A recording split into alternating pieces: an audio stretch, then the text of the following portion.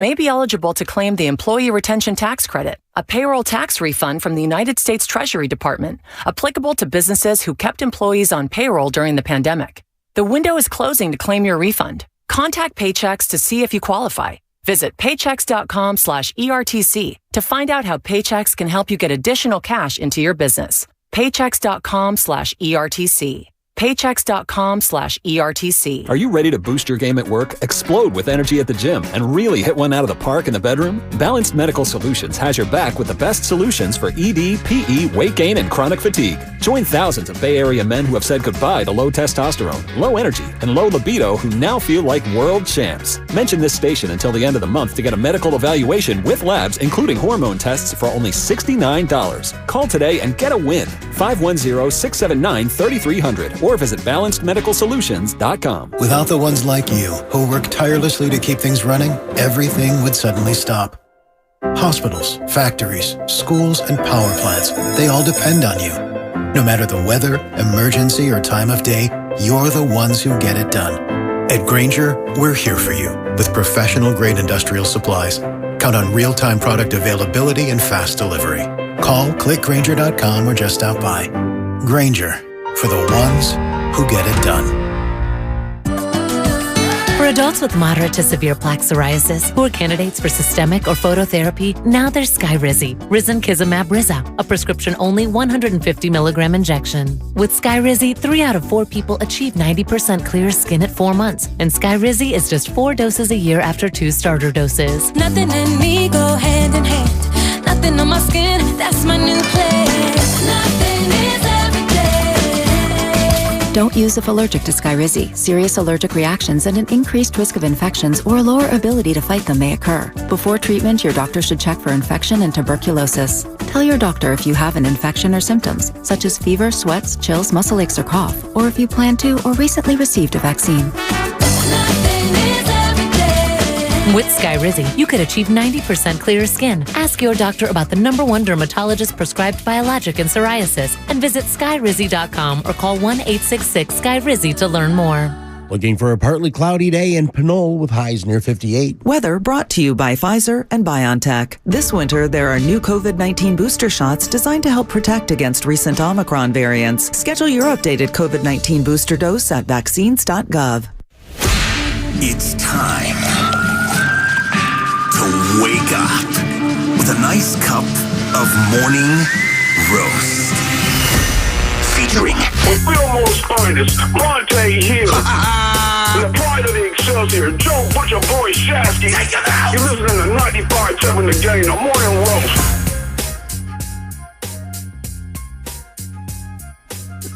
Oh, baby. Had a false alarm. It was a premature babyation. Man, I thought I turned on the mic, and the mic didn't come on, and I turned it on again, so we got an oh, baby in. Do it again. We'll do it again. All right, here we go. Oh, baby. I don't have much in me after a 6.5-hour flight from Philadelphia, but we are back in the Bay Area. Was that the most mafia flight of all time? That was it. That was one for the ages. Shout out to Dudums.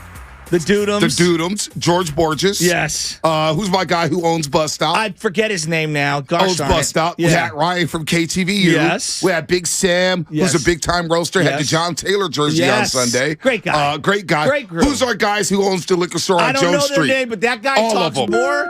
He was one of the most savage Niner fans I've ever met. With his kids. Well, if you own a liquor store on Jones Street, please call me. Yes, with his kids. Yes. His 14-year-old son. Great kids. Huge roasters. Huge fans. We took photos with them.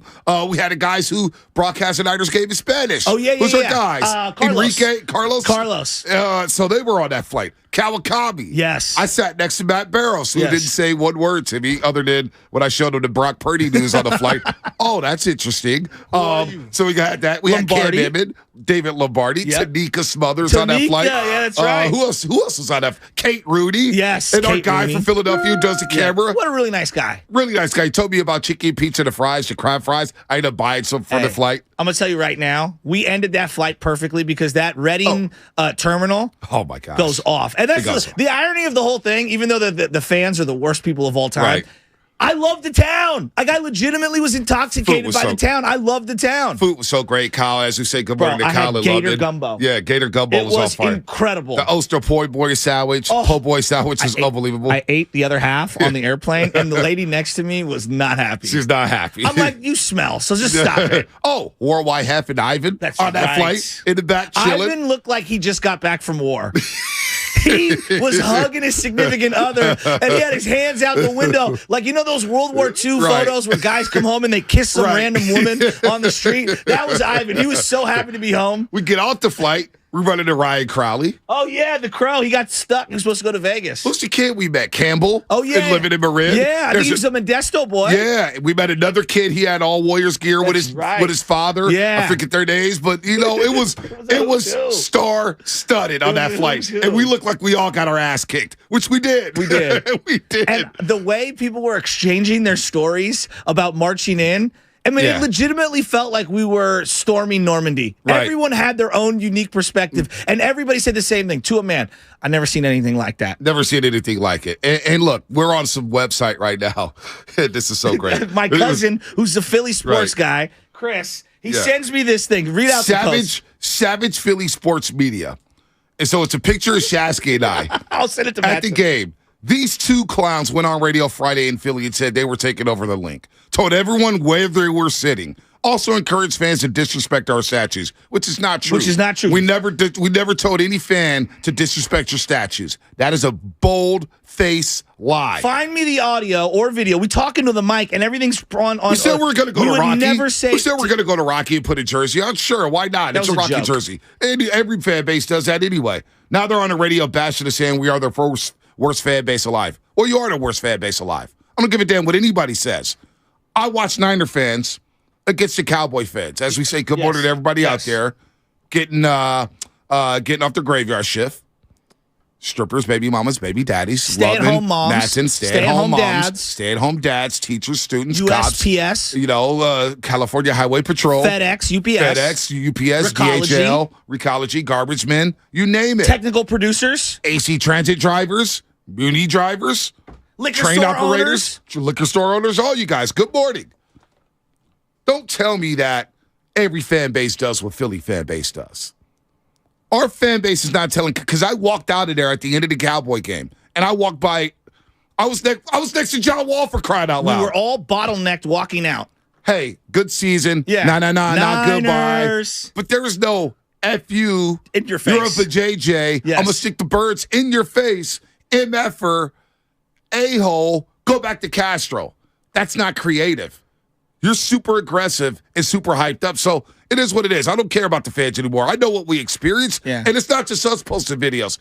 40 Keys. Shout out to 40 Keys. Dude, he was in the club level. 40 Keys and his crew. You want to mess with them? Good luck. He was like, I'm in the Eagles' nest. Look at these white boys. And they were like in his face. Screaming at him. Do you know who 40 Keys is? It was unreal. Do you know who his goons are? But they all put the phone out and everything. It's whatever. You know what? On to the next one. On to the next one. And, whatever. I watched my San Francisco Giants. Like the Giants and Dodgers. It's a long rivalry. People go, oh my God, you thugs on both sides. And it's an absolute shame what ended up happening to Brian Stowe. No one condoning any of those things. Do incidents happen around? Yes. Every little fan base has things. B, in terms of a united front of a low-level, low-life fan base treating you like garbage the entire time, it was subhuman the way they were treating us. And if you're getting opinions from media members who didn't walk through the crowd, that's not really what went down. When was the last time some of these guys in the media paid for a ticket themselves? And walked through the gates. With a jersey or a sweatshirt or a team-affiliated gear on. Right. That's what I would say. And then we went to WIP and they treat us like crap. Well, forget W94 WIP. They suck. We own them. We punked them in the studio yesterday. Whatever. I don't even care. And look, it was a great experience. It was something we'll never forget. When people say, "Hey, Shasky and Bonta, you guys asked for it." Good nature, trash talk, creativity. I didn't ask for people to be screaming in my face, "F you." Because then here's the irony in everything. What's that? We respond, right? Everybody who was giving us the double birds, their buddy or their girlfriend right next to them has the camera phone now. Oh, we were going to get fired, thrown in jail. Come on, man. Just like with Joey Bosa. Hey, Joey, you suck. Blah, blah, blah, blah. Let me get my camera phone now. So if you do something, I have you recorded. Exactly. That's all Philadelphia fans. And look at the color of all these Philadelphia fans. A lot of people told me it looked like the people who stormed Capitol Hill. Well, I told you that. If that was our fan base where it's, Asian and Latino and black and white is a big mix. We would have been called thugs. Well, it would have been on CNN. Right. I mean, it had a medieval times feel to it. I felt like we were getting, thrown to the gallows as we were walking down the middle. Look, it was all good. We didn't get touched. When people touched me, though. I said, please don't touch me. We'll have a problem if you physically touch me. So you can call us clowns. You can call us soft. We went to the belly of the beast. And a lot of people told us before this, last week. And a part of the reason why we talk that talk is because people have these scare tactics. Don't walk into the stadium with your gear on. You're going to get beat up. What? Who says that? Beat up? Wait for just a second. When we have real life things going on in America where people are getting beat up at traffic stops, when we have real life stuff going on, we just had this tragedy that happened down in Half Moon Bay, and you're talking about beating up people at a sports game? Think of how low life you got. The former morning radio host tweeted at Shasky saying, he's being all nice because he doesn't want to get beat up tomorrow. Media members hyping this up. Media members who ain't never bought a ticket to a game. Media members who wouldn't go to a game like that. Media members who are scared to go into the belly of the beast even when they're a fan of somebody. So I don't want to hear anything about that. Look, it was fun. We're over it. We got business to handle because you know what? We got breaking news during our flight. I can't believe During our flight. I'm yelling at Shasky, yo, Shasky, you're in the row behind me. You had internet. I didn't have internet. And I said, you know what? I'm paying for the internet. Paying for the $30 on American Airlines. And as soon as I pay for it, Schefter comes out with the bomb. Brock Purdy, torn UCL, out for at least 6 months. Now, he's going to get a second opinion. He could be out 6 months. He could be out 7 months. He could be out 9 months. I feel so bad. And now everything is on the table. Bonte, I feel so, for just a second, before we talk about the injury stuff, I feel so bad for the kid. Bad. I mean, he obviously had a monster finish to the season. Who knows what his career would, could, should, will be? I don't know. He was playing such good ball. Who knows what happens in that NFC Championship game? Like, maybe the Niners lose, and maybe they get boat raced. Maybe it's a tight game. Maybe they win somehow, some way, and he's not even that much of it. But, we saw the difference between him and Josh Johnson. Right. All right. Night and day. This is a 22, 23-year-old young man who is getting his first crack at it. And to say it's a freak injury, it is like a freak injury. In the history of playing quarterback, to have a guy do that where he's throwing as his elbow pops, what are the chances? No doubt. The Niners are snake bit at quarterback. No doubt. They are snake bit. And when you think about Brock and what he did, it's tough to take conclusions saying, hey, even if Brock played, the Niners lose. I don't know. Maybe they lose anyway. The Philadelphia Eagles dominated the line of scrimmage, but they also averaged 3.8 yards a pop.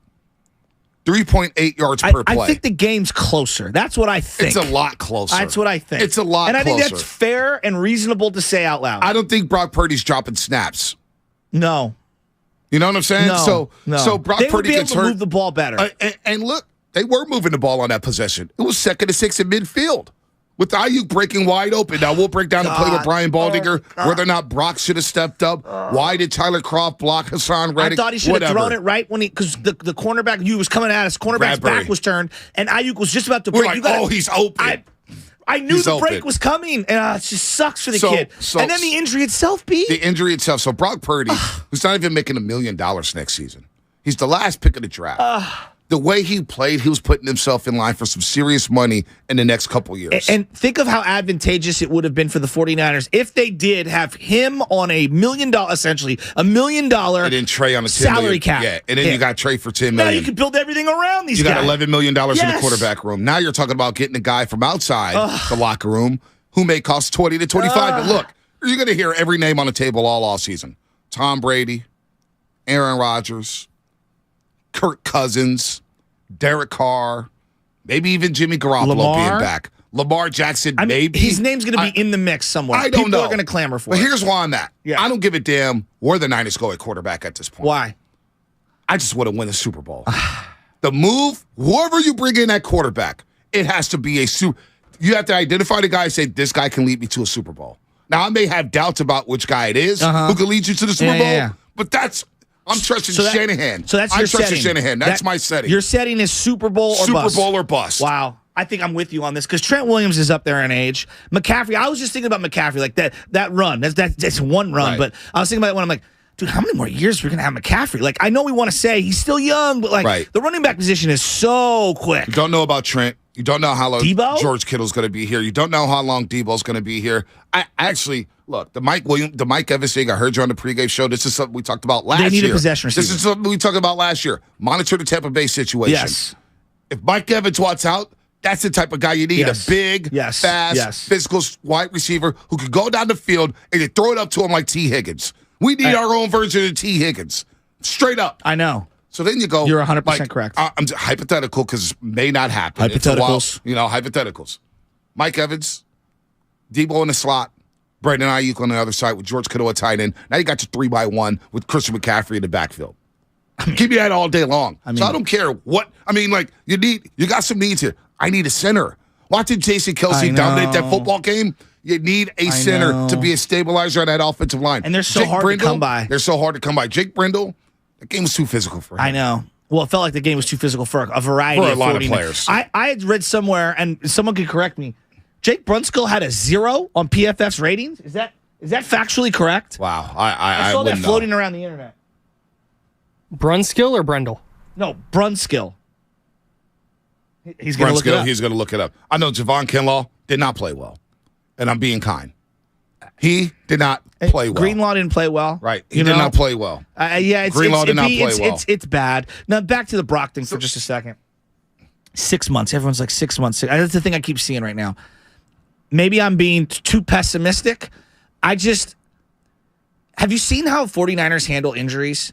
They take things slow. Mm-hmm. They're not going to rush this guy back. This is a serious injury. This is his moneymaker, okay? Mm-hmm. If he wants to stay in the NFL, he has got to make sure that he rehabs properly from this thing the first time, okay? Because he might not have another opportunity to be able to do so because we know how the careers are. They're very short in the league. There are not a lot of guys that have gotten this type of an injury at quarterback in the NFL. The sample size on recovery time is all over the map, okay? And it's not a big sample size. I'm really worried for this guy, man. I think 6 months is way too quick. I think they're going to slow play this like they should because if you care about Brock and his future with the team long term, there's no need to rush this thing. Right. I know we want him to play quarterback. I know a lot of people love Brock Purdy, and I'm with them. They're talking about drilling a screw into his elbow and letting the muscle grow over. Wow. Wow. I know kids. I know lots of baseball players that have had arm injuries. So think of how delicate the arm is. And I know the throwing motion is very different in football than it is in baseball. But the same biomechanics still apply, and the same type of patience still is required. Where you have got to take things slow. He tore his entire UCLL. ligament. He's done. So where did the 49ers go with Brock Purdy? Where did they go with Brock Purdy?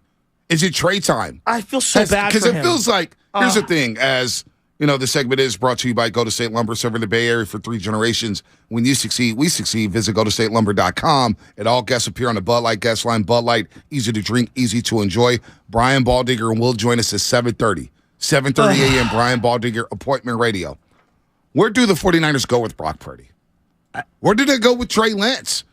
Is Trey Lance ready to roll? Like Trey Lance's timeline so far, Sasky. Just want to read you something with Trey Lance's timeline. Yeah, because it is absolutely out of control. I had somebody tell me that they think that they botched the surgery to begin with, hence why he's still in this. That feels reckless. So Trey Lance, he's still in a boot. Trey Lance. Well, he had another surgery. I know. He was out of the boot. He had another surgery. So then his ligaments. So he played a full season of college football in 2019. Played one game in 2020 COVID year. Started 2 times in 2021. Got injured in that game against Arizona. Got injured in the game against the Raiders in the preseason game when he chipped his finger. Started twice in 2022. Played 4.5 quarters of football. 4.5 quarters of football Trey Lance played.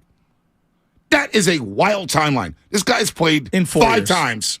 In 4 years. Since 2019. That's crazy. Started 5 football games since 2019. So where is he at in his development? I have no idea. How many guys? And so, Tyler, we watched Trey Lance walk out to the field at Lincoln Financial Field. And I was like, Shasky, he's in a boot. He was in a boot. Trey Lance was in a boot. Still in a boot. Poor guy. I keep thinking about I love Trey Lance. I know. I love Trey Lance. I think he's a guy. He's a physical type of dude. We haven't seen anything. We just haven't seen him. It's too, for people to say he's not ready, he's not mentally ready. I don't agree with that. Vontae, let me just ask you at the quarterback. Forget the names, Brock and Trey. every guy since 2014, outside of 1 year of Jimmy Garoppolo, has been hurt at that position. How are they going to fortify and keep whoever the quarterback is upright? To me, that's as important as picking the quarterback. Yeah. And you could say, Joe, Brady's always healthy. I don't know how he's evading that rush without a good offensive line. Well, we watched Brady against the Cowboys. Granted, he's not going to throw the ball 50 times in this offense. No. But we watched Brady against the Cowboys. You got to keep him upright. Brady can do nothing against that Cowboys defense. That's what I'm saying. Nothing. So are you sure you want Tom Brady, folks? Well, you got. Is that the answer? If you get Tom Brady, you have to find a way to fix that offensive line. You have to build back the entire offensive line. I mean, Trey Lance. Right tackle and center. Right tackle. And Burford didn't play well against the Eagles. He was but he was up. in and out. Yeah. He was in and out, but he wasn't playing well. The O-line is, but I think, because we're all going to go quarterback, and I'm with them. I'm with everyone. You need. Simultaneously, these guys are getting dotted. So here's where I'm at. When you start going into the playoffs, in the postseason, deep into the postseason, here's what's coming in the playoffs. Philly. Dexter Lawrence, Leonard Williams, and the New York Giants. 100%. That Philadelphia defensive line. And Thibodeau. The Dallas Cowboys defensive line. Yeah. Yeah, Kayvon Thibodeau, even though he's talking, he's still a good player. He's a very good, still a good young player. The Commanders are going to have Chase Young for a full season next year. And Allen, they've got a very good the Shelby other Harris Sweat, who I kept talking. Yep, Sweat. Yes. Josh Sweat. Thank you. Seattle is going to have picks and money. Yep. Chicago is going to have picks and money. Point. The Detroit Lions have Aiden Hutchinson, and they're coming. Yeah. What do you have, 11 sacks this year? So that's how you have to build your offensive line. You have to build it with Philadelphia, the Giants, the Cowboys in your dome saying, can I block them in January? Can I block those guys in January? Great point. It's such a Can great I control point. the line of scrimmage against those guys? So before we even look at quarterback, I need to beef up that offensive line. I'm 100% with you. And then the big question is, and I know everyone's like, run them out of town. Right tackle, and I'm not a McGlinchey fan at all. Right tackles are hard to find. They are. So, okay, you're going to move off of him, and that people are saying maybe it's Colton McKivitz as the successor. Oh, my gosh. That doesn't make me feel confident. No, it doesn't make me feel good at all. That feels like Jake Brendel. All right. And then Brendel had a good season, but when push came to shove, what happened at the end? Against the Cowboys and the Eagles. Is that too simplistic for me to, critique him that way? Every year, Shasky, when we're having this conversation around this time, what do I always say? You got to win in the trenches. I know. Tampa Bay kicked Kansas City's ass in the Super Bowl. Why? Because the trenches. Yeah. Aaron Rodgers and the Packers bowed out to Tampa Bay because of the trenches. When Tom Brady lost the Super Bowls against the New York Giants, why? Because of the trenches. Yeah. It happens every year at this time. If you don't win the trenches, now you make it an anomaly because the Atlanta Falcons did control the trenches for the most part against the Patriots. Yes. All hell broke loose. Yeah. They come back for 28-3. Yeah. And a lot of people are blaming Shanahan for that. Whatever. Kansas City, Super Bowl 54 against the 49ers. Well, push came to shove in the fourth quarter. Chris Jones took over the football game, and the Niners could do nothing at the line of scrimmage. You got to win in the trenches. And that's where they got their ass kicked on Sunday. And what sucks, if you're a Niner fan, because everyone's like, we obsess about all these picks. Think about this. If McGlinchey walks, Reuben Foster gone. These are first-round picks. Right. Solomon Thomas gone. Go right down the list. All your first-rounders are gone outside of Bosa. Yep. That's not good. It's not good. It's not good. How much can you and then Javon's right on a short list, too. Javon Kinlaw's probably He's on a short list, too. He probably played his last snap with the 49ers. I just what I saw on Sunday was just that can't happen. I mean, if you're not healthy, don't play. I don't even know what to say. Think about their first round allocation. The only guy that's really popped is Ayuk and Bosa. Yep. Can you name anyone else? No. That hurts. It does hurt. It does hurt. All right. What's coming up on the game sponsored by Anheuser-Busch. Your phone calls, 888-957-9570. That is the phone number. That is the text line as well, the Xfinity mobile text line. We see your comments on YouTube, Twitch, and, of course, the Xfinity mobile text line. The Warriors did win yesterday. We'll get into that a little bit later. Warriors look serious, really serious. But the Niners, where do we go with Brock Purdy now? What does it mean? 888-957-9570. We'll love to hear your thoughts as Brock Purdy's out at least 6 months with a UCL tear in his right elbow. More coming up on the Morning Roast. It was an awful ending to an awesome season. Another off season of quarterback talk. Everything's on the table. I hate to be this guy. I just know where this fan base is going. Dog, you know they're running. Of course you're going to tackle them at the line of scrimmage. And you're celebrating? Come on, man. Again, it felt like a fourth grader kicking a kindergartner. This is the Bay Area's sports station. 95.7 The Game. Bud Light is brewed to be a delicious, easy-to-drink beer. Bud Light. Easy to drink, easy to enjoy. Pick up Bud Light at your local retailer today. Enjoy responsibly. Anheuser-Busch Bud Light Beer, St. Louis, Missouri. Listen for the latest ski, snow, and road conditions with the Toyota Tahoe Report every Thursday, Friday, and Saturday throughout this snow season with Johnny Mosley. Brought to you by your local Toyota dealers. Toyota, let's go places. Every small business owner knows business happens everywhere. The office, the warehouse, or on the road. And no matter where it takes you, there's one solution to help your business thrive. Comcast Business Complete Connectivity. It's the largest, fastest, reliable network with advanced gig speed Wi-Fi and cyber threat protection in one solution. Get started for just $49.99 a month. Plus, add Comcast Business Mobile and you can save up to 60% a year on your wireless bill. And ask how to get up to a $750 prepaid card. Flight 291 is now aboard. Yep, you're going places. And when you get there, be ready to do business. The complete connectivity solution from the company that powers more small businesses than any other provider. Comcast Business, powering possibilities. Ends 2/21/2023. Restrictions apply. Requires EcoBill and AutoPay. New 50 megabits per second internet and Comcast Business Security Edge customers only. Equipment taxes and fees extra. After 12 months, regular rates apply. Gig internet required for gig Wi-Fi. Mobile Savings compares pricing of top 3 carriers. Investing is confusing. Dawn raids, triple witching hour, candlesticks, crown jewels, bears, bulls, bear hugs, blue chips. It's one big word salad of uncertainty. Fortunately, Fremont Bank now has incredible rates on their savings accounts and CDs. And while savings accounts and CDs may not be known for their great rates at your current bank, at Fremont Bank, you can get great rates from a great local bank. To learn more, stop in or visit us online. We'll explain it all in plain language. Fremont Bank, serving the Bay Area since 1964. Member FDIC. Finding great candidates to hire can be like, well, trying to find a needle in a haystack. Sure, you can post your job to some job board, but then all you can do is hope the right person comes along, which is why you should try ZipRecruiter for free at ZipRecruiter.com/radio. ZipRecruiter doesn't depend on candidates finding you. It finds them for you. Its powerful technology identifies people with the right experience and actively invites them to apply to your job. You get qualified candidates fast. So while other companies might deliver a lot of hay, ZipRecruiter finds you what you're looking for. The needle in the haystack. See why 4 out of 5 employers who post a job on ZipRecruiter get a quality candidate within the first day. ZipRecruiter, the smartest way to hire. And right now, you can try ZipRecruiter for free. That's right, free at ZipRecruiter.com/radio. That's ZipRecruiter.com/radio. ZipRecruiter.com/radio. Here's home improvement news for the new year at Dolan's. Replace those old interior doors with ones you design yourself. Create your own style with personal choices at Dolan's and doors that are made just for you. The door experts at a Dolan's showroom will help you design your own amazing interior doors. Visit the Ideas section at dolanlumber.com and have a safe and happy new year.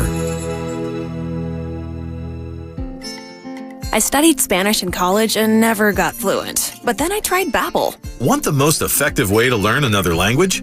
In just 15 minutes a day, Babbel's bite-sized lessons will have you learning another language in as little as 3 weeks. Babbel is all conversation-based, so it gets you speaking quickly about things you actually talk about in the real world. You'll really see a difference in how you can speak and how conversational you can be in just a few weeks.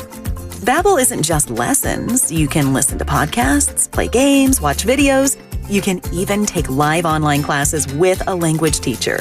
There are so many ways to learn with Babbel.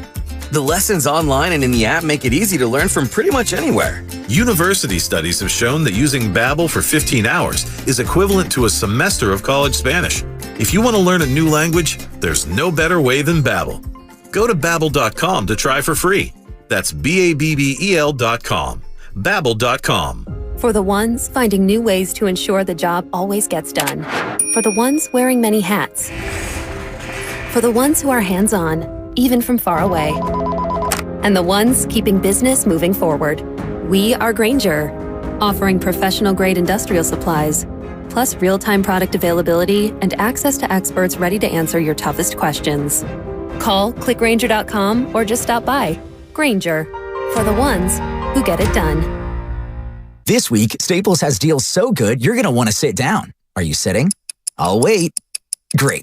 Right now during Staples Sit-a-thon, select chairs are more than 50% off. Like the Leather Vortex gaming chair, now just $119.99 at Staples. You save $140. Plus get 2 2-ounce bottles of Purell hand sanitizer, free with the Staples Connect app. So take a seat or 2. Right now at Staples, the working, learning, and saving store. Offers end 2/4. Chair offer valid in-store and online. Purell Limit 2, in-store only while supplies last. Brought to you by Stevens Creek Subaru. Custom order your next Subaru at StevensCreekSubaru.com.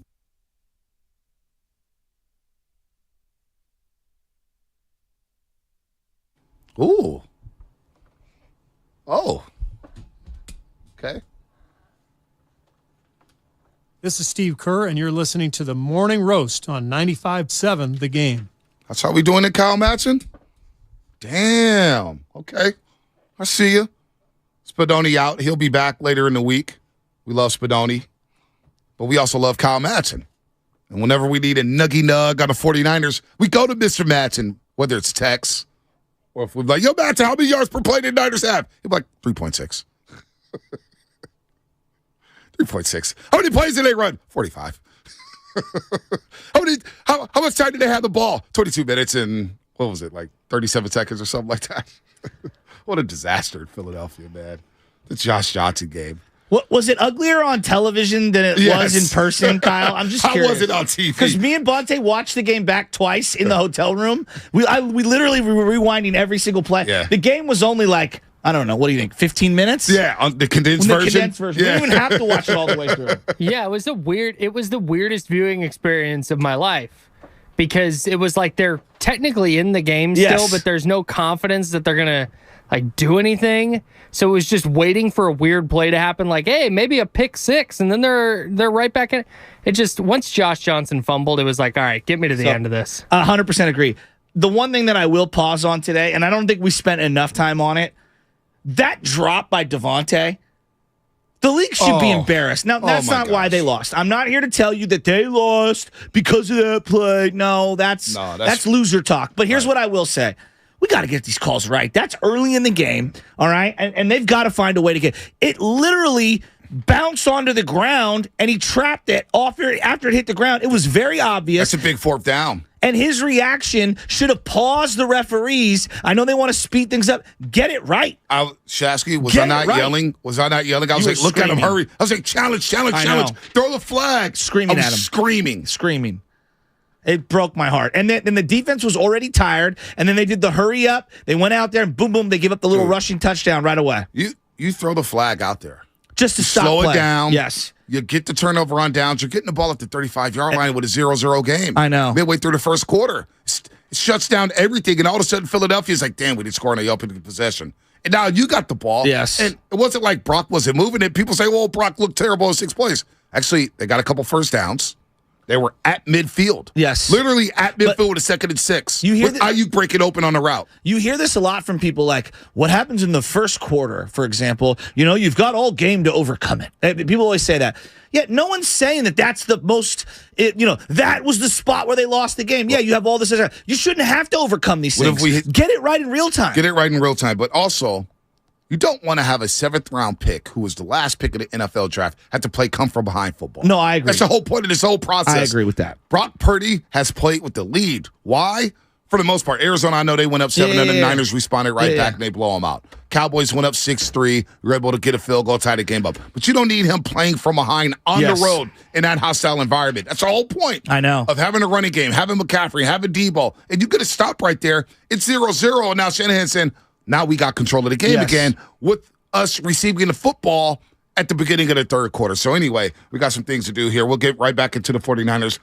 The Red and Gold reaction is brought to you by Boxer and Gerson. Shout out to Boxer and Gerson for sending Shasky and I to Philadelphia. It was a hell of an experience. Yeah, I can't thank them enough. It was awesome. I would do it again every single year. Everything else. In the airport, everybody was walking up to us, Boxer and Gerson. Boxer and Gerson. They literally were pointing at us, and they were saying Boxer and Gerson. It was hilarious. California's premier workers' compensation law firm, helping injured workers get their lives back for over 40 years. Now it is time, Kyle Madsen, for Taking Them to School. Brought to you by Evergreen Valley College, home of free tuition for spring 2023, beginning on January 30th. Go ahead and get your education on. Go ahead, hit the beat, Kyle.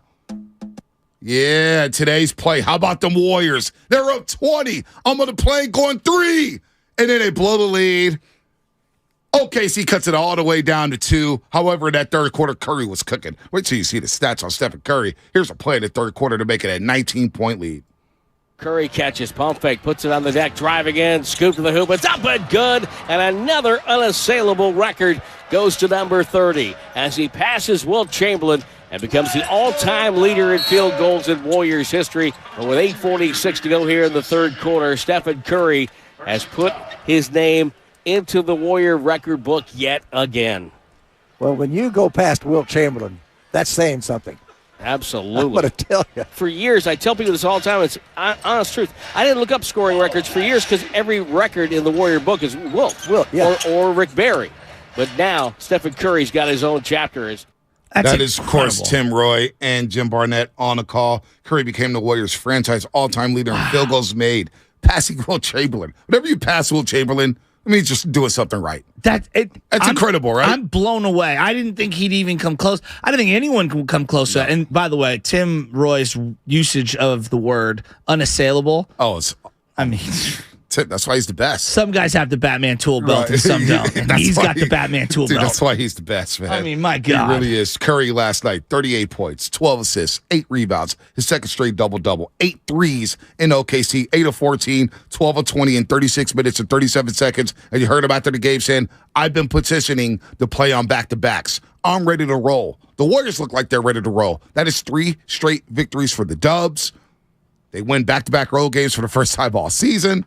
Now they head to Minnesota. And I'm telling you, the way Steve Kerr coached that game, and I didn't have any volume on because I didn't have my headphones, he coached that game like, hey, it's go time now, folks. All eyes on us with the Niners losing. It is time to make a push before the All-Star break. And right now the Warriors, out of nowhere, they're in 5th place in the Western Conference. 3 games behind Sacramento in the loss column. Help us, Golden State Warriors. Your only hope. When OKC cut it to 2, I was like, dear God, I can't suffer this loss. Not after this weekend. Not on a plane. And I'll sit next to an Eagles fan on the way home. God. She was talking your ear off, huh? And we were chopping it up. We're just life, just chopping it up. You were asking for all the smoke. I was. We'll get to that in just a second. That was Taking Up to School, brought to you by Evergreen Valley College. Home of free tuition for spring 2023, beginning January 30th. Even on Monday, after we left 94 WIP, we went to Reading Terminal in Center City. All in our Niner gear. All in our Niner gear. We walked in there. People were looked at us like buzzing, by the way. Yeah, it was buzzing. And we walked in, and it was as they looked at us like we were aliens. It was incredible. And I said, yeah, I'm here, head to toe. They go, oh. You guys fool? I say, yeah, I'm still decked out in my Frisco gear till the day I die. That was the first time I'd ever had Gator, and we had Gator gumbo. I had Gator gumbo. First off, the gumbo spot was incredible. Incredible. Bex. It was called Bex. Okay. The Gator was so good. Yeah, I had the shrimp and chicken, and the seasoning was on point. Oh, it was perfect. It was literally perfect. And then we had, what were the poor boys? Fried oyster po' boys. Bro. How good was it? Kyle Madsen, love it. I mean, you've never been to New Orleans, huh? No. Oh my gosh! You go to New Orleans, that's all they had. That's why I had Gator for the first time. That gumbo was incredible. Felt like my mama's gumbo. It felt like I was eating my mama's gumbo. It was incredible, spicy, like just the way I like it. It was awesome. Oh, it was so awesome. Good. Oh, man, the Warriors. We'll get to the Warriors a little bit later because they are starting to roll. Andrew Wiggins looked like Andrew Wiggins last night. Oh, that's good. Yeah, that is very good. Klay Thompson had a hot first half. He finished with 28 points, 6 threes, 7 rebounds, 3 assists. Draymond Green, 12 assists. He had a great floor game yesterday. And Steve Kerr went 9 deep yesterday. 9 deep. Dante DiVincenzo continues to play well. Loon Dog, Kuminga, and he went with Anthony Lamb. That's going to be a spot to watch. Anthony Lamb, can he continue to play good offensive basketball? Can he turn it up on defense? But Steve Kerr went to a playoff rotation yesterday. He's not messing around now, Jack. It's go time for the Golden State Warriors, and we'll get right back into the Niners because it's go time now with Brock Purdy out for at least 6 months with a torn UCL. 888-957-9570. Niner fans, after taking a day to kind of digest this loss, all the emotions subsiding, how are you feeling about Brock Purdy? How are you feeling about the quarterback spot? Who do you want the Niners to go after? 888-957-9570. Ready to go reaction brought to you by Zinni, the official eyewear of the San Francisco 49ers. Shop from over 3,000 styles at 80% off retail prices exclusively at Zinni.com. It's the Red and Gold Reaction on 95.7 The Game. There's nothing like losing the quarterback, and as it turned out, we, as an NFL world, got robbed of a massive moment that we've been waiting for. Brought to you by the SF Sheriff's Office. Your future begins here. Do you have neuropathy? Are you experiencing numbness, tingling, and pain that just won't stop? Are you taking dangerous drugs that have serious side effects and never fix the pain? If so, please listen to this message. Neuropathy is a serious, progressive condition that only gets worse if not treated properly. Call SF Bay Wellness at 844-94-NERVE to get back to doing the things you want to do. There is no drug, exercise, or surgery that can heal nerves. Don't wait until your condition gets worse and stops you from living your life fully. SF Bay Wellness has a time-tested, proven track record of helping hundreds of patients to improve and reverse their neuropathy. If you're ready to regain your independence, contact SF Bay Wellness at 844-94-NERVE. Call now for your $99 neuropathy special and receive a personal treatment plan that is tailored to your needs. Call 844-94-NERVE. That's 844-94-NERVE and start to enjoy life again. Paid for by Christian Care Ministry. If you are 65 or older, you know this. Watching your hard-earned dollars fly out the window on healthcare costs is so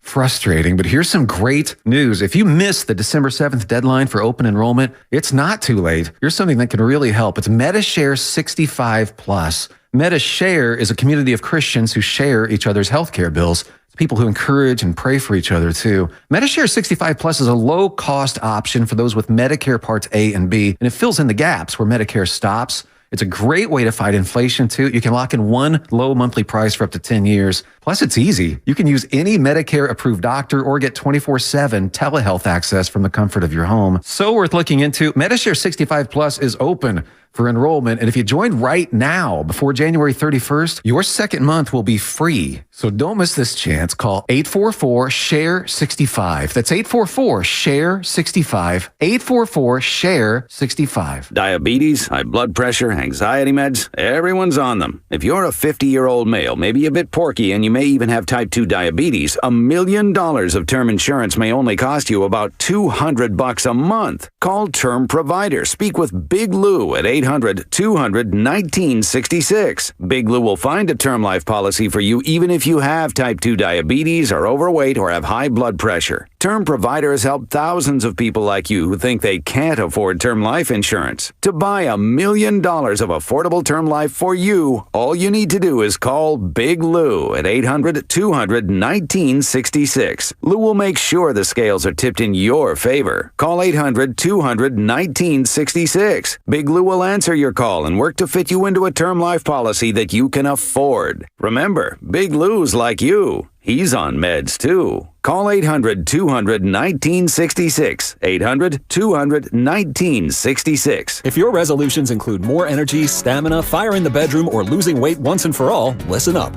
Thousands of proactive patients have met or exceeded these goals with the caring team at Balanced Medical Solutions, the Bay Area's premier vitality clinic dedicated to helping all patients enjoy long, healthy lives full of energy, vigor, and sexual satisfaction. Until the end of the month, mention this station to get an evaluation with comprehensive labs, including hormone tests, for only $69. Call now 510-679-3300 or visit balancedmedicalsolutions.com. Boxer & Gerson, Northern California's premier workers' compensation law firm, helping injured workers get their lives back for over 40 years. The Golf Mart, home of the 90-day 100% satisfaction guarantee, serving Northern California golfers for over 30 years. Cars for Kids. No more stressing over your old vehicle. Donate today and get it picked up tomorrow. It's the easiest service out there. Donate online at carsforkids.org. That's cars with a K. Tune in to 95.7 The Game for Warriors Live. 60 minutes before tip-off of every Warriors game. Brought to you by Xfinity. Supercharge your home with supersonic Wi-Fi. Unbeatable internet only from Xfinity. When back to the office means back in traffic. Blocking the 3 right lanes, multiple emergency crews on the scene. You can rely on your Northern California Honda Dealers Traffic Center. On the shoulder now, so that's good. Traffic is getting by. From your traffic leader, KCBS. Hey, I'm Andy. If you don't know me, it's probably because I'm not famous. But I did start a men's grooming company called Harry's. The idea for Harry's came out of a frustrating experience I had buying razor blades. Most brands were overpriced, overdesigned, and out of touch. At Harry's, our approach is simple. Here's our secret. We make sharp, durable blades and sell them at honest prices for as low as $2 each. We care about quality so much that we do some crazy things, like buy a world-class German blade factory. Obsessing over every detail means we're confident in offering a 100% quality guarantee. Millions of guys have already made the switch to Harry's, so thank you if you're one of them. And if you're not, we hope you give us a try with this special offer. Get a Harry starter set with a 5-blade razor, weighted handle, shave gel, and a travel cover, all for just $3 plus free shipping. Just go to harrys.com and enter code JOY at checkout. That's harrys.com, code JOY. Enjoy. I used to get frequent heartburn at night, so I made Prilosec OTC part of my morning routine. One pill in the morning, 24 hours, zero heartburn with Prilosec OTC. It's possible while taking Prilosec OTC. Use as directed for 14 days to treat frequent heartburn, not for immediate relief.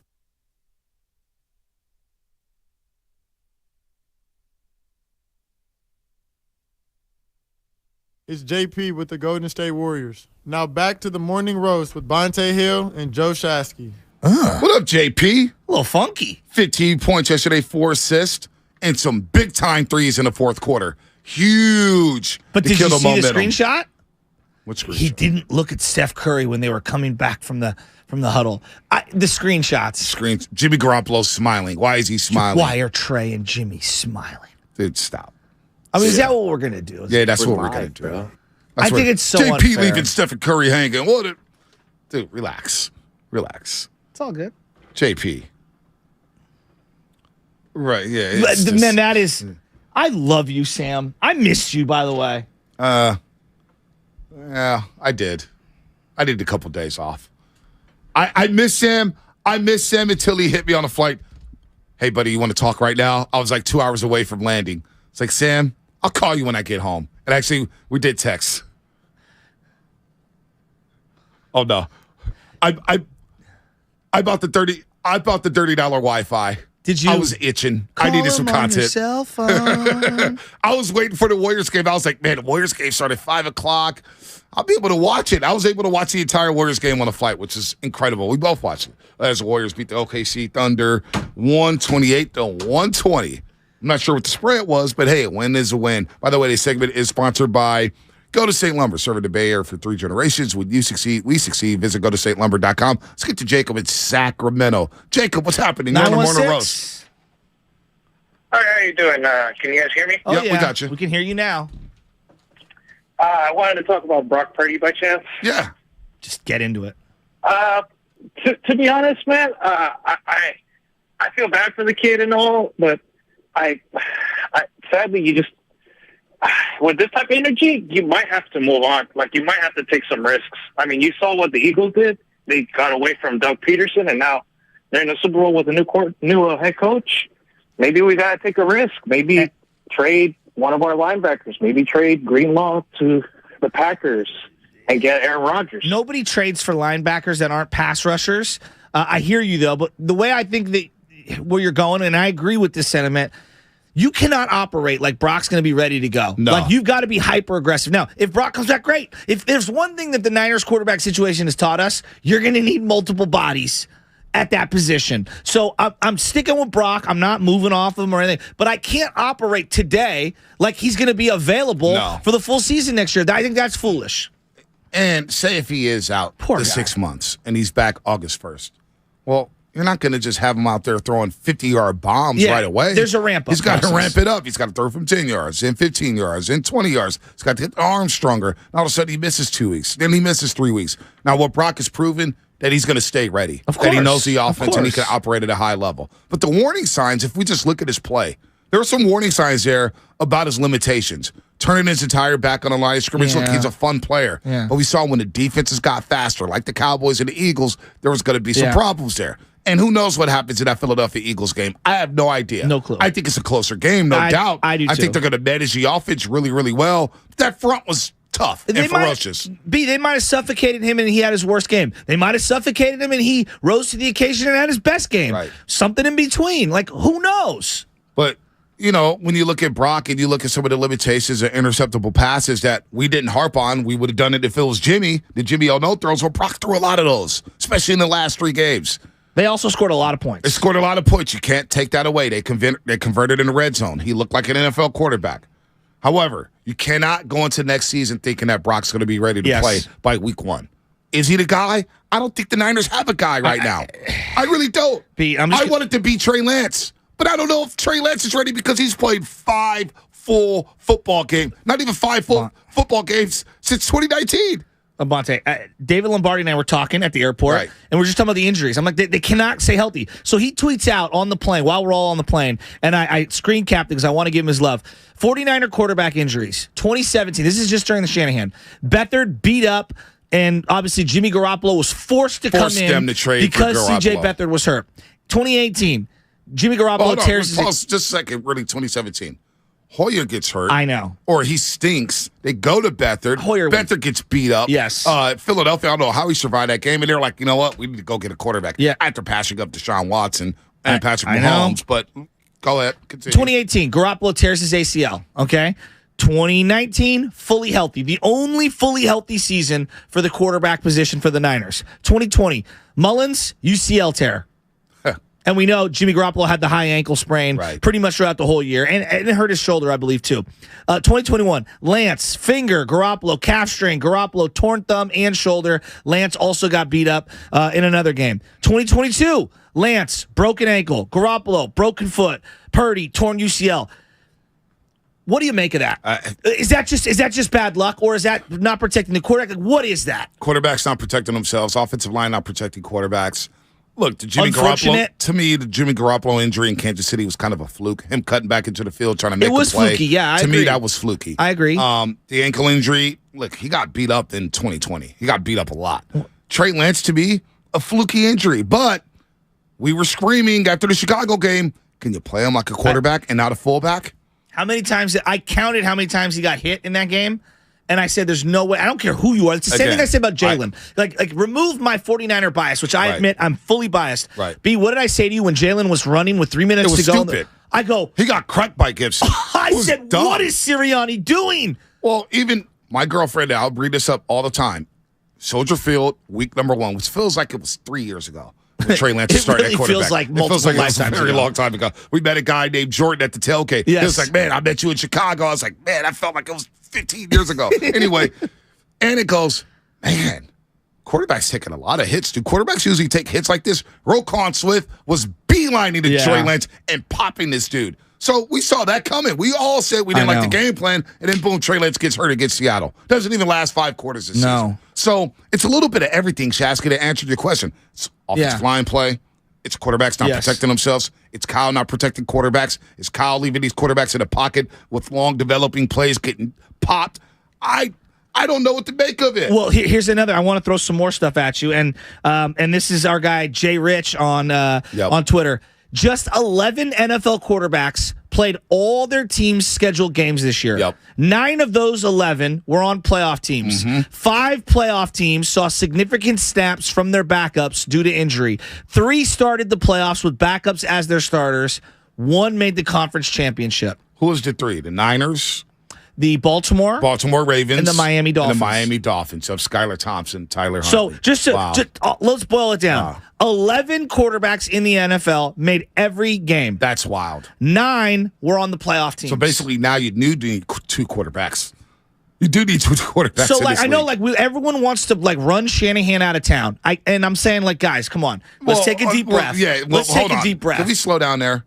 Shanahan's not going anywhere. He was amazing. This was his best job. The dude had to endure 4 different quarterbacks and got to the NFC title game. And for a second there in the second quarter, when it was 7-7, we looked at each other saying, it crossed your mind. Shanahan wins with Josh Johnson, signed him to a 5-year extension right after the game. Lifetime contracts. I mean, what are you talking about? Josh Johnson. It crossed everyone's mind. When McCaffrey scored that touchdown, if you're a Niner fan even at all, you thought this simultaneously.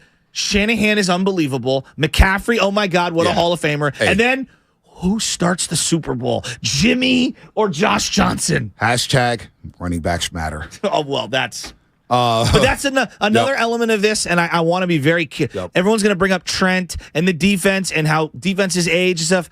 The McCaffrey thing factors into this decision with quarterback as well. Yep. You have got one of the rare special talents in the history of the game. You have got to find a way to maximize that too. And I guarantee you one of these quarterbacks are going to want to come to San Francisco with this defense, with this personnel, with these weapons on the outside, and with Kyle Shanahan. By the way, We the Faithful, shout out to We the Faithful on YouTube, just spent $9.99 to ask this question. All season it's about the trenches, interior D-line, and center. Brady isn't realistic. The salary cap is based off a quarterback on a rookie deal. It will be Lance if Brock isn't okay. Pretty simple.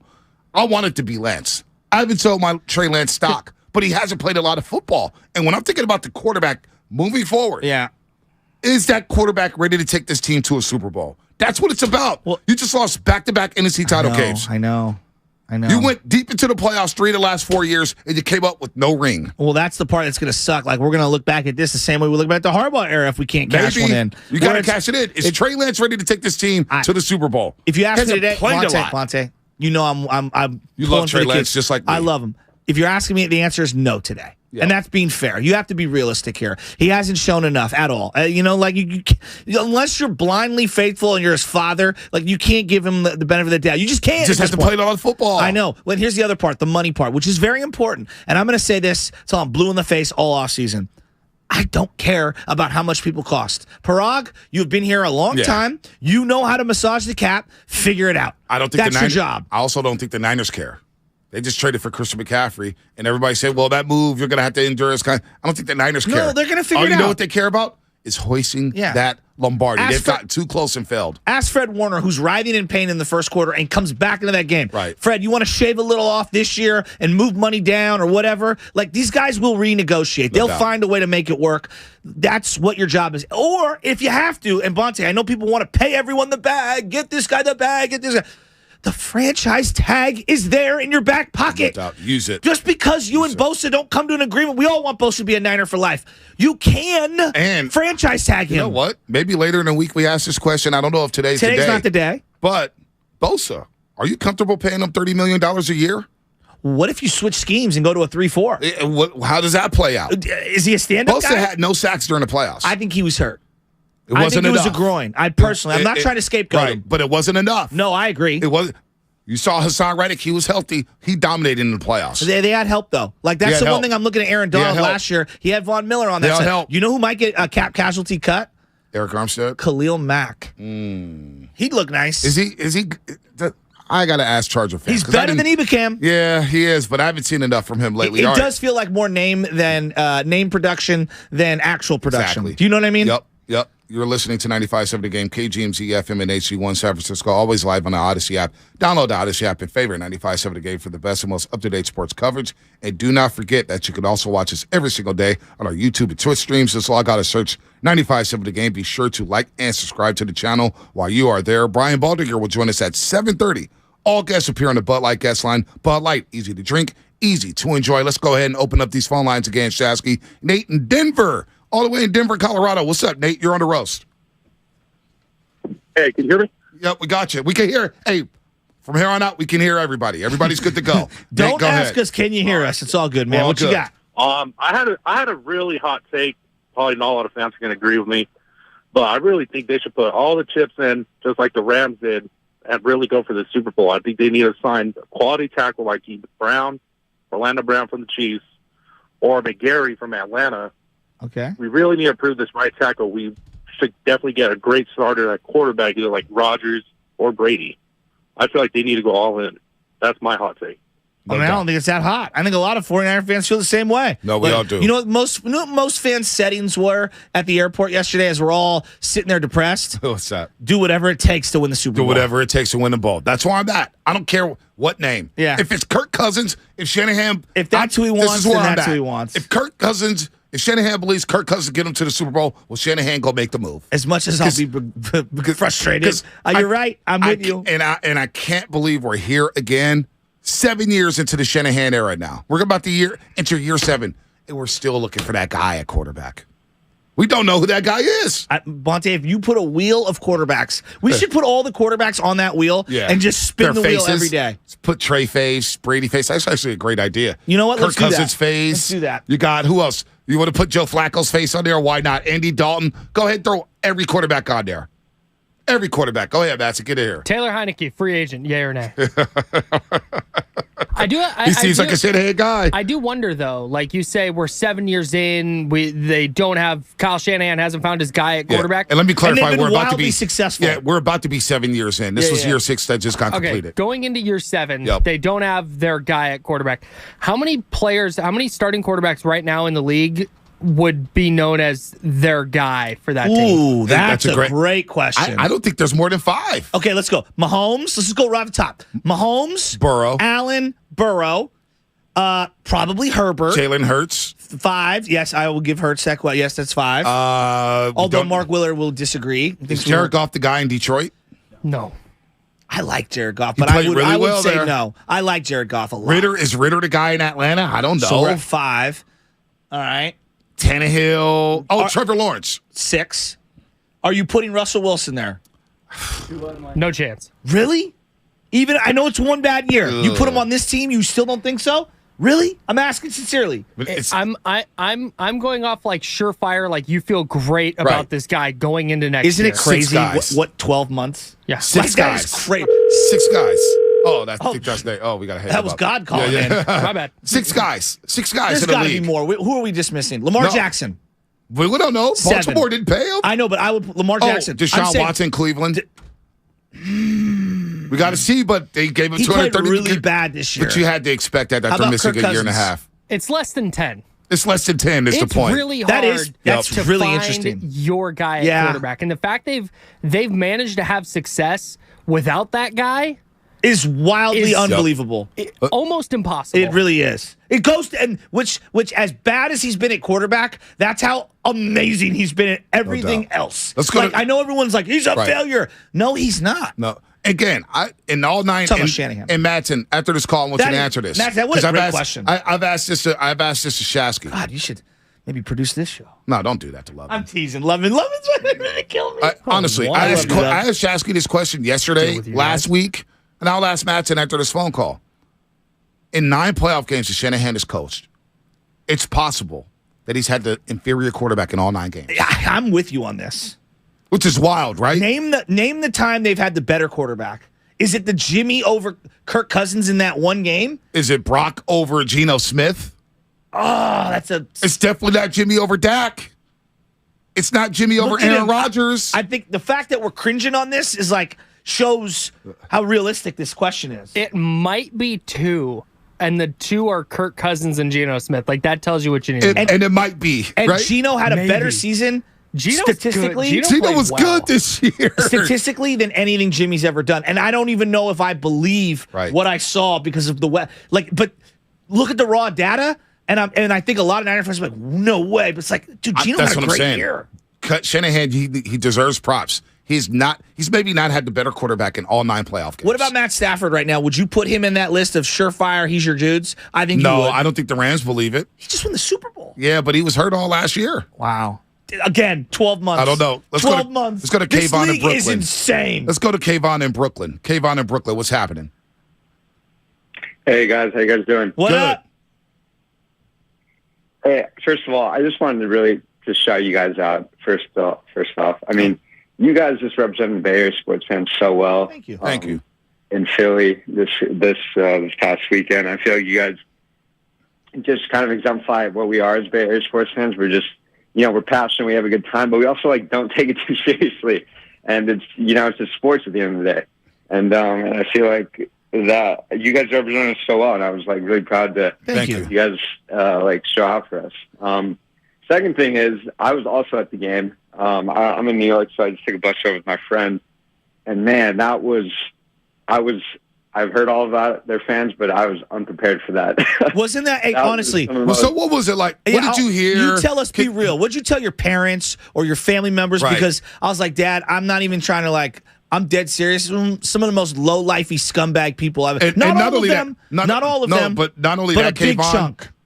Out of all the stadiums you've been to in your life, have you ever heard anything like that? Because some people say, well, you can see that at every stadium. I never you seen hear the nothing same like things. that. I've never experienced anything like that. Now with the Dallas by itself last year. Never, not even close. I mean, I haven't been to too many road games, admittedly. I've been to New York, Boston, stuff like that. Yeah. even Boston's rowdy, but I mean, Philly, the amount of like the heckling is just not even like witty or creative. Thank you. Like, thank you. F-U-U-P, and then they just flip the bird, and then it's just obscene. You just like you can't respond. Right. It's all, you can't respond Bonte because kept saying the same thing. Can someone say something creative? Yeah, I kept yelling that. How about you become creative? Kayvon, you got out of there safe though, right? Yeah, I'm glad.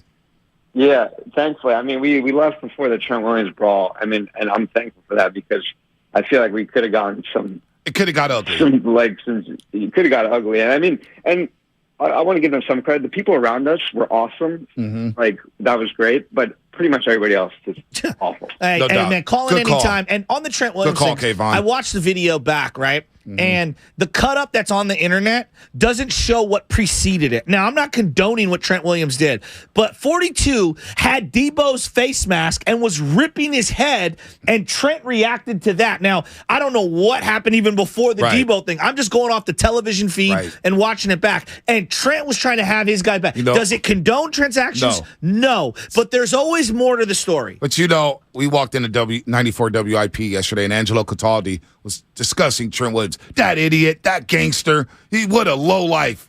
And it was like, your fan base is full of low lives. Look in the mirror. Look in the mirror, dude. You guys are chirping, bully tactics, and like Kayvon said, it wasn't like, hey, let me just say, the trash talk that we do out here, we talk a little trash, but at least we're creative. We've done the simulcast, and we went at Bubble Bath Boy, and we went at the Dallas guys, and it was fun, it's all fun nature. But we talk our trash.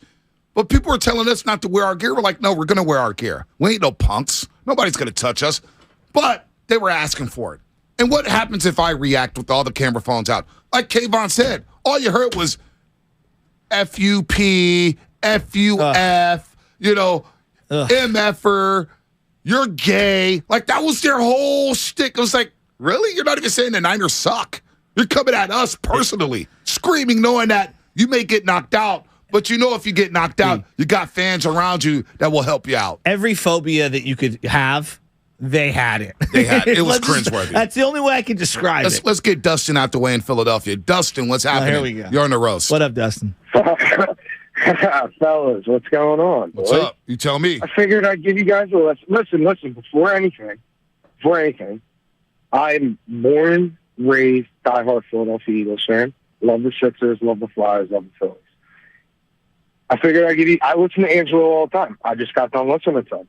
I figured I'd give you guys a listen, and I figured I'd call in my 2 cents.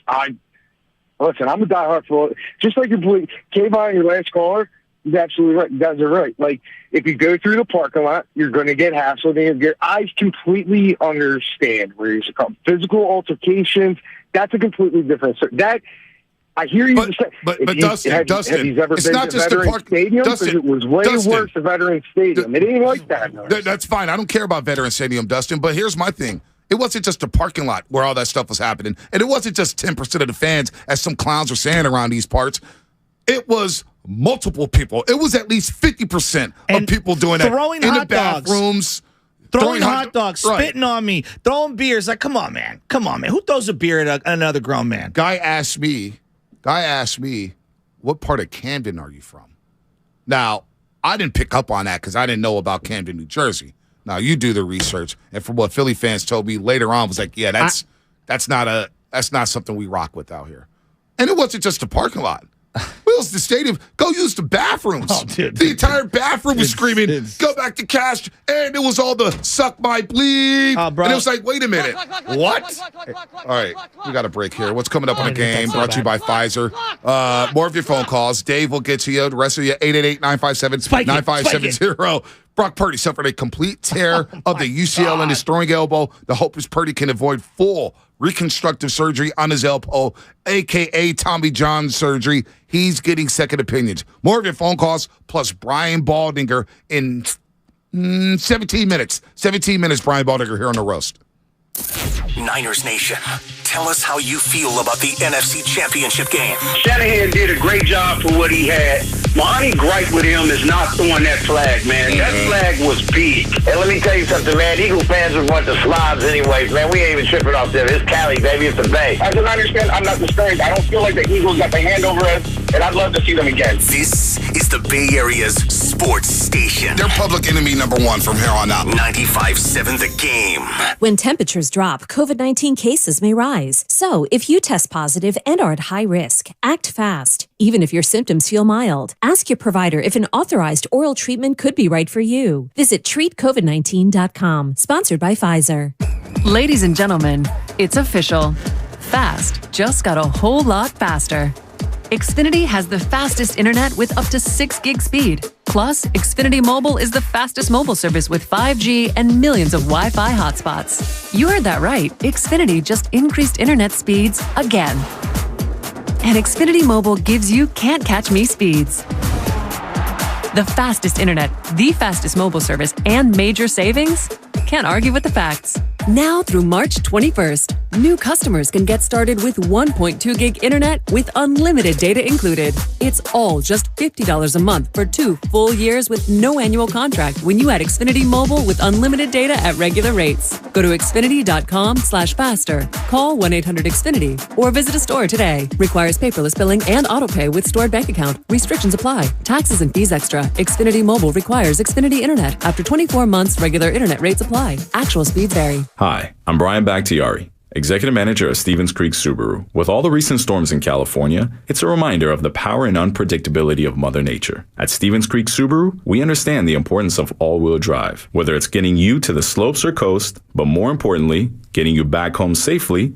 No matter what the elements, there's no better place to buy your next vehicle than Stevens Creek Subaru. Subaru has been awarded the most IIHS Top Safety Pick Plus awards than any other brand since 2013, and Kelley Blue Book's most trusted brand 8 years in a row. As always, at Stevens Creek Subaru, you always get good prices, great selection, and truly exceptional service. So whether you stop in for service or to take delivery of your new Subaru, remember to stop by the Wilderness Cafe and talk to our Subaristas. It's just another reason why Stevens Creek Subaru is the Bay Area's preferred destination for all things Subaru. We're located on Stevens Creek Boulevard just off of Winchester or online at StevensCreekSubaru.com. And remember, buckle up and drive safely. Come into Friedman's Appliance and see the full line of Fisher & Paykel appliances. Experience them in person in live vignettes, including their famous dish drawer dishwasher and unique sizes of refrigeration designed to fit seamlessly into your kitchen space. Fisher & Paykel products deliver perfect results with exceptional design and performance. And for a limited time, receive up to a $2,000 rebate when you purchase a qualifying Fisher & Paykel kitchen package from Friedman's Appliance. Visit Friedman's Appliance in Pleasant Hill or online at friedmansappliance.com. Hi, I'm Aaron, owner of California Deluxe Windows. Ever notice? When your neighbors get new windows, there is a large black eye of broken stucco, uneven plaster, and even mismatched paint. At California Deluxe Windows, we never leave a ring around the window. Why? Because we are one of the only companies in California who custom crafts every window and door to your home's exact measurements. Almost everyone else on the radio is a distributor. They grab a window from a warehouse, break open your walls, shove it in, and patch things up. At California Deluxe Windows, we take pride in our work. Our installation technique is so precise, we do not break your stucco. Your house could be covered with potato chips, and we wouldn't crack one. Call now, and for a limited time, you get 30% off your entire order and 24 months of interest-free financing. 800-874-3600. 800-874-3600. That's 800-874-3600. California Deluxe Windows. Windows engineered for life. Certain terms and conditions apply. CSLB number 774518.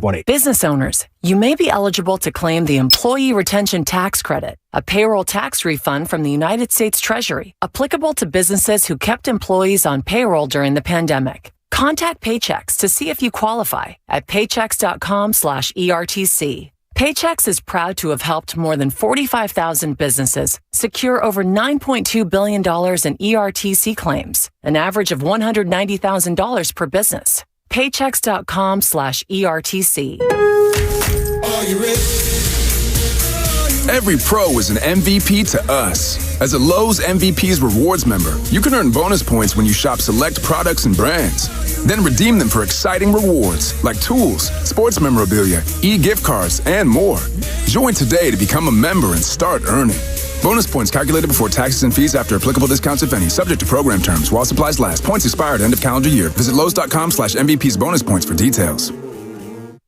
They say they'll get your biggest tax refund. Jackson Hewitt says your biggest tax refund guaranteed, and a chance to double your tax refund. Thousands in weekly prizes during the Double Your Refund sweepstakes. Your biggest refund times 2, twice the money, so forget about them. File your taxes on the double at Jackson Hewitt today. No purchase necessary to enter or win. Open to U.S. residents 18 or older who file a 2022 federal tax return. Promotion ends 4/2/23. Visit jacksonhewitt.com for rules.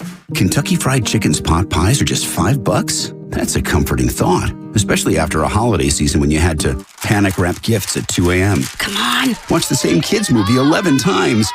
Again! And we're lovingly told your cooking was a tad dry, dear. Yeah, a $5 pot pie from KFC with tender chicken, savory sauce, and a flaky crust. That's a very comforting thought. Order your pot pie on the KFC app for just $5. That's finger-licking good. Price and participation may vary. Limited time offer. Tax extra. Can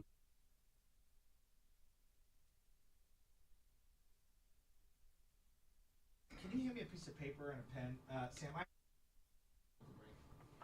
It's your boy Guru from Steiny and Guru, noon to 3, right here on 95.7 The Game. Now back to the Morning Roast, my favorite show.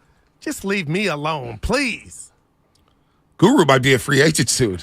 Wait, that show went yesterday from what the street said. Wow. Raid Go Reaction brought to you by Boxer Gers in Northern California's premier workers' compensation law firm, helping injured workers get their lives back for over 40 years. Shout out to YouTube, Twitch, the Xfinity mobile text line. Download the Odyssey app, 95.7 The Game, and thousands of other stations, and millions of podcasts are free on the Odyssey app. Follow your favorite teams, stations, radio shows, and podcasts now by downloading the free Odyssey app. Brian Baldinger joined us on the Bud Light guest line in about 10 minutes. All posters and guests appear on the Bud Light guest line. Bud Light, easy to drink, easy to enjoy. Shout out to Boxer and Gerson again for sending us out to Philadelphia. We made it home safely. It was a fun flight. A lot of roasters, a lot of media members. It was a who's who on that flight. One thing, and I know we're going to have him in 10 minutes here. One thing I'm going to ask Baldy is about these false starts. Yeah. I don't understand the false start thing from the tackle perspective. Right. And I want to hear from someone who played offensive lineman in the league. On almost every snap, Lane Johnson looks like he's jumping early. I've seen some people say it's a false start. I've seen other people say, no, it's not. There's these indicators and all this. And then on the play where Josh Johnson fumbled, to me, there was it looked multiple like false starts. It looked like Trent and McGlinchey false started. It was false starts. It was false starts. We'll get the ball. But I want to ask him about that. We'll get that. We'll get the scheme change, whether it affects Bosa. If they do hire Vic Fangio once DeMeco Ryans takes his Houston Texans job, Brock Purdy, just the physicality of that football game. What went wrong for the 49ers? Shanahan had challenged it. What did he think in real time? A lot of stuff coming up with Baldy. And also their number one need going into the offseason. Let's get to Dave in Oakland. He wants to talk about Lane Johnson and the false starts here in the Morning Roast. What up, Lane? What up, Dave? What's happening? Hello? What's up, Dave? We got you. Okay, great. Yeah, the false start stuff. Yeah, I heard you guys talking about it yesterday, and I guess you started to allude to it. Mm-hmm. Right. If you go online, you see the rule allows the offensive lineman to move their back foot. Mm-hmm. Okay. Keep going. That's it. So it's not a false start. So you guys are saying it's a false start by Lane Johnson. It wasn't. Well, it looked like he was moving early, did he not? The whole body was moving in a lot of the videos. So you're saying the left foot. That's why I want to talk to someone who actually played in the NFL and studies the film every single day. I'll be honest with you. I don't know the sophistication of the rule, and nor do I understand the technique for the offensive lineman to be able to give you an accurate assessment on whether it is or not. My naked eye says it was. Yep. Well, I mean, your naked eye isn't the same as a referee on the field. So. Hence why we're going to ask Baldy in 10 minutes. Dave, let me ask you, though. Did those referees look competent all weekend long on Championship Sunday? Kansas City? Philly? Did the officials look competent? Did they look competent? Well, I tell you what, they were certainly calling it for. They were certainly happy to see the Eagles win that game. Those refs. Well, no I don't know. I don't know. All right, Dave. Let's get to Richie Rich in Livermore. Richie Rich in Livermore. What's happening? You're on the roast. Talk about just bringing the show to a grinding halt. We're all good. What up, we're all Richie good. Rich? Thanks for the call, Dave. Richie Rich, what's happening? What's up, boys? Hey, man, I want to touch on a couple things, man. First of all, y'all held it down. I don't know how you did it, man. I got to say, I've seen a bunch of videos from the homies. The Philly fans are just scum bucket, bottom of the barrel, the worst ass fans you can get. I don't even think Niners and Raiders in their prime got that bad with throwing stuff. I mean, that's trash, man. Like, hey, y'all did it. But hey, I'm a quarterback, so check this out. Vontae, remember me and you were going we're agreeing that a mistake-free Jimmy was going to get us where we needed, and me and you were on that hype. I think they got to beat that line. You got to go get Rodgers, man. Don't even deal with all that Brady. Rodgers is still a little bit mobile. We got to win Super Bowl or bust. And let's be real, Trey Lance, come on, man. He's a 30-year rookie. I mean, it's tough. I know. I love Trey Lance, man. I do love Trey. I just don't know if you can trust. We're trying to win a Super Bowl here. Ponte, of all the options that are available right now in people's minds, that might be the lowest one. Yeah, but I still want Trey Lance on this football team. Well, that's a different question. Right. You're talking about being quarterback helping you one for day the Super one. Bowl. Yeah, that's I don't know. So okay, real quick as we do this exercise because I don't want to forget. I've got all the QBs that we think would be undoubted. How did you phrase this, Mattson? Because the way you phrased it was beautiful. The guy. Which QB is the guy? So how many guys are there at the quarterback spot? All right. So right now, Mahomes, Burrow, Allen. Trevor Lawrence. All right. Jalen Hurts. Hurts, you're going to put in that category. Absolutely. Why not? He may win the MVP. I'm with you. I'm putting him there. Who else? Kyler Murray count there? No. Yeah, that just shows how far he's fallen. And again, 12 months. How about Rodgers? I think Rodgers is in there.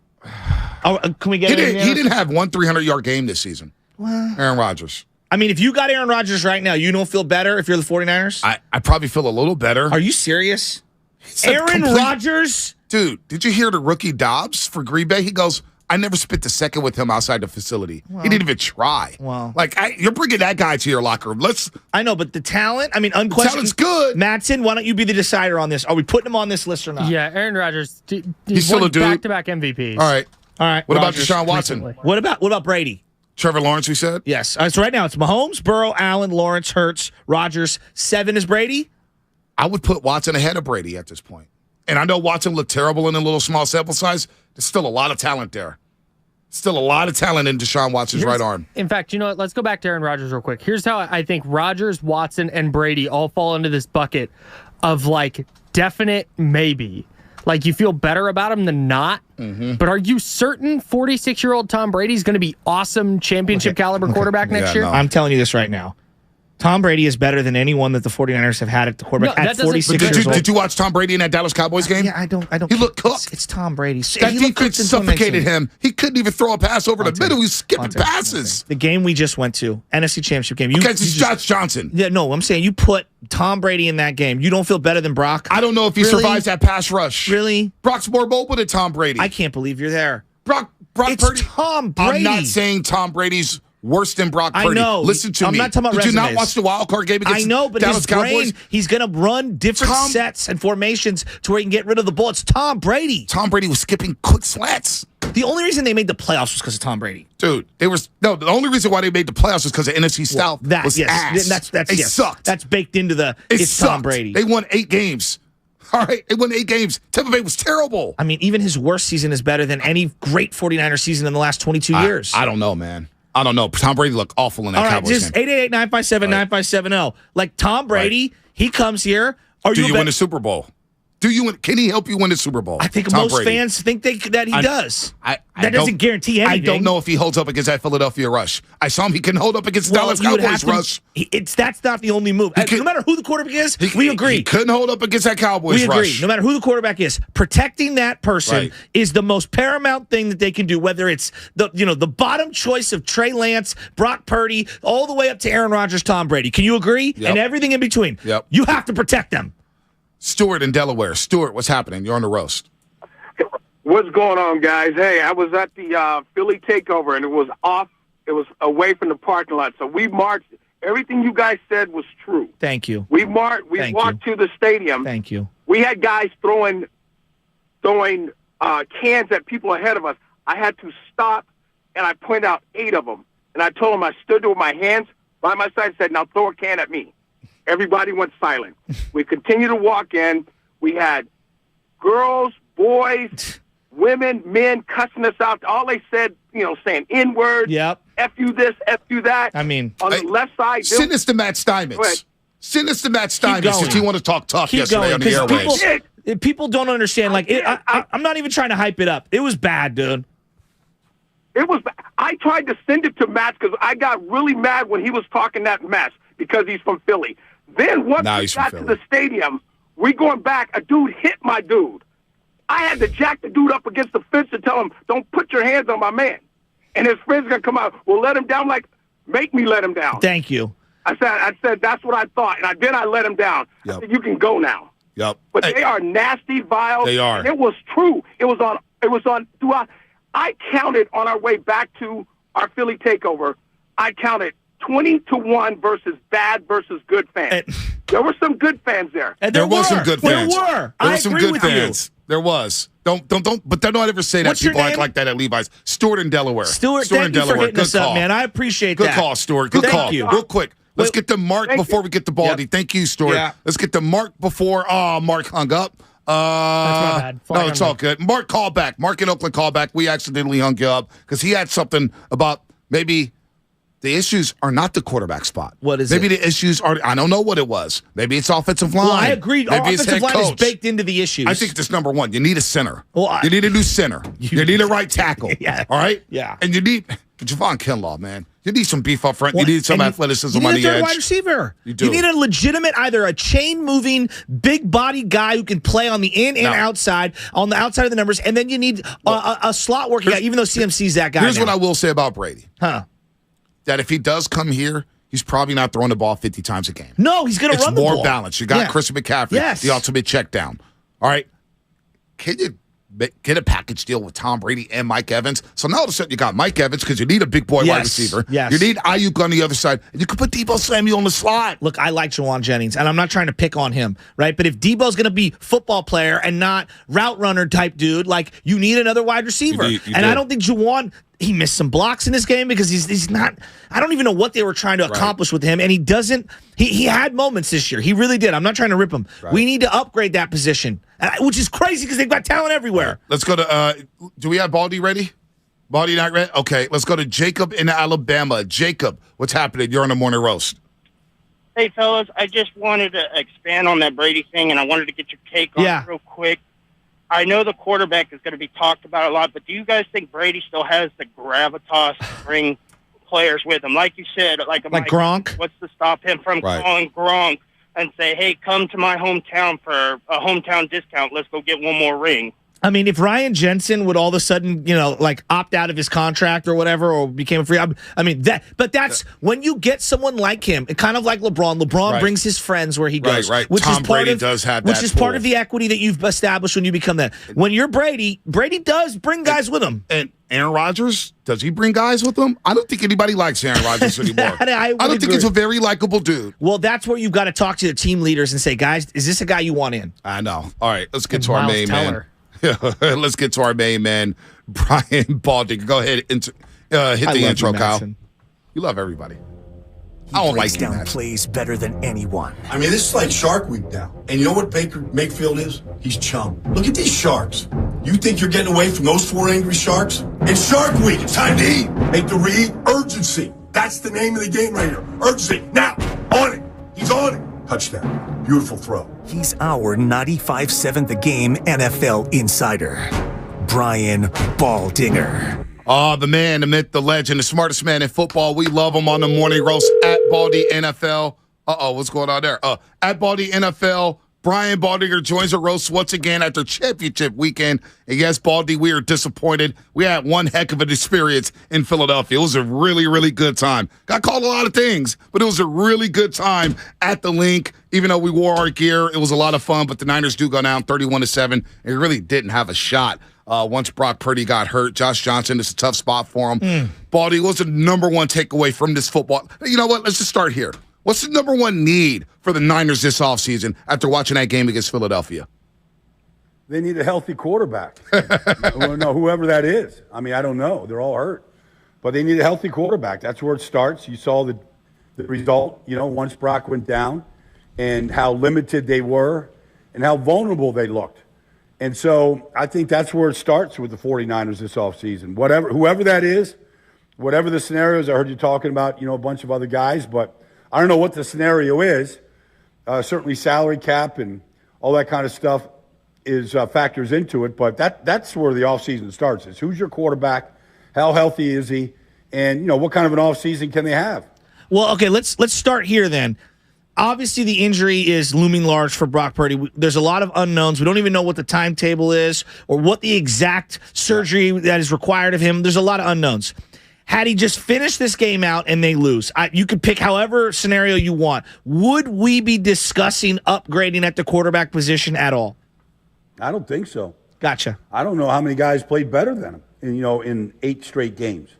On the road, at home, I thought he played great. And if you're thinking that there's an upgrade out there, I'd like to know who it is.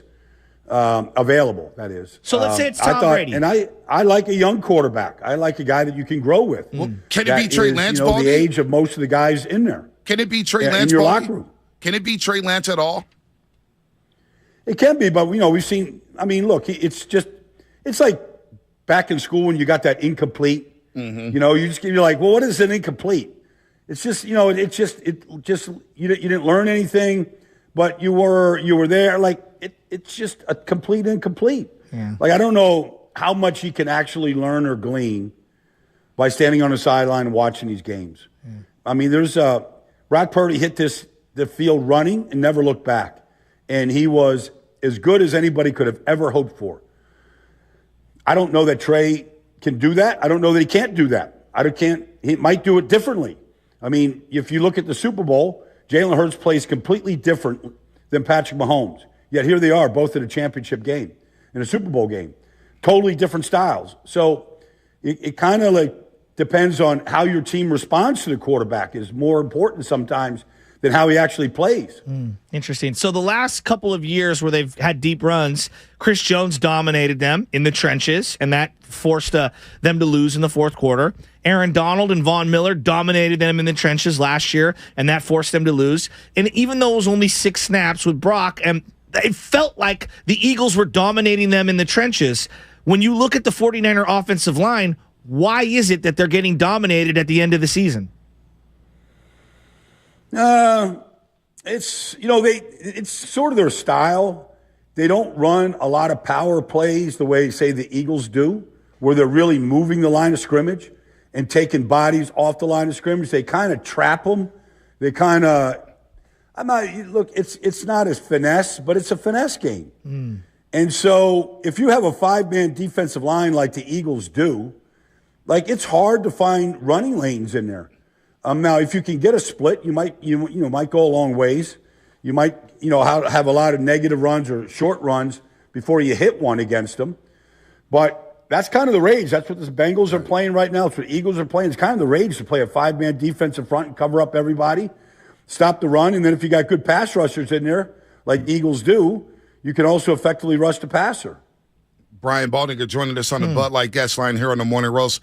All postseason guests appear on the Bud Light guest line. Bud Light, easy to drink, easy to enjoy. You brought up that 5-man defense, that 5-man defensive line last week, Baldy, on the Morning Roast, and I watched it the entire game. Shasky and I watched them warm up right in front of us. Fletcher Cox, Davis, Sue, Joseph, Reddick. I mean, they are massive on that line. And I'm thinking to myself, dear God, they're massive. Flipping on the other side of the Niners defensive line, I mean, Javon Kinlaw, you put out some clips there. That just can't happen in the championship game, Baldy.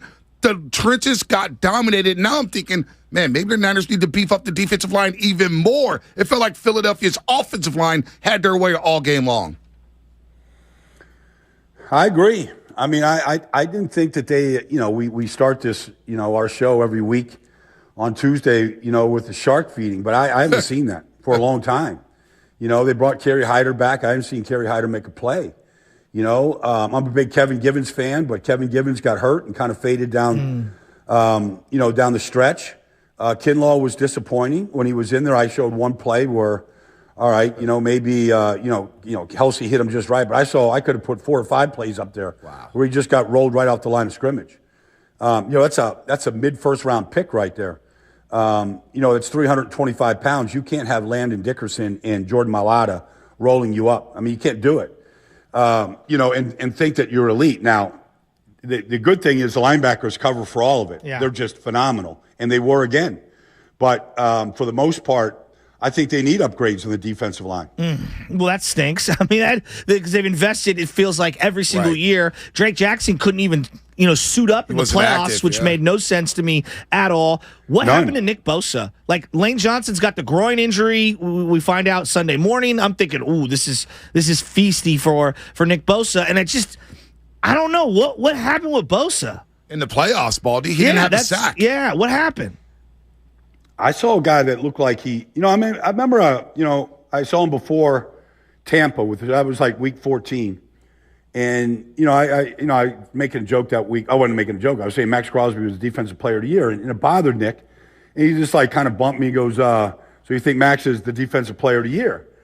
I go, well, he plays every snap, Nick. He goes, yeah, but I'm trying to win a Super Bowl, which meant, he was coming off the field at times and trying to, keep himself fresh. But I saw a guy.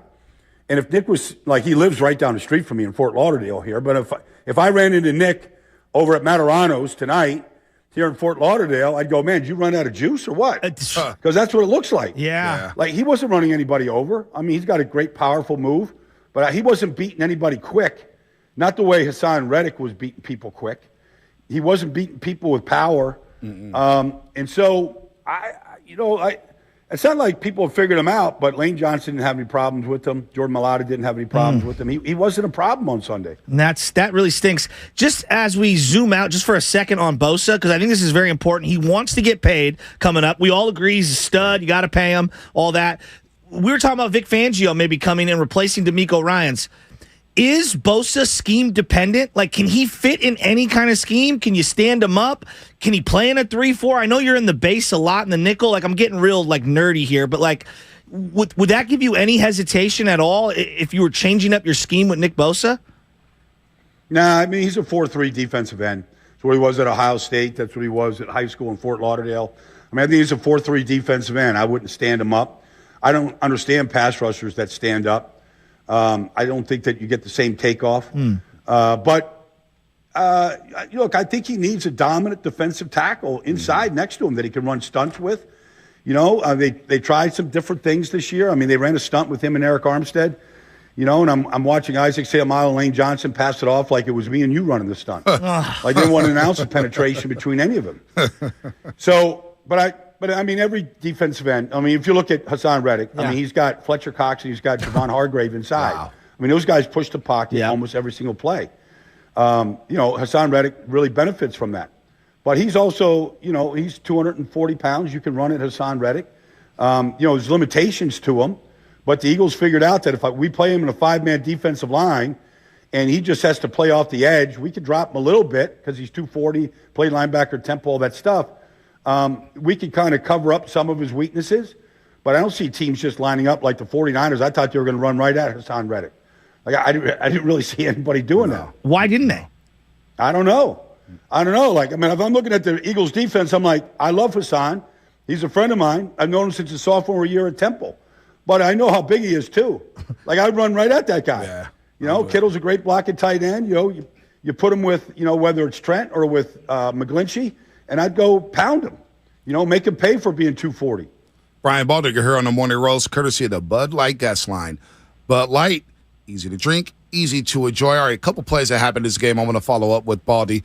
First, the Devontae Smith catch off 4th and 3. I'm standing next to Shasky, section 116, row 4, said, challenge. Shanahan doesn't challenge. How big of a play is that early in the football game? Because some people will say, well, it's just the first quarter. There's a lot of game left. I thought it was pivotal to hold the Eagles there on 4th down, get the ball at the 35-yard line. It's a 0-0 game. The crowd dies down just a little bit. What did you think about that sequence there by Shanahan and the Niners not challenging? I thought, I thought it had to be challenged. Just the way Devontae got up. I mean, you got to study your opponent. Now, I went and really studied it. It gives a signal that all the receivers in Philadelphia, which makes sense, gives a signal because the first thing he does, the field judge is Walker. And the first thing Devontae does when he rolls up is it a catch? Is he ruling it a catch? That's the first thing he does when he gets up. So now it's ruled a catch because he didn't know if it was going to be ruled incomplete. If it's incomplete, there's nothing to do. It's 49er ball. But it's ruled a catch, and he sees it. So then immediately he gets up off the ground, runs, hands him the ball, and gives the signal. Like, let's go. Like, I understand Kyle saying, well, my guys in replay booth didn't get a look at it. Okay. But do you need a replay? Like, the player's telling you that there's a trap, that we got to, if we go fast, I just think, like, I'm not blaming Kyle, but I would have challenged it. And if you think about it, Bonte, it's 0-0 then. Mm-hmm. Who knows what happens? Yep. You know, it's maybe Hassan Reddick never hits your quarterback. Right. Like, you know, it's a trigger effect. Now, you can't live life that way, period. Right. But if it's 1st and 10 at the 35 49ers ball and they stop the 49ers on the opening, or the Eagles on the opening drive, maybe Brock Purdy never gets hurt. Maybe that ligament never gets damaged like it did. No doubt. Brock Purdy, UCL, it's a complete tear to UCL in his throwing elbow. The hope is that he can avoid a full reconstructive surgery on his elbow, a.k.a. Tommy John surgery. He's getting second opinions. All right, later on in the game, because officiating was a topic of conversation a lot this week in Kansas City, Philadelphia. You never like to blame the refs for anything. And I'm not going to do that here, Baldy. But 7-7 game. I thought one play that changed the tenor of the entire football game was the Jimmy Ward pass interference on 3rd and 7 against A.J. Brown. What did you think of that play? Because it kept the Eagles on the field. They ended up running 7 minutes off the clock. Mm-hmm. They got another illegal hands to the face on Tarvarius Ward later on that drive. And I thought it changed the entire tenor of the football game. What did you think about that PI on Jimmy Ward? I thought it was very subjective. I mean, you could easily not throw it. I think sometimes these flags get thrown based on the reaction of the player. Like A.J. Brown, like, throws his arms up. Like, what, are you kidding me? Like, almost every receiver does it on every play. So it's annoying to me. But I think sometimes they just look at the reaction, and they look at where the ball ends up, and they're like, oh, something must have happened more than it did. I thought it was a very touchy call. Like, look, defensive backs are going to put their hands on receivers, period. Like, I don't care what the rules are. They're going to put their hands on them. Now, do they really affect the player? They don't. Like, that's what it comes down to. Does it impede A.J. Brown from getting out of his break and catching the ball? I didn't think it did. Yeah. Wow. So that's a third down play, you can make these calls up, all day long Sunday, call, no call. The fact is they call a lot fewer calls in the playoffs than they do. They'll never admit it. They never admit it. But they call a lot fewer calls in the playoffs than they do in the regular season. But I thought that one was one of those calls where you go, A.J. Brown is 230 pounds. Like, honestly. Like, you're built a certain way. Exactly. Jimmy Ward putting his hands on you shouldn't affect you. Yeah, the Niners got 11 flags in that game, most since 2002 in a championship game. 7 first downs. Yeah, they were on 7 first downs. 7 first downs was huge. Yeah, huge, absolutely huge. Now we can go tit for tat on all these penalties. The thing that I saw over the internet, and we were watching in real time, we're sitting there in the 4th row, and on the play that Josh Johnson fumbled, I said to Bonte, it looked to me like both McGlinchey and Trent Williams started early. Okay, now they were having so many problems just getting the playoff, right? The delay of game stuff was driving me nuts. They weren't getting in the huddle. And then I'm seeing online Lane Johnson jumping early, this and that. You played offensive line. I didn't. I don't understand the nuances, the sophistication of how it's officiated, how it's supposed to go down. When you see all this stuff where guys look like they're leaving just a fraction early, what is a former NFL lineman, a guy who studies the tape, what do you say to people when they say this guy false started and it should have been called? Well, first of all, they called it exactly the same for both sides. McGlinchey, his foot's moving before Brendel's snapping. Same thing with Lane Johnson. They're all getting off on the ball just a touch before. I don't know how they actually do it. It's timed so well, but it's not a penalty. The outside foot can move. Gotcha. Like it's actually not a penalty as long as that inside foot is just firm and that right foot kicks even before the ball is snapped. It's not a penalty. They don't call it. Yeah, but they called it. But they, both players, I showed both of them yesterday. Both McGlinchey and Lane getting off on the ball, and Trent is pretty close. The way that he digs his left foot into the ground, almost every single play, run or pass. And so these guys are in these 2-point stances. They're not calling it anymore. Gotcha. Moving forward to the Super Bowl in Glendale, Arizona, Baldy, with Kansas City outlasted the Cincinnati Bengals. I'm having a hard time seeing Kansas City win this football game. Because we keep discussing it. And every time we have you on the show, Baldy, for the last 2.5, 3 years, the trenches in the playoffs dominates and takes over and win championships. I don't know how Kansas City is going to be able to block that Philadelphia front. And I don't know how Kansas City's defensive line is going to be able to get penetration against that Eagles offensive line. And I can see the Super Bowl being a blowout in Philadelphia's favor, Baldy. Well, it always comes down, just like it did, in Philadelphia. It came down to those 2 fumbles. Now one also knocked your quarterback out, but, 2 fumbles were the difference in the game. It's come down. So, if you can force Jalen Hurts into mistakes, which has been hard to do because he just doesn't make mistakes. He's just a great decision maker. But look, Bonte, they're so deep in the trenches, it's ridiculous. It is. I mean, the Eagles have a backup high first-round pick on the bench on their offensive line. He starts for almost, and he's a good player. He starts for probably 30 teams in this league at either guard or tackle right now. Andre Dillard, out of Washington State. He's a legit starting player in this league. He's their 6th man. The Eagles, what Lane Johnson is doing with he's got the same injury that Joey Bosa had, and he missed 10 weeks. Wow. And I don't know how he's playing through it, but he's playing through it. But defensively, they went out and got Ndamukong Suh, Linval Joseph. They drafted Jordan Davis. I mean, they're so deep on the defensive line. At one point, I put a play up there on Sunday where they had a 5-man defensive line that has a combined 61 sacks this year. That's insane. Between the 5 players. Fletcher Cox, Brandon Graham, Javon Hargrave, Josh Sweat, and Hassan Reddick. They got 61 sacks. Wow. And that was a 5-man defensive front on one play. Nobody has that. And then if you go, okay, in the secondary, are you going to, how bad is Darius Slay going to get beat? How bad is Bradbury going to get beat? I don't think that this game, I mean, it might be close because Mahomes is just, that good. But I'm with you. I thought Philadelphia was better than San Francisco in the trenches, and that's why they win the game. Forget about the quarterbacks getting knocked out. That's just, those things, teams can collapse when that happens. But I thought they were better in the trenches than the 49ers. All right, Baldy, as we head into the offseason, Niner fans they're going crazy, right? Quarterback crazy. We're already quarterback crazy. Let's put that to the side because we have no idea what's going to happen with the quarterback position. Just throw it to the side. If I asked you watch the film every week, this is the number one thing they need on each side of the ball this offseason, what would that be? I would say on offense right now, they need they need a big-time center on offense. Okay, that's where I would start on offense. I think they need, nothing against Jake Brendel. He started every game. He was fine. I just think if you look at the Eagles and Jason Kelsey, he's the best center in football. Yep. I don't know how he is still, but he's the best center in football. He's awesome. So and if your center is that good and he makes all these protection calls, helps your young quarterback out, sits in the film room all day Thursday night going through protections, defense coordinator is telling me there's nobody else like him in the league. If you notice, every time Kelsey was uncovered on Sunday, he slid to Bosa. Every time. He knows. So center would be on offense.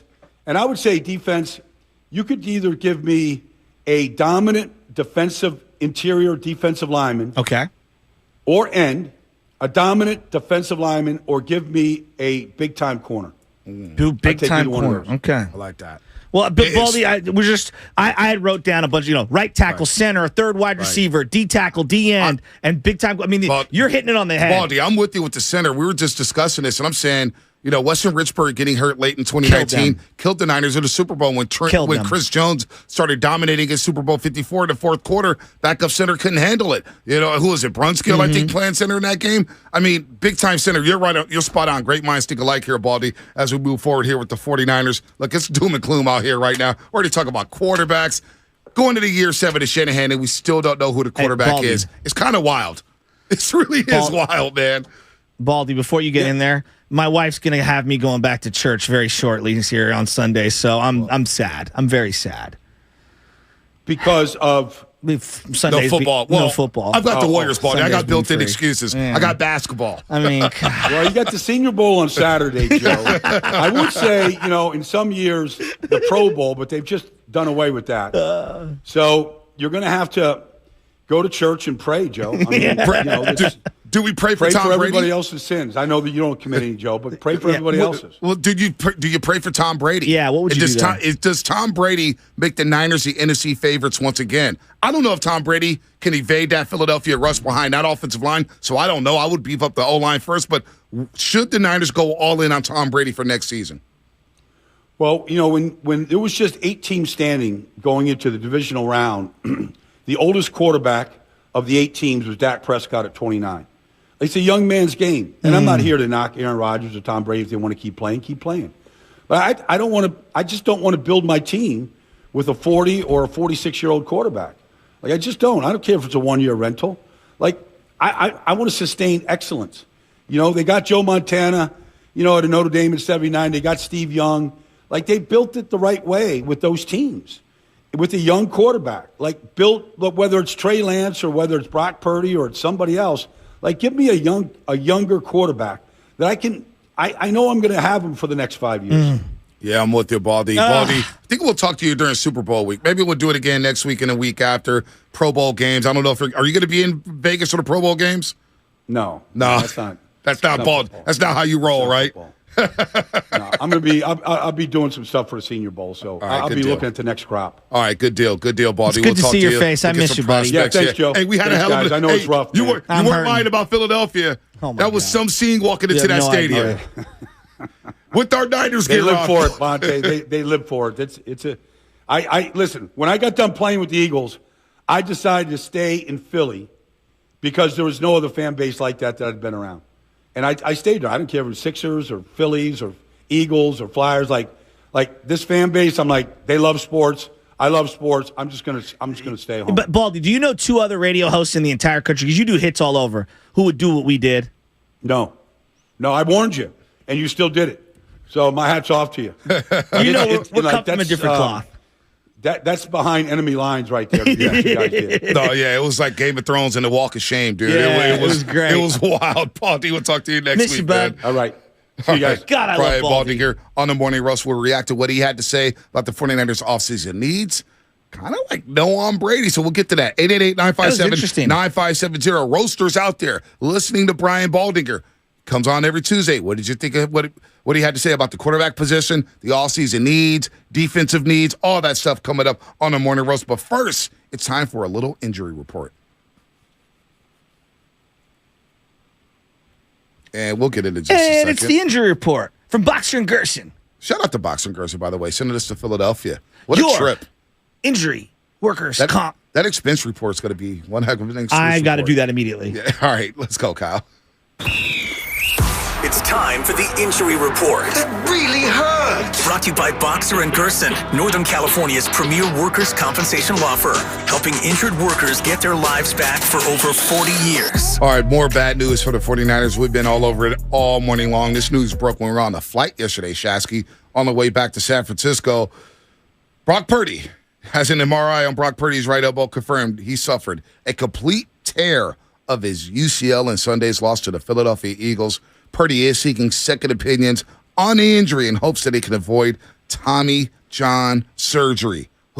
Not good. The hope is that he will only need repair surgery, not reconstructive surgery. As of now, Purdy is expected to be out of action for at least 6 months and possibly more if further opinions do not bring better news. I mean, maybe more. 6 months is the baseline. How has Brady gone 8,000 years and only missed 14 He's an games? Outlier. It's unbelievable. Cocaine is a hell of a drug. I mean, I'm watching Burrow run around for his life. Now, I know he missed almost an entire season, but it's like, how do the Niners, you sneeze on their quarterback and the guy goes down. Injury report brought to you by Boxer and Gerson, Northern California's premier workers' compensation law firm, helping injured workers get their lives back for over 40 years. Red and Gold Reaction brought to you by Zinni, the official eyewear of the San Francisco 49ers. Shop from over 3,000 styles at 80% off retail prices exclusively at Zinni.com.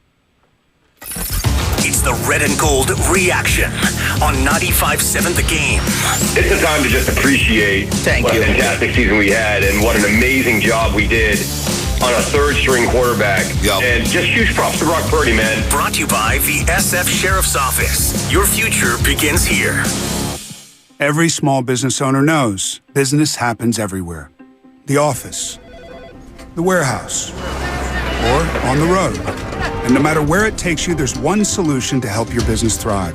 Comcast Business Complete Connectivity. It's the largest, fastest, reliable network with advanced gig speed Wi-Fi and cyber threat protection in one solution. Get started for just $49.99 a month. Plus, add Comcast Business Mobile and you can save up to 60% a year on your wireless bill. And ask how to get up to a $750 prepaid card. Flight 291 is now boarding. Yep, you're going places. And when you get there, be ready to do business. The complete connectivity solution from the company that powers more small businesses than any other provider. Comcast Business, powering possibilities.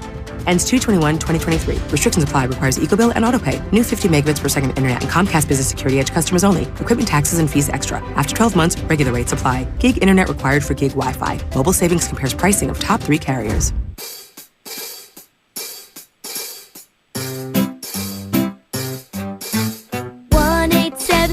Cars for Kids. KARS Cars for Kids. 1877 Cars for Kids. Donate your car today. 1877 Cars for Kids. KARS Cars for Kids. 1877 Cars for Kids. Donate your car today. With car prices at an all-time high, our donors are now getting highest receipts ever.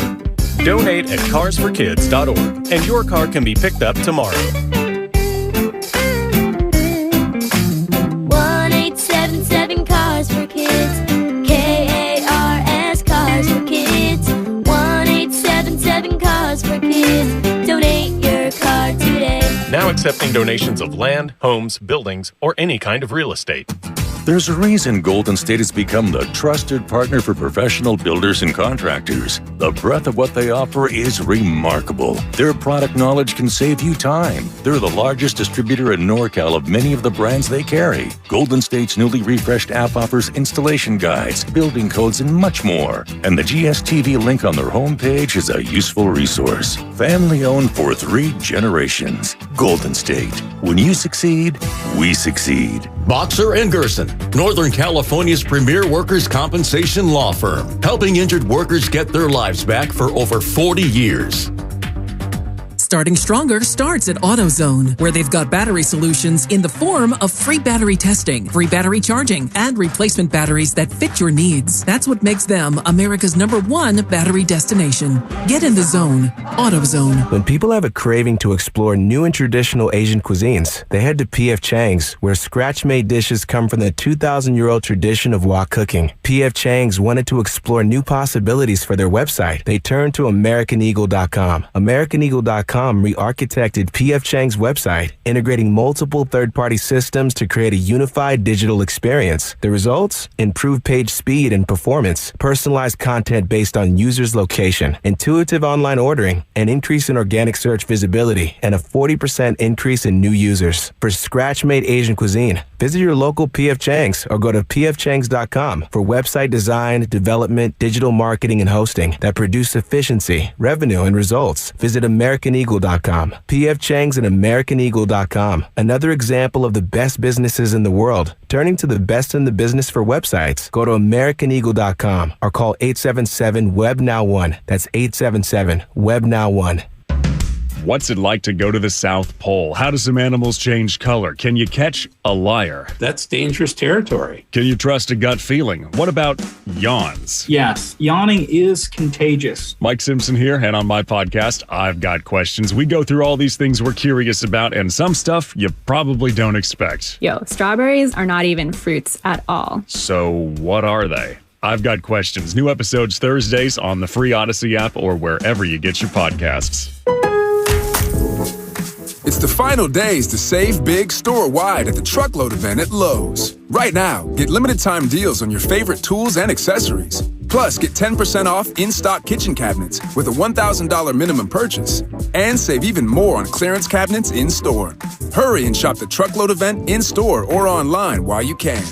Must ask cashier to apply discount at time of purchase. Exclusions apply while supplies last. Selection varies by location. See Lowe's.com for details. Valid 1/26 through 2/8. Are you ready? Every pro is an MVP to us. As a Lowe's MVP's Rewards member, you can earn bonus points when you shop select products and brands. Then redeem them for exciting rewards like tools, sports memorabilia, e-gift cards, and more. Join today to become a member and start earning. Bonus points calculated before taxes and fees after applicable discounts, if any, subject to program terms while supplies last. Points expire at end of calendar year. Visit Lowe's.com/MVP's bonus points for details. Nachos! Yeah, your nachos! Hey, I'll take some. Great. And some Frank's Red Hot. Oh, nah, I'm good. Oh, you're just gonna eat these dry, plain, boring nachos with no Frank's. Seriously? Frank it up. Frank it up. Come on, lady. Frank it up. Frank it up. Frank it up. Yeah! Yeah, this guy finally gets it. Hey, look, we're on the Jumbotron. It's the perfect blend of flavor and heat. Frank's Red Hot. I put that on everything. You're listening to 95.7 The Game, KGMZ FM and HD1 San Francisco. Always live.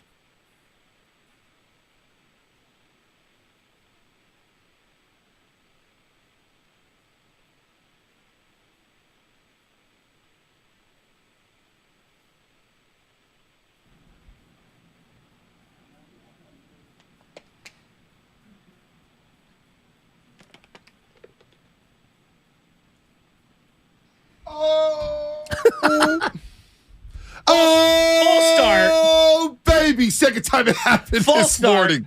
Do it Man. again. Do it again. Ready? 3, 2. Oh, baby. Lane Johnson out here. Had 2 false starts.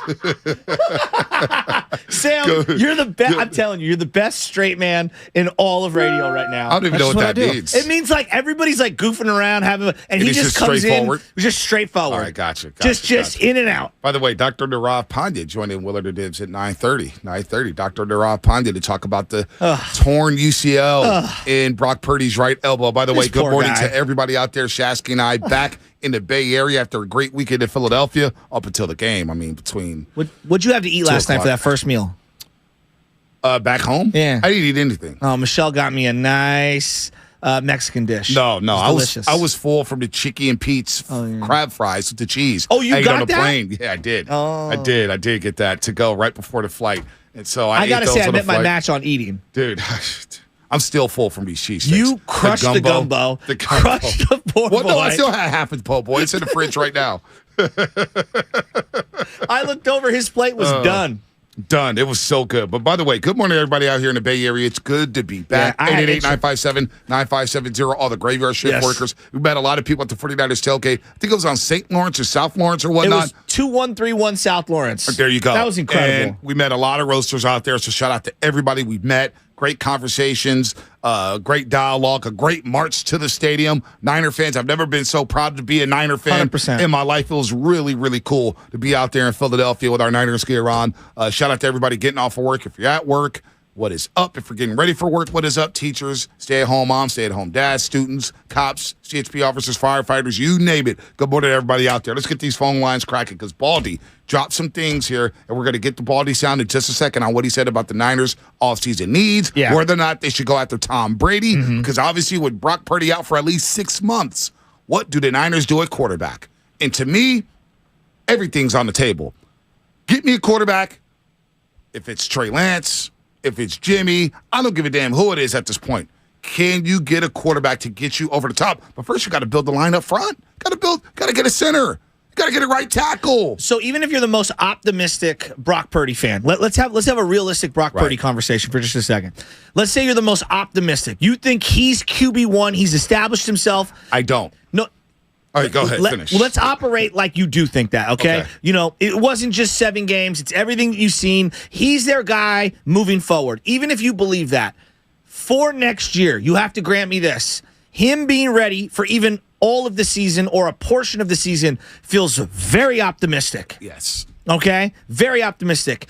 Even if you love Brock Purdy, you can at least say, man, they need at least a stopgap. Like something. They're going to need something. Yeah. Right? Who is that stopgap? But that's what I'm saying. Is it Trey Lance?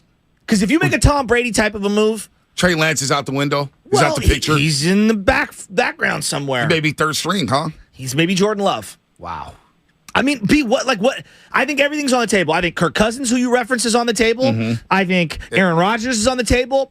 Who knows? Maybe Lamar's not on the table, but he's out there. You know, is it Derek Carr after he gets released? Is it Jimmy Garoppolo? I heard you on the pregame show with Kyle Madsen this morning. Andy Dalton?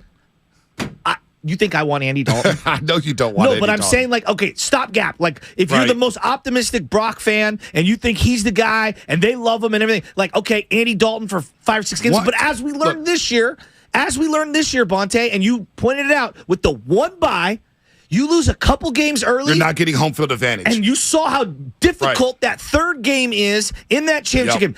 Philly obviously they looked deeper and better. Let's start there. Fresher. They were way fresher. Way fresher. That a Saturday night game against the Giants that was over at halftime. That game was over at halftime in the divisional round. And I would extra day of rest, no travel. And you look at the last two NFC Championship games. You go to L.A., by the time the Niners got to SoFi Stadium, they were cooked in that fourth quarter. If I'm the 49ers and I'm part of their brass, even if I love Brock Purdy, which I do love Brock Purdy, I'm sitting here and I'm saying to myself, we have to operate like he will not be available for the majority of next season. We owe it to Trent and Kittle and Debo and Ayuk and Bosa and Fred and all these guys, because I don't know how big this window is. We've got to win a Super Bowl right now. And so to me, if that's the criteria you're operating under as that front office, it starts with Brady. What about Trey? I'm wearing this Trey area hoodie. Shout out Warriors World Sheed. What about Trey? Trey's going to have a full training camp. I mean, there's a lot of unknown there. A full training camp. So you're going to walk in like you did this year, and you had 1 week of slippage, and the entire fan base was ready to throw this guy out. And in the monsoon. But I think most of the fan base, the rational fans, said Chicago week 1 wasn't his fault. Well, I mean, there was also rumblings in the locker room that the team wanted to win. Players so who knows? What about Trey? Anyway, let's go to the lines, man. Lines are lit up Vontae, right now. I think that's the Wizard of Oz. That's like the last option behind the curtain that is so unknown that I don't even think you can quantify that. I don't. That's a wild card to me. Right, that's not a known face on the card. 888-957-9570. Everybody's out on Trey. Everybody. And then yet I see rumors about trading him for a first or second round pick, which is asinine. You're not getting that for Trey Lance right now. His value is at an all-time low. It's like saying, hey, the Warriors are going to trade James Wiseman. They're going to get back multiple lottery picks. Really? Right now? I mean, think about the way you talk about or not you, but how people talk about Wiseman. And then on the flip side, I think they're going to get first-round picks for him. You know, I'm rooting for Trey Lance. I want him to be great. I saw a kid that I thought was processing it, and I know he had some great days and some really bad days. I was there. But I believe in the kid. But I'm looking at the circumstances of what we have right now, and I have to deal in reality. Right now, the reality is this is an aging roster that I don't think can afford to wait for his development. Trey Lance struggled at training camp at times. Did he not, or did he go against the number 1 defense in the league? There's no argument here. He did Jalen go against Hurts someone. was struggling I know, against that but defense. Vontae, I think the majority of football fans are going to say, it's Tom Brady. I watched Tom Brady look very sketchy in that Cowboys wild card game. I don't threw a pick in the red zone, bad reads. He's 46 years old. He's almost 50. To me, that ship has sailed. We'll get to the Baldy sound in just a second. Let's take some calls. Let's get out to the airwaves here. Deli Boy live at the airport. What's up, Deli Boy? What's up, guys? Good to have you guys back.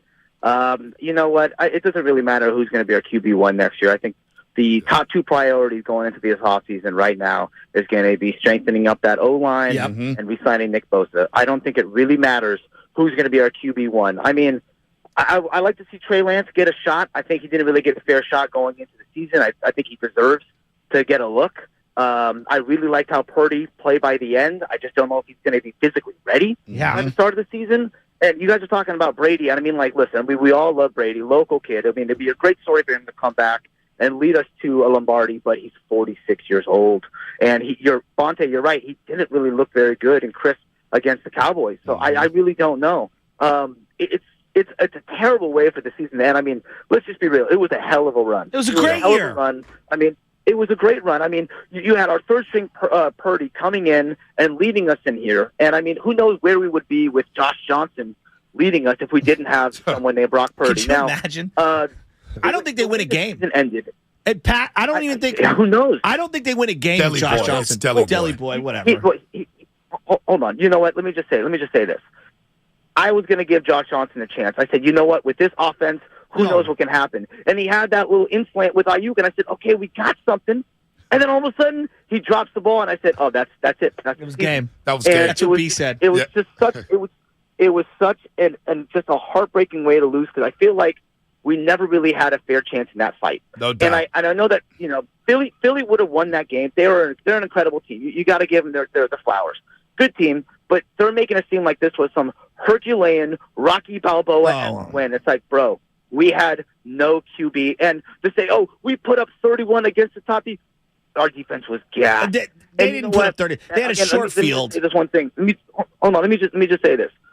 everyone's going to be drilling Shanahan. Should he have thrown the flag? Should he have not? I'll just say this. We were still in the game, but that 7 points felt like 30. It was massive. I know that it was only one possession. I agree. It was 7 points right out to get. It felt like it was like, wow, that's you said it. Felt like 2 or 3 touchdowns in one. Good call. No doubt. Good Great call, Deli Boy. Great call. One of his best calls ever. And he's right. It felt like 30 because all of a sudden you're playing uphill. 100%. What was the key to Brock Purdy the entire season? Get him a lead, let him play with they lead, and not play uphill, play downhill. With that crowd going crazy. You shut that crowd down for a second. All of a sudden they're like, damn, we didn't score. That crowd was going crazy. When it was 7-7, the crowd was starting to turn on Nick Sirianni. Come on, Nick. Come on, Sirianni, run the ball. Come on, Sirianni, what are you doing? When CMC decked dude and started going to the house, the entire place got completely silent, and me and you were like hugging each other, jumping up and down, and Bunting goes, running backs matter! Running backs matter! It was great. And then Josh Johnson fumbled in that in that second quarter. Right in front of us. Dude, Ash Shasky, Bassett, and Lubin. Motion. I sat down on my seat for the first time all game and just put my head down. Didn't even watch the completion of the play. Just put my head down saying, that's it. NC title hopes, done. And I can't even blame Josh Johnson. Why was he even on this roster, though? There was nobody better available? Who's out there? I'm asking. Here, let me ask you this question. I want you to be as real. This is a fun one. If Josh Johnson would have came in instead of Brock Purdy, how many games do you think they win down the stretch? Forget the playoffs. Just how many? Maybe one? They don't win the division. I 100% They don't agree. win the division. That's not a knock on Josh Johnson. No. Just think about how old he is, how he's been around the league. Do they win a game? Come on. Maybe one? Arizona, maybe? I mean, like, Kyle, come on. Arizona? Kyle, like, we're two psychos. You're a psycho for this stuff as well. Tell me, maybe one game? I'm asking sincerely. And I'm rooting for Josh. I like the guy. He's been everywhere. I mean, he has more stops on him than the 49 Van Ness. My God. I think they'd win. I think they'd win more than one because I think the stable of weapons in Kyle Shanahan is enough to get 2 or 3 wins. Their schedule wasn't a gauntlet down the stretch, but they don't win the Raider game. Poor Josh Johnson. B, am I tripping? That guy, I swear. If anybody's rode the 49 Van Ness, that thing stops at every block. Sometimes twice on the same block. Am I wrong? No. It's the slowest bus ride in America. I don't care what anyone nothing says. on a 14 mission. I swear to God. Now that we're here, because I was so about to hurt, man. You didn't see that coming, did you? No, I didn't, because we looked through his history yesterday. Oh, my God. So, he was a Niner 4 times. So his career started in Tampa Bay as a 5th-round pick. He's the Terry Mulholland of quarterbacks. Niners practice squad. 2012, Sacramento Mountain Lions in that league that have 4 teams. Then he played for the Cleveland Browns, the Cincinnati Bengals, the Niners, the Bengals again, the Jets, the Colts, the Bills, the Ravens, the Giants, the Texans, the Raiders, the Redskins, the San Diego Fleet in the AAF. The San Diego Fleet, then the Lions, then the Los Angeles Wildcats in God knows what league, then the Niners, the Jets, the Ravens, the Broncos, and the Niners again. Damn. Do you think he has a man cave with all the jerseys? Oh, my God. Oh, for sure. Looking like the old ESPN. What was the name of that bar that Jay-Z had? Oh, the 40-40 Club. The 40-40 Club, where it's all 40 of those jerseys. Oh, my God. Oh, that's too funny. There's got to be, right? I hope they're somewhere in Josh Johnson's house because this guy's got jersey swaps with everybody, right? Oh, jersey swaps with everybody. So he was teammates with the Sacramento Mountain Lions with John David Washington, Denzel's kid. No way. Who's now in movies. Yes, he was. No way. I hope he has a John David Washington autograph jersey somewhere. Oh, my God. I think Dennis Green coached that team. He sure did. Oh, my God. Denny Green. Denny Green coached that team. team. Thought they were. Rest in peace, Denny Green. Well, that's unbelievable. And he's probably got 4 different Niner jerseys with 4 different numbers on it. Can we I felt so bad for him being in that position. And then he got rocked. And then for like people, when he got hit, I said to B, I swear to God, he folded, he got up, and I don't know if it was someone tried to help him, but I said, B, I think he's dead. I'm not even trying to I know the Hamlin thing. He looked like he was done. I felt so bad. I said he's completely knocked out. He walked off the field right in front of us, and he was lost. He couldn't even walk. He couldn't even look. He didn't know where he was at. So bad for him. All right. So bad for him. Real quick, we're going to go back out to the lines. I want people to react to the sound here. People react to the sound. Brian Baldinger doesn't think the Niners should maybe go after Tom Brady. Well, when it was just 8 teams standing going into the divisional round, the oldest quarterback of the 8 teams was Dak Prescott at 29. It's a young man's game. And I'm not here to knock Aaron Rodgers or Tom Brady. If they want to keep playing. But I just don't want to build my team with a 40 or a 46-year-old quarterback. I just don't. I don't care if it's a 1-year rental. I want to sustain excellence. They got Joe Montana, at a Notre Dame at 79. They got Steve Young. They built it the right way with those teams, with a young quarterback. Whether it's Trey Lance or whether it's Brock Purdy or it's somebody else. Give me a younger quarterback that I know I'm going to have him for the next 5 years. Baldy just said that. No on Brady. David and Brentwood, what do you think? You going no on Brady, or do you want Tom Brady? Do you agree with Brian Baldniger? David, you're on the roast. David. I'm Brady fan, honestly. Yeah. But he's too old, okay? Let's be honest. I hate to say this because Jimmy G reminds me of Michael Myers. You shoot him, stab him, run him over, and he just keeps coming back. But it's the villain. The movie needs to be a good movie. The Niners right now need a guy that can go in as a starter, that knows the game, the playbook, and that is willing to be a backup once Purdy comes back and he shows that he's good to go. Based on how much it would cost them and what's out there, I hate to say it, but I think we're probably going to have to go back to Jimmy G all over again. Oh, boy. Like I said, Brady's just too old. Aaron Rodgers, the guy, I hate his attitude. He always has that mug on his face like somebody stole his lunch. The guy would be a cancer on this team. They don't need a guy like that. Brady, like I said, I'm lifetime fan, but he's just too old. Wow. So, Jimmy, I don't think you're alone on the Jimmy G thing. Jimmy might be back. Jimmy might be back. Could you imagine that? Bro, if you're ranking the quarterbacks that are available with the 49ers... I would rather have him than Andy Dalton. Let's go to the realistic realm, though. Right, Who do you want, who should... It is like Brady 1A, Garoppolo 1B, and maybe flip them. Wow. Right? Think about that. Okay, Think about that. Who is taking Jimmy over Brady, even at this age? I'm asking sincerely. Come on, you guys. Tom Brady, you thought the same thing that I thought when going into the playoffs. Watch out, he could beat anybody because it's Brady. Now, you put him with this roster? Come on, man. You don't think he's looking at CMC going, oh, my God, I have a 50 times better than James White type of a player to dump off to? And I could use him as Wes Welker or Edelman? I mean, I got Debo, and I got Kittle, and I got Ayuk. But it's going to cost. It's going to cost you some money. It's going to cost you some money, Tyler Croft. Yeah, it's going to cost you some money.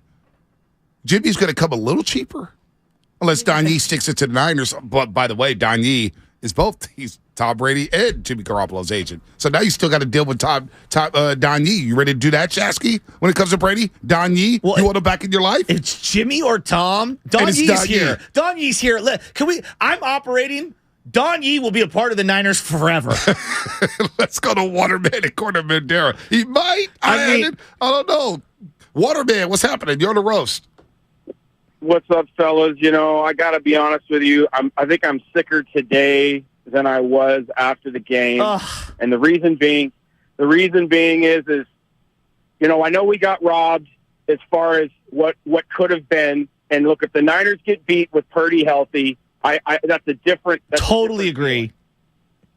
And now I end the game, and I'm going, okay, well, at least we got next year. I'm not even thinking severity of injury with Purdy. We got next year. Purdy's going to have an off season. He's probably going to be QB1 for sure. Yeah, him and Trey will compete. And now I get the news last night, and I'm serious. I'm sicker today than I was on Sunday night. I'm with you. Because now I got nothing to look forward to. And then here's the other problem. Now we're doing exactly what I didn't want us to do. We're talking about quarterbacks. Again, and hey, Waterman, it's such a great point because Sunday night I already had a headache from all the memes and all the tweets about the quarterback spot. And I said, I'm not ready to go through this again. And then the Brock Purdy news breaks yesterday with the torn UCL. It's going to be out for at least 6 months. And I'm thinking, here we go again. This is a devastating injury. all season since 2019. We've discussed the quarterback position in San Francisco. It's 2023. We're going through this again, and it's the same characters. It's Brady. It's Rodgers. And don't believe, you bet not forget about Kirk Cousins. You bet not forget about Kirk Cousins. That is an option as well. I know. That will be an option for the 49ers. Kirk Cousins is back in my life. Jimmy's back in my life. It's the same damn thing. And you know what I said yesterday when the Warriors were playing? They were up 20. I said, thank God Steph Curry's back in my life. I'm not even going to go down the rabbit hole, but it's still lingering this offseason. Can Steph Curry play quarterback? Oh, my God. Well, he looks like he can in pregame warmups. Yeah, you know he can. Here's the other thing. Like the Brock Purdy injury, it hurts so much. And everyone, 6 months, that puts him for August, the first week. Guys, come on. We all have to. They are going to slow play this. This is his right arm, his elbow. Now, I hope he can recover like Adrian Peterson and be better than ever, like some of these Tommy John pitchers and stuff like that. Throw harder, blah, blah, blah, blah. That being said, they have to slow play this. This is this young man. He's 23. And he already doesn't have a strong arm. And he's smaller, all those things. I agree. You have to slow play this. The game is so violent. Like I feel so bad for Purdy. I feel awful for him. And that's why I am not, like, as far as I'm concerned, like, if he is on the PUP list to start, that's not the worst thing in the world. Like, if you're really worried about him being QB1 for 6, 7, 8, 9, 10 years, right? Let's just say. Like, what's him missing 6, 7, 8 weeks at the beginning of the year? He's missing or even missing the whole year. Now, I pray it's not that, but, like, to rush him back, you could ruin him. He doesn't have a strong arm. He doesn't throw outside the numbers. This injury and he is has Tommy, devastating. and he's got a torn UCL. It's a devastating injury. So why not Trey Lance? Why is everybody so damn down on Trey Lance? It hasn't looked good, and it's been a small. How has he not looked good? Because Bonte, he lost the game week 1, and everybody is fixated on that. Did he lose the game? And they're fixated on him being hurt. He's still in a walking Because boot. everybody after week 1 was saying the monsoon, you can't blame Trey. It's a monsoon, it rained, blah, blah, blah, blah, blah. A lot of people said that. Bonte, I'm operating as they made 2 trips to the red zone against Seattle. How about this? I'll make a promise to you. I agree. He's in the mix. He is at best your number 2 right now. Wow. Until he can prove it. Wow. Can we operate that way? I mean, look, I like the guy. I want him to be. I want the kid to succeed. He is your number 2 right now, no matter who the option at number 1 is, until he proves himself. Unless they don't sign anybody. Then he's your number 1. Who knows, man? Let's go take one. Squeeze in one call. No, let's break. Do we have time for one more call? One more call? All right, let's take one more call. 2 cents in San Francisco. 2 cents. What's happening? You're on the roast.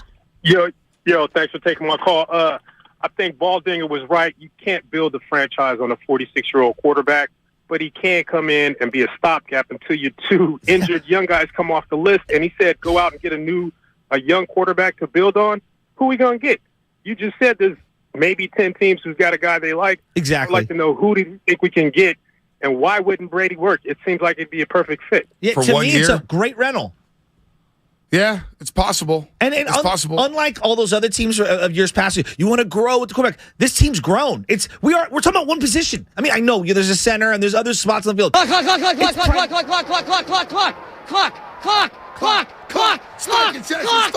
Spiking. It's primarily quarterback. Sign that off for the other side. Red Coat Reaction brought to you by Boxer Girls in Northern California's premier workers' compensation law firm, helping get your workers get their lives back for over 40 years. Your phone calls coming up. Kevin, Dave, Rich, Vince, full phone lines. We'll get you guys on the other side.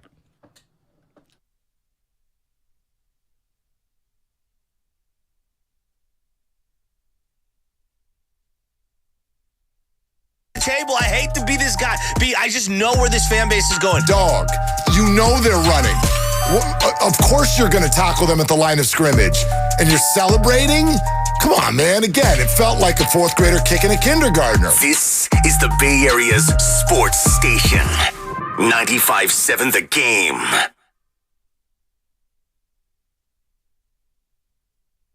Alexander Kugelman, Managing Attorney, 21 Tamil Vista Boulevard, Suite 202, Corte Madera, California, 94929. This paid endorsement does not constitute a guarantee or prediction of results. Hey, it's Joe Shasky here to talk about the tax and crypto attorneys and accountants at Kugelman Law. You've probably heard by now the IRS is receiving $80 billion to increase enforcements and audits of individuals and small business owners. If that news worries you, if you have years of unfiled tax returns or are already receiving notices from the IRS or the Franchise Tax Board, then you need to contact Kugelman Law at sftaxteam.com. I know the team at Kugelman Law, and I've met with them, and I know about their approachable and down-to-earth reaction solutions that'll even discuss the major tax problems. They strive to provide effective and efficient solutions to all your tax and crypto needs while offering straightforward and transparent pricing. So visit sftaxteam.com to schedule your consultation today to get a fair and honest assessment of your tax and crypto needs. That's sftaxteam.com. So, the other day, I bought an extremely chatty... Boring story time! Make that an extremely catty cockatoo. You're welcome! Apparently, the pet store won't take it back. But, hey, I'll manage. I love that for you! Just like I manage without home internet. No, you don't! Sure, my mobile hotspot is slow and makes streaming shows unbearable. Aw, Bertie likes to stream! But I'm making do. Oh no, who's this? My lady friend! It's mating season, duh! No home internet? It's not that bad. No, not there. It is that bad. Don't settle. Get Xfinity Home Internet for just $19.99 a month for 1 year with a free streaming box. Call, click, or visit a store today. Restrictions apply. Not available in all areas. Requires paperless billing and auto pay with stored bank account. After 12 months, regular rates apply. Offer ends 2/21/23. Hi, I'm Brian Bakhtiari, Executive Manager of Stevens Creek Subaru. With all the recent storms in California, it's a reminder of the power and unpredictability of Mother Nature. At Stevens Creek Subaru, we understand the importance of all-wheel drive, whether it's getting you to the slopes or coast, but more importantly, getting you back home safely.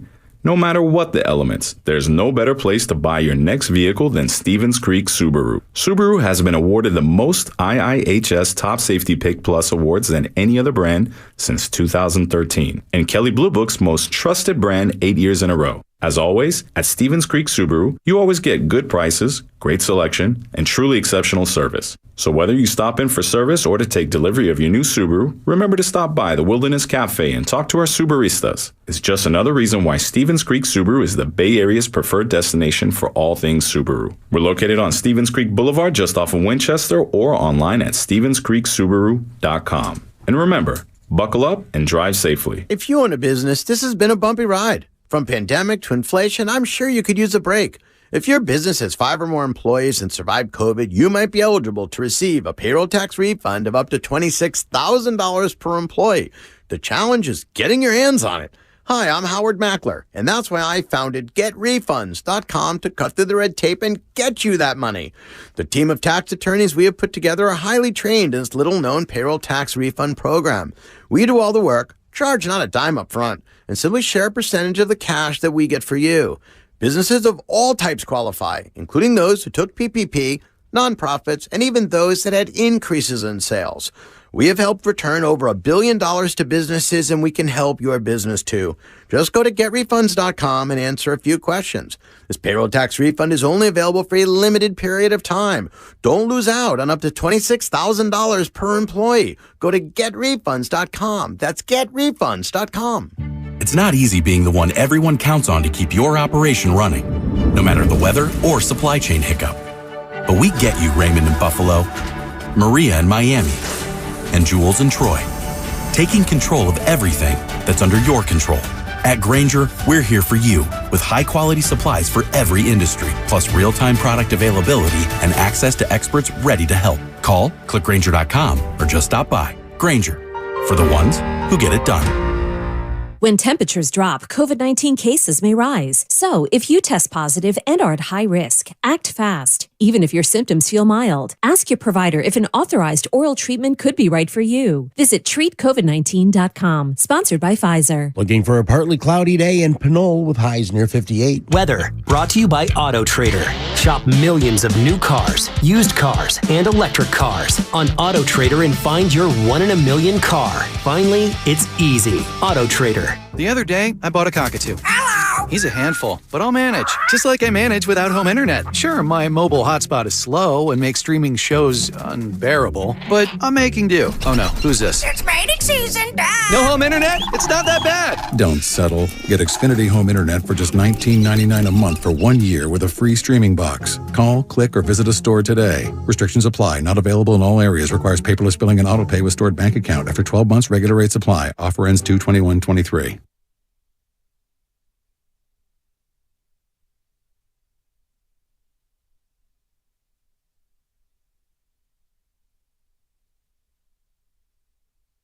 Hey, this is Dan Dibley from Dibs and Willard. Yeah, I said Dibs and Willard 9 to noon, just like I'm saying Joe and Bonte on the Morning Roast, which is the show you're currently listening to. Dan Dibley coming up on the changeover. Dr. Nirav Pandya at 9:30. Dr. Nirav Pandya, who has put out all these breakdowns on Brock and what are the estimated timetables, what the actual injury is, what he's got to go through. He's got a great breakdown. I can't wait to be in the car and listening to that. He's got a great breakdown. This segment is brought to you by the Red and Gold Reaction. Red and Gold Reaction brought to you by Zinni, the official eyewear of the San Francisco 49ers. Shop from over 3,000 styles at 80% off retail prices exclusively at Zinni.com. Jake Delhomme, former quarterback for the Carolina Panthers, I loved him. Had the same injury in 1999. He'll join us tomorrow morning at 7:30 a.m. to talk about some of the challenges he had from coming back from the injury.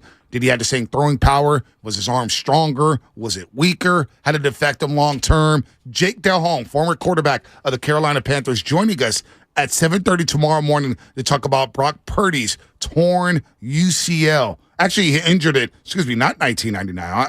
I stand corrected. Injured his elbow in week 3 of the 2007 season. Wow.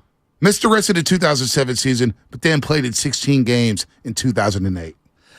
Delhomme was a stud. I always rooted for Delhomme. He was a slinger. I love 17. Love the Raging Cajun. Stephen Davis. That whole team was a lot of fun. Muhammad, Steve Smith. Look at you. Come Such on, a man. fun Dan team. Morgan in the middle. Isn't it kind of Deshaun wild? Foster. Isn't it kind of wild? Like, if you just search these injuries for football players, it's basically Delhomme, Nick Mullins, and then recently Josh Allen had a very in comparison to Brock, a mild version of this injury. It's kind of crazy that this is that rare. It is kind of wild. You would think that more guys dropping back to pass would get hurt while throwing. All right, here we go. 888-957-9570. Biggest offseason needs for the San Francisco 49ers. Baldy's kind of reading my mind there. Center. I think they need a center. After watching Jason Kelce dominate that football game in person and then back on the film, I said, man, SF Bay Drummer just tweeted us about an hour ago. Remember Jonathan Goodwin? I know. We haven't had a good center since then. Centers are so damn important, and I'm glad football fans now, even casual football fans, are learning how important offensive linemen are and defensive linemen. You have to win the line of scrimmage, especially in the postseason. And the Niners didn't do that in the NFC title game. Point blank, they got dominated by the Eagles' O-line. There are differences between the two injuries because Bowman's felt career-ending, right, when it happened. And, they still had a team around him. But I get a lot of the same vibes. I know there's a lot of differences. But when Bowman went down and we lost, it was add injury to insult, right? When Brock went down the way we did and we lost the way we did, add injury to insult. Then you wake up this morning and you hear the real news and you're like, you gotta be kidding me. But you know what's funny? You gotta be kidding me. You know what's funny? It was a 7-7 game with Josh Johnson. And I still thought the Niners had a shot. Roster. I still thought the Niners had a shot. And then the fumble happened right before halftime, and I was like, oh, this game's over. There's no way Josh Johnson is leading a 14-point rally in Philadelphia against that defense. No chance. When you saw the report on the airplane yesterday, because we were Rose apart, what did you think? I said, damn. Well, first of all, I said, damn, Shasky was right. He called it from the get-go it happened. From the moment it happened, he goes, dude, I think that's a torn UCL. That's a torn UCL. Hey, look at him. Look at the reaction. I couldn't believe it. And then we watched him throw that screen pass in the third quarter. God. And it took that ball 15 hours to get to Christian McCaffrey. I said, oh my, it reminded me of Rookie of the Year. Yes. Rookie of the Year. Remember Rookie, whatever the pitcher's name was, the actor in the movie? He was throwing heat. And all of a sudden he lost it. Yes. He had no snap on the baseball. It was like, dude, I got to go underhand. It felt like Brock Purdy went underhand on that screenplay to Christian McCaffrey. And it was like, oh, he can't throw the football. Oh my God, this game is done. Shanahan is going to have to run a Navy offense. He's going to have to run wishbone. Option offense, and the Eagles knew it, and they were 10 in the box. The game was over. But you told me you raised the phone in the airplane. So I was in row 12, seat B. Matt Barrows is sitting left to me from The Athletic, who, by the way, I showed him first because I knew he was a beat writer, even though he didn't say hello. I was like, hey, look. And he actually touched my phone. I was like, Then he gets on his laptop. So I'm like, Shatsky's got his headphones in watching The Sopranos. And I'm sitting there, I'm tapping the lady next to me who's an Eagle fan. I was like, yo, can you get his attention? Get his attention. And Shasky's got the roll on, he's got the headphones on. And everybody, it took me like 2 minutes. It's like, yo, get the attention. Yeah. Brock Purdy, torn UCL. And he goes, I knew it. I knew it. I know it. I And then threw the my lady hands next to up. me I was I like, knew it. she goes, damn, you guys don't have a quarterback still, huh? And she was an Eagles fan. Yeah. She also was like, "Oh, you're the king of Bay Area sports media." Telling everybody else what's going on. So then I get up, right? No, it's a dark flight because people are sleeping. It's a long flight. I get up to use the restroom, and I'm going through it, and everyone's like pointing at their phones. All the Niner fans, they're like, he's out forever. All on the flight. I'm like, oh my God. It was like the news was traveling like it was the 1800s, and it was going backwards as I was going toward the restroom. We all got on that flight, I Niner couldn't believe fans. it. All hear this. Dude. Do that again. All hear this. All hear this. Brock Purdy. Hey, He's out for at least 6 months. You got to save that. Join the war. Whenever we say, hey, Brock Purdy, how Fight long is the he out? Nazis. We need that cut. Save that. Oh, Save my that. God. I mean, the whole flight was like, we got on that flight like we got our ass kicked in a 15-round fight. Oh, bro, everybody. Everybody had some sort of near-death experience at like 7 different stops and going in and out of there. And then when you got the final little like dagger into the heart, it was the Brock Purdy news. And the whole plane left like, thank God I'm home. Dude, it was like Creed getting in a wheelchair after getting beat up by 100%. Drago's son. It was just like, damn, what just happened? We're leaving the hospital just bruised and battered. I mean, like, honest to God, like, that game started off, Fred Warner was on the ground. I said, he's out. He's done. Well, we thought he was done. He was writhing in pain. I'm thinking, oh, my God. He came back in that football game. I was like, thank God. But but that right there, Fred Warner. Think of how many more prime years you think we got of Fred? I don't know. 3? He's amazing. Like, do we Sideline really to sideline. appreciate? Like, we always talk about Bosa. Fred Warner is one of the best linebackers in the history of the Niners. I know. You want to compare him to Pat? Fine. You want to compare him to old school guys? He's in the Wilcox? top 5 right now. He's one of the greatest linebackers in 49er history. He's unbelievable. I don't know how many more of these years we're going to get with him. Bosa. And that's why I keep going back to Brady. Look, man, if you're telling me right now, Joe, that Brock can miss a portion of next year, your best chance to win the Super Bowl is with Tom Brady right now. But what is beating Tom Brady in the playoffs? Interior, deep defensive lines where he could do nothing. When he lost to the New York Jets and Rex Ryan, I know. He was looking behind him. He saw a ghost in that game. Bonte, he's step 1 in a multi-tiered step to try, and he's got to take a massive pay cut. Is he bringing Ryan Jensen with him? Are the Niners investing heavily in the offensive line? I haven't even looked at the free agent for offensive line yet. I'm not there yet. I know. I have no idea. But if you bring in Tom Brady, you better bring in 3 offensive linemen with you. Agreed. And you better bring Mike Evans. Bonte, I asked Niner fans this morning. You're driving around, and like we all do. 10 years, we've got a quarterback with 10 years. Forget that. We are salivating for a Super Bowl. I'm tired of losing in the NFC Championship game. What, I just want to win a Super Bowl. But you know what, Chasky? Just one. I'm going to say this right now. I'll say this right now. I don't know if Tom Brady wins you a Super Bowl. Not the Tom Brady I watched this year. Tom Brady was average this year. Put him with this team and this roster. I don't know. I and still this don't know. complimentary football with this coach. It's a lot. Tom Brady can't move. Tom Brady was throwing in the dirt against the Cowboys. Man, I don't know, man. That fast defense against the Cowboys made Tom Brady look 50 years old. Don't you think he would adjust to our personnel? Like Trent Williams. I would hope how many more years has Trent you got? I would hope so. Bonte, how many more years has George Kittle? Maybe 1 or 2. Debo, Ayuk. Like, maybe you want to 1 or unlock 2. all of these guys' best versions of themselves. You know Tom is in the mix somewhere. I hope. I don't even know if Tom Brady gets you past the Philadelphia Eagles. I don't. In that environment, I don't know. Bonte, they might have the best. Like, let's just say they get Tom Brady. They might still fall up short. I just think it gives you the best chance to beat that team. Let's go to the lines here. 888-957-9570. Xfinity Fast 5 coming up in 9 minutes. 9 minutes. Xfinity Fast 5. Let's go to Vince and Modesto. Vince, what's happening? You're on the roast. Hey, guys. How you doing? Good.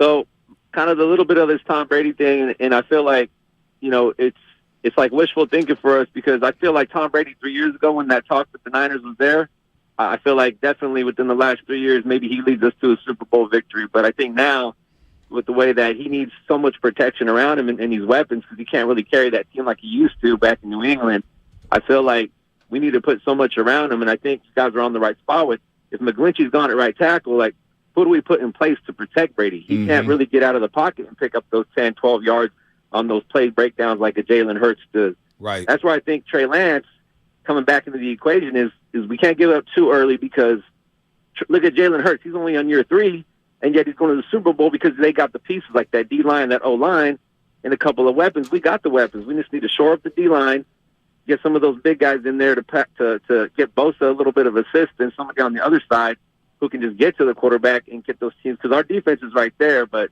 the quarterback situation, especially now, I think the free agent market's a little thin. Who's going to really come in? So I think, Brock's not going to have an OTA. He's going to be basically recovering for the next 6 months. He can still learn more of the playbook, but getting those reps in, I still think Trey's our guy. Brock comes in as a 2, get a veteran QB at that 3 spot, and just kind of go from there and just see how we go, because our defense can definitely carry us. I mean, look where it got us this year. Good call. Very good phone call.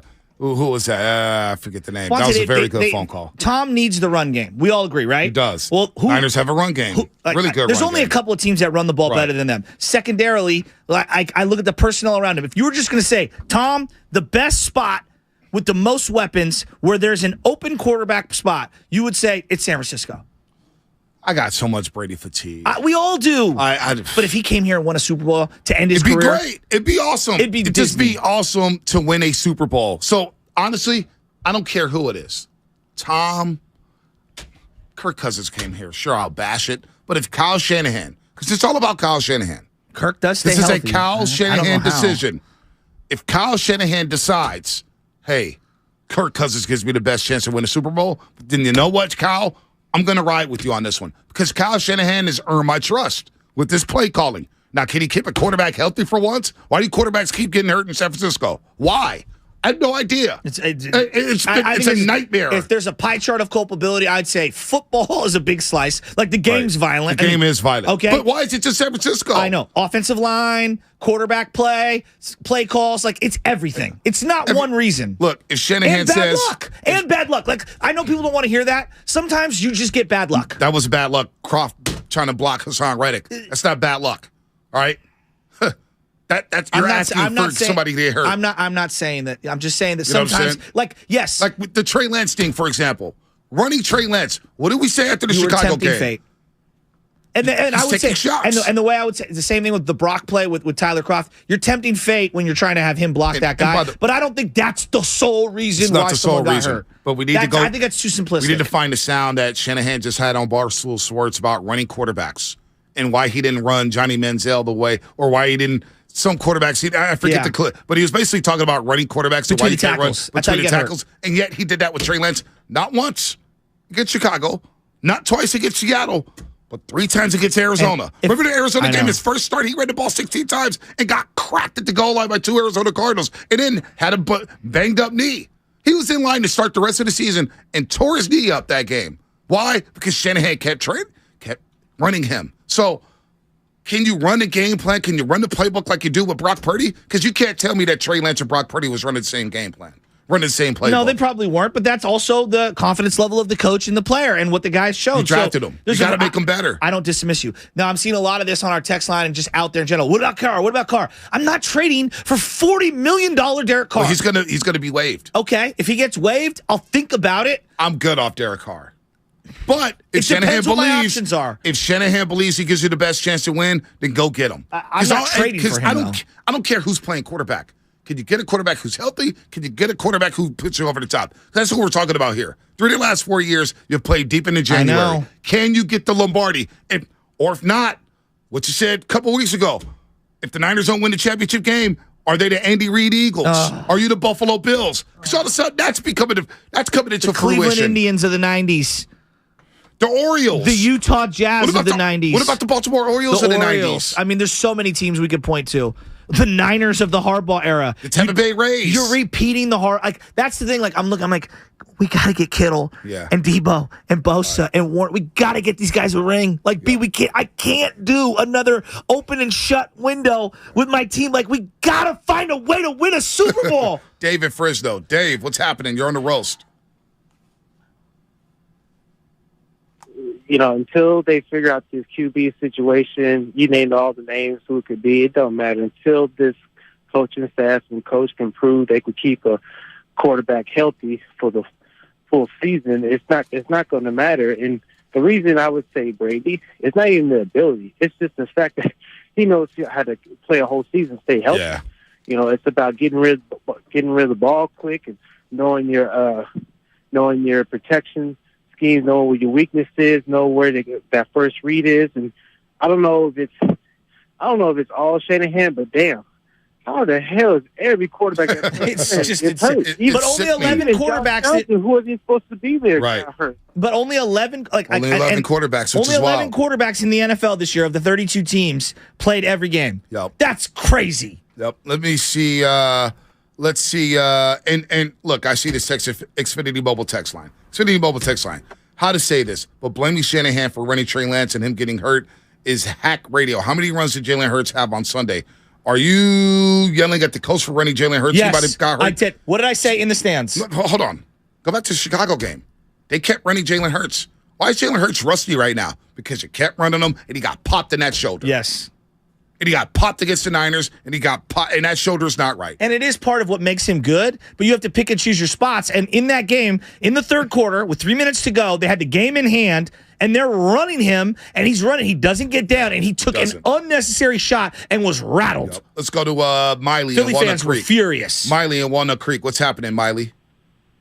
Hey, love you guys, man. Thank you. I wanted to tell you, give a little context on Trey. Everybody keeps talking about Trey based on those first 3 games or whatever it was. But that's week 3. You put Brock in there, he's not going to have the full playbook either at that point. Right. I agree with that. So Brock had weeks and weeks and weeks to get the playbook down in order for Shanahan to open it up for him. And I bet you Trey Lance, if he never got hurt, by week 10, 11, 12, that playbook would have been wide open. Hey, guarantee it. Hey, great call, Miley. And another thing, Trey Lance in 4 starts had George Kittle available for 1 start. And that was a Houston Texans game in a game the Niners had to win. And he looked good in the second half in that game. Looked really good. He looked good. Really good, Yeah, right? yeah. He struggled in the first half, but I just watched Brock Purdy struggle in 3 straight first halves.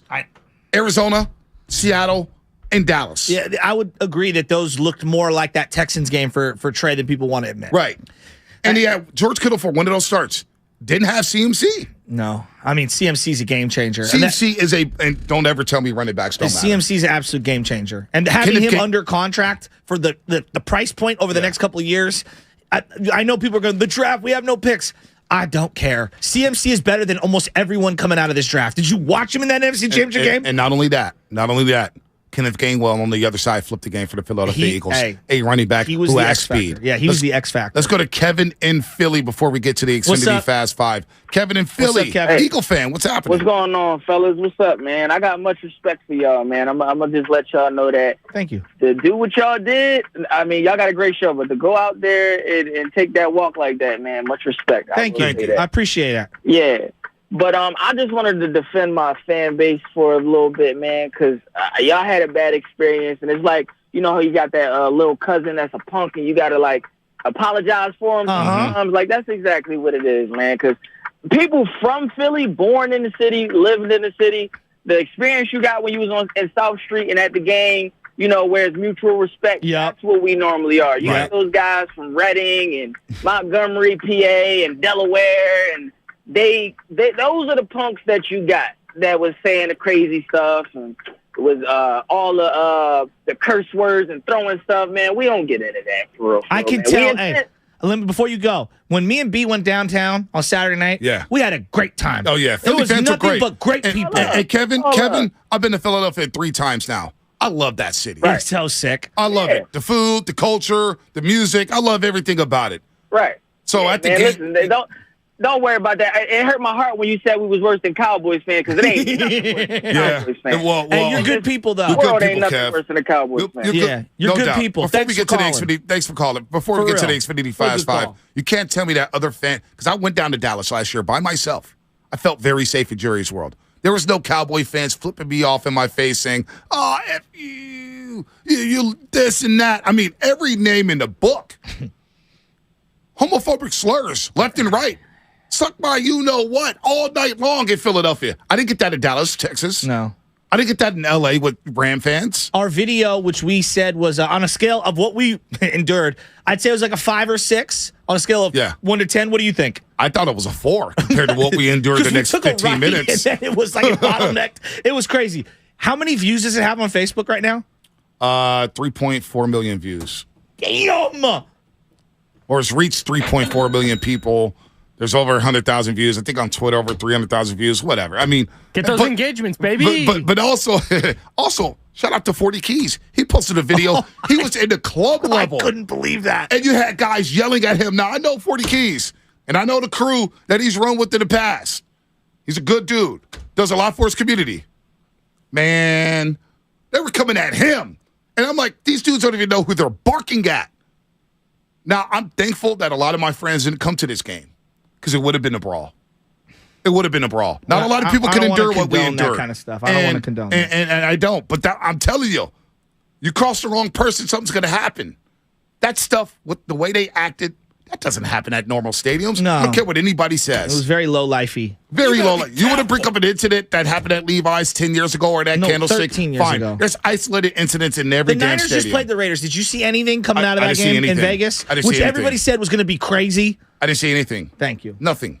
So don't tell me it happens at every single stadium. People yelling in your face, calling you names, and it's the women too that do it, and they put the camera phones in your face. Dude, a lot of punk moves. I couldn't believe. I couldn't believe it. So a lot of not Kevin in Philly because he sounds like a really good fan. Yeah. And around our section, there was really good fans. Fonte, when we went into Mitchell and Ness, they treated us like kings. Yes, they were so good to us in Mitchell. By the way, I want to tell everybody. Shout out Mitchell and Jason Ness Dumas. is one of the coolest spots I've ever. We walked right by it, didn't even know it was there. Didn't even know it was there. There was a hole in the wall. Shout out Jason Dumas. So cool. Hooked us up with the plug. Yeah, dude, we got some downtown tote gear. Philly's sick. They fit like a warehouse worth of stuff so into sick. a 40-foot by 40-foot closet. I'm not a Yankee fan. I'm not a Royal fan. I'm not a this fan. Every jersey I wanted. They had these wool baseball jerseys. The Johnny Bench Cincinnati Reds jersey. I swear to God, I almost bought it for my dad. It was a Johnny Bench red, like it was gray. Wool. It was so. It was so sick. They had the Earl Campbell Houston Oilers jersey, the Eric Dickinson Rand jersey. They had some All-Star basketball jerseys. Yeah, that was sick. Oh, they had a Dennis Rodman. I was like, I almost want to get this. You go on NFL Shop and the authentic jersey is like $300, and that $300 sounds steep. You go into Mitchell and Ness and it's $325 for the worth authentic every penny. throwback. And they're like, I'm that's spending. not bad. It's not bad. I'll do that. They had penny. Rick Barry, Oakland Oaks jersey. Yeah, I know.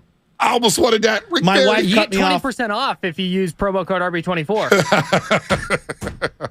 That's a 4. And with that said, I heard it doubles up. You can use it in the shower. I was day drinking. And with that said, it's time for the Xfinity Fast 5. We'll get to that in just a second. Look.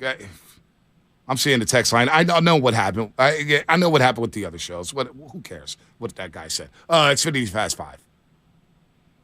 It's time for the Xfinity Fast 5.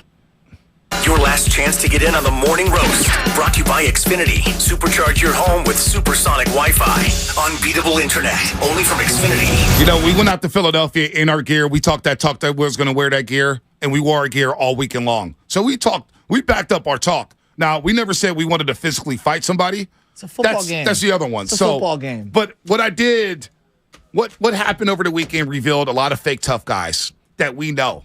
A lot of fake tough guys who used to work here. And I'll just leave it at that. Xfinity Fast 5. Let's go to Rich in San Jose. Rich, what's happening? You're on the roast.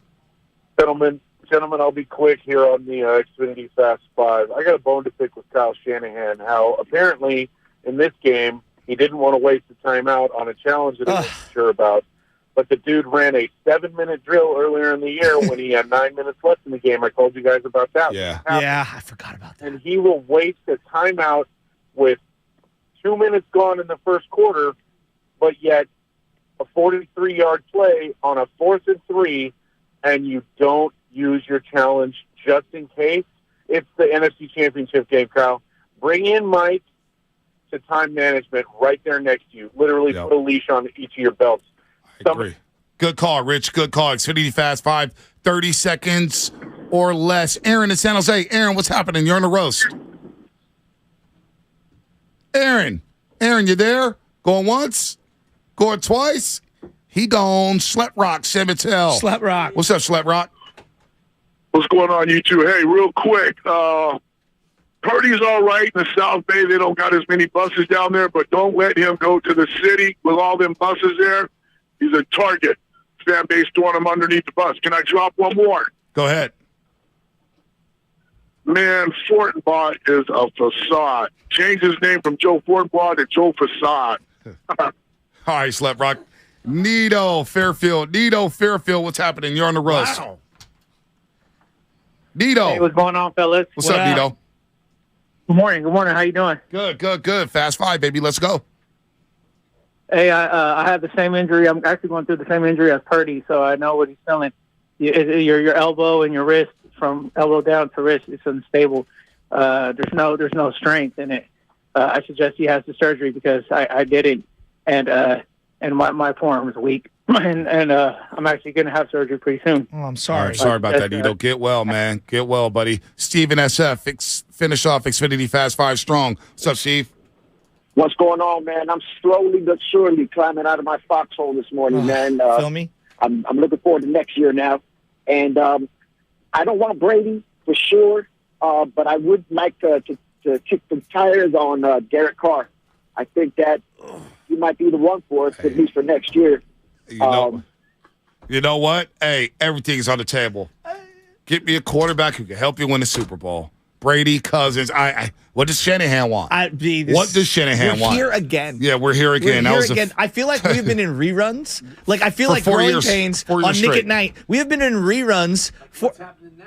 Yeah, I mean, that was Fast Five, brought to you by Xfinity. Supercharge your home with supersonic Wi-Fi. Unbeatable internet only from Xfinity. You are listening to 95.7 The Game, KGMZ FM in HD1 San Francisco. Always live on the free Odyssey app. Download the Odyssey app and favorite 95.7 The Game for the best and most up-to-date sports coverage. And do not forget that you can also watch us every single day on our YouTube and Twitch streams. Just log on and search 95.7 The Game. Be sure to like and subscribe to the channel while you are there. Willard or Dibs in the building. This will be a pretty quick changeover because Dr. Narab Panya is joining the show at 9:30. Actually, he is a busy man, and he will be at 9:45 now. So he's coming. Yeah. Emergency Pandia will be happening. Yes. Emergency Joe Thomas is happening on the show today too. Great. At 10 a.m. an hour from now. And But just a quick clean you guys up. don't need to go anywhere unless you want to. No, you guys hang out. He's got a video shoot. Don't you blame it on Doc Pandia if you need to be somewhere else. I got to be somewhere You too. take accountability. Just so you know, on your way anywhere to go. on the way toward the Then you door, stay. you'll be showered with beer, hot dogs, and racial epithets. Apparently, that's what we do. Which apparently happens at every stadium. Well, again, Let it go. Let it go. Let it go. No, I'm not Shut letting up, anything Frozen. go. Screw that. First of all, to Schlep Tired of taking the Rock, high road around here. it's Fraudenbaugh. It's your boy Guru. If you want to disparage Joe Fortenbaugh, it's Fraudenbaugh. Or Fadenbaugh. Fadenbaugh, yes, when he's losing picks, but he did have Philadelphia in the first half. So he made it well known. Of course he did, yes. But in terms of it happens at every stadium, I haven't been to every stadium in road gear in an NFC Championship game, but what I saw that you guys endured and all the Niner fans that walked through that gauntlet, beyond disgusting. It's ridiculous. Yeah. Okay, I was thinking about this, and I was telling him, because we had a lot to think about on the plane. I was like, all right, we just had Cowboys-Niners. Now, the Cowboy fans are the most obnoxious that we think, right? You know, Niner fans think that Cowboy fans are the most. They think that about us too. But I know, go but like, ahead. Yeah. I walk through that parking lot all the time, and I was thinking, like, if we pulled anything even close to that, it would be all over the news, and it would be wild. Secondarily, I watched Giants-Dodgers, the biggest rivalry on the West Coast for baseball, and maybe it's different because it's baseball, okay? I'll grant you that. Right. I watched them beat us in Game 5, and I watched Giants fans have to sulk it up, get up, and be like, you know what? Good game, and walk out. No issues, no problems. This just happened. What was it, like 2 years ago? Yes, but we do need to remember Brian Stowe, for example, and also there was 100%. Dodger fans who got killed here. So it has gotten ugly. It has gotten violent. But in terms of like the general treatment That's of what the I was going opponent, at, yes. because you guys were just walking through on a Sunday afternoon at 11:30 our time, 2:30 Eastern. And the thing that everybody in Philly said, the normal Philly fans, you know, the rational ones saying, that's just the way we do it out here. So it's not just a one-time thing. That happens every single home game. That's Actually, terrible behavior. It's funny you just said that because I was texting I got one. You know how we've all got people on the other side. Like, I got a buddy. He's been a buddy for a long time. He's from Philly. He's an Eagle fan. And I waited 24 hours because I couldn't text him the day of the game. I feel you. But let's emotionally get through it. And then yesterday, I'm like, hey, because he went. He took his son out to the game. He was there with you guys. He hit him with a hot dog. And I was, I was just like, I waited for a day because he lives down in Southern California. I waited for him to do his travel, get back home, and then I hit him and say, It's hey, a man, long travel. congrats on making the Super Bowl. And apparently he was sitting somewhere near where he could see Joey Bosa in Bosa's suite. So he had taken a picture of Joey Bosa, and this is how it went. I'm like, congrats, brother. He's like, hey, thanks. That could not have been fun for 49er fans the way that played out. And then he sent that picture and he goes, hey, you recognize this cat who was sitting near us?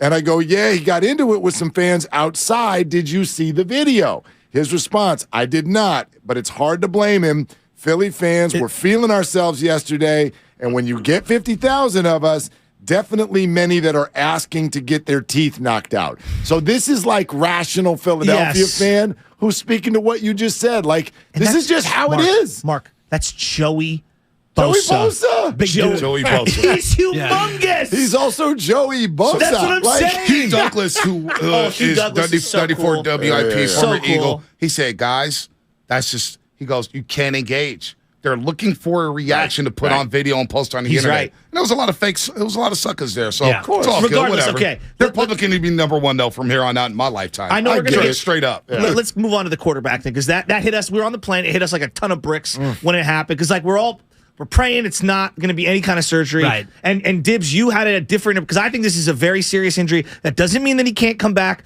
These timetables. I'm worried that they're going to have to slow play this because this is this man's career. I'm worried about him. Like I'm legit. I'm freaking so worried about him. And I'm thinking to myself, God, this is such a sucky injury. You think he's going to be just fine? He'll be fine. And my thoughts go out to him because he's not a pitcher, and we don't have to worry about 12 months, and then he's going to have to soft toss and long toss the and all the Johnny rest Cueto. of it. So my only concern is whether or not he gets bad advice to prolong the surgery like Jimmy G did. Jimmy G slow played it. Oh, maybe he gets better. The surgery timetable was late, and he wasn't ready. If Brock Purdy gets surgery in the next, let's say, 2 to 4 days, he's back in 6 months. He's back in time for week 1, maybe. And in the meantime, Trey Lance, it's your time. Yeah, let's go. I'm with you on, first of all, I don't know why he would hold off. They already said yesterday he's having surgery. It's just which kind of surgery is he going to do? So I don't think there's going to be any slow play on the surgery. I'm also with you, like, Bonte Joe, I feel where you guys are at and what you're saying about everything's on the table. I get the emotion. However, I don't think everything's on the table because the names you guys are bringing up are not stopgaps. I get the idea of a stopgap. Like, is Brock ready week 1? Do they actually like Trey Lance? To me, that's where the conversation lies. You guys are bringing up names that are like 6-year names. Not Brady. No, who's Brady's a 6-year not. name? Well, you guys brought up Kirk Cousins. I've heard Lamar Jackson's name. Yeah, I just threw Lamar because I was saying that's a name Niner fans are going to relate to. Those guys are not. You Those don't guys have the are trade capital to get Rodgers. Those guys are not coming to the 49ers to like be a 1-year guy or a half a year guy. Like, I just feel like it felt odd to me, and I don't mean now you guys, but many of the fans I've talked to, it felt odd that 72 hours ago we had the report that the organization is moving forward with Brock Purdy as the starter, and most people were like, I think we get that. We're cool with that. And then 6 plays happen, and an injury happens, and now we're like, back to square one? I don't think we're at square one. It's an unfortunate injury, but I very much stand here today and believe that Brock Purdy is the starter of the 49ers. He might be out, and whether Trey Lance is well, a if Trey Lance stopgap. plays the first month and Brock comes back and Trey's playing well, do you go back to Brock? No, you stay with Trey. You deal with that at the time. Yeah, But Brock also should not be out until October. That should not be the time. Nobody's out until August, and then when August comes and you get that first preseason game, he won't be ready to play. He might be ready to get a little bit. It really comes down to how does Trey Lance look in April and May and June to me, because if he still looks like he hasn't done what he needs to do to be QB1, then we get to April, May, June. Now we have a different conversation. This is what I think is interesting about Trey Lance.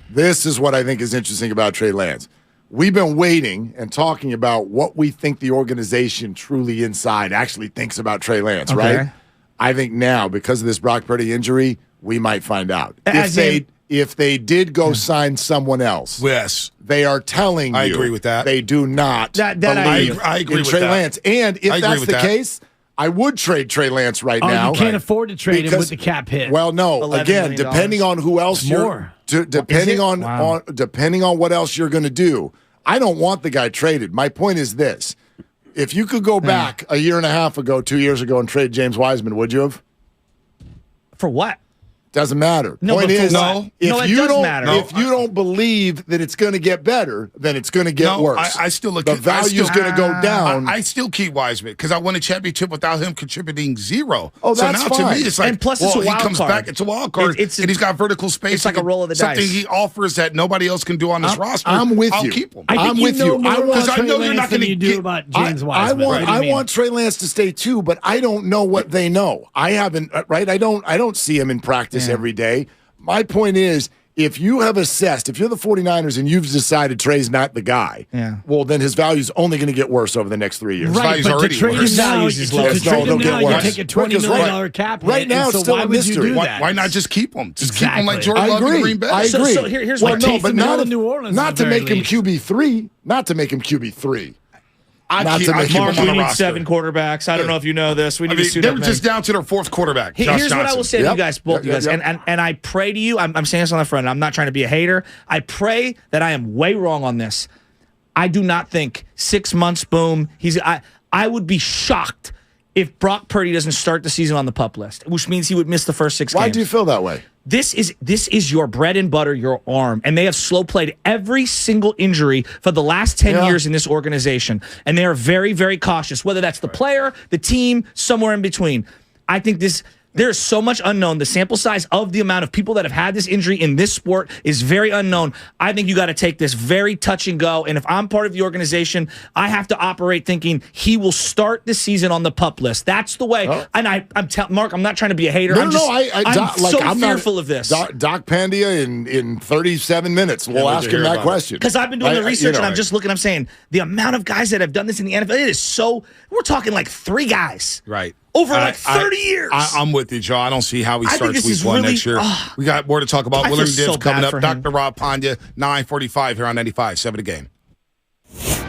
They're longtime friends. Let me tell you something real quick about Dibbs that I'm sure not everybody knows. And first-time partners. Hang in there, big guy. There'll be brighter days ahead. Now, these 2 homegrown Bay Area boys finally come together to take over sports talk. Get the hell off of my doorstep. Major League Baseball, you stink. It's Willard and Dibbs on 95.7 The Game.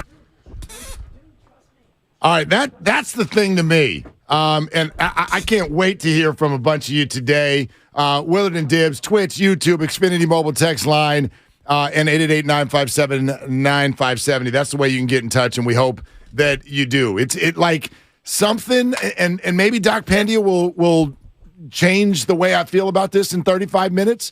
I did watch, he put out a cool social media video yesterday.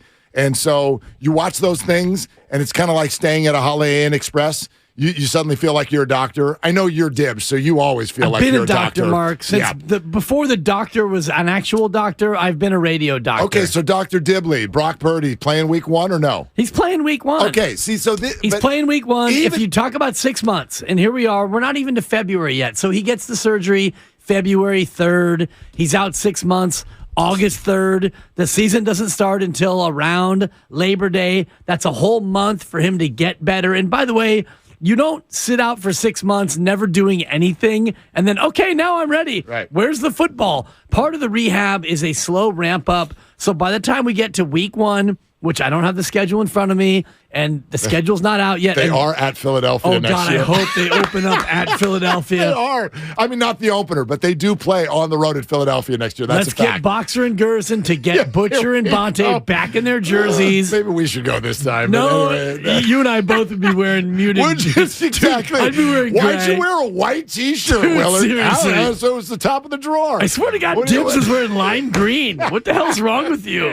I don't have the same. Maybe I'm older, and I am older. You're older, but I'm at the point now where I look at what Joe and Bonte did, and it's like, good on you, boys. Congratulations. Them. No, I would do good it. for them, not good for me. No, I'm not letting some jabroni from South Philly hit me with a hot dog. I'm just not. I just laugh at people. I laugh at people. Like, honestly. And I don't mean this about, we do too much of this. The Eagles fan base, like I told you, I texted with my buddy who's an Eagles fan. He's not like that. I know multiple Eagle fans. and they're not throwing hot dogs at anybody at any point in their lives ever, at a game or anywhere else for that matter. Well, you got bad friends then. Thank you. The people who do this stuff, like the game ends and they go back to those lives that brought them to that level of anger and mentality, and it's just like, good Lord, like, good on you. You won a football game. You're a hot dog thrower. Like, what the hell? What are you doing? So anyway, 9:45. We may have to move that up. Bandy, actually. I've got a what are you doing? Do you? Yeah, maybe, I have a big what are you doing? And I'm so sick exciting. of it. It's That's a joke. exciting. But anyway, back to the issue at hand is look at you. Thank you.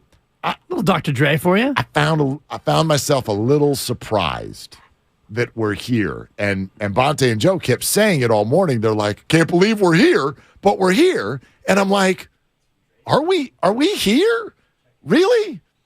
I guess we're here. I didn't feel like we were here. And here's what I mean by here. We're here and you're there. I'm over there because go back to Saturday with me for just a second. Can we go back to Saturday? I ref 9 games, Mark. My knees hurt. Okay, go back there. I hit Nahegian's kid. You did? Yeah. Nahegian? Yep. Well, yeah. Sorry. I think I hit him for 3 fouls. All earned. Yeah, exactly. You're like a raise would help that. Look. You foul him out, you're gone. Go back to Saturday. We're sitting here talking about sourced reporting that the 49ers believe Brock Purdy is their future starter. We are also not hearing any fan in the world argue that. Nobody would disagree with that. We're also watching Brock Purdy, a man who has never lost a football game. Again, it's Saturday. He's never lost a football game. The 49ers on the inside, based on reports, are that Brock Purdy is our future starter. We've all said for weeks, if he makes it to January 29th, he's the starter. That's the guy. Those are all the things we knew on Saturday. Then he went out and conducted 6 plays, and someone hit him in the arm. Every doctor has come out and said 5 to 6 month injury. Okay? Estimate, 5 to 6 month injury. A bunch of you have processed those facts. You have put them all in a bucket and decided the 49ers need to start over at quarterback. Huh? What? Like, wait a minute. Did Brock die? No. Or did he just get hurt? I think you're all suffering from PTSD. But he got hurt, and you don't know if he can come back. You don't know what the rehab will be like. You don't know if he can come back in 6 months. There might be a setback. There might be an infection. There might be a case where he's not ready to go in 6 months. Is that not true then about Trey Lance? Why is everybody assuming that Trey Lance is going to play football next year? Well, they're not, and that's why many people aren't looking at Trey Lance as the guy to take his place. They're looking outside the organization because a lot of fans don't believe in Trey Lance, and a lot of fans aren't sure about Brock Purdy and his ability to get better, so they're looking elsewhere to find a quarterback who can take this turnkey roster and make them relevant until Brock is ready or Trey's eventually ready. We're getting a lot of messages also about, this is a serious injury. We don't know what the recovery will be. Look, first of all, Tommy John surgery, which I don't think is what Brock is probably going to have. That's very rare for NFL quarterbacks. Jake Delhomme did it. Did Jake Delhomme come back? Sure he did. By the way, you know this. There's a weird thing going on in college sports, even high school sports. This is a baseball thing, but guys are almost being encouraged when the elbow starts hurting to go ahead and get the Tommy John surgery now because you're going to come back stronger. But that's 12 months. That's a 12-month thing. Yeah. This is a 6-month thing. I guess my point is this is not an injury that traditionally ruins careers. I feel like a lot of people are acting like we don't know if he's ever going to play again or if he's ever going to play the same way again.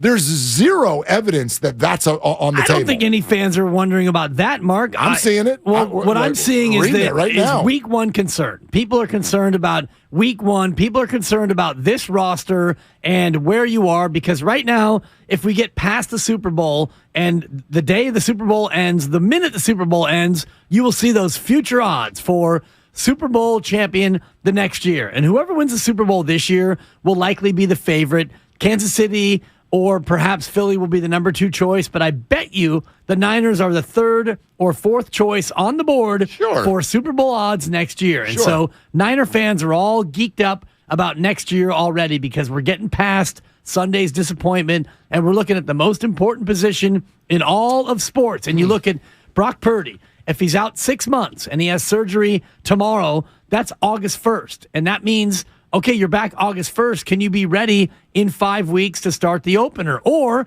is Trey Lance and his ankle, surgeries twice, by the way, wants to fix it, wants to fix the fix, which is natural when you put a plate in a guy's foot, wondering if Trey Lance is A, healthy enough, and B, good enough, or is it door number 3? And door number 3 is where many people want to go because inside that door, you've got a 46-year-old GOAT, you got a 39-year-old ayahuasca taker, and you've got a wide variety of other possibilities.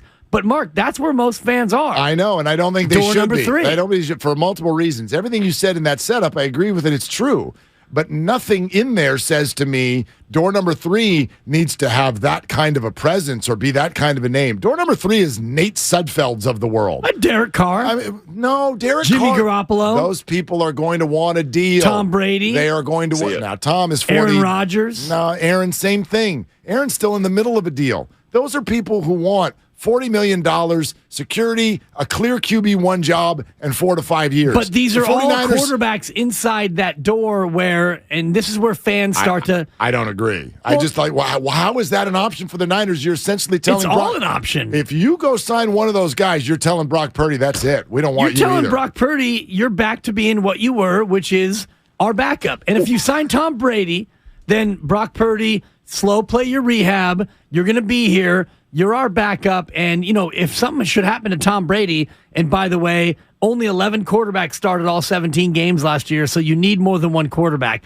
If you sign a quarterback from door number 3, to me, the real interesting thing is, what do you do with Trey Lance? Because Trey Lance becomes QB3. So if you choose door number 3, Trey Lance is no longer QB3. He goes elsewhere. Sorry to use the trigger it's word. well used, actually. He's irrelevant. It's well used. So I would advocate they don't do anything. Agreed. And if you want to sign a third quarterback and you need a third quarterback, sign somebody, and I'm not saying they should sign Andy Dalton, but somebody of that ilk. There you go. We're on the same page. An Andy Dalton kind of quarterback. We're on the same page. Somebody who could be QB1 for a while, but really is QB3. I mean, here's the other side to it. Let's say Brock Purdy does miss 2 games, something like that. 3 games.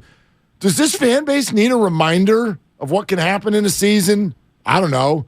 After the first month, you were 3-4 this year and didn't even know who Brock Purdy was. And you ended up in the NFC title game in a 12-game win streak. I guess that's my question. My question isn't, why are you worried about the injury? Of course you are. My question isn't, is he going to be ready for week 1? That's for people who know health, and that's for his body and how. I don't know. Doc Pandia, 945. But I feel like a bunch of people have gone from, he might miss week 1, and they've processed that as, we got to go a completely different direction. No, calm down. No, you don't. Agreed. Yeah. Brock Purdy is going to play next year. Sooner rather than later, and maybe the whole damn year. Maybe Trey Lance plays the whole year. Maybe Trey Lance plays. And I agree with you also. If the 49ers make a big swing in a different direction at quarterback, the news is not Brock Purdy's arm. The news is Trey Lance, you out. Right. We don't like you. We don't think you can play.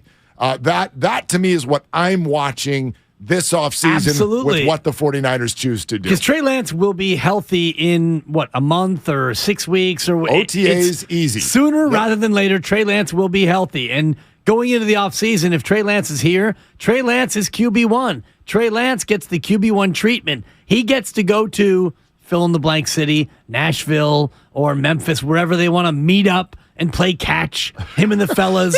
It's going to be Trey Lance. Yeah. It's going to be Lance, Kittle, Ayuk, Debo. It's going to be the fellas playing catch. Maybe Jawan Jennings shows up third and Jawan, and Trey Lance is going to be that guy. Brock will be on Trey's scooter, Brock even though will be it's his arm. lefty. Yeah, exactly. left-handed. Yeah, exactly. Be the Uber driver. So at that point, Trey Lance is QB1. But if we get to March, if we get to April, and we get to May, and we're getting closer to the NFL draft, and you start to hear that, oh, geez, the Niners aren't sold on. The Niners are looking at maybe a late-round QB to be the next Brock Purdy. Then you know what you need to know about Trey Lance. Here's something that I haven't really heard anybody bring up also on this conversation. We'd love to hear from you. Your quarterback perspective on the Niners, 888-957-9570. We will take your calls prior to getting to Doc Pandia, Emergency Pandia, coming up in 23 minutes on the Brock Purdy situation. Keep it coming on the Xfinity mobile text line, Twitch and YouTube as well. Good morning here on Willard and Dibs. But here's the other thing I'm hearing a lot of people do. We went from one day where people are crying in the locker room because they're free agents. You got McGlinchey. You got Jimmy Ward using the word they. He's been doing it all year long. We'll see what they do. It was fun being on that team. Whatever all the words he used. And it's weird and it doesn't sit well. I get it. Different pronouns from Jimmy Ward. Big free agents on this team. And the number one advantage the 49ers have over the league for the next 3 years is financial. There's a massive jump in the cap that was announced yesterday. It's north of $20 million in the jump in the cap. And the 49ers are going to have the opportunity to spend less than 10 of it on two potentially viable quarterbacks. One we know for sure. That's a massive advantage. And all I hear are a bunch of you signing up to give the advantage away. Just give it away. Let's go get Aaron Rodgers for $170 billion. Tom Brady for $30 million for 1 year. That's it. That's it. Like you're literally going, all right, Brandon Ayuk, I'm not sure if we want you. That I want y'all to understand that that's what you're saying. When you do this, oh, everything's on the table. We got to get Kirk Cousins or Derek Carr. Okay, Ayuk, peace out. Like, but you said the cap is malleable, Mark. Well, that's true. It's always movable if there is a give and take between the players. But at a certain point, what do we also know? In the NBA, Joe Lacob can spend whatever the hell he wants. He can keep all of these players, but he's not going to because it's irresponsible. And that's not the way successful organizations run. So I don't know if it's Ayuk or whatever. The point is that you have a massive financial advantage right now, and you can use that money for all those things you guys were all calling about yesterday. We need a right tackle, and we need a defensive tackle to replace Kinlaw. Need a center. Great. Get that. Not another quarterback. No doubt. And you look at the draft capital they have and the list of Niners picks. They have nobody in the first. They have nobody in the second. They've got 3 thirds, 3 fifths, and a bunch of 6ths and 7ths. So in terms of like real game-changing draft picks, DeMeco Ryans news coming soon. But yes, yeah. Now, do they get a third this year for that? Good question. I'm not sure. I know it's a third next year. You get 2 thirds. Right. I wasn't sure if they got a third this year. Might but be this year, next year. I don't know, and that's not done yet. But right anyway, now, you sorry, got pick 99, 100, and 101. So slap on 102 to the end of that list. Okay, great. You've got 4 picks at the end of the third round, and they've done well in that spot. But in terms of real game-changing pass rushers, you're not going to find one. A game-changing tackle, you're not going to find one. You're going to have to find supportive pieces. So free agency would be the way to go about that. And if you spend $30 million on Tom Brady, for example, you're not going to have the cap room to go out and improve your roster. And also, the guys you need to sign to keep, guys like, Nick Bosa, who's up for an extension, you want to give them their money as opposed to a stopgap QB. I mean, I'm open-minded enough to go, okay, look, Brady is sort of different. He's over here. And the reason he is, even though I think Brock Purdy played better football this year than Tom Brady, if we're going to acknowledge that we don't know where this Purdy injury story is going to go, Brady, I guess, becomes potentially kind of mildly, I'm not there yet, but is there a scenario where he becomes interesting because he, in theory, has always wanted to play for the 49ers, so would he come for a lot less money and it's 1 year? No, is the answer. Yeah, probably not. although he's taken pay cuts throughout his career. My point is you guys are going to Derek Carr or Kirk Cousins. Those dudes are getting money. They're getting money. Jimmy Garoppolo is going to get money. Years. Tom Brady, that's different. So, according to reports, Brady is probably going to be in the $30 million a year range for 1 year. Yeah, I'm out. I'm out. Out. You got to do it right. I'm out. Thank you. Sponsored by CalHope.org. Look, it is still the Red and Gold Reaction. Nice win by the Warriors last night. We'll get to that too. Red and Gold Reaction is brought to you by Zenni, the official eyewear of the San Francisco 49ers. Shop from over 3,000 styles at 80% off retail prices exclusively at Zenni.com. It is Willard and Dibbs. We're looking for your calls on this. What do you want to do at the 49er quarterback position this offseason? 888-957-9570 is the number. Doc Pandia in about 15 to 20 minutes. Joe Thomas, top of the hour on 95.7 The Game. It's the Red and Gold Reaction on 95.7 The Game. Don't come at me with Kyle Shanahan was the reason they lost. No, Kyle Shanahan is the reason they got here. Yeah, no doubt about it. He should be the coach of the year. Brought to you by the SF Sheriff's Office. Your future begins here. Life is uncertain. It's okay to feel stressed, anxious, worried, or frustrated. CalHope can help. Access CalHope's free and secure mental health resources. Call 833-317-4673 or live chat at calhope.org. So, the other day, I bought an extremely chatty... Boring story time. Make that an extremely catty cockatoo. You're welcome. Apparently, the pet store won't take it back. But hey, I'll manage. I love that for you. Just like I manage without home internet. No, you don't. Sure, my mobile hotspot is slow and makes streaming shows unbearable. Aw, Birdie likes to stream. But I'm making do. Oh no, who's this? My lady friend. It's mating season, duh. No home internet? It's not that bad. No, not there. It is that bad. Don't settle. Get Xfinity Home Internet for just $19.99 a month for 1 year with a free streaming box. Call, click, or visit a store today.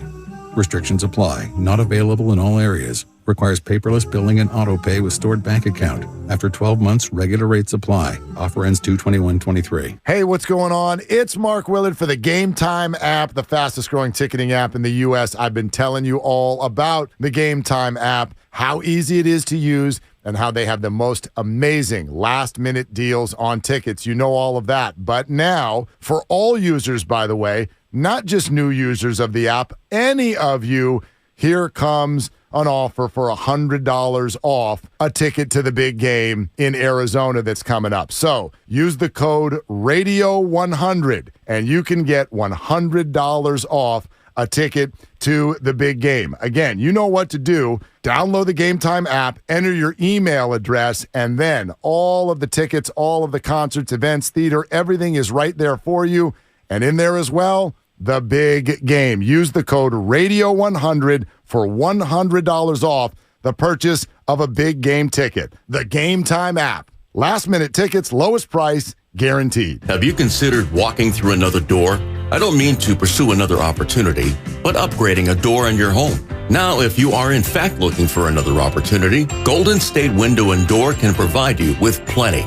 You can create renewed function and design for use indoors and out. You'll find modern options like Marvin's Elevate In-Swing French Door, Barn Doors by Trustyle, or Anderson Big Doors that welcome in natural light. Golden State Window and Door features a variety of materials, sizes, and glass options. You can get inspired by the many possibilities when you visit goldenstatelumber.com. Click on virtual tours and you'll discover beautifully planned displays of doors and windows of all kinds that will spark your imagination. Then talk with our builder or designer to see what might be a good fit for your home. Serving the Bay Area for 3 generations. Golden State. When you succeed, we succeed. Business owners, you may be eligible to claim the Employee Retention Tax Credit, a payroll tax refund from the United States Treasury, applicable to businesses who kept employees on payroll during the pandemic. Contact Paychex to see if you qualify at paychex.com/ERTC. Paychex is proud to have helped more than 45,000 businesses secure over $9.2 billion in ERTC claims, an average of $190,000 per business. Paychex.com/ERTC. All guests appear on the Bud Light guest line. Bud Light. Easy to drink, easy to enjoy. 21 and over. Please enjoy responsibly. I studied Spanish in college and never got fluent. But then I tried Babbel. Want the most effective way to learn another language? In just 15 minutes a day, Babbel's bite-sized lessons will have you learning another language in as little as 3 weeks. Babbel gets you speaking quickly about things you actually talk about in the real world. University studies have shown that using Babbel for 15 hours is equivalent to a semester of college Spanish. If you want to learn a new language, there's no better way than Babbel. Go to Babbel.com to try Babbel for free. That's BABBEL.com. Without the ones like you, who work tirelessly to keep things running, everything would suddenly stop. Hospitals, factories, schools, and power plants, they all depend on you. No matter the weather, emergency, or time of day, you're the ones who get it done. At Grainger, we're here for you with professional-grade industrial supplies. Count on real-time product availability and fast delivery. Call, click Grainger.com, or just stop by. Grainger, for the ones who get it done. Chris, this needs to go to Parkville by 3. Joy to the holiday packages that keep coming at Jimenez Couriers. It's coming your way, but the drop-off location is changing. She needs delivery drivers with the gift of punctuality. Anyone looking to pick up some overtime? Anyone? Indeed can help her hire great people fast. I need Indeed. Indeed you do. We instantly connect you with quality candidates whose resumes on Indeed match your job description. Visit Indeed.com/credit and get $75 towards your first sponsored job. Terms and conditions apply. Streaming only on Peacock. From the mind of Ryan Johnson, the writer-director of Knives Out. Miss Gale, you've got this gift. Always known the truth. I only know if something is a lie. The real trick of it is to figure out why. Natasha Lyonne is Charlie Cale. It wasn't an accident. I think there's been a murder. You watch too much Dateline. A new 10-part mystery series. Wolves on my fender. I gotta keep moving. I have been kind of a death magnet. Poker Face. Streaming now only on Peacock.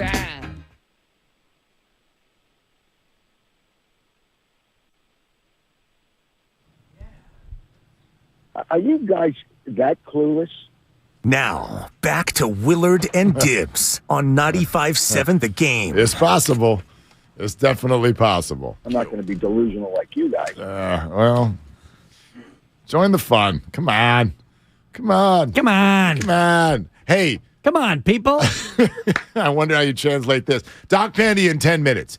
He's going to come on here. He's going to come on here, and he's going to change the entire tenor of the Bay Area conversation, because he's going to walk in here and he's going to tell you that the starting quarterback for the 49ers next year is going to be Brock Purdy. I think. Anyway. I'm going to ask him, too, about my arm issue. Do I have UCL? Oh, please. Do you? Yeah. It's this damn baby, Mark. She keeps gaining weight. Well, and I go to hold her, and it's like, man, my arm hurts on the inside part of my elbow. How old's the baby? How old is she? She's 5 months. She's blowing up, dude. Your arm hurts. She's getting big. Holding a 5-month-old baby.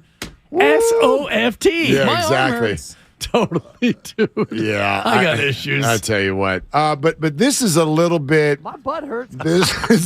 This is the other part of the game Sunday that I think is still in people's minds, and we had a conversation in Changeover 2 about it yesterday, and so I wonder how you translate this. Hot dude. We didn't get to it. 888-957-9570 would take your calls. Doc Pandy in 10 minutes. So this is about the non-Red Hanky Devontae Smith catch opening drive. Joke artist. So everyone's had their opinion. Should you throw it? Should you not throw it? Oh, gosh, if you see everybody running to the line of scrimmage, throw it. That whole thing. But one thing we barely started to touch on is that damn earpiece that the head ref has. And you mentioned the league office looking at video on every play. And players have started to talk this year about, hey, officials keep making calls, and then all of a sudden, out of nowhere, they're huddling, and they're coming out, and they're switching the call before anybody's thrown a hanky. Now, you can still throw the hanky and review whatever you want, but what is it that's making the officials change a call on the field before anybody has done anything? What is that? So a lot of people are going, okay, is somebody talking to the refs in the ear like, yo, we got video, and you guys just blew that call? And so that's what a lot of people think. I have no idea. You're Mr. Rulebook. Yeah. Is that allowed or not? Like, is this part of the deal officially, unofficially, where league office can whisper into head ref's ear, y'all missed it, change the call. Is that part of this officially or no? It's an unofficial thing, and it depends on the certain circumstance of the call. Like in terms of a garden variety flag or no flag, if you throw a flag on a play and the referees huddle, you might be able to get word of, hey, guys, you want to pick that one up. That was not, like we saw that in the 49er game, where there, or maybe it was the Dallas game, where there was a helmet-to-helmet where Dre Greenlaw leaned down and they called it, right? And then they huddled. That's a flag, though. That's not a reviewable. That's not a reviewable on a thing. flag, you can huddle, and then you might get word of, guys, I think this is a bad flag. You may want to pick it up, and they can pick it up. In terms of a review, where you have a system in place, and the system is the coach must challenge the call. It was not a scoring play. It was not a turnover. So the league is not bound by the same sort of rules of we need to like step in here, because if they do that, then why do we have the challenge system in the first place? Fair. So they're not bound by it, but are they allowed to do that? Because I think that they're allowed to do it, but they don't do it. We're all under the impression that they are doing it. Take a listen to what Kyle Shanahan said after the game when he was asked why he did not throw the red flag. Because the replay we saw didn't definitely show that. We saw one up on the scoreboard. I was going to throw one anyways, just to hope to take the chances, but they showed one up on the scoreboard that didn't have all the angles you guys saw, and that looked like a catch. So we don't want to waste the timeout, which we definitely would have if we didn't see that. But then I heard they got a couple other angles, and you guys end up seeing later that it was not a catch.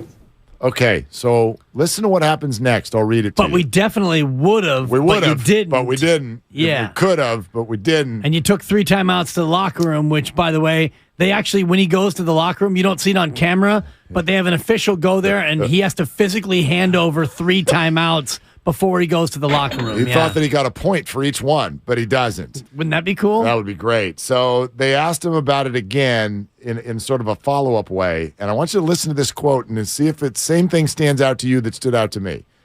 Quote, like kind of asked, like if you could do it all over again, you know? And stuff. He goes, quote, I wish, but I mean, there's people. I mean, I think the NFL can do that. If they can see it, they're supposed to do it.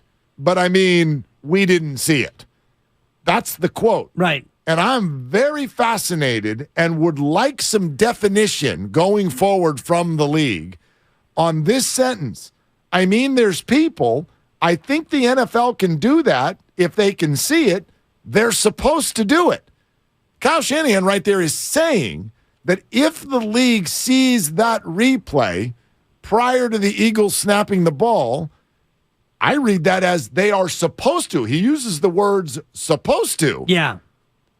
Say something into the ear of the head ref, drop ball, or whatever, and stop the play from happening and reverse the call. That's how I read that. No? Well, and there's 2 things here. One, are they supposed to do that? And do we ever see them actually do that in this situation? And the second piece of it is, how soon did they see it up in the booth? Because they have access to every camera angle and every replay. Do we know definitively that in that moment, the person in New York saw all the replays and saw the one replay? Because all we saw on TV was, wow, one-handed grab. And we saw 4 different replays, and the 4 replays we saw on TV were, that's an amazing catch. It wasn't until you got that one angle from the end zone behind where you could see the ball moved. And by the way, the ball didn't move a ton. It was a pretty close call that had Kyle thrown the red flag,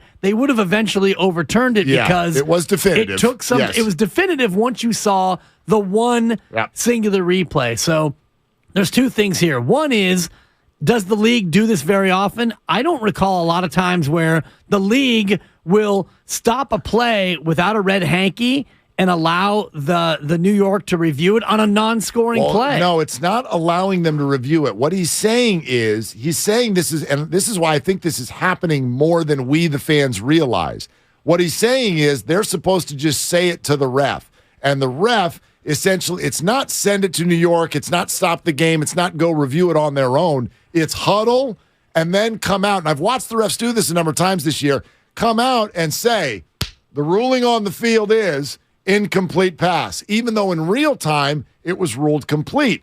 And then if the Eagles want to challenge that, they can. But in other words, they're being told by the league, hey, you got this one wrong. So they sort of have to do a song and dance. Like, let's huddle. Let's talk it out. Exactly. Oh, we come out. Okay, the ruling on the field is incomplete. If that system is in place, they clearly didn't do that in this case because Philadelphia and the receiver is doing double fist like, hurry up, hurry up, hurry up. The refs never huddled on that play because there was never any communication. If that is the protocol, and I don't believe that it is, the protocol is you got question, throw your red hanky. And so if New York didn't see it definitively, even if New York is supposed to, hey, signal to the ref, you may want to huddle on this one, the play got snapped before they had a chance to even communicate that. This is on Kyle 100%. I don't disagree. And he's trying to deflect this onto the league, and I think that that's erroneous. This is what makes me uncomfortable. Not only are we as fans sitting here going, hey, how does this work?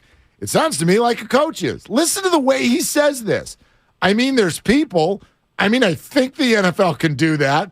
They're supposed to do. I mean, like, what are we talking about? No, they're not supposed to do that. But the head coach of the 49ers is sort of kind of indicating that. Right. So I don't even know. He sounds like he's not sure. Right. And that's my point. How are we not sure? How's he not sure? How's this not defined?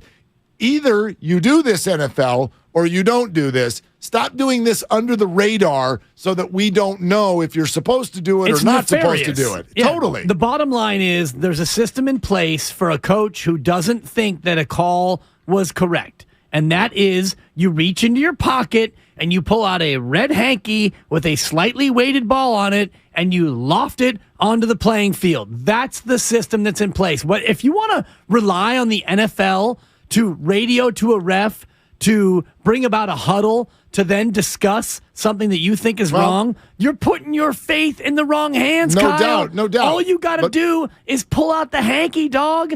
Pull out the hanky, throw it on the field, risk a timeout if you think that something was done incorrectly. You know that I'm with you. I know that you're with me. However. We're also asking these coaches to guess.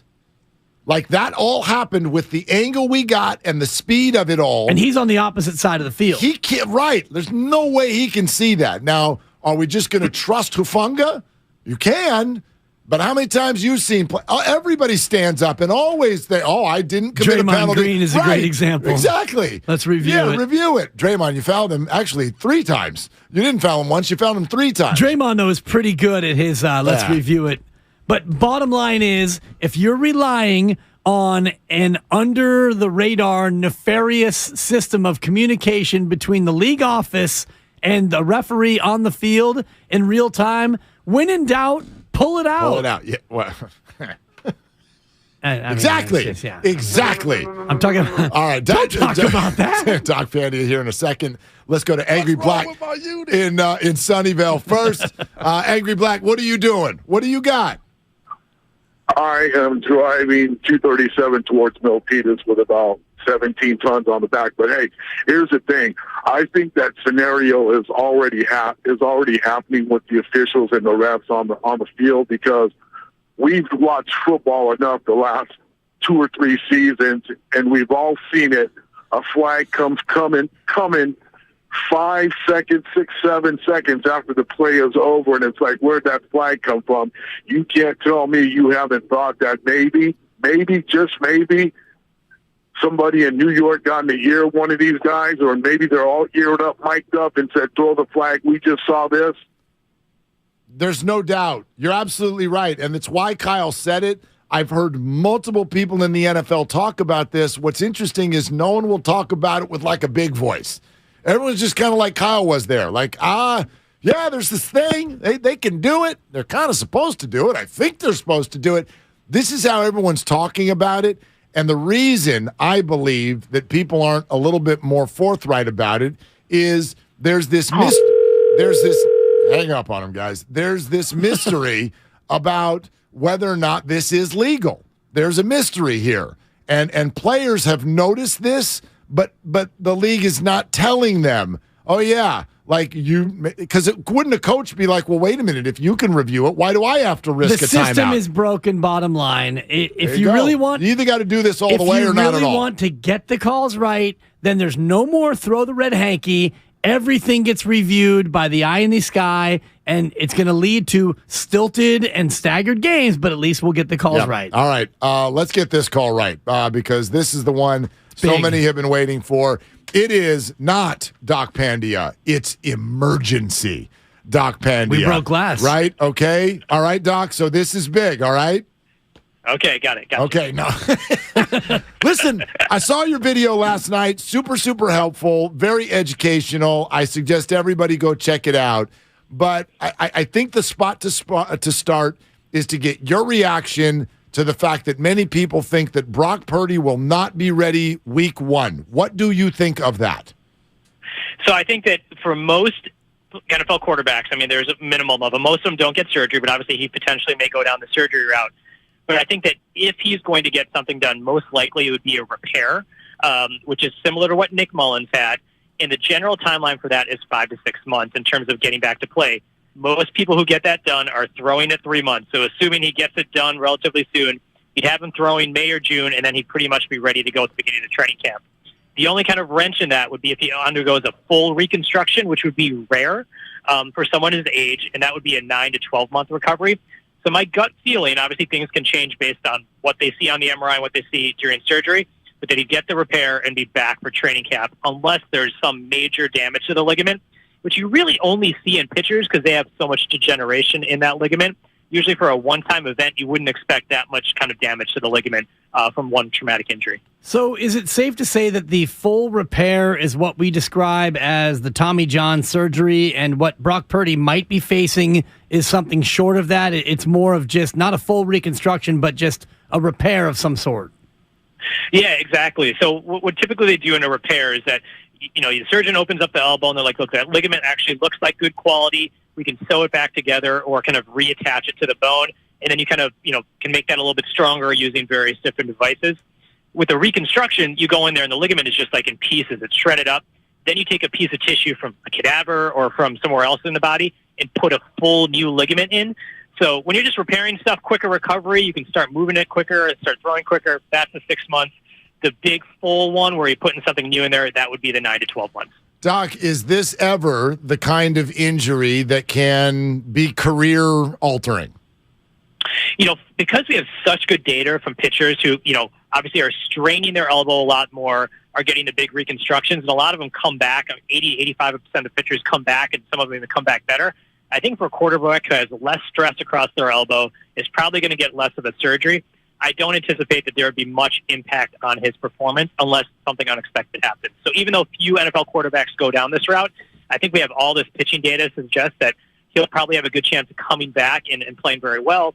The difficult thing may be how long is he out, but I think at the end game, he's going to be back playing in the NFL. What's the nature of the mobility needed from a quarterback versus a starting pitcher as it pertains to the UCL, as far as the extension and the ability to be able to play through a slight strain or a tear like Brock Purdy was unable to do?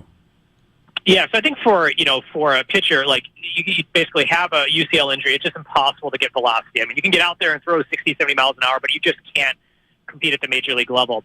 For a quarterback, what really ends up becoming the major issue, particularly in the game, because then a lot of people are like, why didn't Brock go out there and just tough through it, is that, number one, it's very, very painful. It sounded like, based on reports, he may have had some issues with the nerve as well, too. And you just can't grip the ball and throw it effectively. So I think anyone thinking that he could have gone out there and thrown it is probably, it's a little bit, not the best option in terms of him doing that. But I do think that for a quarterback in general, they strain their UCL less. But even though they strain it less, you still can't throw a ball if any degree of injury to that ligament. Doc, wonderful to have you in an emergency fashion. You want to talk again tomorrow? Yeah, absolutely. Let's do it again. Let's do it again. We'll have more Purdy, but then other stuff for you as always tomorrow afternoon. Thank you for fitting us in, Doc. Oh, he gone.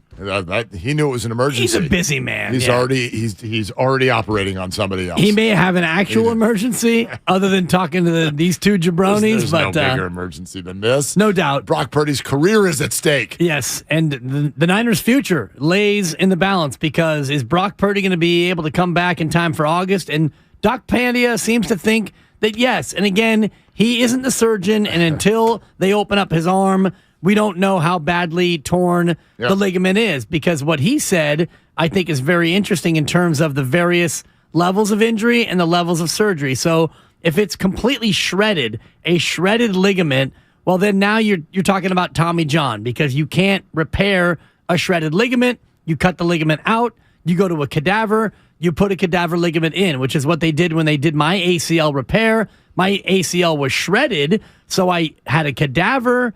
Rest in peace, whoever donated their ligament. I appreciate it. I have a new ligament from a cadaver as my ACL. Brock Purdy's injury, most likely, is not shredded. It simply is torn. And if it's torn and repairable, then you can just stitch that baby back together, same ligament, tie it back on, and the recovery is a lot shorter therein. Yeah, we're not inside any MRIs and X-rays and everything, but right. What's Brock, 23?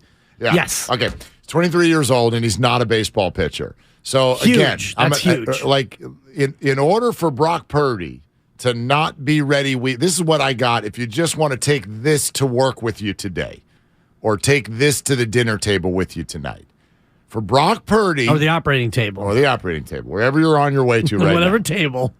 For Brock Purdy to not be ready by week 1, either something is going on in his arm at age 23 that is very rare, or unforeseen and rare complications come from the recovery process. I feel like a lot of people hear that 6 months and they're going, he can't throw till August. Doc just told you he's going to be throwing in May. 3 months. 3 months. Soft tossing, but throwing, yeah. And throwing in May. Like, we are not at ground zero, start over, Niners need a quarterback. They've got one. Brock Purdy. They've got two. Starting Trey quarterback. Lance. Yeah. Both on rookie deals. Also. And if you have a quarterback on a rookie deal, we know that you can build your roster with chock full of high-priced guys all around him. And Brock Purdy cannot renegotiate. It can't be a renegotiation sensation, Mark. Cash you out. For one time. Yeah. For 2 more years. And Trey Lance can't renegotiate, I believe, for 2 more years as well. Yeah, at the end of this third year, you can buy out his 5th year if you love Trey Lance. But either way, you go into this next year with a rehabilitated Trey Lance and a rehabilitated Brock Purdy, both on rookie deals. And the thing that Doc said that I'm glad that he was able to confirm is a lot of times the shredded UCL comes from pitchers because of all the use, the overuse, the throwing.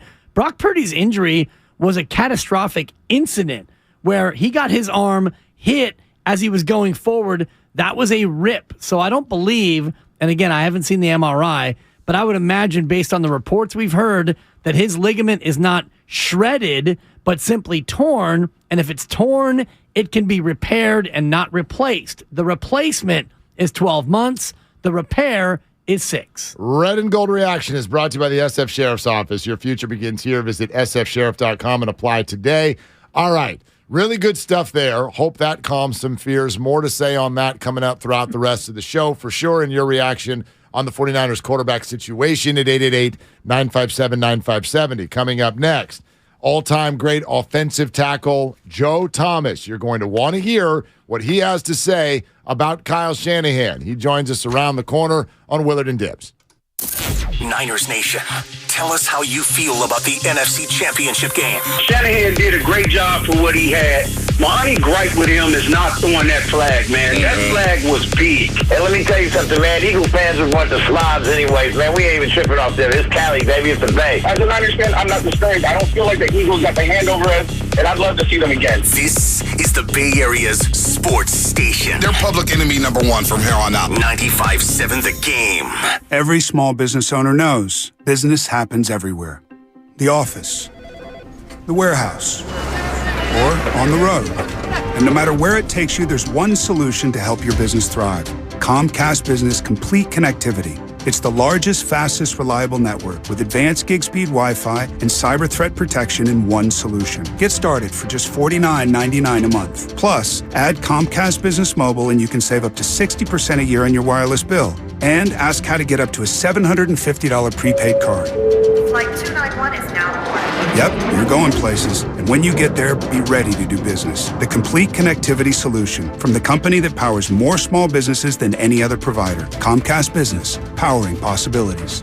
Ends 2/21/2023. Restrictions apply. Requires EcoBill and AutoPay. New 50 megabits per second internet and Comcast Business Security Edge customers only. Equipment taxes and fees extra. After 12 months, regular rates apply. Gig internet required for gig Wi-Fi. Mobile savings compares pricing of top 3 carriers. Hi, I'm Brian Bakhtiari, Executive Manager of Stevens Creek Subaru. With all the recent storms in California, it's a reminder of the power and unpredictability of Mother Nature. At Stevens Creek Subaru, we understand the importance of all-wheel drive, whether it's getting you to the slopes or coast, but more importantly, getting you back home safely.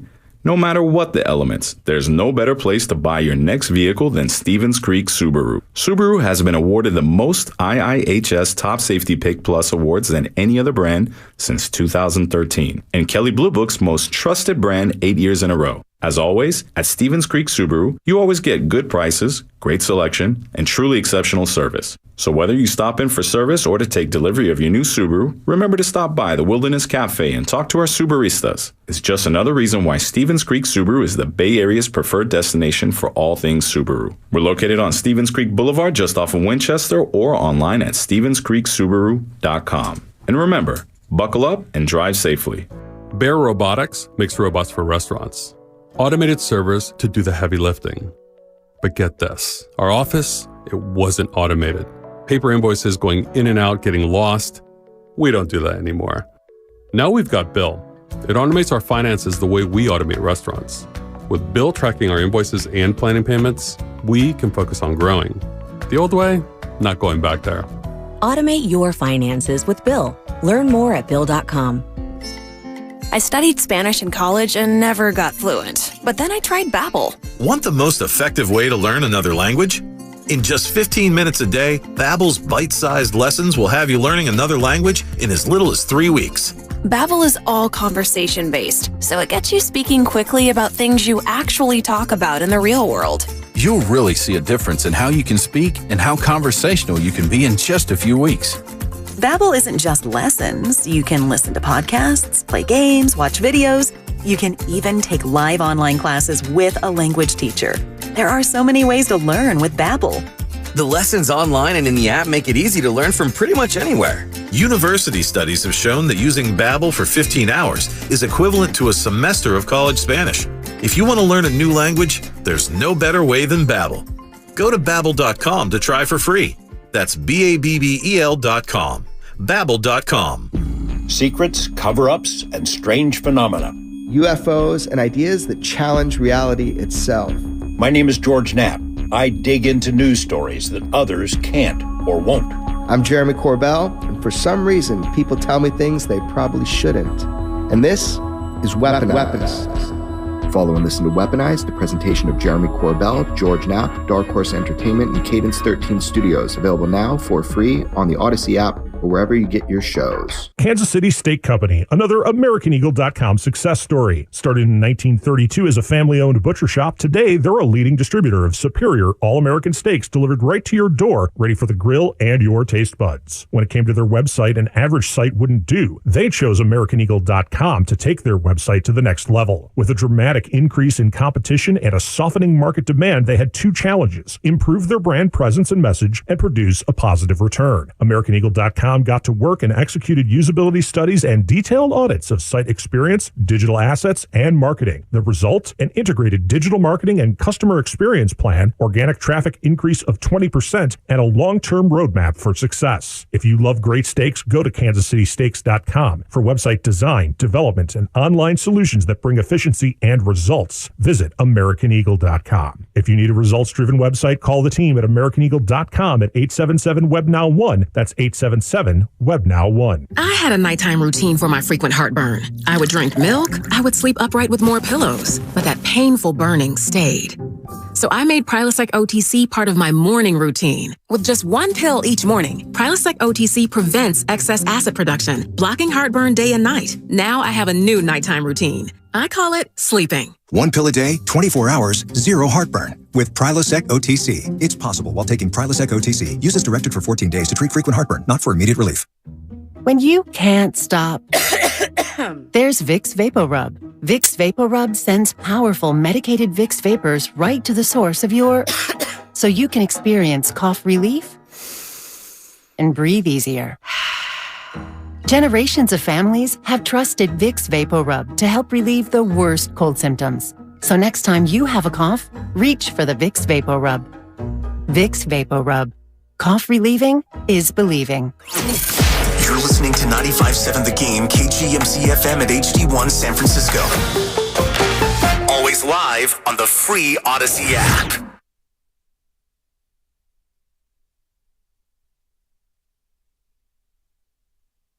Now, back to Willard and Dibbs on 95.7 The Game. I just can't believe the 49ers haven't fired Kyle Shanahan yet. It's ridiculous how he keeps losing the last game of the year every According single to year. sources, DeMeco Ryans will replace him as the new Niners head coach. Well, I don't like my sources. It's about damn time. It's about damn time. He gets every quarterback hurt. Look at you going Lizzo on me. He doesn't know how to call a play. It is clear that he's good until he's not, and in the end, he's always not. Can't win the big one, Mark. He can't. I mean, he wins a lot of the big ones, but not the biggest big one. He can't even get to the biggest of the big one. It's going to be Nick Sirianni. So the Hall of Fame level left tackle and an awesome conversation. Joe Thomas joins us now on Willard and Dibbs. I mean, Joe, am I right or am I right or am I right? This Shanahan character has got to go. Well, that's what I love about pro football. Everybody always has a gripe about their team unless they win the Super Bowl. And you know what? You didn't win the Super Bowl, so get rid of the coach. Yeah.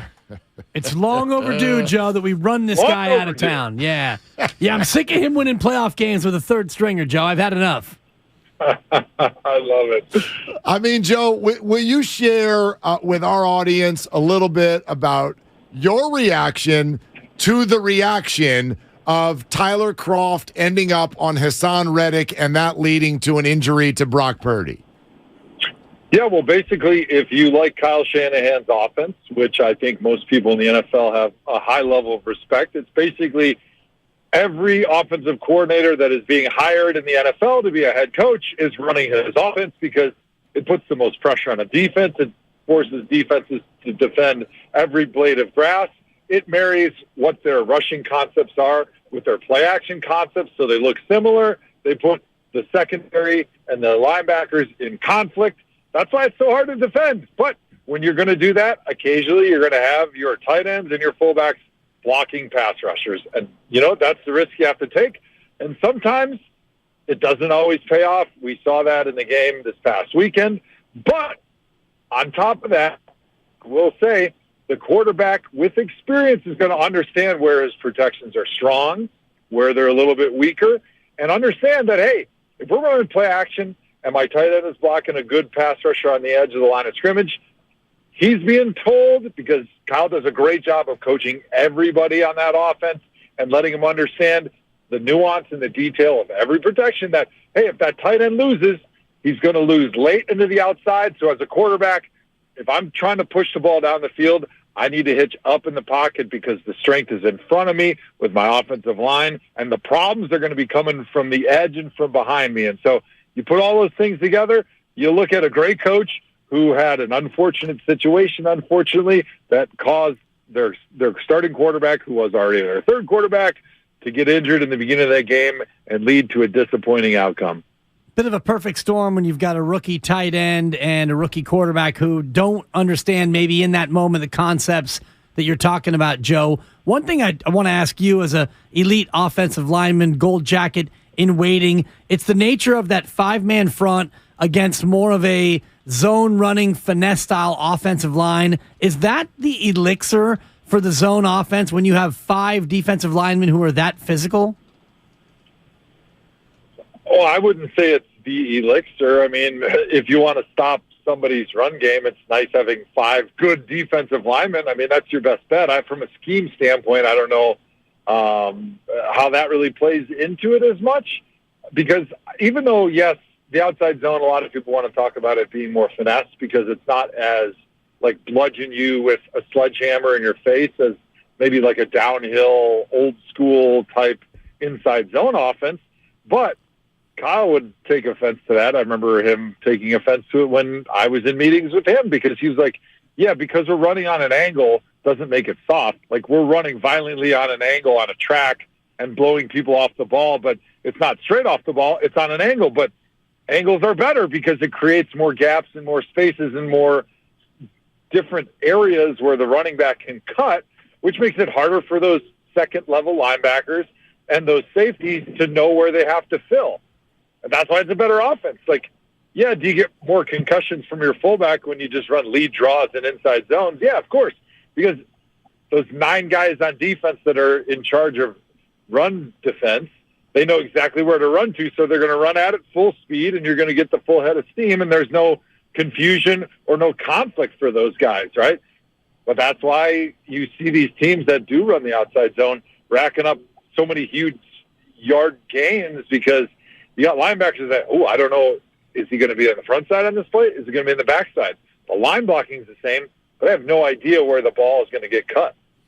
Joe Thomas is with us here on 95.7 The Game, Willard and Dibbs. So, Joe, you said something in that first response with regard to a young quarterback. So there's some inexperience there, even though he played really well. What's your take when you now add in the UCL injury?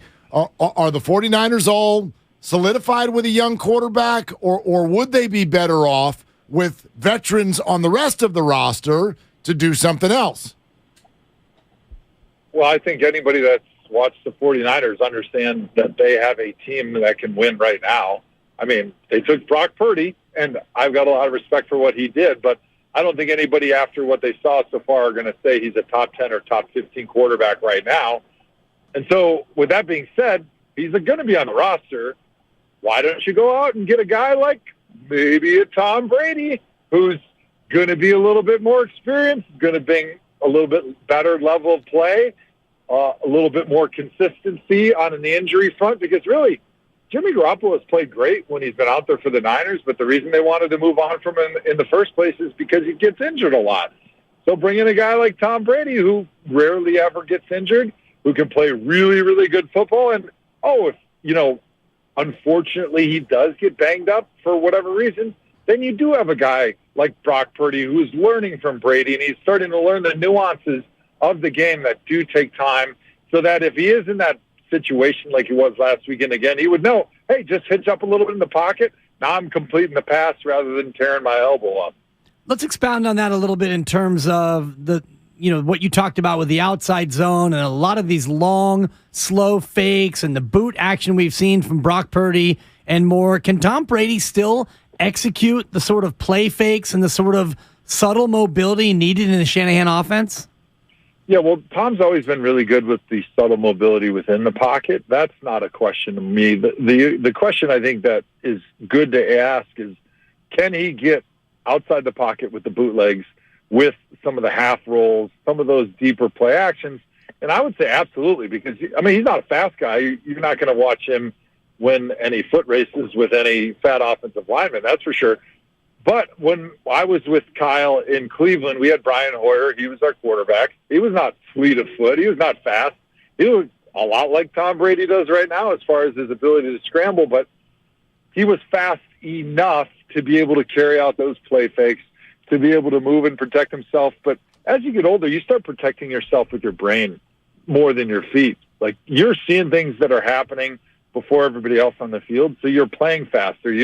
He may run a 6-second 40, but he's really running about a 5.3 or 5.4 because he can make quicker decisions and not put himself in compromising positions where he has to use his feet to get out of there. He knows where the quick checkdowns are. He knows how to put a little air on the football so he can throw it sooner to maybe a receiver where there's a defender that's trailing with his back turned to the football, where he doesn't have to wait till the last second to zip it in there. So the ball's out of his hand. It just isn't to the spot at the exact same moment because he can put a little bit of air under it because he can anticipate and he's got the accuracy to throw the ball where it needs to go. All-time great. Joe Thomas is with us here on 95.7 The Game, and all guests are brought to you on the Bud Light guest line. Bud Light, easy to drink, easy to enjoy. It sounds like a ridiculous sort of comparison until you factor in age. I get what you're saying, Tom Brady versus any young kid, but 46 years old, and he went 8-9 this year. Like, Joe, is Tom Brady still Tom Brady? Yeah, he went 8-9 primarily because his offensive line was completely gutted and he had no protection up front. He had very minimal run game, and then their defense was banged up a good bit of the year. But they made the playoffs, and so I think there's a lot of teams that are looking at Tom Brady and going, you know what, I think he's undervalued right now because he just did not have nearly the team that he's had in years past around him. And if you put him in Kyle Shanahan's offense, not like he's going to be running RPOs like we saw with Trey Lance. He's going to be running the old school Kyle Shanahan offense that he had with Matt Ryan, where it is bootlegs, it is play actions. Matt Ryan is very, very slow. I would say that Matt Ryan, when he was in Atlanta with Kyle, is probably the same speed as Tom Brady is right now. So it's going to be a little bit of different offense. It'd be a little throwback for Kyle Shanahan if Brady was there, but he could absolutely run that offense with flawless efficiency, and I think it would be a juggernaut of an offense if you put Brady in there right now with Kyle Shanahan. You versus Tom Brady, 40-yard dash on a track this Wednesday. Who wins, Joe? Look, I've been faster than Tom Brady since the day I was born, and nothing has changed. Yeah, actually, are you faster now? Like just running in a straight line, are you faster now than you were when you played? I can say assuredly I am not faster right now. As a matter of fact, I played a little hoops with some buddies the other day, and at the end of my hoops game, if you have an Apple Watch, you understand, even my Apple Watch was making fun of me because it asked when I was done playing hoops, it said, would you like to record your indoor walk? Listen, watch. Start messing with me. I'm going to throw you in the trash, too. Don't talk to me like that. I was playing basketball. Oh, my God. I'm a pro athlete, Watch. You listen to me, Apple Watch. Oh, my God. That's good. Great. Joe, just real quick, before we let you go, we're asking everybody, Super Bowl is now, 12 days away. Not that any of us out here give a crap about some game, but who do you think wins the game, Joe? Super Bowl 50, whatever. Yeah, I like the Eagles just because I think they've got such a big advantage on both sides of the line. I think offensive and defensively, they're going to be able to dictate this game. And with their running game specifically, like they can control the tempo. They can control the number of possessions that Patrick Mahomes gets. And a lot of times what we see is, Patrick Mahomes doesn't really care what the score is because he knows how quickly they can score. And then eventually their defense is going to take enough chances to get the football back. But I don't think he can make that prediction in this game because you let Philly get the ball, they're going to go on a 14-play drive at will, running the ball down the field. And so they have no ability to make a comeback, I think, in this game. And if it is close, Philly's just going to be able to squeeze the football out if there's 3 minutes left and they get the ball. So I do think it's going to be exciting. I can't wait to watch Patrick Mahomes again. He's the most exciting quarterback in football right now. But I think the normal things that they rely on, they just won't be able to rely on that because of the Eagles' dominance on the offense and the defensive line. Joe, just great stuff, man. Really, really appreciate you hopping on with us for a few today. Awesome. Thanks for having me, guys. Follow me at Joe Thomas73, Twitter and Instagram. All right, and don't let that Apple Watch put you around, okay? Yeah, man, I already threw it in the garbage. Okay, good. Yeah, good. All right, thanks, Joe. That's hilarious. That's so good. Joe Thomas is awesome. He's the only thing that rivals his offensive line play is his media work. It's great media work. He's made the transition. Yeah, I love that dude. I need to check when he's eligible for the gold jacket. Is it next year or the year out? He's been out for probably 3, but we always want to talk about first ballot, and it doesn't really transcend to the Pro Football Hall of Fame because just because you're not a first ballot Hall of Famer doesn't mean that you shouldn't be, because they limit the number of guys that go in each year. So Joe Thomas may not go in on the first ballot, but he's going to the Hall of Fame. He retired March 14th, 2018. So this next year. So here we go. He's up this year. He's not up. He in. He's going in right away. Right. Joe Thomas going in right away. Well, we'll see what the holdovers are this year. Yeah, Again, yeah, as I was you. just saying, Mark, you never know because only 6 get in. Right. And the official announcement, by the way, on this year's Hall of Fame class comes up either late this week or early next week. And there will be at least 1 or 2 people who don't get in who are going to be Hall of Famers. No doubt. No doubt. Holdovers, maybe they get in. And I don't know what the ballot looks like next year, but Joe Thomas is going to the Hall of Fame. Yeah, There's no absolutely. doubt. It's going to happen sooner rather than later. Yeah. He's fantastic. But what about what he just said? About Brady? Yeah, about Brady. I'm out on Brady. And I appreciate his answer in terms of, how he's limited in the Shanahan offense, because I imagine Brady in the boot action, which we've started to love with, obviously, with Brock Purdy, but Trey Lance. What Trey Lance can do in that action is even better than Brock Purdy, I think.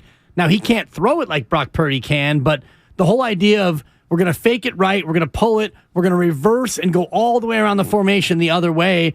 Tom Brady is not very fleet of foot, and that part of the offense I think would be missing. Yeah, I listen, I wonder. I mean, I respect the hell out of Joe Thomas. I'm not sure I understand giving away your advantage. When you have an advantage in life, no matter what, you don't just give it away unless you have a huge reason. Now, some would argue that Tom Brady is a huge reason. But this isn't just Tom Brady. It's a 46-year-old Tom Brady. And there's one part of what he said that I'm not 100% sure that I buy. Like, okay, Tom Brady went 8-9 because his offensive line broke down. And because this, and part because of it, that. the offensive line was terrible. They lost. They were injured. Yeah, Yep. they were very, very injured. But he also played in the worst division in football. And so you can say, oh, well, he went 8-9 because everything broke down. Well, couldn't I respond and go, he actually probably should have gone like, I don't know, like 6-11, 5-12. And the reason he went 8-9 is because he had 6 games against junk in his division all year long. And they didn't even win most of those games, quite frankly.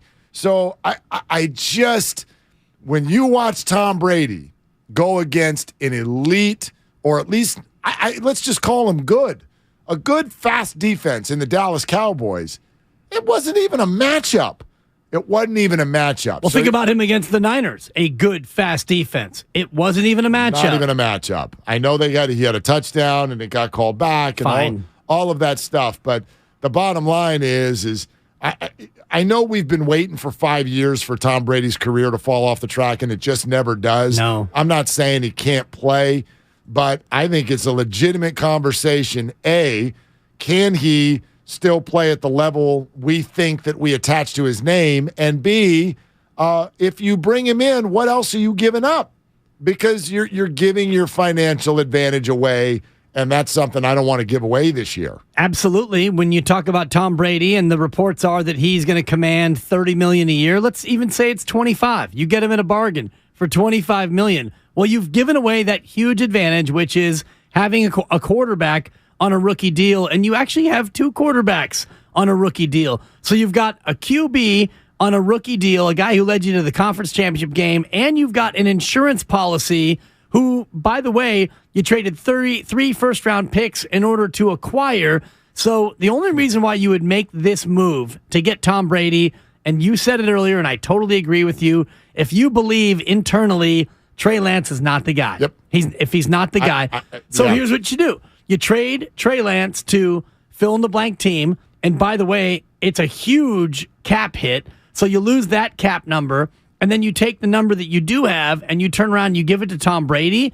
So the Trey Lance cap hit, I think you said $20 million, it's at least $11 million. It might be up. Let's say it's $11 million, it's $15 million, and then you bring in Tom Brady for $30 million. All of a sudden, that's $45 million off your cap based on one position, and you already have a guy in Brock Purdy who you think is your starter. I don't know, like cap hit or dead cap. Those are two different numbers. The dead cap, because if you trade him, it's the dead cap. Dead cap, $20.1 million going into 2023. So your dead cap is 20, and then you bring in Tom Brady for 1 year at 30, that's a $50 million quarterback. Right. And this is kind of the Joe Lacob math. Yeah, this is Kelly Oubre. I was just going to say Kelly Oubre. Sorry. No. He cost you $80 million, right? Kelly Oubre or something like that. Yeah, cost you $80 million. And for Kelly Oubre. Who liked that? Kelly like did. Yeah, exactly. Kelly liked it. That's a good answer. So that, I mean, and the other part of it is, okay, you don't get rid of Trey Lance. You keep Trey. So now you're just spending $30 million on Tom Brady. And now you've got Brady, Purdy, and Lance. Lance is QB3. So now we don't find out what we have in Trey Lance again. Correct. What's the point? You're right that you don't have to trade him, but believe me, I will process it this way. If the 49ers bring in another big name quarterback, I know a lot of people, it's about Brock Purdy's injury. No, it's about them not liking Trey Lance. We have spent a year trying to figure out what the Niners actually think about Trey Lance. We did this a number of different times. Remember, they signed Garoppolo back. We're like, oh, it's a hedge. This is a hedge against Trey Lance. And then we watched the way they used Trey Lance and went, oh my gosh, they don't think he can throw. And they don't think he can run outside. So they're running him inside. There were breadcrumbs. I don't know, but there were breadcrumbs that the 49ers didn't have faith in Trey Lance to run the offense that Kyle wants to run. And now you've got this Purdy situation, and you know that they've already said he's our starter next year. So there's another breadcrumb. And then if you get to the point where Purdy is compromised physically and the Niners immediately run to the board to go pick someone else up, I mean, for me, that's the last breadcrumb. You don't like Trey Lance. Yeah. You don't like him. No, because Trey Lance is going to be healthy before Brock Purdy is healthy. Correct. So even if Brock Purdy is out until August, and Doc Pandia, who joined us at 9:45 and joins us again tomorrow for more follow-up questions about injuries around the Bay Area, he told you that Brock Purdy should be able to throw after 3 months if the surgery goes as planned. So that puts you into early May, mid-May, which is long enough to where he should be able to go come the first week of the year. So if you're concerned about Purdy and Trey Lance and you bring in a third quarterback, that tells me all you need to know about how you feel about Trey Lance. Let's get some red and gold reaction. It's brought to you by Zenni, the official eyewear of the San Francisco 49ers. Shop from over 3,000 styles at 80% off retail prices exclusively at Zenni.com. Hey, Matt in San Francisco, you're on with Willard and Dibbs. What are you doing, Matt?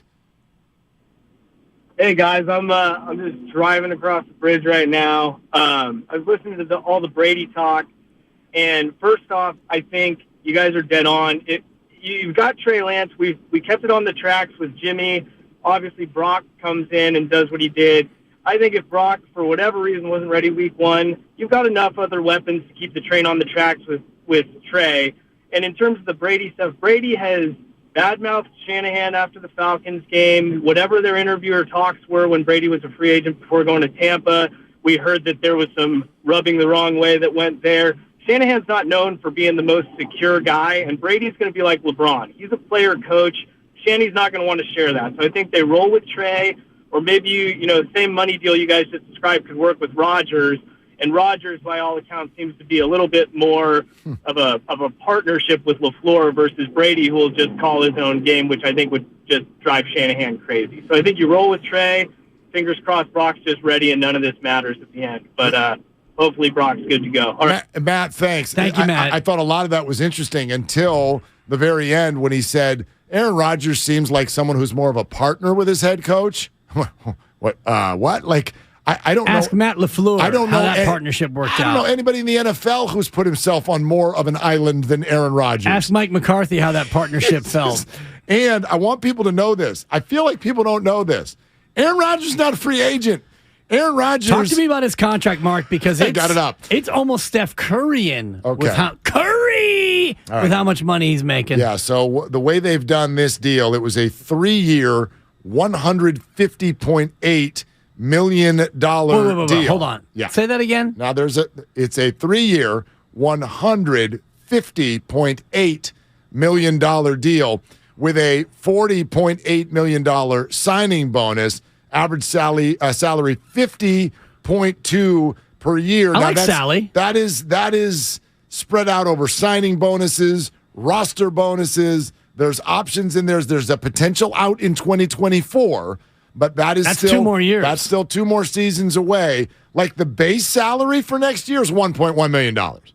Just $1.1 million. It's a bargain. This is $12.9 million signing bonus. Yeah, okay. It's a $14.5 million option. Got $50,000 workout bonus in there. Work it out, Okay, Aaron. there's a restructure at 2.8. Your cap hit is 31.6, and your dead cap is $99.7 million. 99 Luff millions. Yeah, 99 Luff balloons. 99 problems, and Aaron is one. Yeah, so, geez. This is a complex deal. Whoever's acquiring Aaron Rodgers, if it is someone, this is a complex deal. And like I said before, the only reason I think there's a scenario where you could end up talking to Tom Brady is it's a one-and-done thing. Get Exactly. in, get out, move on. Those of you who want the 49ers to go talk to someone who's going to want 5 years, like, what? Steph Curry, by the way, has, after this year, 3 years and 167 remaining. So Aaron Rodgers, maybe you want to call Steph and see if he can spot you a little bit. Yeah. Because you're coming up short. Steph making 51.9, 55.7, and 59.6. So I apologize to Aaron for putting you in Steph country because, as I do my guru, you can't sniff Steph. That's right. You come on over to the Bay. Seriously. You can be athlete 2 in this town. In terms of AAV, average exactly. annual In terms of value. everything. The Aaron Rodgers conversation is a non-starter. I agree. You don't have the trade assets to trade for him, and the money, as you mentioned, is way too rich. I mean, the 49ers, after McCaffrey and Lance, they're not trading for anybody with a big name, I wouldn't think. All right, 888-957-9570. We'll get to more of your calls coming up next. I see maybe a BPA might be in our future. You owe me. Oh, and we got to get to the Warriors, and we will on Willard and Dibs. It's the Red and Gold reaction on 95.7 The Game. There's nothing like losing the quarterback, and as it turned out, we, as an NFL world, got robbed of a massive moment that we've been waiting for. Brought to you by the SF Sheriff's Office. Your future begins here. Ladies and gentlemen, it's official. Fast just got a whole lot faster. Xfinity has the fastest internet with up to 6 gig speed. Plus, Xfinity Mobile is the fastest mobile service with 5G and millions of Wi-Fi hotspots. You heard that right. Xfinity just increased internet speeds again. And Xfinity Mobile gives you can't catch me speeds.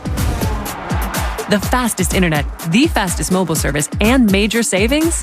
Can't argue with the facts. Now through March 21st, new customers can get started with 1.2 gig internet with unlimited data included. It's all just $50 a month for 2 full years with no annual contract when you add Xfinity Mobile with unlimited data at regular rates. Go to Xfinity.com/faster, call 1-800-XFINITY, or visit a store today. Requires paperless billing and autopay with stored bank account. Restrictions apply. Taxes and fees extra. Xfinity Mobile requires Xfinity Internet. After 24 months, regular internet rates apply. Actual speeds vary. Now, it's time for the closer of the week, presented by LiftMaster and RNS Doors. Turn your garage into the envy of the neighborhood. Visit rsdoors.com. The closer of the week is Steph Curry, who had 35 points and 11 dimes in a win over the Raptors. Curry hits it, jumps up in the air, pats himself on the chest, says, yes, I'm bad. Timeout, Toronto. Recently, my garage door opener was not working. I was in need of a closer. I was put in touch with RNS Doors, and they hooked me up with a brand new garage door opener from LiftMaster. With LiftMaster's MyQ connectivity, my garage door opener can be controlled right from my smartphone. You'll know when a door or gate has been left open and can close it with a tap, no matter where I am. Be one of the first 10 callers and receive 20% off a LiftMaster garage door opener. Call 1-800-FIX-A-DOOR. That's 800-FIX-A-DOOR. Or visit rsdoors.com. R&S Doors. Look for the red truck. Thank you to all of the business owners who kept people employed during the pandemic. For all you've done, you may be eligible to claim the Employee Retention Tax Credit, a payroll tax refund from the United States Treasury Department, applicable to businesses who kept employees on payroll during the pandemic. The window is closing to claim your refund. Contact Paychex to see if you qualify. Paychex is proud to have helped more than 45,000 businesses secure over $9.2 billion in ERTC claims, an average of $190,000 per business. 50 years and thousands of experts in HR, payroll, benefits, and insurance. You may be eligible to claim the Employee Retention Tax Credit, a payroll tax refund from the United States Treasury Department, applicable to businesses who kept employees on payroll during the pandemic. The window is closing to claim your refund. Contact Paychex to see if you qualify. Visit paychex.com/ERTC to find out how Paychex can help you get additional cash into your business. Paychex.com/ERTC. Paychex.com/ERTC. So yes, it was after midnight and the glue on your kid's mission project refused to dry. But once everything was finished, you realized the smooth white and terracotta make this piece of history beautiful. CertaPro Painters has good news. Your home paint project doesn't have to come with the frustration and panic of your child's 4th grade project. Skip the stress and still end with the look you love. To get your painting project started, go to CertaPro.com. That's Certa with a C. Each CertaPro Painters business is independently owned and operated. License information available at CertaPro.com. It's not easy being the one everyone counts on to keep your operation running, no matter the weather or supply chain hiccup. But we get you, Raymond in Buffalo, Maria in Miami, and Jules in Troy, taking control of everything that's under your control.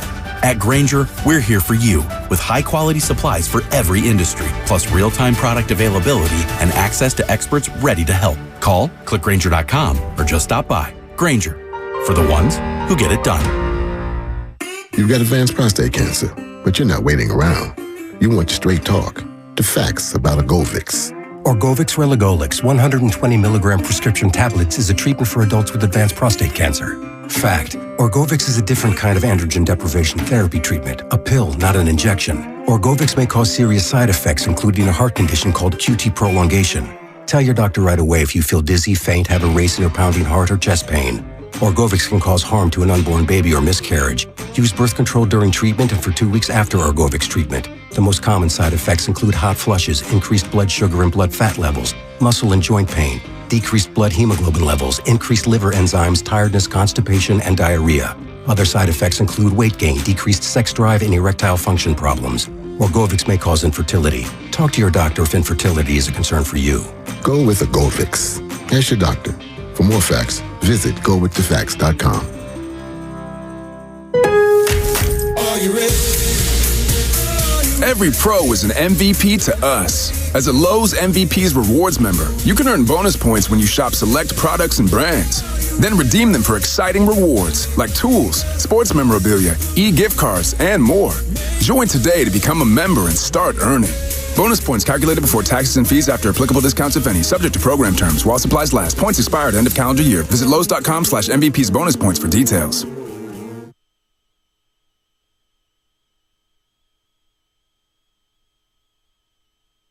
I'd be a great cop. Now, back to Willard and Dibs on 95.7 The Game. Don't you do that to the audience. Don't you tell them to relax. Yes. I've learned. I'm telling Kyle to relax. Nope, don't do it. You know why? Why, Mark? I'm in a good mood today. It's Baby Friday. R-E-L-A-X. Thank you, Aaron. Relax. It's Baby Friday. It's not effective. It's correct, but it's not effective. No, you try it again. No, it's... Don't tell me to calm down. It's ineffective. Don't put words in my mouth. Don't tell me to calm down. Yeah, relax, calm down. What are some of the other ones where... I could not care less. Yeah, they're great advice, and they never work because whoever you're talking to never wants to hear them. By the time you tell someone to calm down, they're already so far from being calm. It's way too late. And it only makes them more mad. Exactly. It's an agitation sensation. If your goal as the speaker is to get somebody else to calm down, then you need to find a different way to tell them to calm down, because saying mellow out, bro. To say them calm down actually has the exact opposite effect, is my experience in life. No doubt.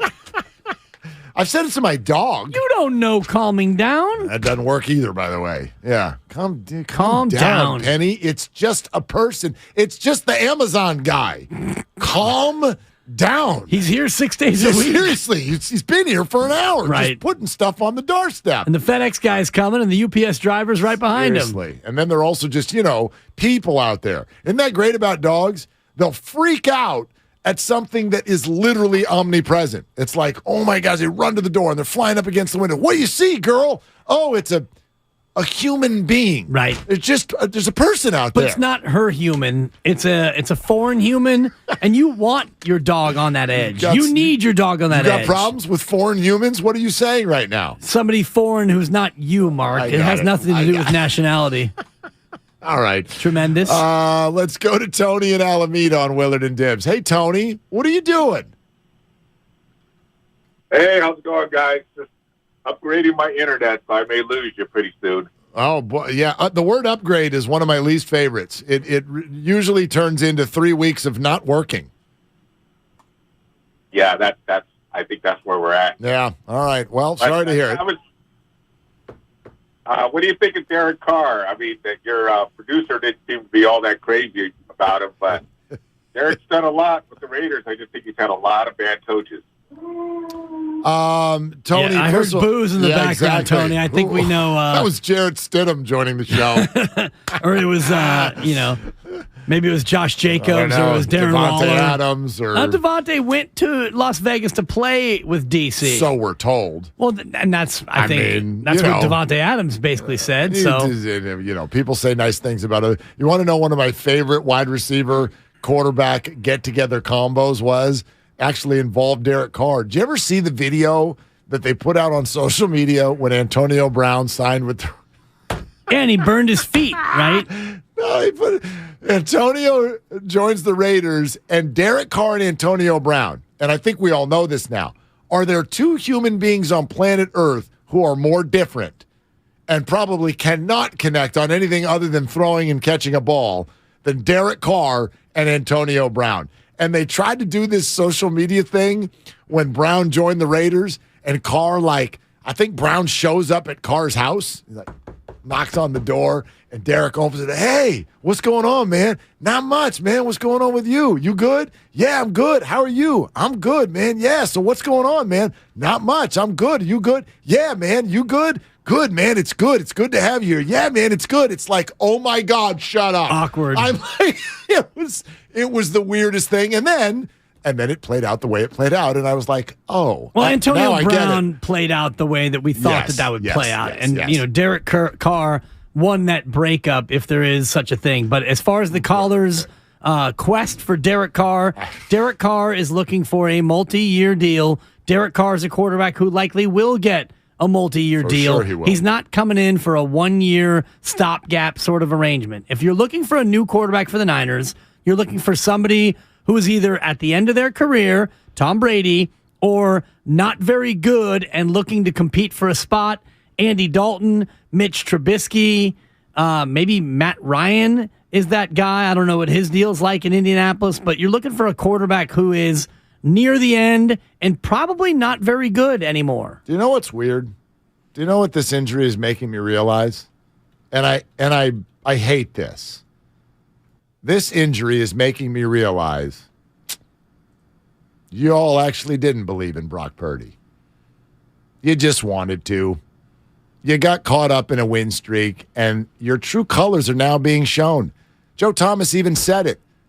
Okay, 8 games in a row, but did anybody there believe that Brock Purdy is a top 10 or 15 QB in the NFL? No. Well, okay, I'm not saying through 8 games he's solidified himself as the top half of the league, but do you know what the 15th best quarterback in the NFL looks like? It ain't that great. No. It ain't that Jimmy special. Garoppolo. Thank you. Is what it was. And Brock Purdy was a clear upgrade over Jimmy Garoppolo. There's no one who could even disagree with that, let alone would.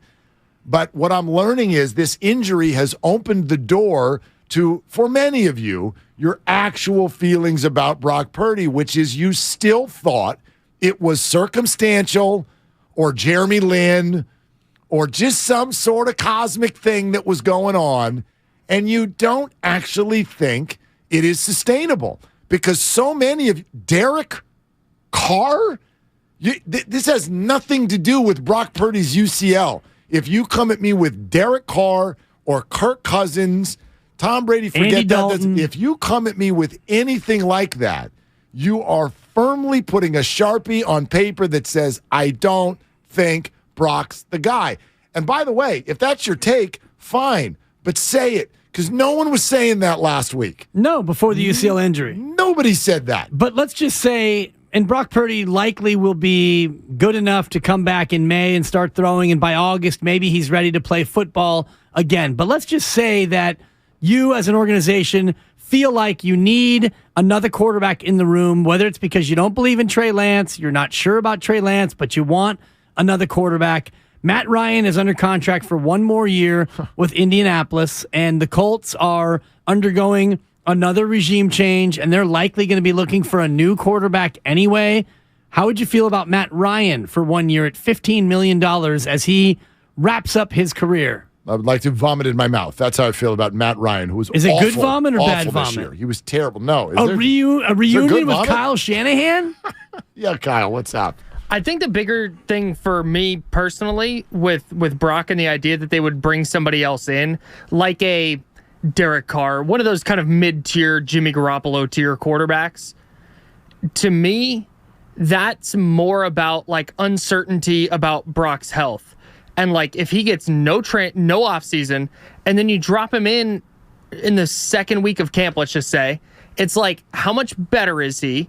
Is he good to go? What's his arm strength look like? It's not about Brock and what he did this year. It's legitimately a hedge against, man, this is a quarterback who just tore his UCL. I don't agree, because what you're saying, you're making I'm telling you my feelings. Right, but you're taking I don't agree with your feelings. No, I don't agree with the way you're processing this, because you're not signing Derek Carr for 5 games. It's not a hedge. It's you're our dude for 5 years. That's the contract Derek's going to get. So you're all looking at this through the lens of Brock Purdy's injury, and you're forgetting what this other quarterback is going to sign for. That quarterback's not coming to San Francisco so that you can play tiddlywinks in the QB room for 5 years. These guys have massive egos. These guys want security. These guys want to be the dude. You got to understand the NFL locker room. QB1 is a thing. That's the guy. That's the man. That's the leader. It's his team. You can't bring in a major name and give him 4 years and then be like, so let's go play training camp, see who wins the deal. That's not how an NFL locker room works. You're not bringing in one of these guys and calling him a stopgap or a hedge. If you're moving on to Derek Carr, you're moving on to Derek Carr. You're not. There's no. You're not moving on to Derek Carr. Thank you. Derek Carr is a non-starter. Thank you. You're not moving on to anyone. Brock Purdy is QB1 and Trey Lance is QB2? ? And if you bring in a QB3 who is nothing more than a Nathan Peterman or a Nate Sudfeld, if you bring in somebody else who is a real quarterback who started and won games in this league, then you're telling everybody we don't believe in Trey Lance, because Brock Purdy is going to be good enough to throw by May, hopefully. He's good enough to play real football by August. And if those things are true, he is QB1. So then you're really bringing in a QB2 because you don't believe that Trey Lance can be your QB2. So go ahead and take out your Garoppolos, your Ryans, your Bradys, your Rodgerses, your Carrs, your Cousinses, all the rest of these guys. Yep. If you're bringing in a veteran to be a QB in this room, you're bringing in somebody who is either a reclamation project or somebody who's not great at the end of their career. I totally agree. But in this conversation, everybody's got to think about what that quarterback's going to want to do. I just think everyone's bringing up names of people who are going to get 5-year deals for $200 million offers. That's not happening on the open market right now. Someone in the NFC South is going to go banana land for Derek Carr. Like, the 49ers are not getting Derek Carr and shouldn't want to. So you're absolutely right. If there's a QB2 conversation, that's a hit on Trey Lance. If you guys want to have a long-term QB1 conversation, I'm sorry. You don't get to disassociate that from your feelings on Brock Purdy. Absolutely. You're not. This is not about, his elbow hurts and he might not be ready to week 5. If you're going to go hand the job to QB1 someone else, what's really deep in there, you don't believe that what you saw from Brock Purdy is real. You don't think it's sustainable. What I saw from Brock Purdy is real and it's sustainable. Is it good enough to win the Super Bowl? Unfortunately, we didn't find out this year, but I do know that the only game he lost was a game in which he was knocked out early on in the first quarter. If I run through the quarterback free agent names for you, you can get a sense for, I think, the kind of quarterback you'd be looking to bring in. Guys like Sam Darnold, Case Keenum, Jacoby Brissett, Joe Flacco, Andy Dalton, C.J. Beathard is a free agent. Even like Taylor Heineke is probably not coming in on a one-year deal. Blaine Gabbert, Chase Daniel, Chad Henne, possible Super Bowl winning quarterback. I actually think some of the names you said right off the top make sense. Josh Johnson. Well, Nate Sudfeld, Jeff Driscoll. A lot of former Niners on this list, by the way. Of course. Jeff Driscoll drafted here. You've got John Wolford, Easton Stick. I mean, these are the kind of guys who you could throw a one-year deal at and say, hey, here's a couple million just in case Trey's no good and Brock can't play. Maybe you could be our Josh Johnson. Well, here's what they're going to want to do, I think, right? There's OTAs, there's going to be the build-up to camp, and Brock Purdy's not going to be available for those things. And a team is going to want, just even if it's a camp quarterback, you're going to want a camp quarterback.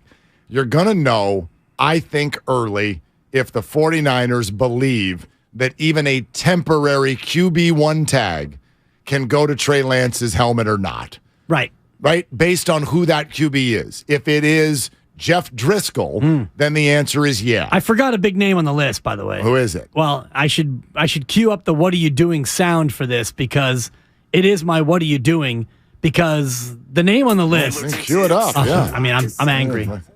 No. Yeah, I mean, go ahead. I mean, yeah. What are you doing? Let's hear it.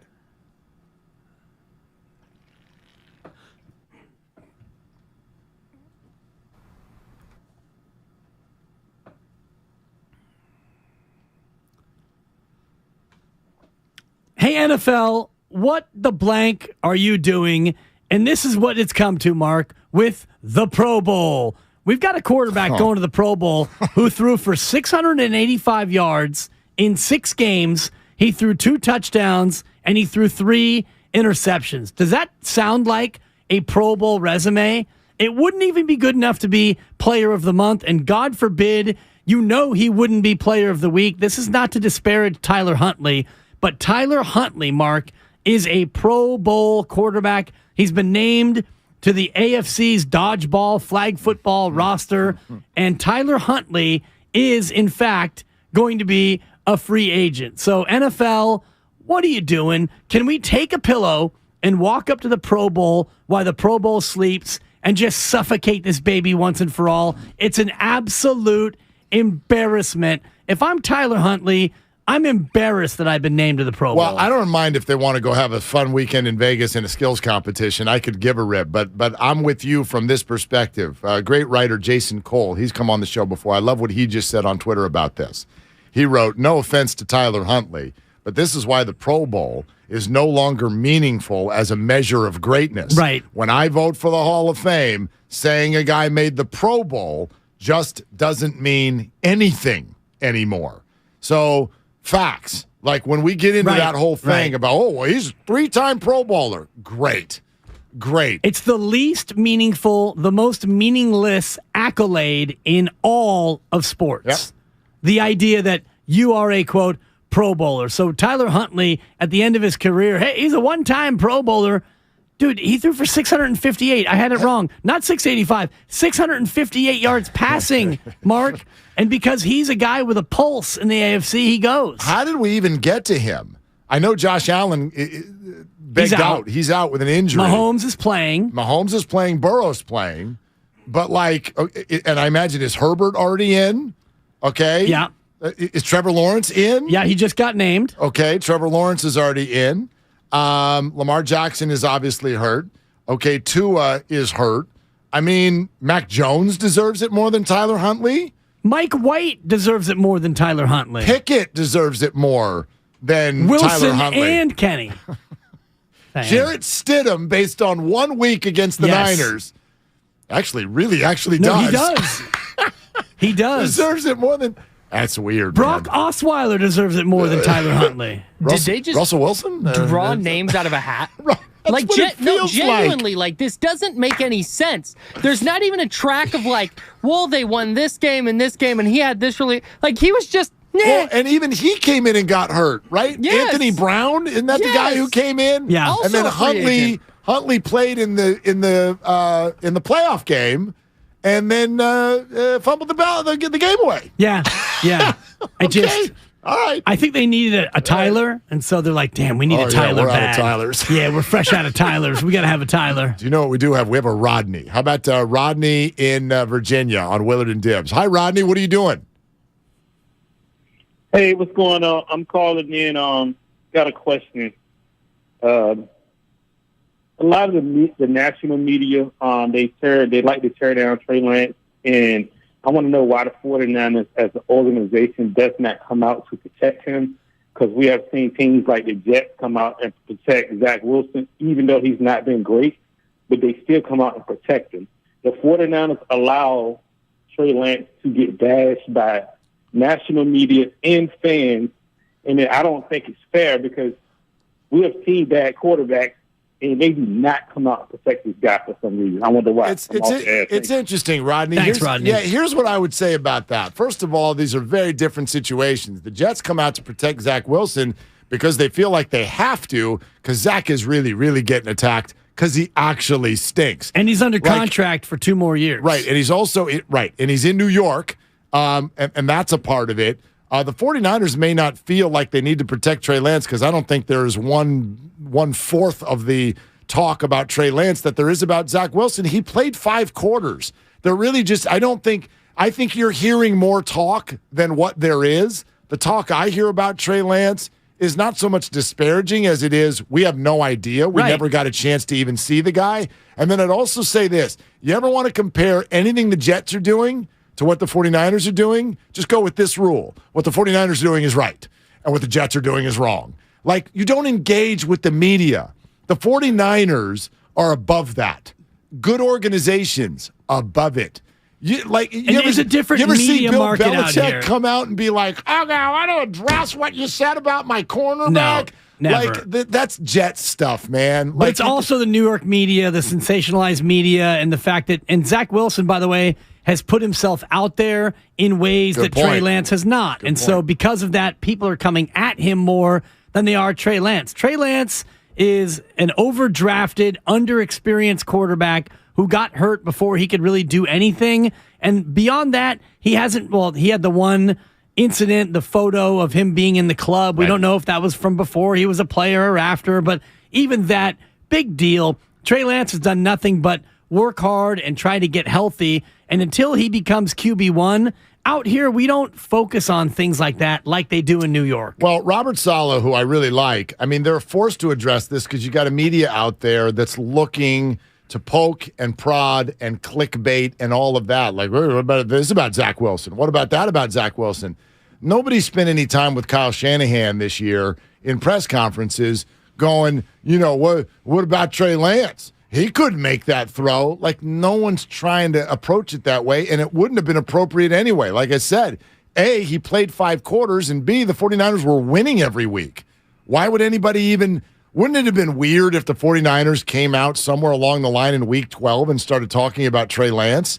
That would have been really inappropriate, quite frankly, to Garoppolo or Purdy or whatever was going on. They were winning every week. So the conversation was about that and not about some sort of ineffectiveness with a young quarterback. And the young quarterback is going to either have a chance to prove himself as worthy or he's not. And at that point, all the questions will come out. So let's just say that we get 3 months down the road and Brock Purdy's healthy enough to come back and you get into the offseason work and, man, Trey Lance is just not cutting it, and we get close to the draft and, boom, they trade Trey Lance for whatever compensation they get back. At that point, there will be an onslaught. There'll be an avalanche of questions to the 49ers about the Trey Lance experience. And if Trey Lance is still on the team come August and Brock Purdy is still QB1, at that point, there will be an avalanche. There'll be an onslaught of questions about whether or not Trey Lance will ever be good enough to be QB1 as he enters his 3rd year. You traded 3 first-round picks, and this guy, again, isn't the starter. Yeah. So I think out here we're a little bit more measured in terms of when we actually ask the hard question. I hope that this is just the reaction because of the gut punch of what happened Sunday, followed by the news yesterday of a torn UCL complete tear. I hope that that's what this is. I'm with you. I think the first answer we're going to get is what the 49ers actually think about Lance. That's the first answer we're going to get. What do the Niners do early in the offseason to address the QB position alongside Trey while he is the offseason QB1? Like, what do you do there? But the next question about Brock Purdy's future, that's what it feels like to me. The reaction I'm hearing over the last 24 hours, the fact that people are taking a 5 to 6 month timeline, which is completely inside of the offseason, right, and immediately going to, well, inexperienced, let's go a different direction. That's what it says to me. You're either overly emotional in the moment, or you actually did not really think that Brock Purdy can do this for an extended period of time. I think it's the former. It's overly emotional. It's also not understanding the nature of the timeline to return. And this is where Doc Pandia, who joined us at 9:45, he comes back tomorrow at 11:30. This is where he provided great clarity, because if the surgery is a success, in 3 months, he's throwing again. Yep. And in 6 months, he's playing football again. So if you get to August 1st, which is right when camp is getting ramped up, Brock Purdy will be a full go. So at that point, the things you're saying, Mark, are true. If you still want to get another quarterback, it's because you don't believe in Brock Purdy. It has nothing to do with the injury. It's all sponsored by calhope.org. Red and Gold Reaction is brought to you by the SF Sheriff's Office. Your future begins here. Visit sfsheriff.com and apply today. And Red and Gold Reaction is what we're continuing to do coming up next. So more of your phone calls at 888-957-9570. This is Willard and Dibs. It was an awful ending to an awesome season. Another off season of quarterback talk. Everything's on the table. I hate to be this guy. I just know where this fan base is going. Dog, you know they're running. Well, of course you're going to tackle them at the line of scrimmage. And you're celebrating? Come on, man. Again, it felt like a fourth grader kicking a kindergartner. This is the Bay Area's sports station. 95.7 The Game.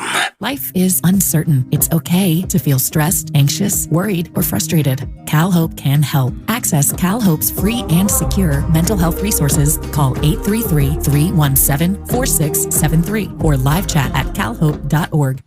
Hey, what's going on? It's Mark Willard for the Game Time app. I've been telling you, fastest growing ticketing app in the U.S., and you really got to jump in there and get it, because even though for 49er fans, the NFL playoffs may be over, man, there are a lot of events coming to the Bay. Bruno Mars is coming. Kane Brown is coming. Joe Coy is coming.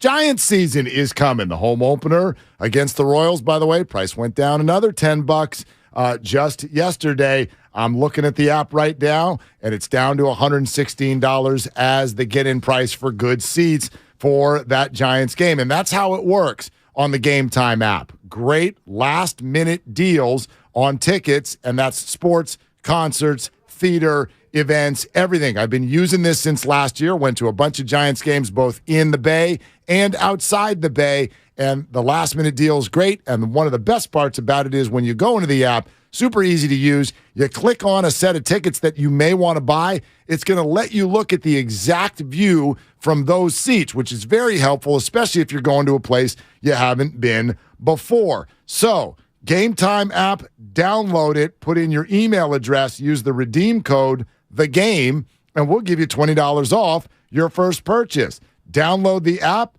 then put in your email address, then use the redeem code, THEGAME, for $20 off. So download Game Time today. It's last-minute tickets, lowest price, guaranteed. All year long, Odyssey celebrates the 50th anniversary of hip-hop by covering the milestones, saluting the history, and honoring the impact of the beats that created a global phenomenon with Hip Hop Made. Download the free Odyssey app right now or go to odyssey.com/hiphopmade to listen to the music and the podcast that celebrate 50 years of hip-hop. And join us all year long as we celebrate the milestone on the Odyssey app. Hip Hop Made. At Staples, you can count on every project being print perfect, guaranteed. I need presentations and brochures printed, and they have to be perfect. Your bounded presentations, brochures with the finest folds, and more will be done right every time. That's our Print Big promise. Now at Staples, get $10 off your document printing and marketing materials order of $50 or more, plus 20% back via store bonus. Try Staples and see the difference. Ends 2/25. Rewards members only. Bonus must be redeemed in store. See staples.com/stores/printbig for details. It's not easy being the one everyone counts on to keep your operation running, no matter the weather or supply chain hiccup. But we get you, Raymond in Buffalo, Maria in Miami, and Jules in Troy, taking control of everything that's under your control. At Grainger, we're here for you with high-quality supplies for every industry, plus real-time product availability and access to experts ready to help. Call, click Grainger.com, or just stop by. Grainger, for the ones who get it done. Every small business owner knows business happens everywhere. The office, the warehouse, or on the road. And no matter where it takes you, there's one solution to help your business thrive. Comcast Business Complete Connectivity. It's the largest, fastest, reliable network with advanced gig speed Wi-Fi and cyber threat protection in one solution. Get started for just $49.99 a month. Plus, add Comcast Business Mobile and you can save up to 60% a year on your wireless bill. And ask how to get up to a $750 prepaid card. Flight 291 is now aboard. Yep, you're going places. And when you get there, be ready to do business. The complete connectivity solution from the company that powers more small businesses than any other provider. Comcast Business, powering possibilities. Ends 2/21/2023. Restrictions apply. Requires EcoBill and AutoPay. New 50 megabits per second internet and Comcast Business Security Edge customers only. Equipment taxes and fees extra. After 12 months, regular rates apply. Gig internet required for gig Wi-Fi. Mobile savings compares pricing of top 3 carriers. Hi, I'm Brian Bakhtiari, Executive Manager of Stevens Creek Subaru. With all the recent storms in California, it's a reminder of the power and unpredictability of Mother Nature. At Stevens Creek Subaru, we understand the importance of all-wheel drive, whether it's getting you to the slopes or coast, but more importantly, getting you back home safely. No matter what the elements, there's no better place to buy your next vehicle than Stevens Creek Subaru. Subaru has been awarded the most IIHS Top Safety Pick Plus awards than any other brand since 2013, and Kelley Blue Book's most trusted brand 8 years in a row. As always, at Stevens Creek Subaru, you always get good prices, great selection, and truly exceptional service. So whether you stop in for service or to take delivery of your new Subaru, remember to stop by the Wilderness Cafe and talk to our Subaristas. It's just another reason why Stevens Creek Subaru is the Bay Area's preferred destination for all things Subaru. We're located on Stevens Creek Boulevard just off of Winchester or online at StevensCreekSubaru.com. And remember, buckle up and drive safely. Do you have neuropathy? Are you experiencing numbness, tingling, and pain that just won't stop? Are you taking dangerous drugs that have serious side effects and never fix the pain? If so, please listen to this message. Neuropathy is a serious, progressive condition that only gets worse if not treated properly. Call SF Bay Wellness at 844-94-NERVE to get back to doing the things you want to do. There is no drug, exercise, or surgery that can heal nerves. Don't wait until your condition gets worse and stops you from living your life fully. SF Bay Wellness has a time-tested, proven track record of helping hundreds of patients to improve and reverse their neuropathy. If you're ready to regain your independence, contact SF Bay Wellness at 844-94-NERVE. Call now for your $99 neuropathy special and receive a personal treatment plan that is tailored to your needs. Call 844-94-NERVE. That's 844-94-NERVE and start to enjoy life again. You're listening to 95.7 The Game, KGMZ FM at HD1 San Francisco. Always live on the free Odyssey app.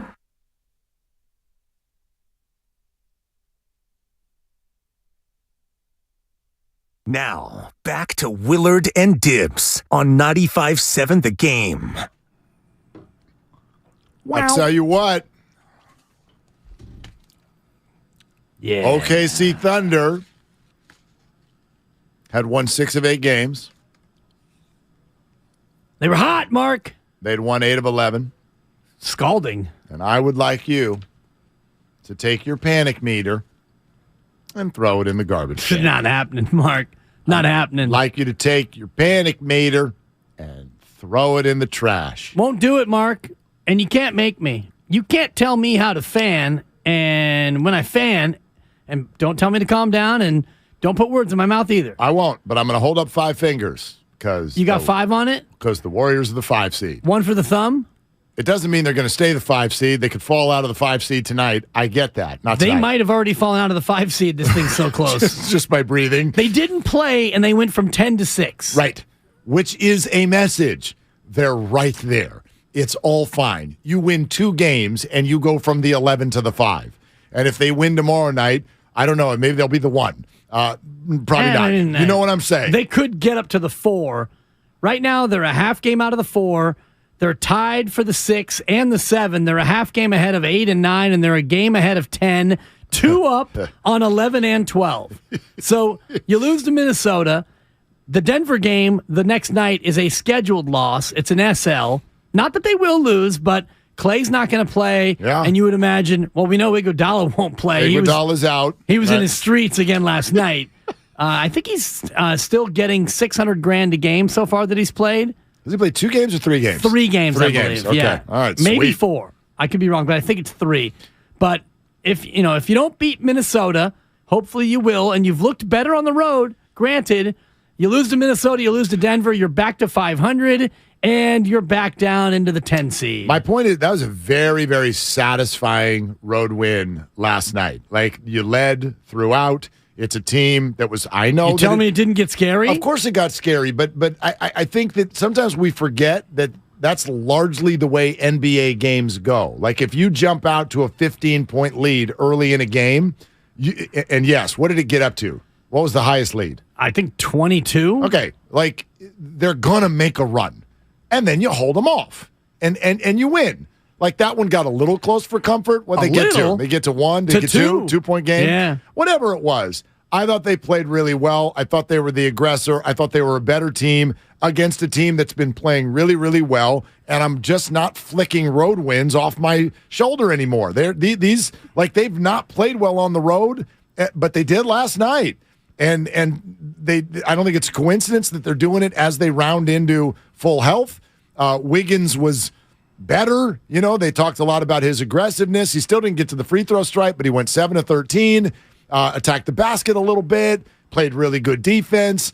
To me, he's the forgotten guy this year. We're sort of acting like the Warriors should be the Warriors without him, and we're forgetting what happened in the playoffs last year. They would not have won without him.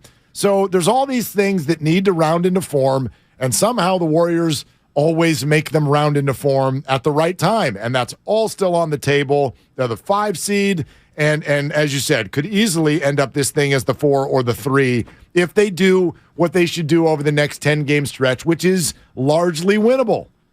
Yes, largely winnable, but we've seen throughout the majority of this year that winnable has become games that they lose. Sure. And they put up the graphic last night when Fitz and Buki were doing their thing. The amount of fourth-quarter leads that they've blown 7 fourth-quarter leads. Last night was one where they almost blew it, and then they pulled it together and pulled it out. Jordan Poole with a big 3, Steph Curry doing Curry things, Clay hit a big shot, and Andrew Wiggins, as much as I want to reprise the K-Wig bit, I won't, because the dude plays good, solid defense, even when he's offensively kind of a little bit of a missing link. Defensively, he plays great D. He does. There was that. I'm laughing because there was that possession. Thank you. Toward the end of the game, and this is when Clay was hitting big threes. Jordan Poole hit a couple big threes. Yeah. Steph had some big shots. And then they were like, you know what we should do? Let's try Wiggins. Yeah. Let's see if he's back. Look at you buying into the bit. He looks a little more aggressive. Just a touch. Throw him the ball. See what he does. Wiggins grabbed that ball. Yeah, he turned his shoulders. He squared up. And he let that 3 fly. Man. Broke the damn backboard. I mean, broke the backboard. I was like, what the hell was the hell kind of a shot was that? 15 points, 4 rebounds, and 1 accidental assist. Yeah, that's all right, though. Didn't mean to pass it, but I did. I want you to throw your panic meter away or at least go put it in the closet. It's not in the closet, but it's been turned down. Yeah, just go put it away for a little. You don't need it today. Turned down for what? You don't need it today. It's turned down. Clean your house up. Don't leave it out on the table. You don't need it today. No, it's out. I'm not putting it away. You don't need it this week. Put it away. Mark, I have a reusable Christmas tree. Don't call it fake. That's been put away. The Christmas tree has been put away because it's January 31st, and I won't need it again until early December. The panic meter, I'm not putting it in the rafters in my 2-car garage. I'm going to use a different Christmas analogy. You got your panic meter out. You're one of them houses still got the lights on. Take them down. We don't need them until potentially later. Again, don't tell me what to do with my panic meter, Mark. I'll tell you whatever I want to tell you. You don't even have a panic meter because it's always sunny in Markadelphia. It's not needed. It's not needed. That was a 3. Thank you. That was good. Yeah. Appreciate it. I would have given myself a 4, but I'm not giving myself numbers anymore. We're Warrior fans. Why the hell, after this decade, would we have a panic meter? Because we're fans. Yeah, and don't tell me how to fan. No, my point is... I'm sick of you telling me how to fan, Mark. I'm sick of you never seeing something that's good when it's good. These are the Warriors. It's good. It's great. Why am I panicking? If it doesn't work out, it doesn't always work out. Hashtag 49ers. My point is... Well, there's a defeatist mentality. No, it's championship or bust. No, my man, if you're going to have a panic meter, it's telling me that you don't buy what these humans over there are doing. Like, they're not going to do the right thing. This is the Warriors. This is Kerr and Myers and Steph and Clay and Dre. Like, right? They're going to do this. So should we start scheduling the parade, Mark? Is that what you're telling me? I don't know. They got to win. They're 26-24. But like the idea, they're going to be in the play-in tournament. Put the panic meter away. They're going to be in the play-in tournament. What seed will they earn at the end of the regular season? I don't know. Top 5. I don't know. We'll find out. I don't know. But even then, are you panicked? What if they're the 6? Oh, man. Yes. Okay. What if they're the 9? Well, they've never won a game in the play-in tournament in the history of this organization. Good stat. Yeah, that's true. I deal in facts, Mark. You do. And I'm using your name a lot because you're making me mad now on this Baby Friday. That's because you're panicked, and I'm trying to get you to calm down. The panic meter's been turned down. They've won 3 in a row, and they're 2 games above 500. Amazing basketball team. Just an amazing basketball team. And after the next 2 games, when they're back to 500, then the panic meter gets ticked up just another little notch. I'll take that bet. Want it? That they'll be back to 500? You just said it out loud. You deal in facts, and that's a fact. You said they're going to lose the next 2 games. Obviously, and I'll take that's not a fact because it hasn't happened yet. It's a projection. Do not use a lower voiced, obviously. That's my bit, and how dare you try to take it from me. We, as a station, yeah, Daddy. just have this on the iPod, right, when you cruise up to Kapler. We're about to get some Kapler now, okay? It's February. Right. Tomorrow, pitchers and catchers reporting. Are you serious? Obviously. They report tomorrow? No, tomorrow's February. And they will report in February. Yeah. No, we still got 3 weeks. Hey, Kapler's been elsewhere. He has not been at my favorite coffee spot. Yeah, we went looking for him yesterday. Oh, you did? And he was not there. You went to my spot? I did. Look at you. I did. You're such a stalker. Got a little latte. I was looking for a latte Kapler. Didn't find any, though. No. Yeah. BPA, what are you doing? Come on, B. Yeah, B, what are you doing? Not much, just working and listening to you guys. All right. Sweet. Nice. Okay, I have two tracks. I had 1 track and then I was listening, and now I have 2. So, Warriors need just 1 more piece. So there's a guy named Jared Vanderbilt on the Utah Jazz who's 6'8", elite defensive player, super reasonable contract, super athletic that they can get for a first-round pick, maybe Wiseman at a first. It's time to give up on Wiseman, right? He's buried on the bench. Kerr doesn't want to play him, and for good reason. The guy's no good. So it's time to move on from Wiseman, get Jared Vanderbilt, get Steph what he needs. You get Vanderbilt, you now have a second unit that is elite defensively with him, DiVincenzo, Draymond, Kuminga, right, for that second unit that comes off in the second quarter. And then, there's no chance in hell Lance is going to be QB1, guys. And I think you guys are overly optimistic that Brock's going to be ready to go. He'll be able to, maybe in a best-case scenario, he'll be able to throw again in July or August. But I don't think he's going to be ready to go. And I don't know when he will, but I think it's probably a pretty good chance he's going to miss probably a quarter of the season. B, can I ask you something on that? Can I ask you something on that? Because I know a lot of people, especially when it comes to injuries, it's kind of a fearful place. So I understand where you're coming from, except for this. To say what we're saying is overly optimistic, you literally just said the actual expected timeline. So why would that? What evidence do you have that Brock would not be throwing normally by August, which is actually factually the expected timeline? Well, it's a 6-month recovery process, right? In the best case scenario. No. Nobody said that. Nobody said that was the best case scenario. And nobody knows yet until they actually perform the surgery. We don't. You're right. We don't know. No, and neither. But you don't. But you don't know the opposite either. My point is that's the normal. Well, it's not the best case. That's the normal case. 6 month recovery time frame, which puts recovery time frame, not 6 months to be game ready to start in the NFL. Return to 6 play. months to Return to play. Yeah. Throwing in 3 months. BPA. Recovered and ready to play in 6. Yeah. I mean, I think that's it's a huge risk to say, hey, we're a championship contending team. This guy's got a serious injury. Serious. So you're NFL quarterbacks at UCL surgery. I'm saying it's just. So what are you advocating? What do you want to do? I want Brady. Okay. I want Brady for 1 year. I think you can get him on a reasonable deal. By the way, Brady has thrown for 10,000 yards and 71 touchdowns the last 2 years. He is light years better than Trey Lance. And I think there's a strong possibility that doing nothing in the quarterback room, that Trey Lance is going to have to start part of next year. That's what I think. I could be wrong, but I think I think it's a very remote chance Kyle goes into camp with being comfortable with Trey Lance starting games for the 49ers.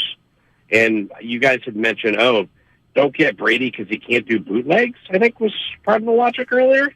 And, do you think Kirk Cousins is like a super mobile quarterback? No, he's a pocket quarterback, which is really what Kyle usually prefers. Brock Purdy is not he's not the most mobile quarterback that's ever been. So I just think, here's your opportunity, right? Here's your opportunity. Well, you get Brady. Last year, I think Brady would come at a reasonable number, but I don't know. What's the number that you think, Brian, in your dream world?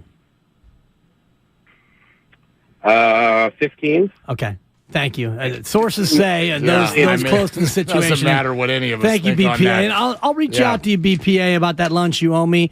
But according to sources who actually are in the know, the number is $30 million that Tom Brady would likely seek in terms of a 1 year deal. I thought you were talking about lunch. Jesus, I was like, where are you going? No. I'll let Brian off the hook. We'll go somewhere like an Olive Garden if there's one in the South Bay. I like unlimited breadsticks. Brian talked long enough that we would like to mention that all guests are brought to you by the Bud Light guest line. Bud Light, easy to drink, easy to enjoy. Look, it's not a crazy take. It's the same opinion that Joe Thomas gave us earlier today.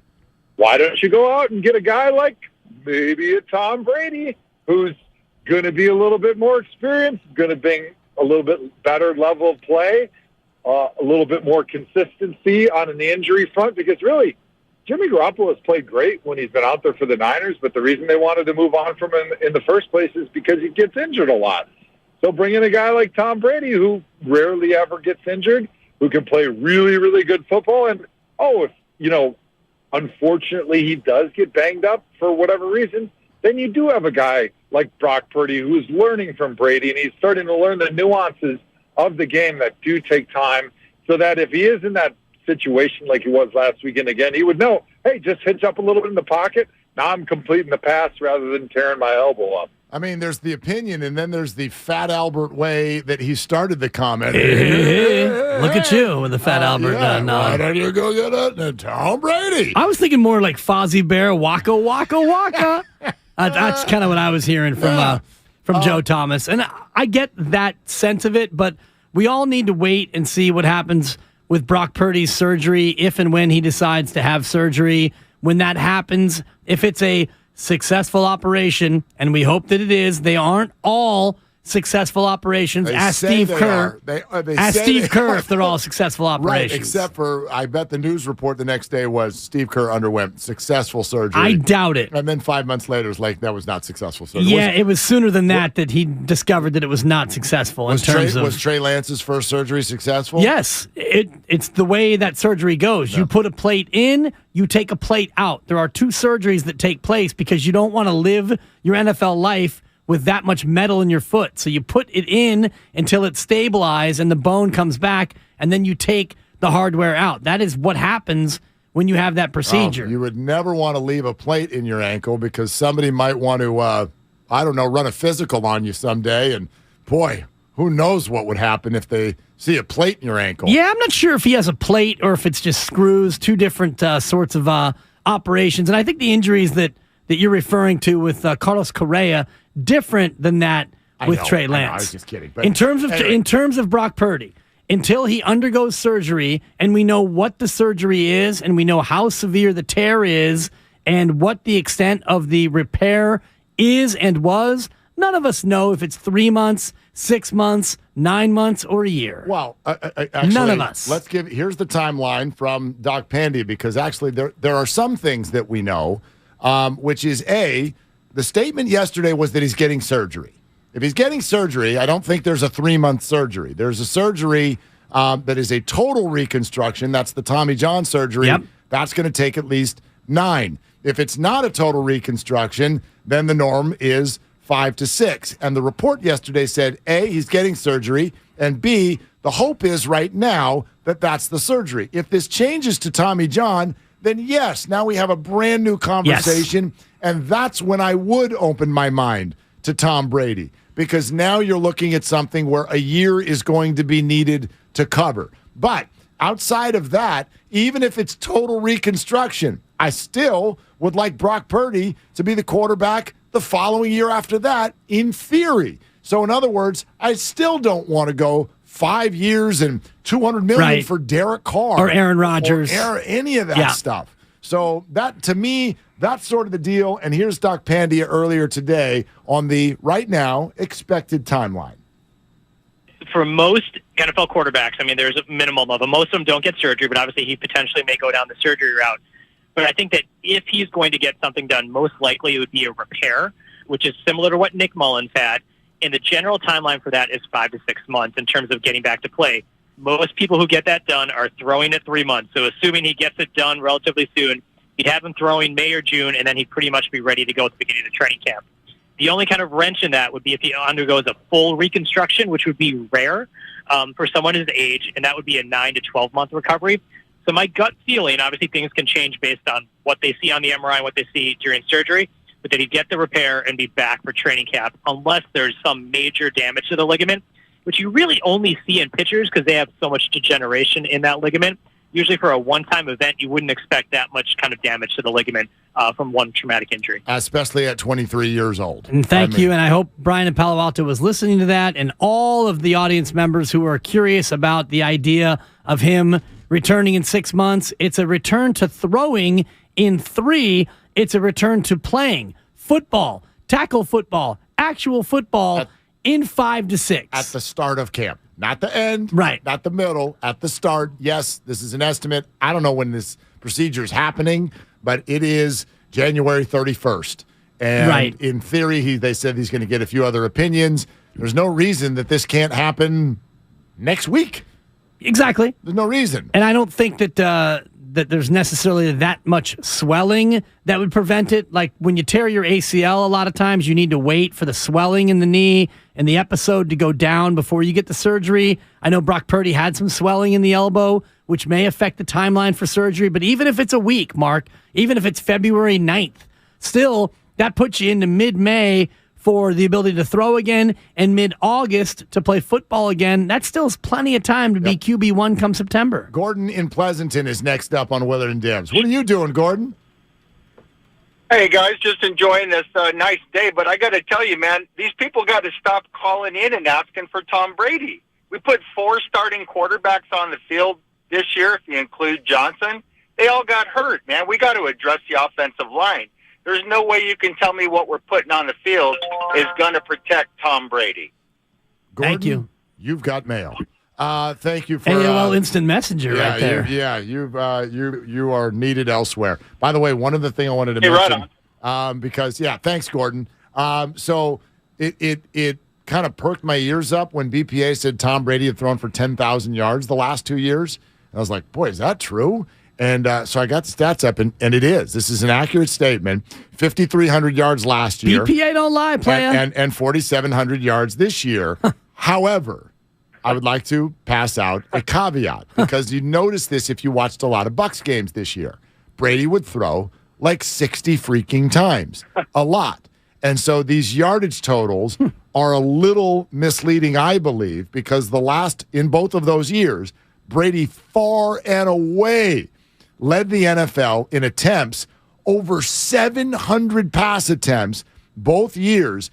For reference, in his age 40 season, 2017 with New England, the only other time in his career he led the league in pass attempts, and that year he led with 581. Yeah. And this year and last year, well over 700 attempts. Yeah. So lots of yards, but I mean, what does it take to get to those yardage totals?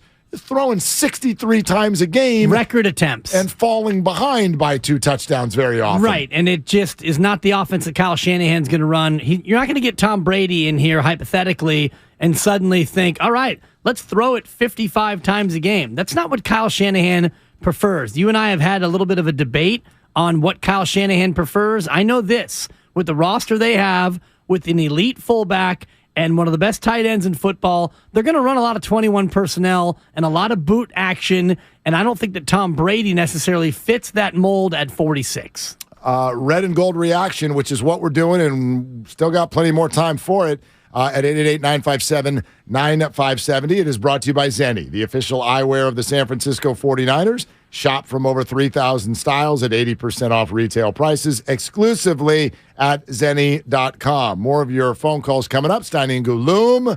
This is Willard and Dibs. It's the Red and Gold reaction on 95.7 The Game.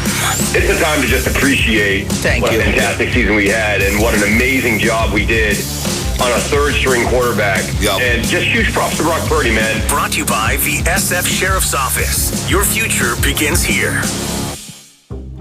So, the other day, I bought an extremely chatty... Boring story time. Make that an extremely catty cockatoo. You're welcome. Apparently, the pet store won't take it back. But, hey, I'll manage. I love that for you. Just like I manage without home internet. No, you don't. Sure, my mobile hotspot is slow and makes streaming shows unbearable. Aw, Bertie likes to stream. But I'm making do. Oh no, who's this? My lady friend. It's mating season, duh. No home internet? It's not that bad. No, not there. It is that bad. Don't settle. Get Xfinity Home Internet for just $19.99 a month for 1 year with a free streaming box. Call, click, or visit a store today. Restrictions apply. Not available in all areas. Requires paperless billing and auto pay with stored bank account. After 12 months, regular rates apply. Offer ends 2/21/23. There's something about that polished green stretching across the 8th hole that whispers, just tell them you're at lunch. Because it's not a hobby, it's a peace of mind. Let CertaPro painters bring the same tones and peace of mind to your home. Our experienced painters are here to make your next painting project as carefree as a day on the green. To get your painting project started, go to CertaPro.com. That's Certa with a C. Each CertaPro painter's business is independently owned and operated. License information available at CertaPro.com. The following is an attorney advertisement. If you get sidelined by a workplace injury, the workers' compensation attorneys at Boxer and Gerson can help get you back in the game. Our team of skilled attorneys will fight by your side for the treatment and compensation you deserve. We care about justice for injured workers. That's what makes us Northern California's premier workers' comp law firm.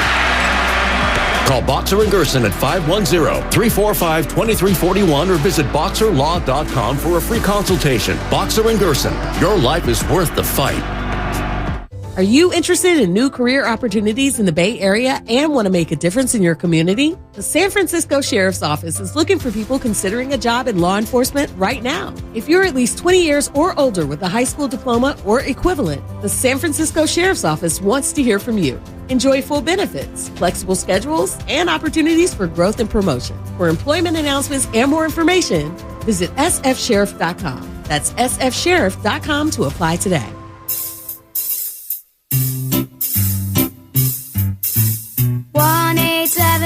Cars for Kids. KARS Cards for Kids. 1-877 Cards for Kids. Donate your card today. 1-877 Cars for Kids. KARS Cars for Kids. 1-877 Cars for Kids. Donate your car today. With car prices at an all-time high, our donors are now getting highest receipts ever. Donate at carsforkids.org, and your car can be picked up tomorrow. 1877 Cars for Kids. KARS Cars for Kids. 1877 Cars for Kids. Donate your car today. Now accepting donations of land, homes, buildings, or any kind of real estate. I studied Spanish in college and never got fluent. But then I tried Babbel. Want the most effective way to learn another language? In just 15 minutes a day, Babbel's bite-sized lessons will have you learning another language in as little as 3 weeks. Babbel is all conversation-based, so it gets you speaking quickly about things you actually talk about in the real world. You'll really see a difference in how you can speak and how conversational you can be in just a few weeks. Babbel isn't just lessons. You can listen to podcasts, play games, watch videos. You can even take live online classes with a language teacher. There are so many ways to learn with Babbel. The lessons online and in the app make it easy to learn from pretty much anywhere. University studies have shown that using Babbel for 15 hours is equivalent to a semester of college Spanish. If you want to learn a new language, there's no better way than Babbel. Go to Babbel.com to try for free. That's Babbel.com. Babbel.com. Adopt US Kids presents What to Expect When You're Expecting a Teenager. Learning the lingo. Jelly. Jelly adjective. Jelly is a shorter, better way to say jealous. As in, Chloe, I am like so jelly of your unicorn phone case. You don't have to speak teen to be a perfect parent. Thousands of teens in foster care will love you just the same. Visit adoptuskids.org, brought to you by the U.S. Department of Health and Human Services, Adopt U.S. Kids, and the Ad Council. Kentucky Fried Chicken's pot pies are just $5? That's a comforting thought, especially after a holiday season when you had to panic wrap gifts at 2 a.m. Come on. Watch the same kids movie 11 times. Again! And we're lovingly told your cooking was a tad dry, dear. Yeah, a $5 pot pie from KFC with tender chicken, savory sauce, and a flaky crust. That's a very comforting thought. Order your pot pie on the KFC app for just $5. That's finger-licking good. Price and participation may vary. Limited time offer. Tax extra. Get in zone. AutoZone. Welcome to AutoZone. What are you working on today? Thinking about gas mileage. You know, changing your oil with a full synthetic oil like Valvoline Advanced can help your engine get more miles. Right now, you can get 5 quarts with an STP Extended Life Oil Filter for only $38.99. Go farther with better fuel efficiency. Get the parts you need when you need them at AutoZone or AutoZone.com. Get in the zone. AutoZone. Restrictions apply. Jackson Hewitt gets you your biggest tax refund guaranteed. Plus, get a chance to double your refund or win other weekly prizes with our Double Your Refund sweepstakes. File your taxes on the double at Jackson Hewitt. No purchase necessary. U.S. residents 18 or older who file a 2022 federal tax return ends 4/2/23.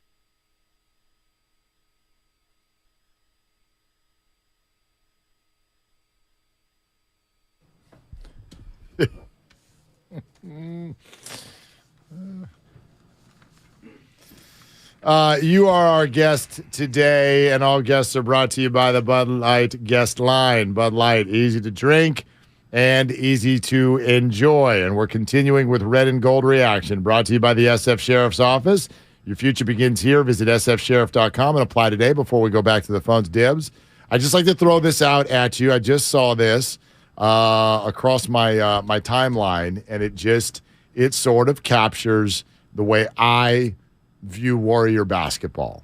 There is, because of what has happened over the last 10 years, there is, and albeit, I admit, maybe it's too much in the other direction, but there is just an underlying faith that, like, that group is going to put its best foot forward in the end. If that's good enough, that year, great. If it falls just short, great.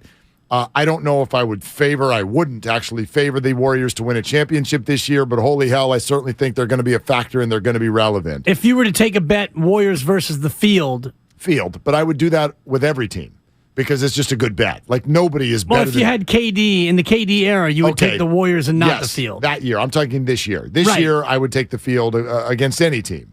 What if I gave you the top 2 in each conference versus the field? Would you take the top 2? If I gave you Memphis and Denver, and if I gave you Boston and Milwaukee, or the field, would you take the bucket of 4 or would you take the field? That's interesting this year because the West is so totally and you would get the Warriors up in the field. And I didn't mean to jump the queue on your great timeline that you were going to reveal. No, I think that I think I'd probably take the 4. and not the field. The 4 over the field. I would. Like right now. As opposed, you would get the 76ers, you'd get the Nets, you'd get the Warriors, you'd be able to light the beam, you'd get the clip joint, you'd get... I mean, look how quickly you get to teams where you're like, that ain't happening. Well, I love the beam, but the Kings are not winning at all. I mean, come on. This is a great story. Mike Brown. Over-under 1.5 series is that the Kings win in the playoffs. Over under 1.5 series that the Kings Do win. they make it to the Western playoffs. Conference Finals? No. Do they win a series? That's a big pause. Mark Willard, he's doing his cat routine right now with his paws. Right now, I want to say yes. Today, Okay. today I say yes.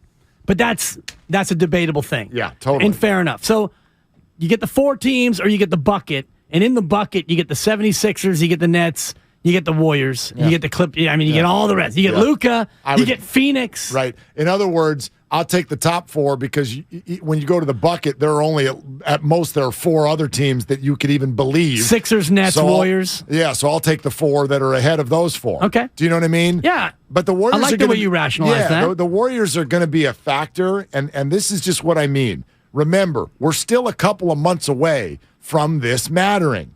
And let's go back to a couple of months ago. How'd you feel a couple of months ago about Klay Thompson? What conversation were we all having at that time? Oh, he stinks. He got to go to the bench. We got to go to Jordan Poole. I don't know about this Klay guy. He's having press conferences after each game where he's literally having therapy sessions, seemingly saying, guys, how can you feel this way about me? Charles Barkley said this, and this guy over here said, you guys, I'm Klay Thompson. In the month of January 2023, Klay Thompson averaged 27 points per game, 4.4 rebounds per game, and 2.3 assists, and shot 43.1% from 3. They're going to get there. These are really, really good players. Yeah. It's a really good team. And yet you took the 4 teams. Yeah. And you didn't take the bucket. I don't favor them. Obviously you don't favor them. You disfavor them. But they're a factor. I gave you 24 teams in the association. I gave you 26 teams, including your beloved Golden State Warriors, and you put up both your middle fingers and said, I want the bucket of 4? That's exactly right. How dare you? That's what I did. Sounds like you're talking out of both sides of your mouth to me, Mark. They're a factor? No, because what if I said they're 5th? What if I That's said not good enough. Why, I gave you the Warriors and the field. No, that's a bet. That's totally different. My point is I could be wrong. Like the Warriors It's a conversation. I'm not asking you to bet. Yeah, the Warriors are a factor. They're a factor. That's all we're asking for, right? I don't think nobody's like, oh my gosh, I disavow the Warriors if they don't win the championship this year. Come on, who's doing this? You've got them losing in the Western semis, is what you have right there. Let's go to JJ in Castro Valley. Hey JJ, what are you doing? Hey there, working on some kitchen pricing. Oh, it sounds like you're having a blast. Having a blast. Yeah. So I wanted to call because I was reading an article about the Bengals. They signed a third-string quarterback right before the game, Jake Browning. Okay. Yeah, from Folsom High School. Yeah. Yeah, so they had lost 2 offensive linemen the week before, had a horrible offensive line, and it was kind of a shock that they didn't sign 2 linemen. So they were thinking about their third-string quarterback, and I told my wife, hey, who's going to play if Purdy gets hurt? And sure enough, that happened real quick. Right, and the answer was Josh the Niners Johnson. Totally blew it. Well, except for the question you asked wasn't who would play if Josh Johnson then got hurt. Now, your larger point is, I guess, a fair one, which is that the 49ers, and we talked about this yesterday. Thanks so much, JJ. There was a rule years ago. Cheer up, JJ. There was a rule years ago when the game day roster was 45 people. And but you could carry an emergency third quarterback. Yeah. You could only put that person into the game if the first 2 got hurt. And the other part of the rule was if emergency QB goes in, those first 2 are ruled out. They cannot come back into the game. That was the rule. They did away with the rule, but when they did away with the rule, they gave everybody a 46th game day roster spot. The idea was just carry a third QB into game day. And most teams, almost always, don't do it. Now, if you want to blame them for it, you can. That's fair, except for this has come into play. What happened to the Niners has come into play how many times in the history of the league? like nobody can even think of another. Very one. few. Where like, let alone in the NFC Championship game. Where a team was unable to throw a forward pass. Yeah, Kyle, what do you got? So the Bengals rolled with Brandon Allen as their backup quarterback in that game. Jake Browning, their third QB, was inactive. So had Joe Burrow and then Brandon Allen gotten hurt, they would have been in the spot the 49ers are in, third QB or not. There you go. I believe JJ's point has been debunked is the word they use. But he's been dunked on. Yeah, I understand where he's coming from. That's a classic. To me, that's a classic hindsight 2020 deal. Where like now the Niners are at fault because they didn't do what nobody ever does, because they were supposed to predict that two quarterbacks were going to have like knock out of the game injuries. Right. Come on. And who is the Niners' third quarterback in that spot? Christian McCaffrey? No, I mean, if they would have activated a third guy as one of their 46. I don't even know if they have one right now. Kyle, who is it? Who is their practice squad QB? Benkert is gone. I don't think they had one.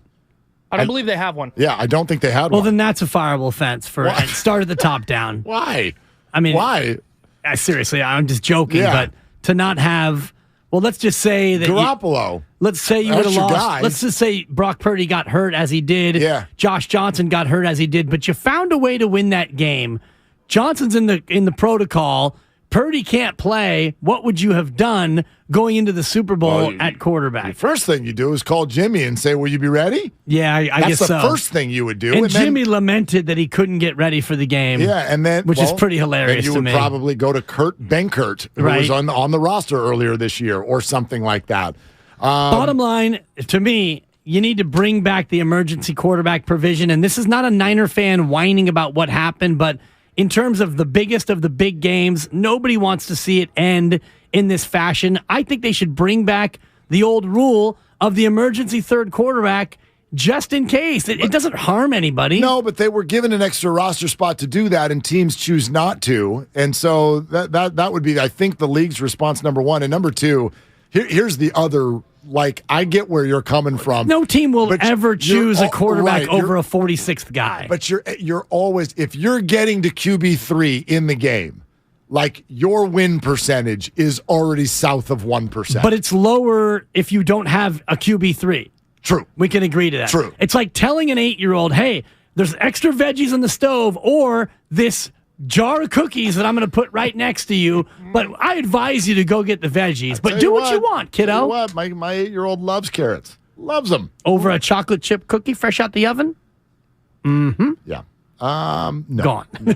By the way, Kyle, where are those cookies? Those are good. Not done yet. More of your calls next. Steiny and Goo going to jump in here too. Willard and Dibbs. It was an awful ending to an awesome season. Another off season of quarterback talk. Everything's on the table. I hate to be this guy. I just know where this fan base is going. Dog, you know they're running. Well, of course you're going to tackle them at the line of scrimmage. And you're celebrating? Come on, man. Again, it felt like a fourth grader kicking a kindergartner. This is the Bay Area's sports station. 95.7 The Game. Thank you to all of the business owners who kept people employed during the pandemic. For all you've done, you may be eligible to claim the Employee Retention Tax Credit, a payroll tax refund from the United States Treasury Department, applicable to businesses who kept employees on payroll during the pandemic. The window is closing to claim your refund. Contact Paychex to see if you qualify. Paychex is proud to have helped more than 45,000 businesses secure over $9.2 billion in ERTC claims, an average of $190,000 per business. 50 years and thousands of experts in HR, payroll, benefits, and insurance. You may be eligible to claim the Employee Retention Tax Credit, a payroll tax refund from the United States Treasury Department, applicable to businesses who kept employees on payroll during the pandemic. The window is closing to claim your refund. Contact Paychex to see if you qualify. Visit paychex.com/ERTC to find out how Paychex can help you get additional cash into your business. Paychex.com/ERTC.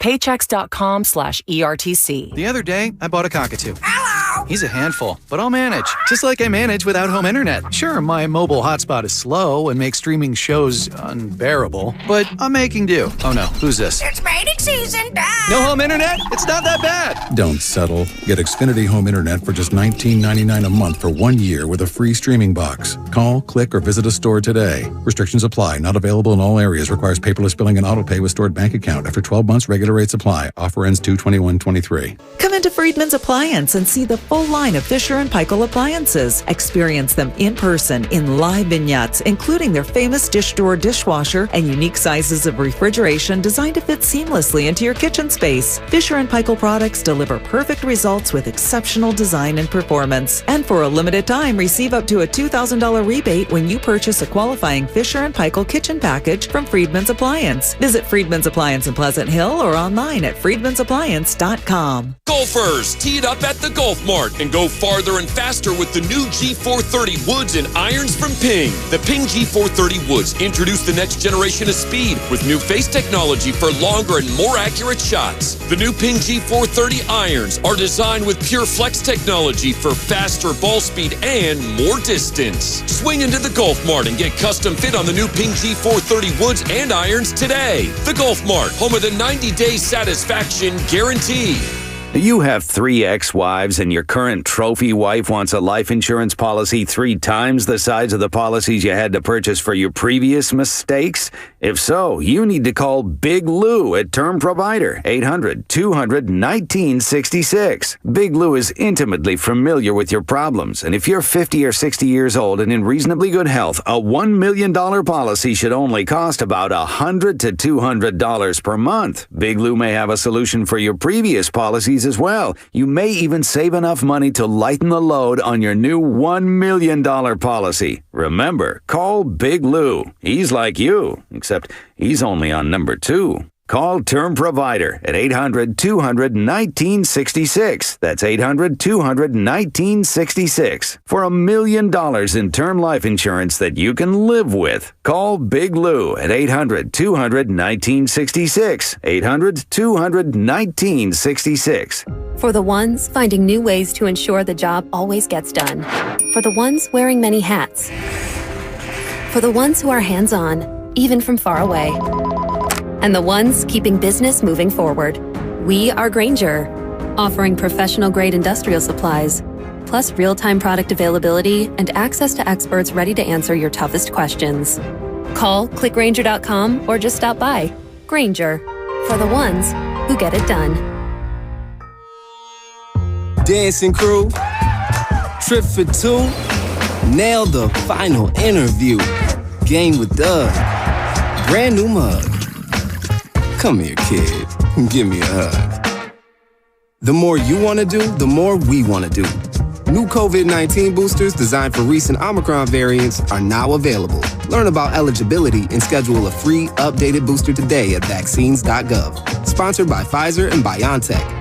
Streaming only on Peacock. From the mind of Rian Johnson, the writer-director of Knives Out. Miss Gale, you've got this gift. Always knowing the truth. I only know if something is a lie. The real trick of it is to figure out why. Natasha Lyonne is Charlie Cale. It wasn't an accident. I think there's been a murder. You watch too much Dateline. A new 10-part mystery series. Wolves on my fender. I gotta keep moving. I have been kind of a death magnet.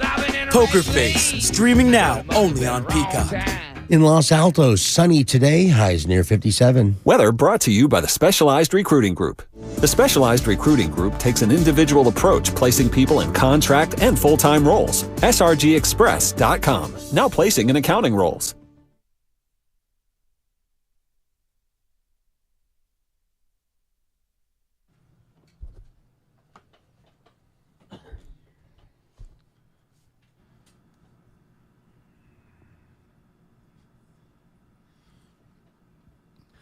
Might find this interesting, courtesy of our 49er insider, Cam Inman. I call him Scam Inman. So they're all at Levi's today. Exit interviews. Exit process. Yep. To the left. Trent Williams will be exiting in a boot and a crutch. Trent Williams, who did not miss a snap other than the one that he was not allowed to participate in after being thrown out at the end of the game on Sunday.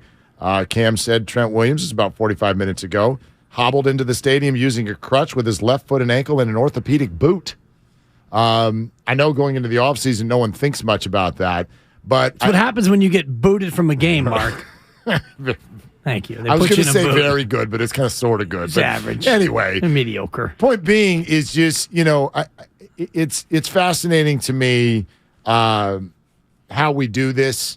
When you get to the end of the year and you hear the cliches, everybody's struggling with injuries and all that. And like Reggie Bush, for one, was someone who criticized Brock Purdy for not going back into the game. Reggie Bush? Reggie Bush did. And I didn't know that until totally. Well, until a tweet that I sent out yesterday, which was in the wake of the news that it was a torn UCL. I wrote, for everyone who called Brock Purdy soft, the delete button is on the top right. I saw that. And you can go ahead and click on those 3 dots. And I got tons of people going, yo, Reggie Bush, hey, Reggie, how about you? You want to apologize now? And so I went and took a look at Reggie's stuff, and he's bringing up Drew Brees played with 11 broken ribs and spare me and go out there with your left arm if you need to. And he criticized Brock Purdy for coming out of the game. And I just, it's such weak sauce, but even more so from fans. Like, does anybody even... Does the light bulb not go on as you sit there with a T-shirt that doesn't quite get over your belly and you're screaming at a television set with a remote control in one hand and nacho cheese on the left? I told you my story, Mark. Slippers and a blankie. You're in a blankie and you're looking at the TV going, hey, this guy's soft. I mean, are you kidding me? Hey, Reggie, the people who live in glass houses should not throw stones. You, a man who brought shame and disgrace upon a university because you took money and you had to give back your Heisman Trophy. And you're going to talk about the shame of an athlete. And by the way, you, Reggie, who tore his ACL on a concrete tarmac at the Superdome and then went about suing the Superdome because you tore your ACL because you lost your footing off the surface of the playing field, and you're going to dare to talk about the toughness of another man? You better check yourself, Reggie Bush. Well, I mean, I get all that, and I said all that. Yeah, to me, the fans in many cases are even worse. This is a window into what is actually going on with these dudes when they're playing at the end of the year. Trent Williams didn't even limp on the field. He didn't even limp, and we don't know what his injury is. And now he's in crutches in a boot. And I wonder what Nick Bosa's leg looks like today. I wonder what that looks like. I wonder what Brock Purdy's arm actually feels like and looks like today. I wonder about Patrick Mahomes. I wonder what that looks like on a Tuesday getting out of bed. You know, I know what it looks like, limping and gimping, as we've said, and probably, you know, is there a needle? Is there medication? Is there work to get ready for that moment? And the process will all happen again for the game that's now 12 days away. But what does that look like on a Tuesday and on a Wednesday? And so everybody can have their perspective on this thing. It's a super frustrating game. We all got robbed of a spectacle at minimum that we thought we were going to get. I would just suggest to everybody, if you're playing NFL football, I'm going to go on the premise you are way tougher than everybody else. So I'm never going to watch a football game. You talked about this yesterday. I thought made some really interesting points, like get off the table. This should be off the table when somebody can't play, calling this guy a wimp or soft. Right. Or it's really lame. It's just really simplistic and lame. There was a Niner fan on Twitter, and I don't know his handle, nor do I care to know what it is, but he's this guy, super fan, who is in his 20s, and he put out all these posts, these videos about how soft Purdy is and this and that, and then the news comes out yesterday that Purdy has a torn UCL, and now he's tweeting again, I want to be the first to apologize to Brock Purdy. Got it. Spare me with that. Show some maturity. You're old enough to know better than to put that crap out there on the internet. And don't come at me with your after-the-fact fake apology, because you don't know what these guys go through. Trent Williams in a boot and in crutches. Obviously, he's been hurt for how long? He missed games about, 10 weeks ago? Yeah. So he's probably been dealing with whatever he's had this entire time. And let's talk about Nick Bosa for a minute, because what happened to him when he was standing there watching special teams, if one of us got leg whipped in that fashion, I mean, he got straight up leg whipped, and he was down for about, 90 seconds, and we all thought, oh, my God. Yeah, he said the cleat went like an inch into his leg. Like, that's a quote from after the game. Think about that, Mark. And I've been leg whipped on the sideline of a college game before, where you're not paying attention and you get taken out, and it's like, oh, my God, that was scary. And you think about these guys and that man getting whipped in that fashion, and yet he's out there the next snap. Do you want to know what I consider tough? You've all watched Brock Purdy walk around without his uniform on, and I've compared it to driving around next to a high school at 3 o'clock. It looks like he's 15 years old, and he's got a backpack on, and he's walking home from school. That's what Brock Purdy looks like to me. That's his build, okay? Tough is looking like that, and then when a man named Hassan Reddick is running at you full speed with foam coming out of his mouth, your reaction is, I think I can get this throw off. Rather than, Doc! That's tough.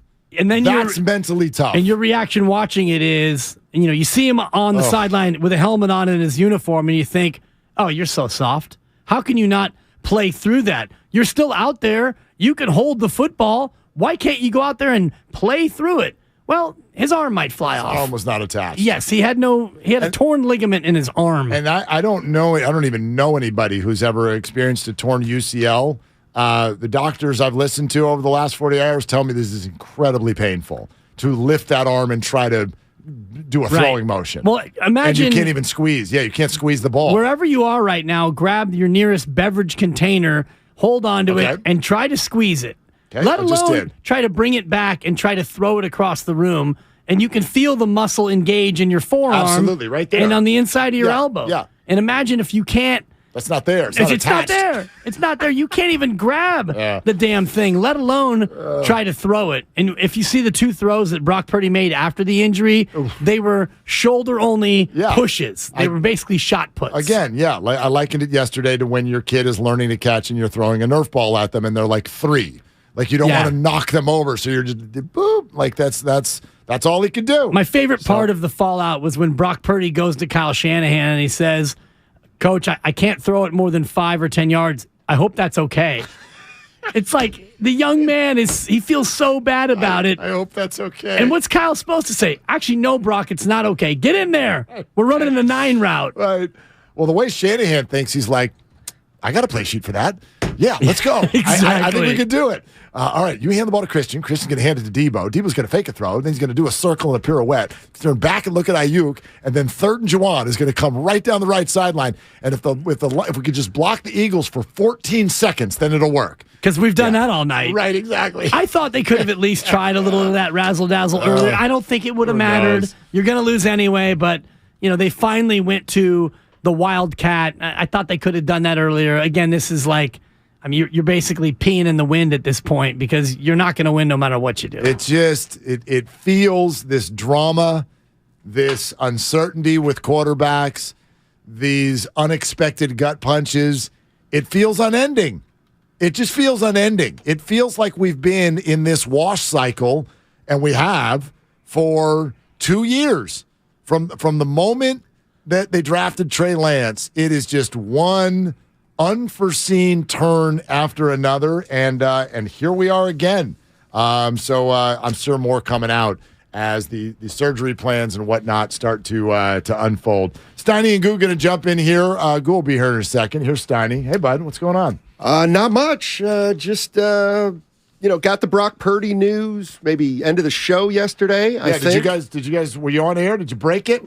Yeah, we broke it. Yeah, you have some. I technically broke it because I read the box. The box. Yeah. and the music came on and everything, that's an exciting moment for you. You guys might be Good for surprised, but Guru and I are looking at this situation a little different. No way.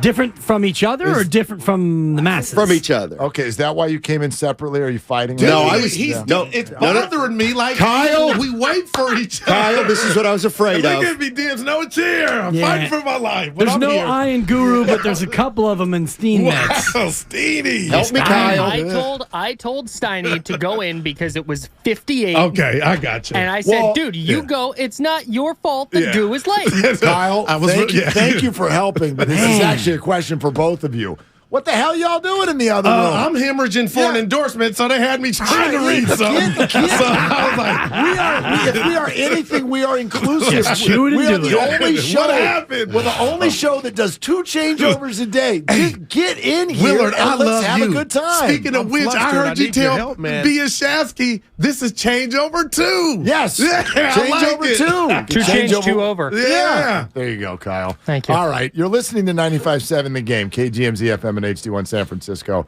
Always live on the Odyssey app. Now back to the real radio hosts of San Francisco and the drama between Steiny and Guru. Oh, no, it's just that. So I'm looking at the 49er quarterback situation. What do we know right now? Purdy's hurt. Should be 6 months. That puts him in early August. Okay. Yep. Well, and about the 6 months, my God, you in guys. 3 months, we had Doc Pandia today. Okay. He says if it's just a repair, 3 months, he'll be able to throw. 6 months, he's back playing football. So when we say 6 months, we need to know that it's not 6 months to begin the process. It's 6 months to end the process. And I was even based on the process is ending, and then we got, 5 weeks till the first regular season. September 11th is the opening Sunday. So based on what I know, I like our quarterback situation if I'm the 49ers. First of all, you've got a monster advantage that you must try to take advantage of, and that is you have 2 quarterbacks under contract for very little money. Yep. One guy, Purdy, is ridiculously low money, so he's our guy. And I get it. He was this. I still look at Trey. I mean, I haven't written him off. Maybe you still have the ace up your sleeve. So you bring him into camp, declare one the starter, the other. Who cares? Competition. Let's see what happens. But it's, Purdy, I think. You guys are my brothers. Like all 3 of you, really. And it's just amazing how we look at life differently. And Willard, this morning when you're like, what am I missing? You and Dibs the glass is half full. And I had 2 parents, 12 surgeries between the 2 of them, non-pro athletes. You don't know what you know until you go in. Yeah, true. So the 6 months is 6 months. But what if something is delayed? And it happens. So I'm sitting here like I'm petrified that here we are again, a great, wonderful season, a movie in the making, and you're telling me this kid wrecks his elbow and is out possibly 6 months or longer.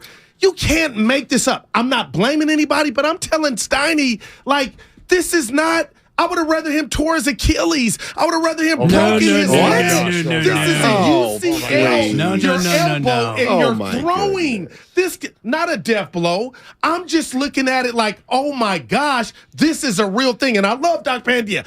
I'm like, this is your elbow we're talking about. But we don't know what can be delayed. But you're going to know, in theory, within a week or 2, the answer to that question. So it's not like anything needs to happen. So in other words, I guess you're advocating what? So you'd like to do what because of that? Proceed with caution, and with Trey Lance, who now is in the dance again as far as the name, he's in a walking boot. And I know, Mark, and you guys, the Willard, the Bradys, the Rodgers, or just another guy, like, that's a real thing. And I feel bad for Kyle and company that was a gut-wrenching loss. But here we are back at square one with 2 young quarterbacks. One hasn't even had his operation. The other's in a walking boot. You're telling me we're back here after the movie Brock Purdy was in production? So that's just bad luck. It's bad luck, but it's football. This is why I see it different. And that's actually, I love that you use the phrase square one. We're not at square one. Break that down. Square one is Brock Purdy hasn't played yet. That was square one. We're not at square one because you said what if. right? You don't know until you go in. Okay. Well, but what if it's normal? Why would you sign Tom Brady based off of a fearful what if? The norm here, yes, something could go sideways, and boy, I would trust the 49ers to handle that better than anyone because they've been through 5 sideways just in the last year and a half. Yeah. But usually things don't go sideways. Like, I think you can say option 1 is Brock Purdy gets surgery and is ready to go for week 1. That's option 1. You can't bank on that. Of course, you've got to bolster your what ifs. And if you think Trey Lance is the next what if, great. If you don't like him, I don't know what the Niners actually think about him, then yeah, you got to do other stuff. The Brady thing, there's a scenario that I think gets the 49ers there. What surprised me this morning are all the other names that people are bringing up, which really constitute just leaving Brock and Trey in the dust and being like, never mind, you're both damaged. We hate you. We're signing Derek Carr. That makes no sense. What on earth are we talking about? We're talking about I don't get giving it. up your advantage. The advantage that we talked about with 2 rookie QBs on rookie deals. You can spend all your money everywhere else in your roster. And if you bring in Tom Brady, 1 year and $30 million, by the way, you're not signing him for 15. Gotcha. He's not How taking come? the veteran minimum because Tom Brady wants to be paid. He has an ego to where he's not going to come in and sublimate and make the veteran minimum. This is he not, made, that's what he made last year, right? 15? No, I think he made more than that. Oh, did he? in Tom Tampa Brady? Bay. We'd have to look it up, but for some reason, But I like, yeah, I don't think he would take a discount to come to this. I thought it was 25, but here, I'll look it up while you guys talk. I don't think that he's taking a discount to come to. So he comes here and he'll be in heaven. And what do you do with Trey Lance then? So if you want to trade Trey Lance, it's about a $20 million dead cap charge. So let's say you sign Brady for $20 million, which I think it'll be more. You give Tom 20, and you trade Lance, and you take a $20 million hit. Now it's a $40 million deal for Tom Brady based on the dead cap number. No, you were right. 1 year, 15. Because remember, he retired.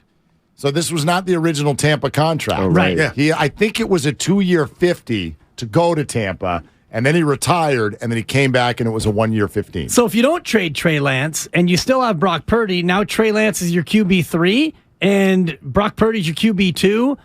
To me, the only reason why you would think about bringing in Tom Brady or someone else is if when you go into Trey Lance's elbow, you realize he needs Tommy John, which is 9 to 12 months, which means bye-bye next season.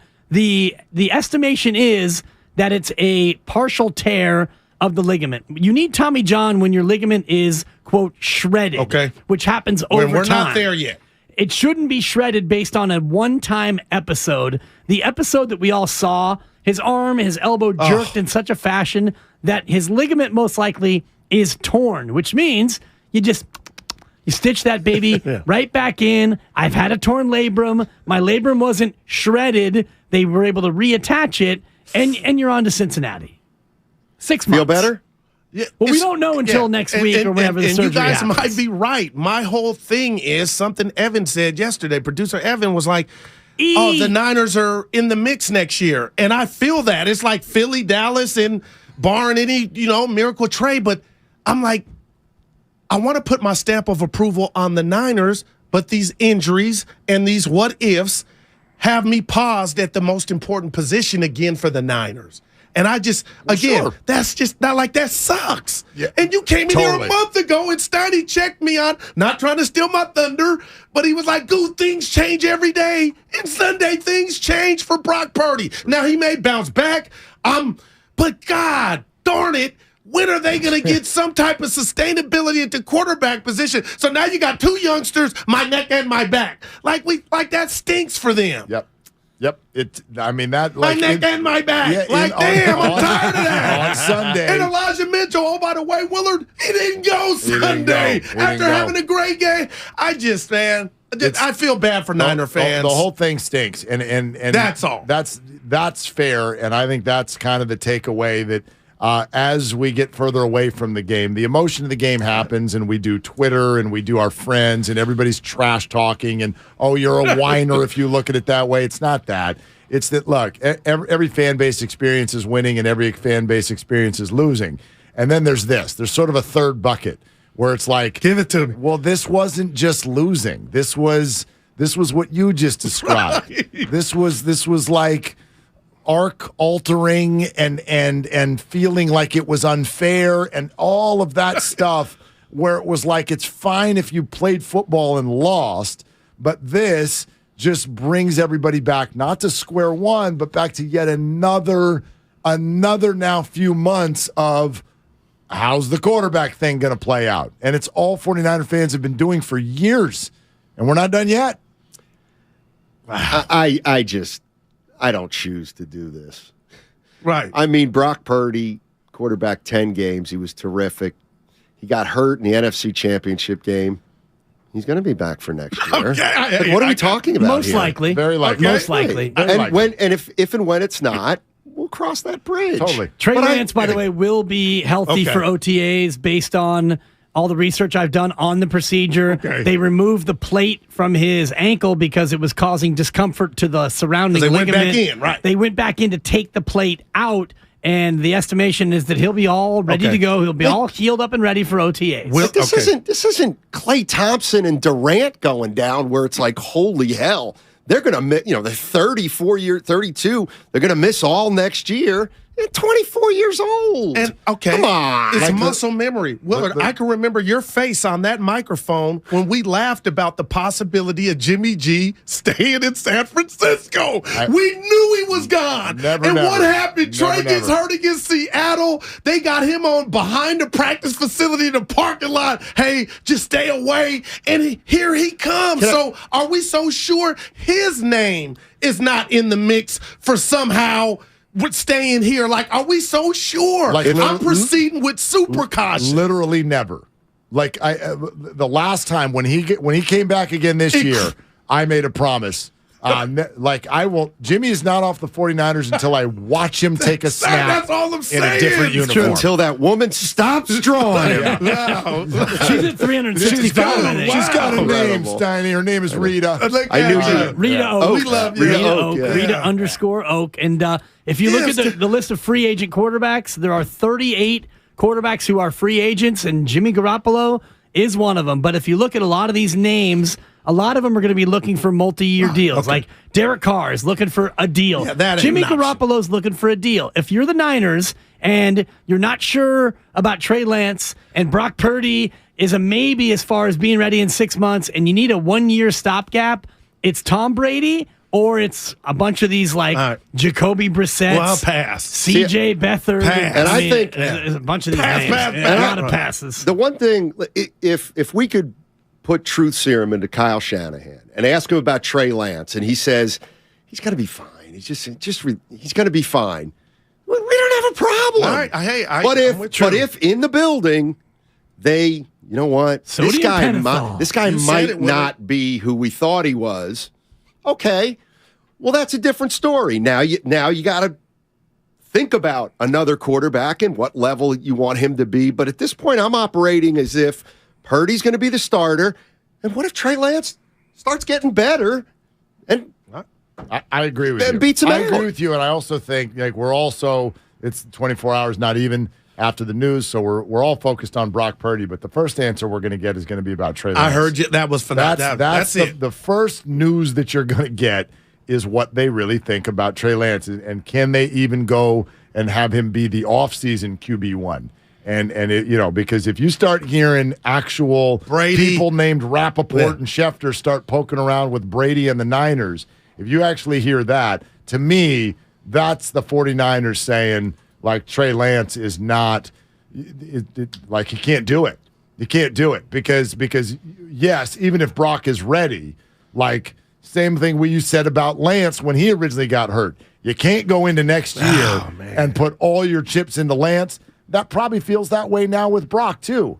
Like, you can't operate this offseason like Brock's going to be all perfect come September, so you have to have a viable other option. And if they don't think that's Lance, we'll find out. So if let's say Lance would have not gotten, would the discussion be the same if Lance had not gotten hurt, but he'd been awful? Let's just say that. He's still coming back at the one. Oh, yes. You think it is? Oh, absolutely. If Trey Lance, let's say Trey Lance would have played 10 games. Jimmy Garoppolo never plays. Lance plays as long as Jimmy does, and Trey Lance looks bad, and then Trey Lance gets hurt, and here comes Brock Purdy. Here I come to save the day. Brock Purdy saves the day, and you saw 10 games of Trey Lance, and you saw, oh my God, this guy's not the sauce. Totally different conversation, I think. I think the Tom Brady drumbeat would be a lot louder because the Brock Purdy question is the Brock Purdy question. Right. But right now, you can kind of mitigate it by saying Trey Lance is the guy. We still haven't seen it, so we still want to go forward with Trey Lance, and maybe we bring in, Mason Rudolph as QB3, knowing that Trey Lance gets a shot. I think if you would have seen Trey Lance is not very good, you'd be thinking about Brady or another top-flight QB. Do you think the 49ers, how much you think they know about Trey Lance? A lot. I think they know a lot. Do you think they know the ultimate? I do. That, boiling it down to black and white, can he play or can he? He didn't get a chance with McCaffrey. So to me, I feel like they're still, you're saying there's a chance. That's not a mark of a quarterback. It comes down to one thing. Right. Can he see it? And I don't think he can see it. That's what you're banking on. That's not good. I don't think we look at quarterbacks and go, we can't decide if they're any good until they've played with Christian McCaffrey. You have to. I'm rooting for him, man. You got to be good without him, because what if he gets hurt? I think Kyle Shanahan showed you in the 5 quarters he had Trey Lance how he feels about Trey Lance. That bothers me. And that is run, please don't pass. Oh, my goodness. That's my opinion. Kyle Shanahan may think, you know what, Trey just wasn't ready at that point, and maybe he still can learn it and be better. But what we saw from Brock Purdy was a quarterback who sees it, can make the decisions, and he can command the offense. So we're going to find out. The quarterback thing, too, like we always, crazy. We look at it through our window, but you also have to look at it through the player's window. And if you look at the board right now, you guys have said this, like, look how many, if I'm Derek Carr or if I'm Jimmy Garoppolo, look how many other teams I would have to get a no from first before I join this situation where you like Brock. You've got all kinds of like hope and politics poured into Trey, and we're hoping for injuries or whatever. Like the only reason Brady works is it's 1 year. It's 1 year. Everybody else can be looking for more years. The whole NFC South needs a quarterback. The whole division. Kyler Murray's hurt. Seahawks, free agent. Matt Stafford, his back. The Raiders are starting over. The Broncos, I don't know what's going to happen there. Texans, Colts, Titans. Niners are loaded. They're all at square one. Arizona, they got an ACL QB. I mentioned Murray. I don't know what's going to happen with Cousins. But do the Packers end up at square one with a trade? The Commanders are at square one. I don't know about Tua's future. The Jets may start over that price. I just mentioned almost half the league, and we think these guys are going to want to come join this. Like, yeah, you get Kyle Shanahan, but you also might get 3 games, and then we'll decide someone else is better. Like it just happened to Trey Lance. Yeah. So I don't know. You're right, Steiny. Option 1 is Purdy and Lance. I would think so. Here's the other thing that I. What do you mean? Well, I mean, if it falls into place. Option 2 is you trumpet Trey Lance all off season, knowing that Brock's going to be fine, and you try to trade Lance to one of these QB hungry teams that have a first round pick. We could, but you mentioned the cap hit there. It's a tough cap hit. It's not small. No, it's $20 million cap hit in the dead cap. Yeah. But if you want to get into the first round and improve some of the areas you need to improve, maybe you try to spin Trey Lance out into one of these teams, because if you go down the draft board, Mark is right. Of the top 15, there are 12 teams for sure that need a quarterback. Oh, good Lord. And my question to you all is, if they didn't fire on Brady years ago, why would they fire on him now? And I was one, real quick for your answer, I was one of those, Tom is done. He had no blocking. Yeah. You put him in this, and I know the Niners need some help on the O-line. With this weaponry and McCaffrey, he would be in heaven. Yeah, but I don't. 46. I'm worried. I don't like. 50, I'm worried about his arm. 56. Arm strength. 46 years old. Looked terrible in that playoff game. It was awful. You know what I mean? But to answer your question, say why would you do it? Well, because we said the same thing last time and we were wrong. Okay, because he won the Super. There you go. All right, like That was a long time ago. not that long. About 3 years. He was already in his mid-40s then. Well, as you know, as a guy knocking on the door of 50, each of these years, as you creep closer, they he get tougher. said that trying to dig at you. I know. I paused for effect. I forget how old I am. That door is down the hall. You can see not it. knocking on the door. Like, You can see it. That bothers me. I can see it, but it's down the hall. You're close enough to where, those sensor lights that go on when you get on somebody's property? Those lights are coming on. Oh, my God. To me, I've always thought I think about fantasy land a lot. Oh, yeah. To me, fantasy would be everybody lives to 100. You go up to 50, and then you go back to 0. So if that were the case, somebody would be signing Tom Brady right now. He's got 4 more years, and then he's going to start getting better again. Somebody be signing you because you'd be closer to 40 than you are to 60. Mail from AARP. I'm like, I'm not in your club. Yeah, I'm still open. I don't want this. Quit taking me off the list. Man, I'm still valid. Steiny's so old, they're actually showing up at his house now. That's why I love changeover too, Guru, because I'm the baby in the room. I love it in here. You do. Good. That's right. Yeah, speaking Embrace of which, it, baby. No doubt. No doubt. Yeah. It is interesting, though. It certainly is. But I got to sit tight for at least till the surgery and until OTAs are in a month or two. But it's not a good Trey Lance be ready like for April, OTAs. Yeah. He got kind of mad at me. Switch it up here. Jonathan Kuminga. What do we know about Kuminga? He is, to me, highlights. This dude could jump out the gym. Didn't make the rookie challenge. Steiny goes, they left Kuminga off, and I just can't believe he's not on the team for this rookie sophomore game, which I'll watch. But it's just up and down. Why can't he get love? Because he doesn't play enough to where outside of this market, and the other guys were 25, 30 minutes. Exactly. And ultimately, if I'm Steve Kerr and the Brain Trust, I don't want him playing in that game. I'd rather have him be in the lab. Or, taking some days off because if have fun, though. If you're the Warriors, you know what you have in Jonathan Kuminga, and quietly, he's now a key part of your rotation. I don't want him out there running and jumping and risking injury. And great, it's good for his individual brand. But right now, Jonathan Kuminga's your 8th man. You need Kuminga in April. They're going to fundamentals this year in that game, too, so he's out. Jose Alvarado made the team. Jose Alvarado. I like him. He did. Yeah. Speaking of young players, Josh Giddey, he's a fun watch. He's good. That was a fun game last night. Watch players. They got a little scary. Yeah. I go, they blow this one. Yeah. Did you ever think? 2. No, I know. Did you ever think they were going to lose? Oh yeah. No. This absolutely. is a big. See, this is. I'm getting this from Willard because I did, Mark. Like it was a Seattle game in the regular season. I think it was 21-13. Guru and I were like, yeah. I never thought they were going to lose that game. There were 2 possessions, and I think the one I'm remembering right now is Jordan Poole hit a 3 from the left wing. That was when they could have tied it before. If they had not scored, then you had to start to hold your breath a little bit.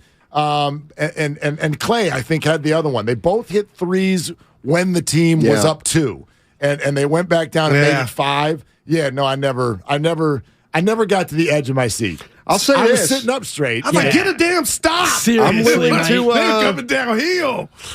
I'm going to give them to the end of the week, but if I see, and I'll tell you, if I see some things I like, I'm going to be ready to say that maybe they are starting to get it going. Oh, there's no. Let me ask you this, because we got a bet. I threw this at Mark, and I wish I had a piece of that bet because I'm still not fully believing. But just look at the standings. I gave Mark 4 teams in a bucket or the field.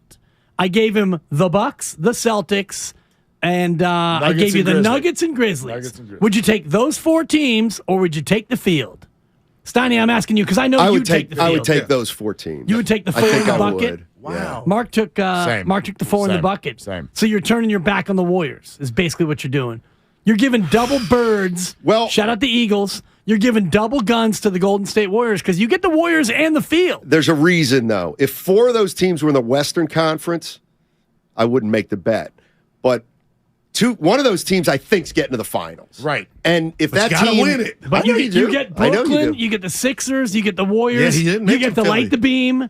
Man, I'll tell you. They can meet in the playoffs. Technically, they don't light the beam. There's a laser. And but there's no butane. It's an expression. But it's better than turn on the beam. Raise it up. Yeah, I got a hashtag random before you get out of here. What's up? I'm gonna go church on you. God is beautiful.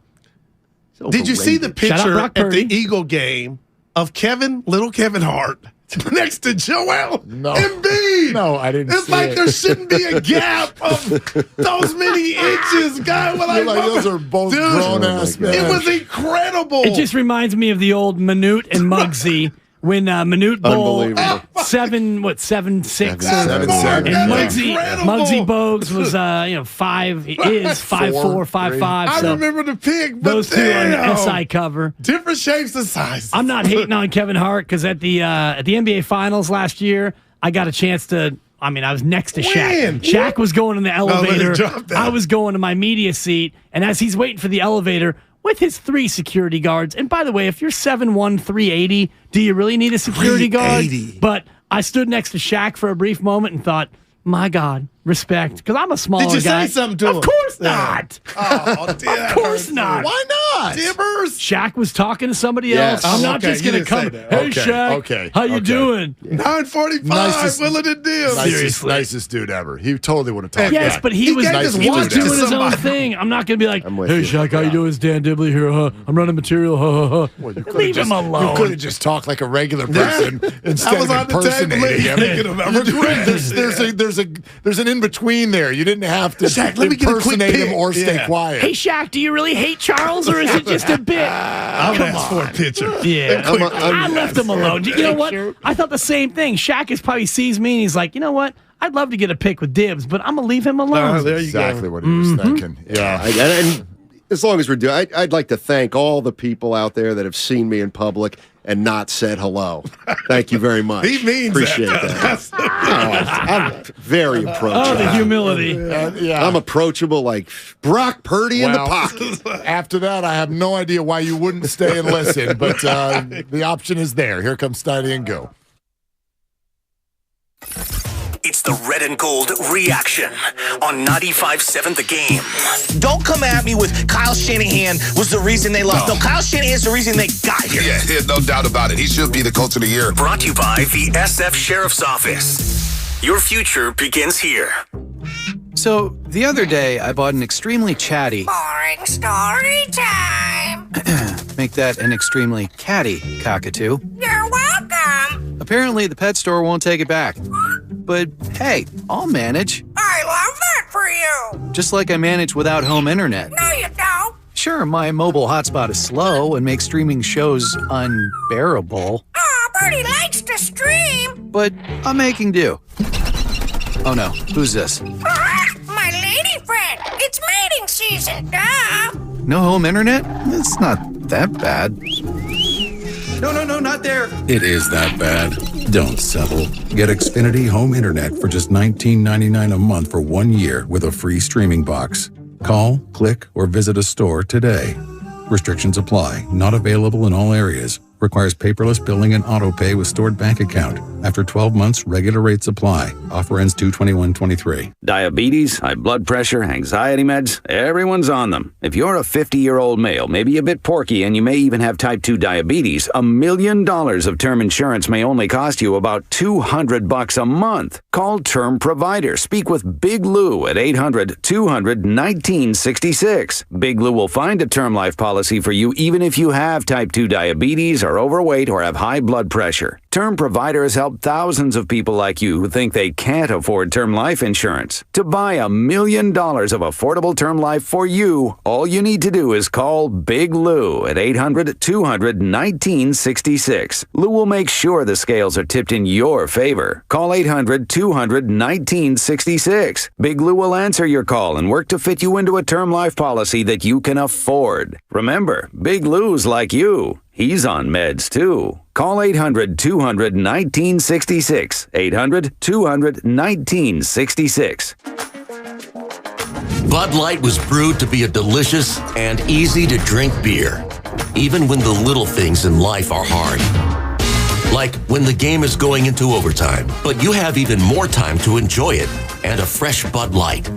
Bud Light, easy to drink, easy to enjoy. Pick up Bud Light at your local retailer today. Drink responsibly. Anheuser-Busch Bud Light Beer, St. Louis, Missouri. Thank you to all of the business owners who kept people employed during the pandemic. For all you've done, you may be eligible to claim the Employee Retention Tax Credit, a payroll tax refund from the United States Treasury Department, applicable to businesses who kept employees on payroll during the pandemic. The window is closing to claim your refund. Contact Paychex to see if you qualify. Paychex is proud to have helped more than 45,000 businesses secure over $9.2 billion in ERTC claims, an average of $190,000 per business. 50 years and thousands of experts in HR, payroll, benefits, and insurance. You may be eligible to claim the Employee Retention Tax Credit, a payroll tax refund from the United States Treasury Department, applicable to businesses who kept employees on payroll during the pandemic. The window is closing to claim your refund. Contact Paychex to see if you qualify. Visit paychex.com/ERTC to find out how Paychex can help you get additional cash into your business. Paychex.com/ERTC. Paychex.com/ERTC. Brought to you by Stevens Creek Subaru. Custom order your next Subaru at StevensCreekSubaru.com. Boxer and Gerson, Northern California's premier workers' compensation law firm, helping injured workers get their lives back for over 40 years. The other day, I bought a cockatoo.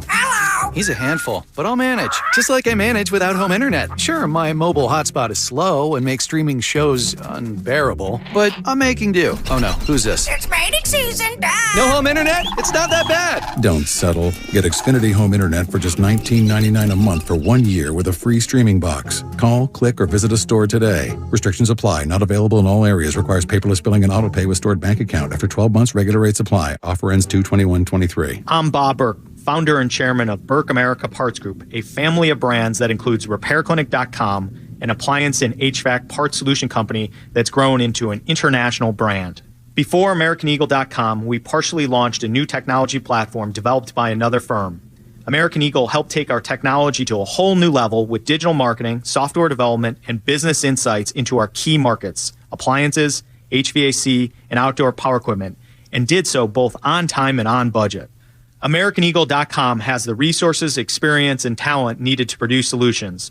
Our new technology platform, developed by AmericanEagle.com, has produced tremendous results with higher traffic, conversion, engagement, and online revenue.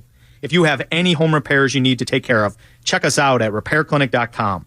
If you need a world-class website or technology project, then I would highly recommend AmericanEagle.com. Call AmericanEagle.com at 773-NETWORK. That's AmericanEagle.com, 773-NETWORK. For the ones finding new ways to ensure the job always gets done. For the ones wearing many hats. For the ones who are hands-on, even from far away. And the ones keeping business moving forward. We are Grainger, offering professional-grade industrial supplies, plus real-time product availability and access to experts ready to answer your toughest questions. Call, click Grainger.com, or just stop by. Grainger, for the ones who get it done. He brings the passion. For what? I want to know now.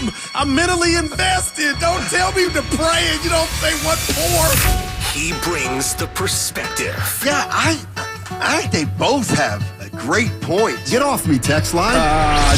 He's truly one of a kind. That is whack. Oh, my God. And he's doing a great job. I need you to man up and say what you really want to say. Simon, you're doing a great job. And together, they are Steiny and Guru. Yeah. On 95.7 The Game. This is where I worry about you, buddy. This is where I worry about. Uh-oh. See, this is where your worry's making me worry, and I don't think that's good for anybody. But mostly, I'm worried about you worrying because I don't want it to take years off the back of your life. I appreciate that. Because I want to grow old with you. Yeah, boy, every day. I'll tell you what, I'm not worried. I'm just, like, I feel sorry, and I don't know where to put that sorrow towards. Brock Purdy's career is not over, but I'm just saying, if I'm a Niner fan and I'm not doing the blame game, isn't this redundant? Isn't, like, what coach out there has gone through losing your quarterback time and time and time again, / running back? It's just, and I'm not blaming Kyle, but the one thing that kind of irritates me is Brock Purdy, we still Okay, yeah, he went up against Seattle and Dallas. Pretty damn good defense with the Dallas Cowboys. Didn't make a turnover, commit an error, but didn't you want to see him on that stage? And we don't know. And now the kid's going under the knife. 6 months? But you act like it's a sprained ankle. I get it. We're different. It's, we can be, I was just thinking about this a second ago. We can absolutely, positively pretend like we're the 49ers, like we're Lynch and Shanahan. Right. And to me, at this point, okay, we got this issue with Purdy. Hopefully it's this thing. He'll be back August 1st. All right. We got Trey Lance. Now, the only missing piece to Trey Lance is we really don't know what the organization thinks of him. But I'm going to give him the benefit of the doubt and say that Trey Lance, they still have hope for. Well, if that's the case, there's kind of nothing to do right now till Purdy gets out of surgery. Okay.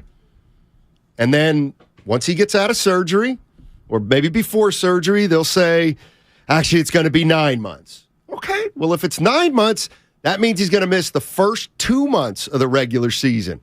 How does that? How do you want to proceed if that's the case? What if he misses the whole year?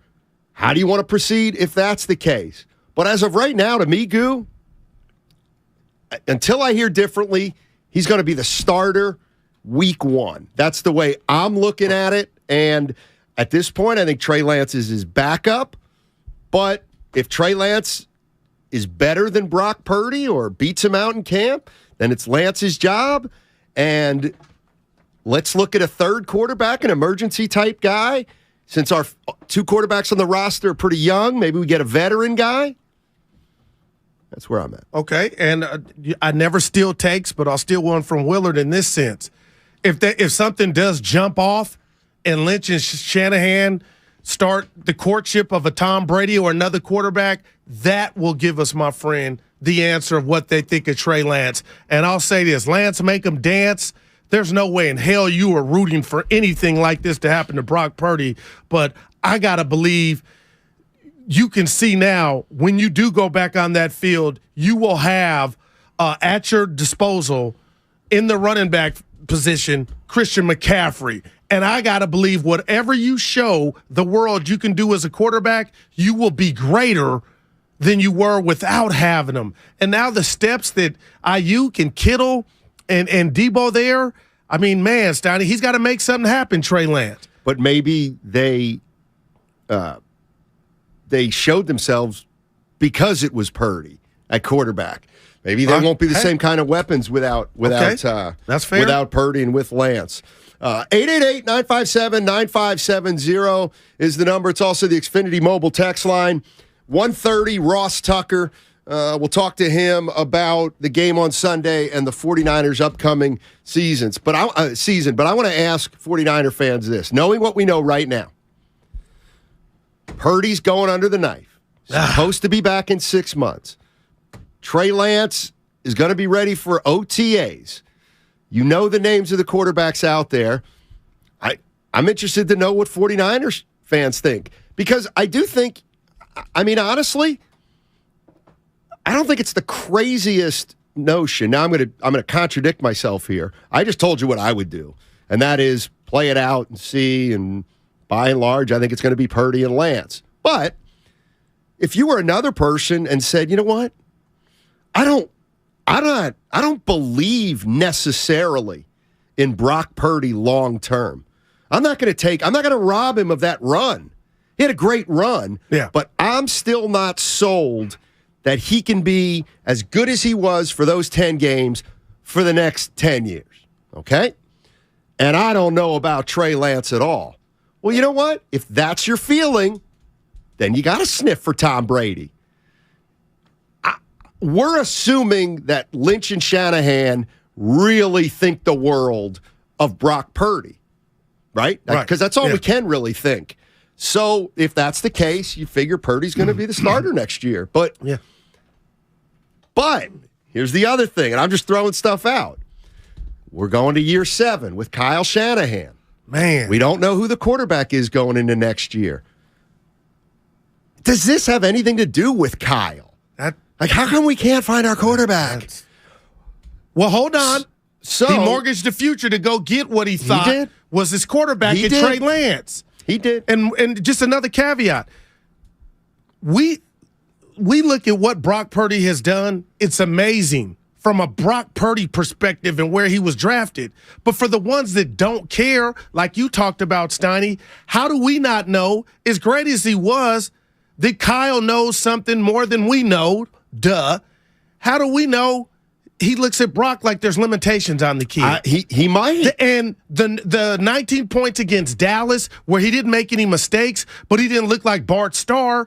But you could be, people out there could say, hey, oh, you're looking at him wrong. You're being unfair. My point is, all that matters is what Kyle deems his quarterback to be and how close Brock was there. But I do, and I told you, I do think at night when I think about the Niners quarterback situation, and you gave me love the day after I tried to make the point of, well, damn, Steiny, what would Brock look like with that weaponry around him in McCaffrey? We might be we're on the cusp of finding out. But the other thing is, and again, I told you what I would advocate just watching from the outside, which is Purdy and Lance are going to be your quarterbacks next year. Purdy will probably start at the number one, ideally, if he's healthy, which all indications are that he will be. But I do think it's possible that another talent evaluator, not that I am, but another guy could look at Brock. What if Kyle Shanahan and John Lynch are looking at each other with Brock Purdy and say, this is about what he is. I don't think he's going to have much more of an upside. Very well be the real. This is who he is, and he's pretty good.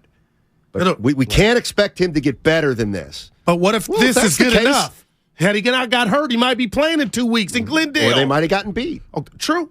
So I don't know. And he could have had a good game, and they gotten beat. And he could have had a terrible game, and they win. The only thing I'm saying is, how much do we know or don't know what Shanahan and Lynch are sold on with Lance, Purdy, and the idea of a Tom Brady? I feel like that is going to reveal itself. I think you're right. No doubt. I think you're right. But I'm going to be you here. I want to know now. And here we go with the Warrior in the window. I know you got Bosa. I know you need some additions to offensive line. Maybe you need some additions to the D-line. Do you feel like there's a window closing with this team? I don't. To where, you know what? No. We're getting so damn close, but we got to knock that door down. And maybe Tom Brady is the type of guy to where we know we're way more seasoned at the quarterback position. Our defense gets better because our offense is lethal, more lethal times two. You just wonder. Well, if Kyle Shanahan says, why did we get Brady? Because our window's closing, that tells me they don't think Purdy or Lance is good right now. See, I mean, I think I get it. Listen, football changes every single year. Yeah. Oh, you taught me that. But if you look at Brock Purdy and you think, and I'm talking about Shanahan, and he's like, this guy's a good quarterback. This guy's a good quarterback, and he's going to grow in the system, and I like how smart he is. Well, then you know what? The future looks pretty good. Yeah. But if Kyle Shanahan's like, you know what? I think the league's going to catch up to him, and I'm a little worried about this, that, and the other football thing. Version. And that's like the 415. Well, they might be able to win with this Jeremy bothers Lin. me. Y'all talking about Purdy like he's elite. No, I give him his flowers for what he was doing. But Steiny, I don't know if he's elite. I know he's not Dan Marino with the arm strength. I don't know what more film of Brock playing more football games would allow different and good defenses to do against him. And maybe Kyle knows that. So I'm like, that's part of it too. But now we're talking about a UCL. His elbow. That's everything. No, I'm not doing that. That's where I'm not going with you. I am sick and tired. I am sick and tired. I threw my arm out. The fact that we have brought professional after professional onto the air. Yeah. You acting like this is actually spitting in the face of Panja and Feely. That's my guy. Two doctors. They have already said there's nothing to see here, but you keep saying yet. Yeah, because I gotta go in. What if there is? Yeah, you gotta go in. I'm going to take the doctor's advice. Well, those are the doctor's notes. Can I tell you one thing? I am not. There's only one doctor in the world. I'm not taking your worry. And he's upstairs. Is that what it is? Upstairs, God. That's only doctor to get. Not a doctor. I love the doctor, but Steiny. I'm not worried about Trey Lance's elbow. Sorry, that's concocted to me. No, you mean Purdy. What did I say? Trey Lance. Uh-oh. Yes, I meant Purdy. Thank you. Let's go to Ryan. Ryan in Irvine. What's up, Ryan? How you doing, man? Hey, guys. Thanks for the call. Sure. So I'll give a couple reasons why I think the Niners have to go for Brady, but also keep Purdy and Lance on the roster. They need to keep all three. I think Kyle Shanahan, this is 2 years in a row that our amazing season was derailed by quarterback injury. Remember the NFC Championship last year, Jimmy G was banged up. He wasn't 100%, but that's kind of his MO. You mean Kyle's MO? Right? Kyle, you mean? Well, that's... Or Jimmy. So I'll tell you why I think the Niners need to get Tom Brady. All right. Because I think Kyle needs a quarterback like him who they can look each other in the eye. Tom Brady could say, Kyle, we're not running that play. This is what we're running. And if there's one quarterback that Kyle would, I guess, succumb to, right, or listen to, is it not Tom Brady? I'm sick of, and the best ability is availability. He never gets hurt. That's my line. He's basically a coach on the field, and he could finally close the door and get us a championship. Hey, Ryan, I don't think you're the only one with that thought out there. I'm not there yet. Let's put it right on the table. Thanks, Brady Ryan. done to you? Because I can say he looks bad, he looks older, but I see when he throws deep against Carolina, I'm like, What that's happens? it. Well, he can't throw deep. And he certainly doesn't have any deep threats on this team. So is he done? I'm saying he's not done in this situation. I'm not going to make this that. is quarterback heaven. If you take over this, I'm out. Seriously? Yeah, I'm out. So you'd rather run Trey out there with that sorry-ass game plan that Kyle gave him and got him. We were on that before anybody. Do you get an Emmy for stuff like that? Patting yourself on the back? Well, I don't like doing that if that's, what you just did. But when you do something that predicted like we did, and it comes to fruition, and we weren't happy let somebody that he got else hurt. acknowledge that. Don't acknowledge it yourself. I got you. That's all. Yeah. Hey, thank you guys. Emmy. I'd go get it too. We saw it coming. So he won't be putting that same game plan. Kyle. The kid. I'd rather maybe Purdy is Jeremy Lin. I tell you what. I just said that. Said, did you take it off the text line? No. Or did Came the text off line the top take of it? my dome. Okay. Great minds think alike. Go ahead. Yeah, I'm not gonna do that. That's pretty. The guy, because I'm credit the searching guy now. I'm bringing up is the guy that made you guys do headstands. What if he's Tyreek Evans? One of my favorite players. God, Rookie of the year was a bad dude. Wasn't in the league 5-6 years later. And when I asked you why wasn't he in the league, what was your answer? Never had a left hand. How do you not go get one? You can't go buy him at the sundry store. You got to work. You got to bounce the ball on cracked pavement when you're growing up with both hands. All right? You got to do dribbling drills. You got to do agility drills. You look at what Steph Curry does every single day of his life with his left hand and his right hand. That's how you develop a left hand. You don't go to bed at night and say, "Dear God, can I wake up tomorrow with the left hand?" Was that your Sally Struthers voice? I don't know who it was. Wow. I'm not sure. Joseph's in Oakland. What's up, Joseph? How you doing, man? Fine. Yourself? Talk to us, Joe. All right. For a quarterback, go get Tom Brady. But if you can't land him, kick the tires under Derek Carr for this reason. The line play is a little bit better. He has better weapons. Darren Waller wasn't as good, but when he's hurt, he's not consistent. Carr didn't have consistent weapons with the Raiders. All right, so let me ask you this, Joseph, real quick. So of all the scenarios out there, you're for the one that brings basically a brand new quarterback in here for multi-years, because you're going to have to give him a multi-year deal. That's correct. Okay. Appreciate the call. I mean, hey,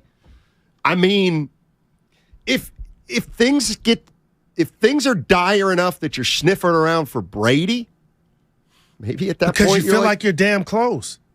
Oh, I was talking about if you're sniffing around for Brady and you're thinking, well, he's only going to play 1 year, but we don't like our quarterback. Well, then maybe you do just come out of nowhere and sign another guy. Tampa Bay did it. How'd it work out for them? A couple years ago when they got Brady. Won the Super Bowl. When everybody, I was calling them spaghetti arm. And a lot of people were. We thought he was done. 46? 46 years old. Is that what he is? He's LeBron James. Anymore. That dude, that's 50. That's 46. 50. It's 46. And, Big difference. Right. Let me tell you something. You're on your deathbed, you'll take those 4 years. Oh, there's no doubt. Let me read something to you. Do it, man. This is since 2006. I'm going to read you some names. Super Bowl winning quarterbacks. This just came to me. Peyton Manning, Eli Manning, Big Ben, Drew Brees, Aaron Rodgers, Eli Manning again, Flacco, Russell Wilson, Tom Brady, Peyton Manning, Tom Brady, Nick Foles, Tom Brady, Mahomes, Brady, Stafford. Those are your Super Bowl winning quarterbacks. Okay. And when I look at that list, I say, well, can Brock or Trey Lance, where would they fit in on this list? And the only one is 2017 with Nick Foles, maybe, because he kind of – but Flacco had a nice little run for a couple years. But you're right. What did he end up being? A flash in the pan. But, like, are Brock – and your boy Trey Lance, are they taking you to the promised land? Well, when I read that list, I'm like, I'd rather have Tom Brady at 46 with what the Niners have at their disposal that defense. Let's run backwards. Go ahead. So give me the last year. Matt Stafford. Okay. Year before Brady. You didn't ask that. But think about damn, Brady. And this is hard to do. Yeah. The 49ers this year outside the quarterback position. Were they better than Tampa Bay 2 years ago? As an all-around team, with the exception of the quarterback, is what I'm saying. You know what I mean? I want to say yes. I'll say it's a tie. Tampa Bay's all around, but yeah. Well, then it is the quarterback. Like if you're saying that, let's say this year's 49ers team is essentially exactly like that Tampa Bay team. Oh, man. If you take the quarterbacks out, well, then you might have to go look for a Brady if you think Brady's better than Brock Purdy right now. I got you. But I think some 49er fans would say we've got a great defense and we've got a great offense with weapons, so we don't need Peyton Manning. Well, you got a good defense. I think that's what we found out without enhancements in the draft. You got a good defense. You got a great player in Bosa and Warner.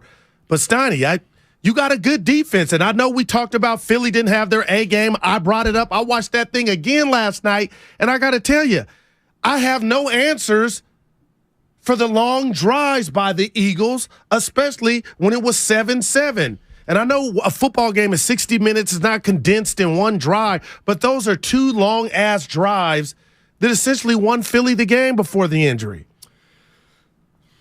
We know it's a pretty...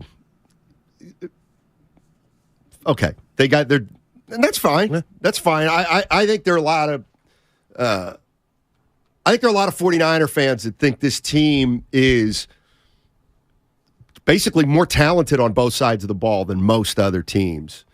If you take the quarterback position out. Well, look what they've done since 2019 Super Bowl. They should have won. 20 injuries, excuses if you want to call it that. I'm saying injuries. Last year, came out of nowhere, ended up in the NFC Championship game. Mm-hmm. This year, they were under 500 for a minute, and lost their quarterback, lost the backup, and then they ended up in the NFC Championship game. Right? That's blue balls. I mean, how close can you get? You can get to the Super Bowl 4 times like the Bills.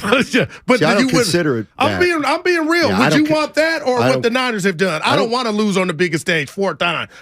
We almost got there. The Buffalo Bills, oh my gosh, come on.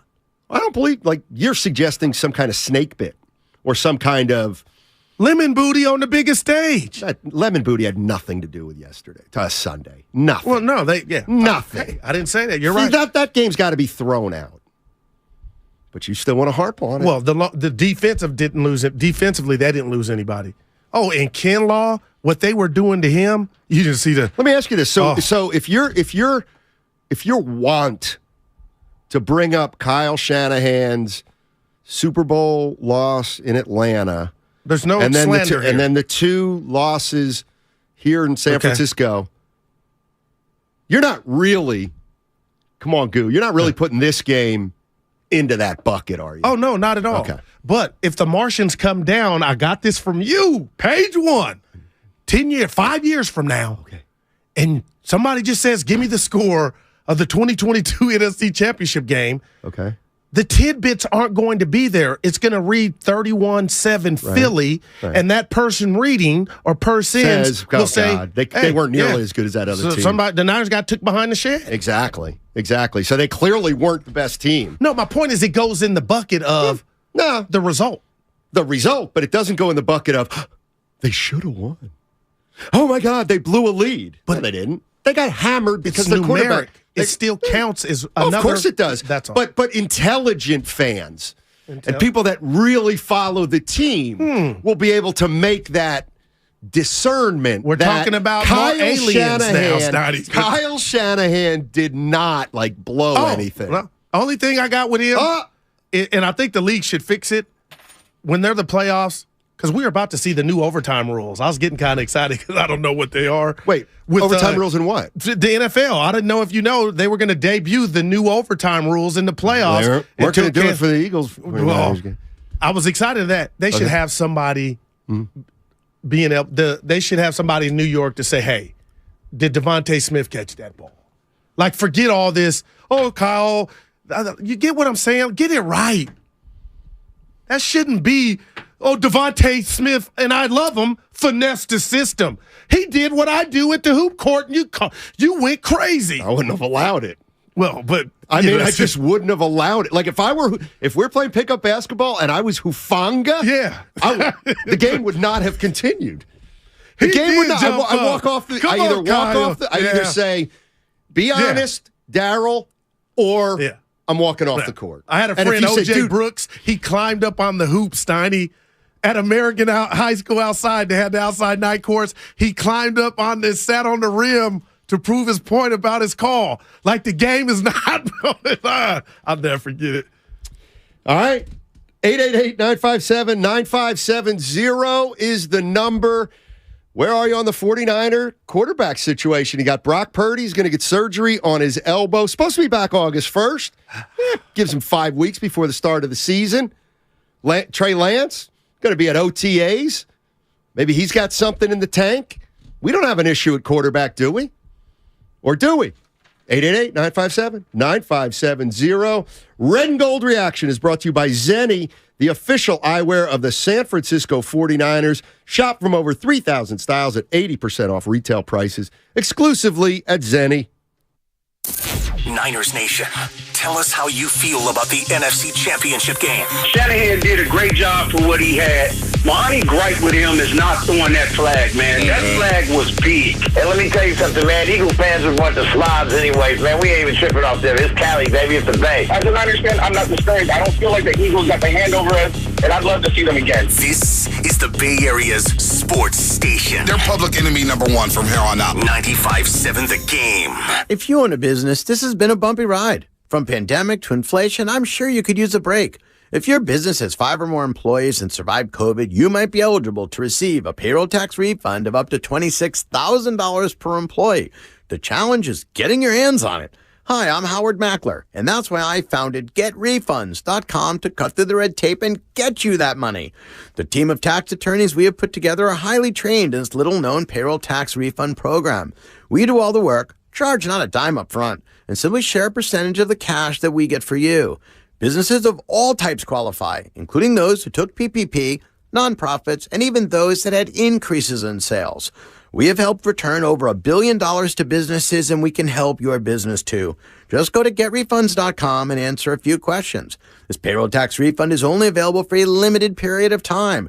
Don't lose out on up to $26,000 per employee. Go to GetRefunds.com. That's GetRefunds.com. Finding great candidates to hire can be like, well, trying to find a needle in a haystack. Sure, you can post your job to some job board, but then all you can do is hope the right person comes along, which is why you should try ZipRecruiter for free at ZipRecruiter.com/radio. ZipRecruiter doesn't depend on candidates finding you. It finds them for you. Its powerful technology identifies people with the right experience and actively invites them to apply to your job. You get qualified candidates fast. So while other companies might deliver a lot of hay, ZipRecruiter finds you what you're looking for. The needle in the haystack. See why 4 out of 5 employers who post a job on ZipRecruiter get a quality candidate within the first day. ZipRecruiter, the smartest way to hire. And right now, you can try ZipRecruiter for free. That's right, free at ZipRecruiter.com/radio. That's ZipRecruiter.com/radio. ZipRecruiter.com/radio. Thank you to all of the business owners who kept people employed during the pandemic. For all you've done, you may be eligible to claim the Employee Retention Tax Credit, a payroll tax refund from the United States Treasury Department, applicable to businesses who kept employees on payroll during the pandemic. The window is closing to claim your refund. Contact Paychex to see if you qualify. Paychex is proud to have helped more than 45,000 businesses secure over $9.2 billion in ERTC claims, an average of $190,000 per business. 50 years and thousands of experts in HR, payroll, benefits, and insurance. You may be eligible to claim the Employee Retention Tax Credit, a payroll tax refund from the United States Treasury Department, applicable to businesses who kept employees on payroll during the pandemic. The window is closing to claim your refund. Contact Paychex to see if you qualify. Visit paychex.com/ERTC to find out how Paychex can help you get additional cash into your business. Paychex.com/ERTC. Paychex.com/ERTC. Prescription products require an online consultation with a healthcare provider who will determine if a prescription is appropriate. Restrictions apply. See website for full details and important safety information. Subscription required. Hey guys, did you know there's a generic form of Viagra that works just the same but is 90% cheaper? And you can get it online? Go to 4hims.com/joy. At Hims, you'll get a free medical consultation and discreet shipping if prescribed. You'll love your results. To start your free online visit, go to 4hims.com/joy. That's FORHIMS.com/JOY. Let me guess. Unknown caller?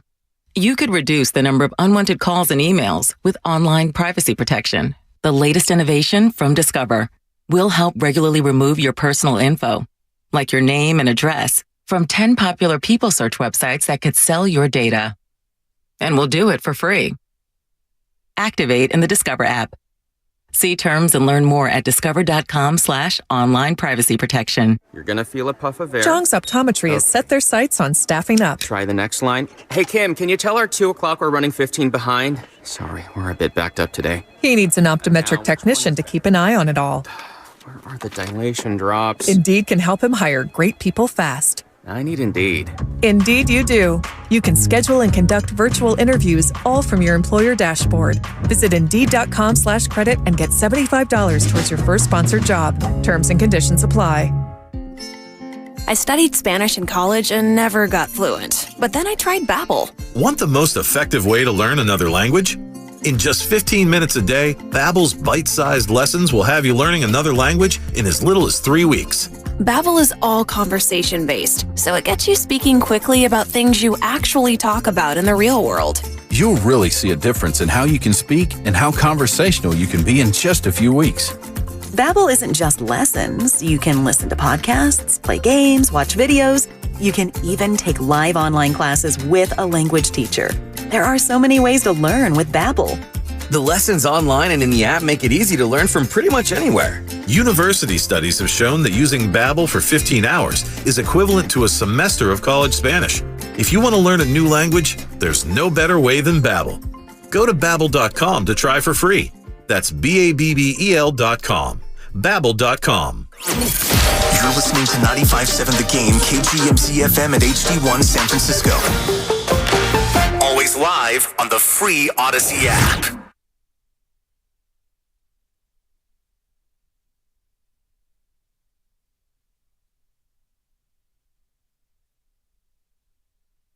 I want to grow old with you.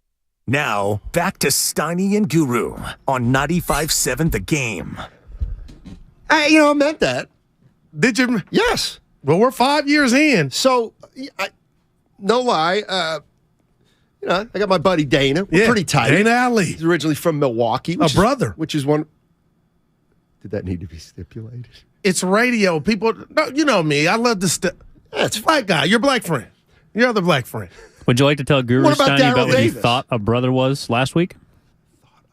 Oh, please help me. Your fraternity brother? Oh, yeah. He brought up a fraternity. My brother's in the frat. Yeah. Who brought up What about Darryl Davis? That's my other friend. Oh, yeah. I haven't met him. Yeah. He's a good guy. But anyway, go to Dana. I'm not he's from Milwaukee, one of my favorite cities in the world. I love Milwaukee, believe it or not. I think it's incredible. But he's got property back there because he's from there. And I'm like, you know what? I'll buy a little property back in Milwaukee when it's all said and done. They're going to kind of hang out. You know? Nah, Milwaukee, you can get your bang for the buck. Oh, I believe that. Woo! Yeah. I mean, you can get a little place here, 170. Texas, 178. Atlanta, all there, but back I don't know south. about Atlanta. Yeah. Well, yeah. But it's. I get your drift. Yeah. Hey, I'd But do you want me to get it? You want me to get a 2-bedroom? Nah. You can come anytime you want. We couldn't. Yeah. You'd have to hide the silverware, you and me. Listen, Guru, those drives were aided by penalties. I understand that. Created by whom? Give me your answer. The defense. So it still counts. I know what you're trying to say, but that was the most. I won't go brain. Steiny, that was a bad. If that was D'Amico Ryan's last game as defensive coordinator, they let him down in regard to, you normally don't see that from that type of team. You know what I mean? Yeah, I know. Zach's in San Francisco. Welcome to the show, Zach. How you doing? Hi, how are you? Doing well. I'm doing good. I don't think this is nearly as hard a decision as you. I think, first of all, Purdy's shown definitely enough to be the starting quarterback. He showed more than Brady showed in his first year. I mean, Brady got a couple of good breaks that got him in the Super Bowl, but he's definitely shown enough he's accurate, which Trey Lance is not accurate. I would dump him, trade him, get some more pizzas that you need, and then maybe pick up a backup. Did you say pizzas? Get more pizzas that you need? Brady. Go ahead. I'm sorry. Yeah, get more pieces. Get a better, get a little bit of work in the secondary for the passing defense, and maybe get another pass rusher, something like that. And then but Brady's garbage. I mean, come on. Brady got to the playoffs in the worst division. He didn't break 500. He has a good team. Brady's terrible. He was terrible the year before that too. Okay, so under your scenario, why wouldn't you just? Because you and me are almost the same, but I wouldn't trade Trey Lance. I'd keep him around. See, unless the organization's all written him off, keep him around. He can be the backup. Keep getting better and see what we got. Yeah, I mean, if you could get him better, but I don't know if you get him more accurate, but he's expensive. Fair enough. I would say the one problem with the Niners is they don't seem to have been good at developing their quarterbacks in terms of accuracy. And so seems like other teams are better at that. The quarterbacks on the Niners have not gotten better, whether it's Trey Lance or it's Garoppolo. They don't seem like they've gotten more accurate over time. Fair enough. Thanks, Zach. Appreciate the call. It's a gift. Man, you got to try it with Purdy. Purdy's Yeah, pretty accurate. If I'm wrong, then hey, I like what I saw. We'll run it back.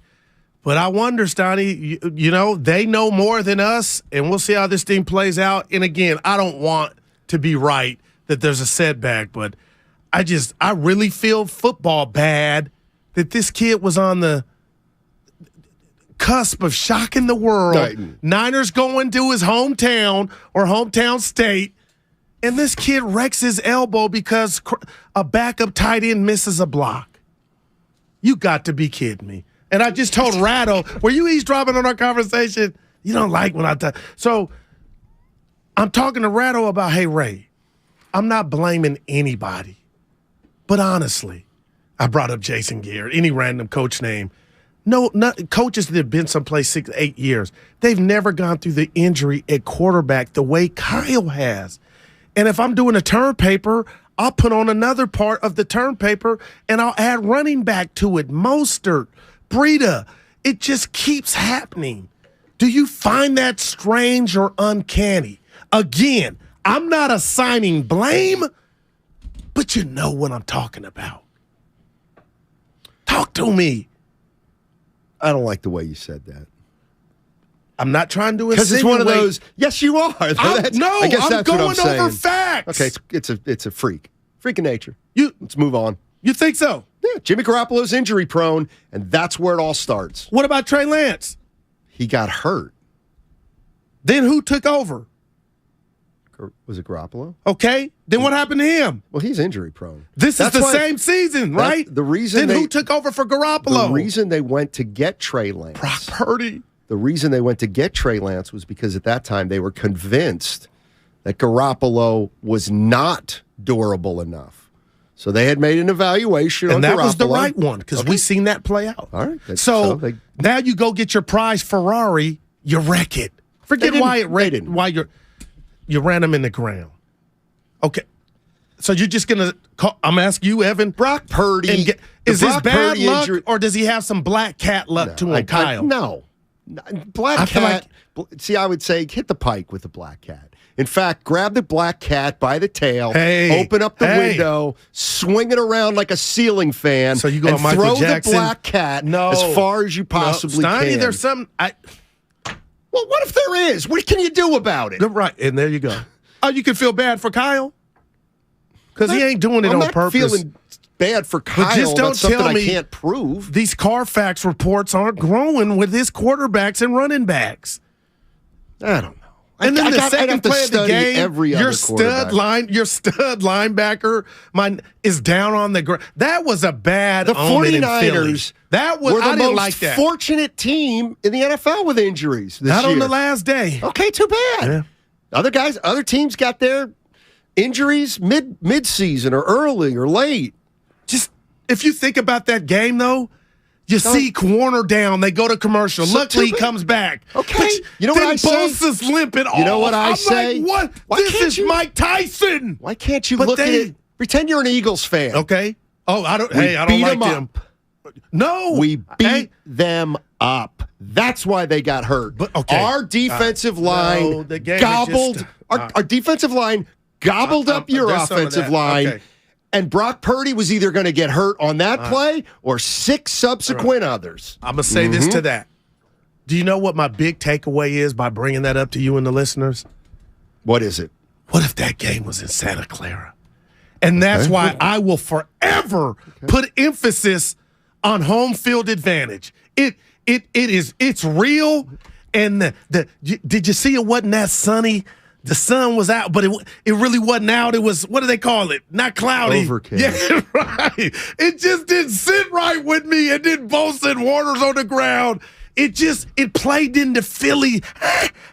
The birds, the dirty birds. I didn't like it, man. Yeah, and then your quarterback gets wrecked. So you think that wouldn't have happened here. The NFC home game should be determined. No, it should be the second place team in the NFC. I'm not. I'm just. It's you know what? important. They paid the price for losing games to the Bears and the Broncos and the Falcons. Well, damn, they got back on their horse to win 12 in a row. Right, but the Eagles, it's like the tortoise and the hare. Only the tortoise didn't get it done. Mm-hmm. That needs a reboot. Let's go to TC. TC's in Sacramento. Sacramento, Steiny. What? Nobody calls it that. What are you doing? What am I missing? I'll tell you later. What's up, baby? Hey, TC, have you ever heard of Sacramento? Yes, sir. I hear it all the time, man. What does it mean, please? Educate Snotty, man. It's like, look, he know. There's a lot of there's a lot of Macs in Sacramento, man.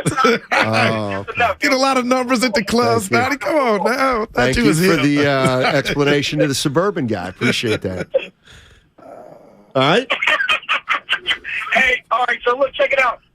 First and foremost, I feel bad for Brock Purdy, but listen, you know, they said the truth comes out to light. We can't run from Lance anymore. Can't nobody run from Lance. It's Lance's time. We've been said it was going to be a quarterback competition. He's going to be the guy that's going to be healthy. Don't bring Tom Brady or Aaron Rodgers in. This should be Brock and Lance's team, and I'll say draft another quarterback, a youngster, and have a young quarterback room. But then again, on the flip side, I'm scared because Kyle doesn't know how to keep a quarterback healthy, let alone develop one. So is it time to start looking at Kyle now? Yeah. Hey, thanks, TC. Mostly for I didn't say that. From the way Merriam-Webster. Yeah. I didn't say, he did call the play to have the backup tight end block, but I'm not putting it all at his doorstep that they're getting injured, but Steiny, that's how he feels. He can't keep a quarterback healthy. Is that unfair? I got to believe that. TC, I love you, but that's a little too strong. I have this question on my list, and it's precise. What does it say, if anything? Maybe it doesn't say anything. What does it say, if anything, that we're entering year 7 of the Kyle Shanahan era? We're not sure who's going to be the quarterback next year. Is that just quirky? Just that's the way the ball bounced? Guys got hurt? Or is there something more to it? Well, yeah, there's a nuanced answer to that. I'm flipping the script, baby. Because we just saw a movie in the making with Brock Purdy. And he got up until he got injured. So you wouldn't have brought that to the table had he not got hurt Sunday. One more time, please. You wouldn't have brought that question up. Right. Had he not got hurt Sunday. So in essence, Kyle Shanahan was getting dubbed more of a genius because of the production that was Brock Purdy. So now that he gets hurt, I feel like you double back. And now you're acting like the Brock Purdy mania didn't happen. No, it did. Happened. And it happened to the point to where he was on the fringe of going to the Super Bowl. Well, no, he wasn't. So we can't rob him of that. Well, yes, he was. Because I feel like when you pose that question, you're missing the point that, hey, he had something to look all the part. It was like Jeremy Lin right in front of us without the fall off until he got hurt. So I feel like that is too recency bias, that question. Well, what about Garoppolo? You wouldn't have been able to answer that eight weeks. What? I mean, how many times you got to get hurt before you say? No. I'm just talking about. Kyle comes in. It was Blaine Gabbert. Oh, okay. Okay, yeah. then right. He went Blaine Gabbert. I guess Beathard, Mullins, blah blah blah. Oh god. Trade for Garoppolo. Okay. Here comes Jimmy. Yeah. He's the quarterback. Let's go. Then Super Bowl. he gets hurt. Who backed up? Then Beathard was back. Then Garoppolo came back. Then Garoppolo got hurt, so he was out again. And they worried about Garoppolo being hurt, so they brought in Trey Lance. He starts a year later. Now he got hurt. They bring in Brock Purdy. Now Purdy gets hurt. So my question is, is there anything to it, or is it just it's just weird? But that's the way it is. That's where that's what I was telling you about. What I was talking to Ray. You're like, oh, there's no correlation. It's football. So you believe Ray? No, when he says but when I say it got you loud want in to there. nitpick. No, it got loud in there. We kind of went at it. You and Ray? Yeah, he don't know, but yeah, I didn't agree. So. But, okay. So it's weird. So You're right. Then don't say, if you don't agree, don't say, hey, no shade at Kyle. No, say it. Shade at Kyle. His quarterbacks get hurt. I just can't. That's like letting my son drive to the store, and if he gets in an accident, that's my fault. I gave him the keys and said he can go to the store because he's demonstrated before he can drive. That ain't on me if he gets in an accident. Kyle is How'd you teach him? What if you taught him to speed? So, all right. Well, if you want to go. What if you told him not to brake on the right? I'm going to do you in our opening. Say what you're really trying to say. Go ahead. You think Kyle has some responsibility for these quarterbacks getting hurt. It sounds like you are. And it's okay if you feel that way. But just say it. Because you're trying to get me to say it, and I don't feel it. I don't believe there's any merit to it. Why'd you write it down? Because you said because it's a question that people may differ on. See, that's what I do. So you're not mad at the people that may have believe that Kyle's TC believes it. He can't keep a quarterback healthy. Well, how do you do that? That's too strong. Okay, that's how I feel. That's too strong. But I can't deny the sick bay visits. But you're not gonna. So I'm being real with you. You want it both. Yeah, I'm not Baldy, but I'm not Jaworski. All the people I respect in the game. He did have a backup tight end on the play that knocked out your starting quarterback, blocking one of the best defensive players for the Micah Eagles. Parsons? No, the Eagles. Oh, I'm sorry. Now, there could be something there. Do we have that Joe Thomas sound? Oh, yeah, I do. I didn't hear him. That's my guy. Okay. Anything Joe Thomas. Let's hear him. Well, we don't have it. Oh. Joe Thomas was like. What did he say? Joe Thomas basically said, all the coaches are doing that now. That's just part of the game. If Taylor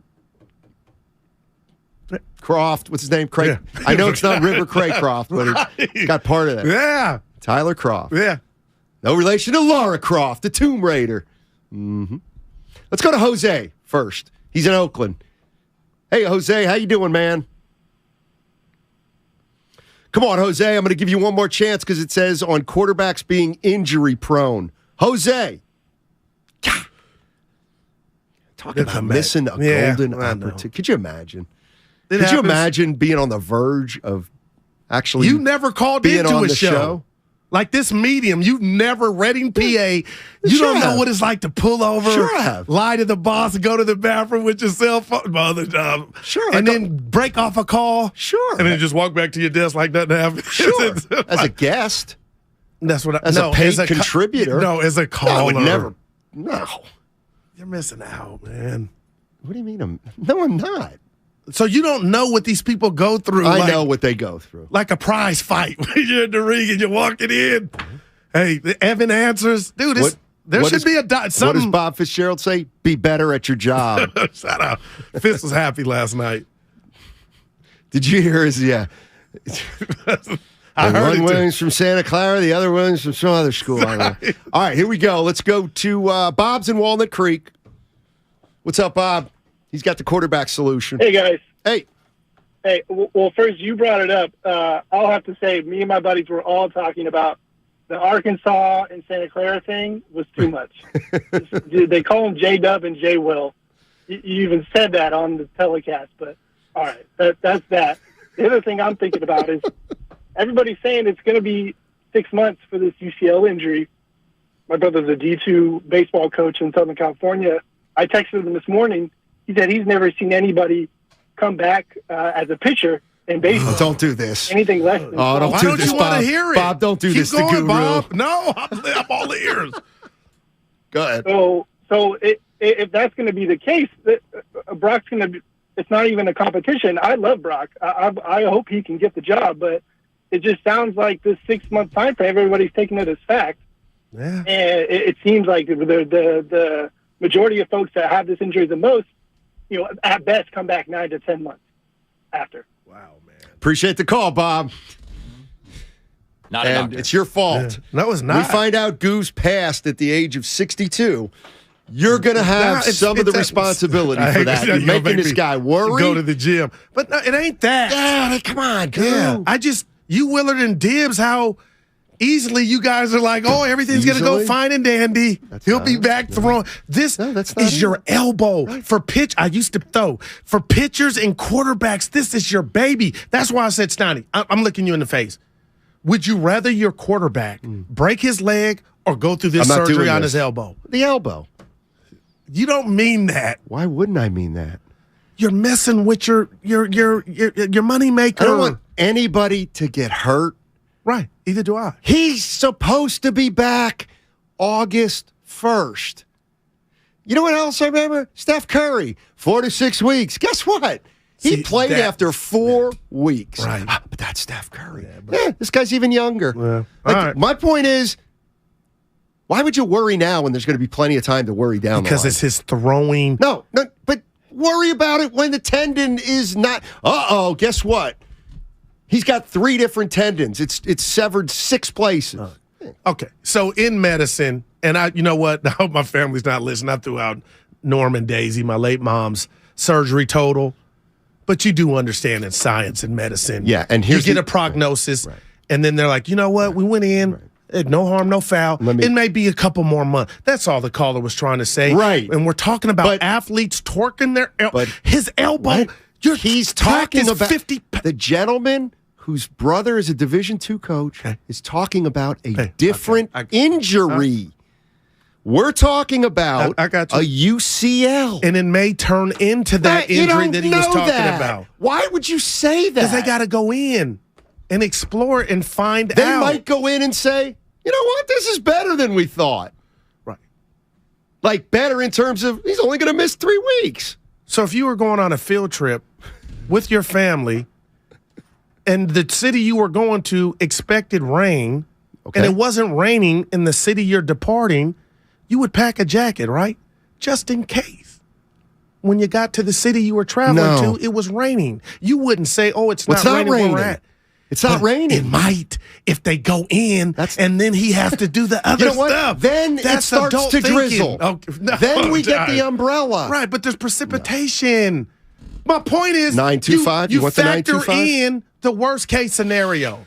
Guru's running material. There's no way he's understanding what Steiny's saying. Come on, Guru, please tell me you're kidding. I feel like he's. Are you running material? I think Evan in the back understands right where I'm coming from. Yeah, Evan, I'm putting you on the spot. Yeah. But am I making any Tell you sense what, to you? Why don't you go take a flight down to Southern California, go meet Stephen King, try to get a lead in a scary movie where you can be the person biting your fingernails, waiting for the axe murder to come. I'm so worried. I'm so worried. I'm so worried. You might be an axe murder. You know, go into the graveyard when you shouldn't go into the graveyard, when there's light on the other side. Come on. I feel like you're the guy laughing at the funeral. I choose life. Like, what takes you to? What gets you down? You're choose hey, life. we're at the funeral, but you're smiling. Oh, breaking news. 95.7 The Game. Breaking news. D'Amico Ryans, he's going to Houston Texans. 6-year deal. 6-year deal. He wasn't taking their normal deal. He benefited from the two things. He said, get this form letter contract out of Good my for sight. him. Yeah. You replace that 1 with a 6, and I may come. Chalk one up for the black coaches. He got a job. It's Schefter. Adam Schefter, ESPN. Got a job, Steiny. Now who do they find to replace him? And if you replace Saleh, you're going to be able to replace Ryans, I believe. Okay. Yeah. So good for him. And they'll get some compensatory picks. I just hate they lost his last game. Damn. Pardon me? What happened? They He won. agreed to become the new head coach. Who's he talking to? He's talking to me. Oh, okay. Got it. Well, you got to resign. He's talking to me. Right. I was like, Evan, because apparently I didn't say head coach. You want to play that game? Back in the dude, hey, and I didn't wanna play catch that? it. I just assumed Of course you you said didn't catch it because there was nothing to catch. Oh, Well, you correct us on everything, so I did. No, I don't. Yeah, some people say, some people. You want me to do that? You want me to correct you on everything? That's not who I am. Oh, man. Guru is the worrier of the show. D'Amico Ryans, head coach of the Houston Texans. We got Ross Tucker on the other side. He'll be coming here courtesy of the Bud Light guest line. How about that? I got the Bud Light guest line. Look at my boy. Ooh, I'm fulfilling all my obligations. Clay Thompson. We've got Ross Tucker coming up on the other side. Don't forget. And here's where I save my producer, Ross Tucker. Bud Light guest line on the other side. It's the Red and Gold reaction on 95.7 The Game. There's nothing like losing the quarterback, and as it turned out, we, as an NFL world, got robbed of a massive moment that we've been waiting for. Brought to you by the SF Sheriff's Office. Your future begins here. So, the other day, I bought an extremely chatty... Boring story time. Make that an extremely catty cockatoo. You're welcome. Apparently, the pet store won't take it back. But, hey, I'll manage. I love that for you. Just like I manage without home internet. No, you don't. Sure, my mobile hotspot is slow and makes streaming shows unbearable. Aw, Bertie likes to stream. But I'm making do. Oh no, who's this? My lady friend. It's mating season, duh. No home internet? It's not that bad. No, not there. It is that bad. Don't settle. Get Xfinity Home Internet for just $19.99 a month for 1 year with a free streaming box. Call, click, or visit a store today. Restrictions apply. Not available in all areas. Requires paperless billing and auto pay with stored bank account. After 12 months, regular rates apply. Offer ends 2/21/23. Come into Friedman's Appliance and see the full line of Fisher & Paykel appliances. Experience them in person in live vignettes, including their famous dish drawer dishwasher and unique sizes of refrigeration designed to fit seamlessly into your kitchen space. Fisher & Paykel products deliver perfect results with exceptional design and performance. And for a limited time, receive up to a $2,000 rebate when you purchase a qualifying Fisher & Paykel kitchen package from Friedman's Appliance. Visit Friedman's Appliance in Pleasant Hill or online at friedmansappliance.com. When a cold comes on strong, knock it out with Vicks DayQuil Severe for max strength daytime relief. Just one dose of Vicks DayQuil Severe starts to relieve 9 of your worst cold and flu symptoms to help take you from 9 to none. Power through your day with Vicks DayQuil Severe, the daytime non-drowsy, coughing, aching, fever, sore throat, 9 to none medicine. Use as directed. As a Walgreens pharmacist, I talk with people all the time about little tips and tricks for filling their Medicare prescriptions, like taking advantage of Walgreens 90-day refills to save them a trip, or using Refill by Scan, which is super easy and right on your phone. And for anybody worried about prescription costs, I say, hey, we got you, with low-cost copays on many medications. Let's talk about making things easier. Walgreens is here. Fill your way and save at walgreens.com/Medicare. See pharmacists for restrictions and exclusions. Thank you to all of the business owners who kept people employed during the pandemic. For all you've done, you may be eligible to claim the Employee Retention Tax Credit, a payroll tax refund from the United States Treasury Department, applicable to businesses who kept employees on payroll during the pandemic. The window is closing to claim your refund. Contact Paychex to see if you qualify. Paychex is proud to have helped more than 45,000 businesses secure over $9.2 billion in ERTC claims, an average of $190,000 per business. 50 years and thousands of experts in HR, payroll, benefits, and insurance. You may be eligible to claim the Employee Retention Tax Credit, a payroll tax refund from the United States Treasury Department, applicable to businesses who kept employees on payroll during the pandemic.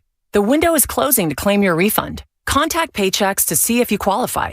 Visit paychex.com/ERTC to find out how Paychex can help you get additional cash into your business. Paychex.com/ERTC. Paychex.com/ERTC. The following is an attorney advertisement. If you get sidelined by a workplace injury, the workers' compensation attorneys at Boxer and Gerson can help get you back in the game. Our team of skilled attorneys will fight by your side for the treatment and compensation you deserve. We care about justice for injured workers. That's what makes us Northern California's premier workers' comp law firm.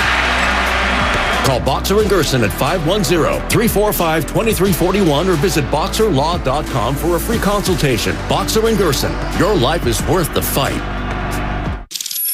All guests appear on the Bud Light guest line. Bud Light. Easy to drink, easy to enjoy. 21 and over. Please enjoy responsibly. Milk, eggs, $42. Ma'am, you okay? Need bucks? With Jackson Hewitt, don't wait weeks for the IRS to send your tax refund. Come in now for up to $3,500 with a no-interest, no-fee refund advance loan when you file your taxes. That's up to $3,500 today. Don't let high prices get you down. When every dollar matters, it matters who does your taxes. So get to Jackson Hewitt today. For eligible clients, loans by Republic Bank and Trust Company. Details at jacksonhewitt.com. My simple solution to the problem was remove people from the scene and help them feel safer. In response to attacks against Asian Americans, Maddie Park raised over $250,000 to donate cab rides to the Asian community. There is so much more work to be done. We really need to come together and tackle this issue as a community. Support the Asian community. Learn how at lovehasnolabels.com. Brought to you by Love Has No Labels and the Ad Council. When you can't stop, there's Vicks VapoRub. Vicks VapoRub sends powerful medicated Vicks vapors right to the source of your... so you can experience cough relief and breathe easier. Generations of families have trusted Vicks VapoRub to help relieve the worst cold symptoms. So next time you have a cough, reach for the Vicks VapoRub. Vicks VapoRub. Cough relieving is believing. Kentucky Fried Chicken's pot pies are just $5? That's a comforting thought, especially after a holiday season when you had to panic wrap gifts at 2 a.m. Come on. Watch the same kids movie 11 times. Again! And we're lovingly told your cooking was... a tad dry, dear. Yeah. A $5 pot pie from KFC with tender chicken, savory sauce, and a flaky crust. That's a very comforting thought. Order your pot pie on the KFC app for just $5. That's finger licking good. Price and participation may vary. Limited time offer. Tax extra.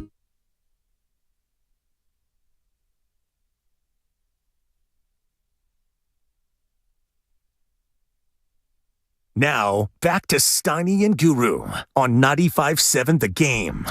All righty. Let's head out to the Bud Light guest line. All guests appear on the Bud Light guest line. Bud Light, easy to drink, easy to enjoy. Let's head out, talk to our main man, Ross Tucker. Ross, I'll start out with the news. DeMeco Ryans is going to Texas, the 49ers defensive coordinator. Obviously, it was Saleh before him, Robert Saleh. And what kind of an adjustment is this for a team like the Niners that have veterans, but they're going to have a new coordinator? Yeah, I mean, it's never easy. It's never ideal. But these are also good problems to have. Don't the Niners get even more draft picks because of this? Yeah, they'll get 2 more third-round compensatory picks. That is unbelievable. They've now gotten 8 of them, right? Something like that. Wow.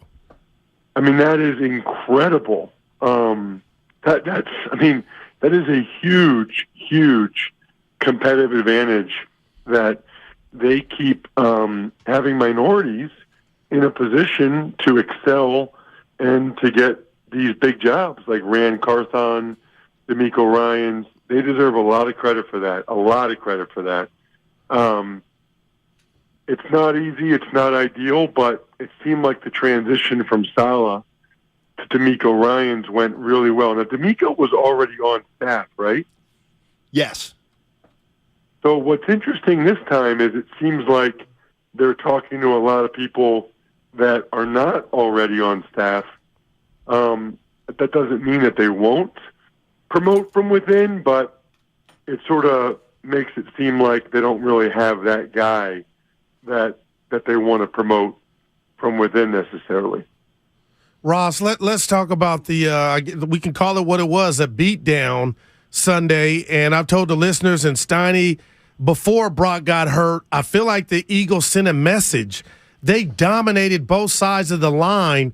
Can you share with us your biggest takeaway from that game that I didn't see it going the way that it did? Yeah, so first of all, do you guys see me on TV at all? Yeah, I did. Yeah, we gave you a thumbs up. Because I was on the Niners sideline pretty much the whole game. I always do that because there's less people on the away team sideline and because I try to get as much TV time as I can. That's like my look at you thing. He knows where the cameras are. By the way, this needs to be said. I don't know how much people have talked about it. That Christian McCaffrey touchdown run was one of the sickest runs I've ever seen. I mean, I was right there, guys. He hurdled a safety, and as he landed, he teleported himself laterally and made another safety miss. Then he bounced off a linebacker and a D tackle and stayed on his feet to run in for a touchdown. Like, that was incredible. I mean, and that's kind of what I was thinking on the sideline most of the game. I was bummed out, even though it's probably better for me professionally if the Eagles win because of the stuff I do in Philly. As a broadcaster calling a game, you want it to be a close game. You want it to be an exciting game. And also, Deebo Samuel's over there asking the return kicks. McCaffrey's like fighting his butt off.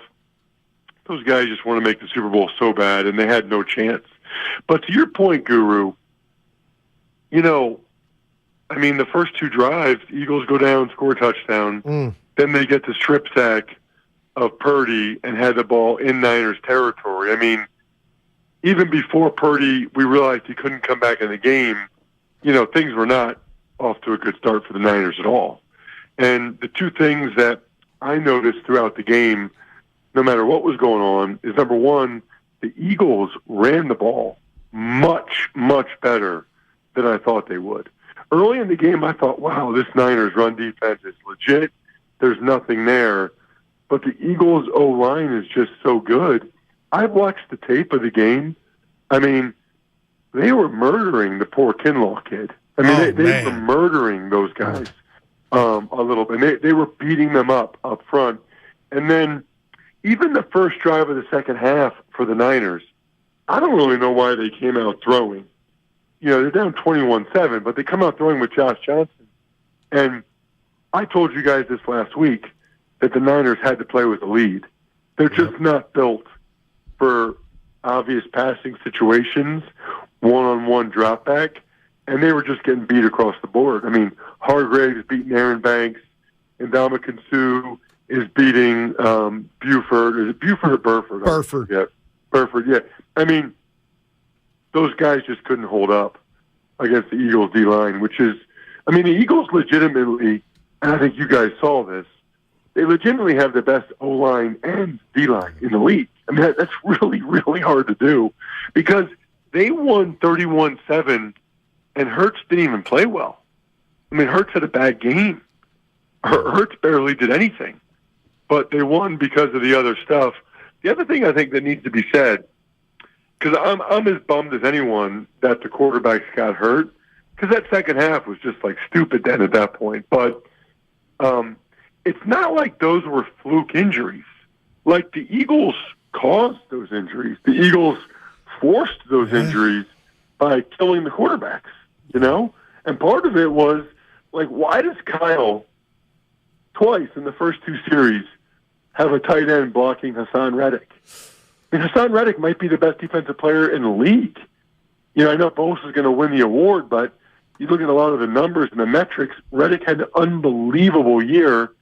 And twice, I mean, they're lucky that when Josh Johnson came in and Reddick stole the ball from him, that they didn't call that a fumble. Kyle's got tight ends blocking him. That's on him.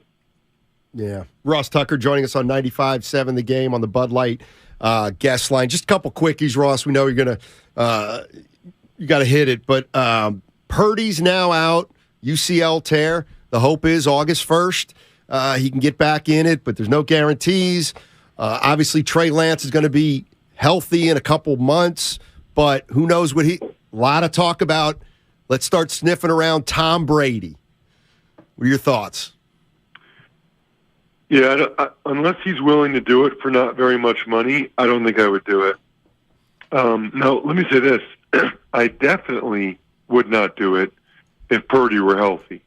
Definitely would not. Because I like the idea of Purdy and Trey Lance competing for that spot.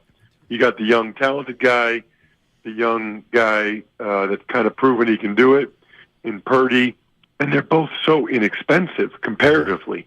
That's a real advantage for a team like that, as opposed to Brady. I mean, he's not doing it for less than 25.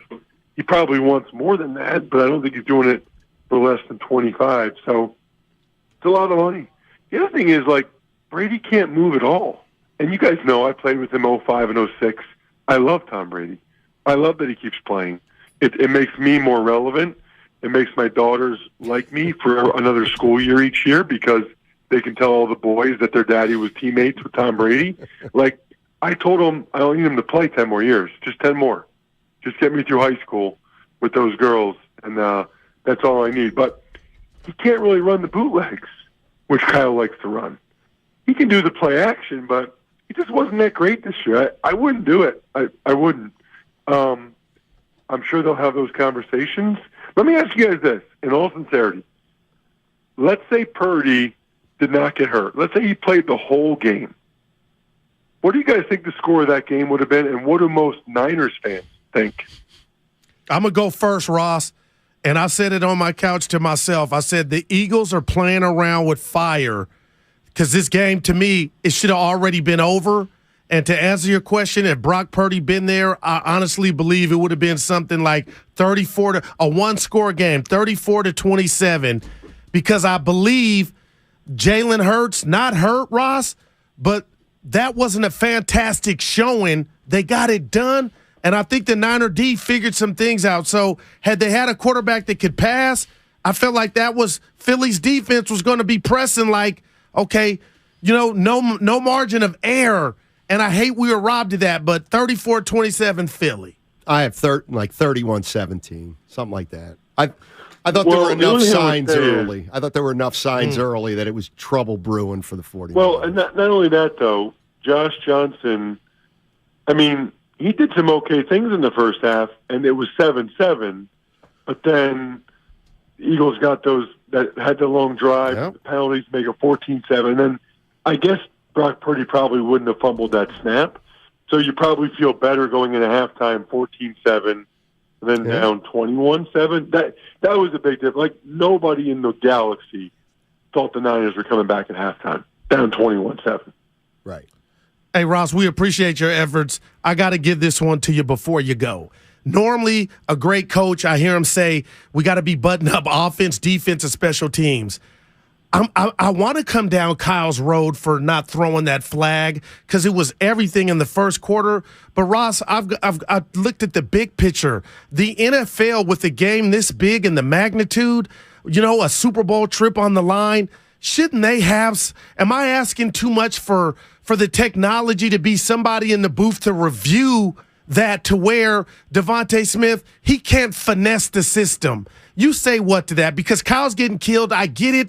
But damn it, Ross, your electronic game and how fast you do this or that or the board, that shouldn't be a part of it. Well, I'm glad you brought this up because calling NFL games for Westwood One and the Eagles preseason, I actually go on not one but two of the officiating seminars.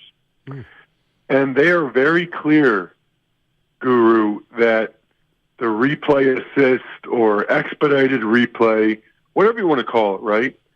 They're very clear that they're not going to stop play if a team is in hurry-up mode. They say that. That's written in the rule. So if they have enough time to look at it and they clearly see something, then they might buzz down and stop it. But if they don't see it before the team's going to snap the next ball, it's on the coach, not on them. Damn. Because they don't want to get to the point where they're stopping plays all the time when teams are in hurry up or no huddle. They don't want to be doing that. So first of all, it's fantastic coaching by the Eagles. I mean, not just Sirianni. He didn't even have to do it. Devontae Smith knew. Devontae Smith knows the deal. Hey, if you make a big play and you're not so sure about it, you signal and get on the ball right away. The Eagles didn't even really have a play call. They just snapped it just to get just to have it count. Damn. And that is on Kyle. And then Sirianni, he challenged the Purdy one, which I thought that was incomplete pass at first till I saw the replay, and then he goes for it. It's 7-7. I couldn't believe it. At his own 34-yard line. But he knows they're so automatic on the quarterback sneak. He just doesn't care. Wow. And, let's be honest. I love Kyle.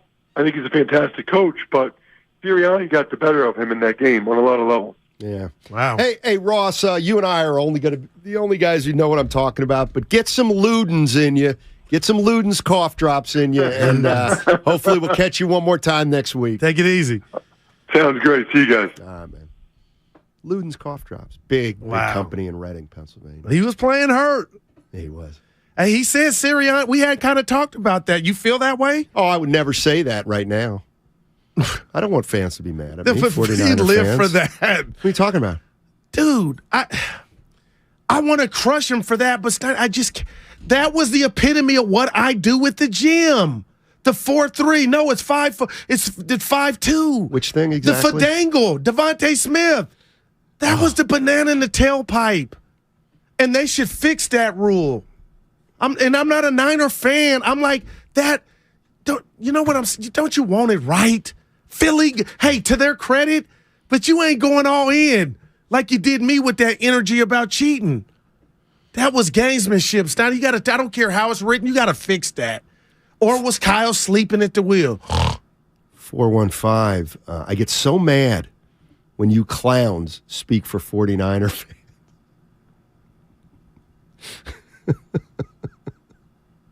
He put an S on it. It's you and me. Yeah. It's you and me. The one thing. And the same 415, I can't believe you explicit let him say that. Wait, one more time? He's followed up in all caps. I can't believe you blanks let him say that. Say what? let him say what? Sirianni got the best of Kyle. Oh, harsh. Oh, heavens. Did we let him get away with that? There are a lot of people coming down my road for thinking I blamed the defense yesterday. Of course, I didn't blame the defense. But he brought up a very good point, Ross Tucker did. And that was the 4th and 1 on the first drive. That was thirsty. And this is what we're talking about. Sorry, but it's the way it is. You want to be a great defense? You got to stop there. Right. You got to get a hold, and you got to then score. If you're a great defense, I know it's a long shot. You got to, hey, that's what I mean. Like, the only chance they had was for the defense to be super special. I got you. And they weren't. And we're talking about... They weren't. They forced no turnovers. No doubt. They committed one of the best penalties. offenses in the league, Steiny. And your on boy the first drive, I still believe Hurts is hurt. There's just no doubt something's going on. You think? They did that with their... I'm going to call it C- game. If you look at the numbers, they the took box their foot score, off the gas a little bit. Well, okay. But even when it was 21-7, don't you feel like Philly left some, keep messing around? Yes. And that's when this is why I back you up. They went down after 7-7 and scored. That was when what you're saying is, this is when we need you. Yeah. That. And the penalties still count, people. That's lack of focus, composure. And you don't see it from the Niner D. You hadn't seen it all season. The one time I saw it was Ward in Seattle, that late hit that gave the Seahawks the field goal. But a big question now is in Willard, Texas. I'll read it on the other side, Steiny. Who's going to be I'm hearing Fangio. Who's going to be the defensive coordinator? Because you got an A+. Solid left. Here comes D'Amico Ryans. Now who's it on? Let's go to Jason. Jason's in Oakland. Hey, Jason, how you doing, man? Thanks for hanging in there. How you guys doing? I feel like Shanahan.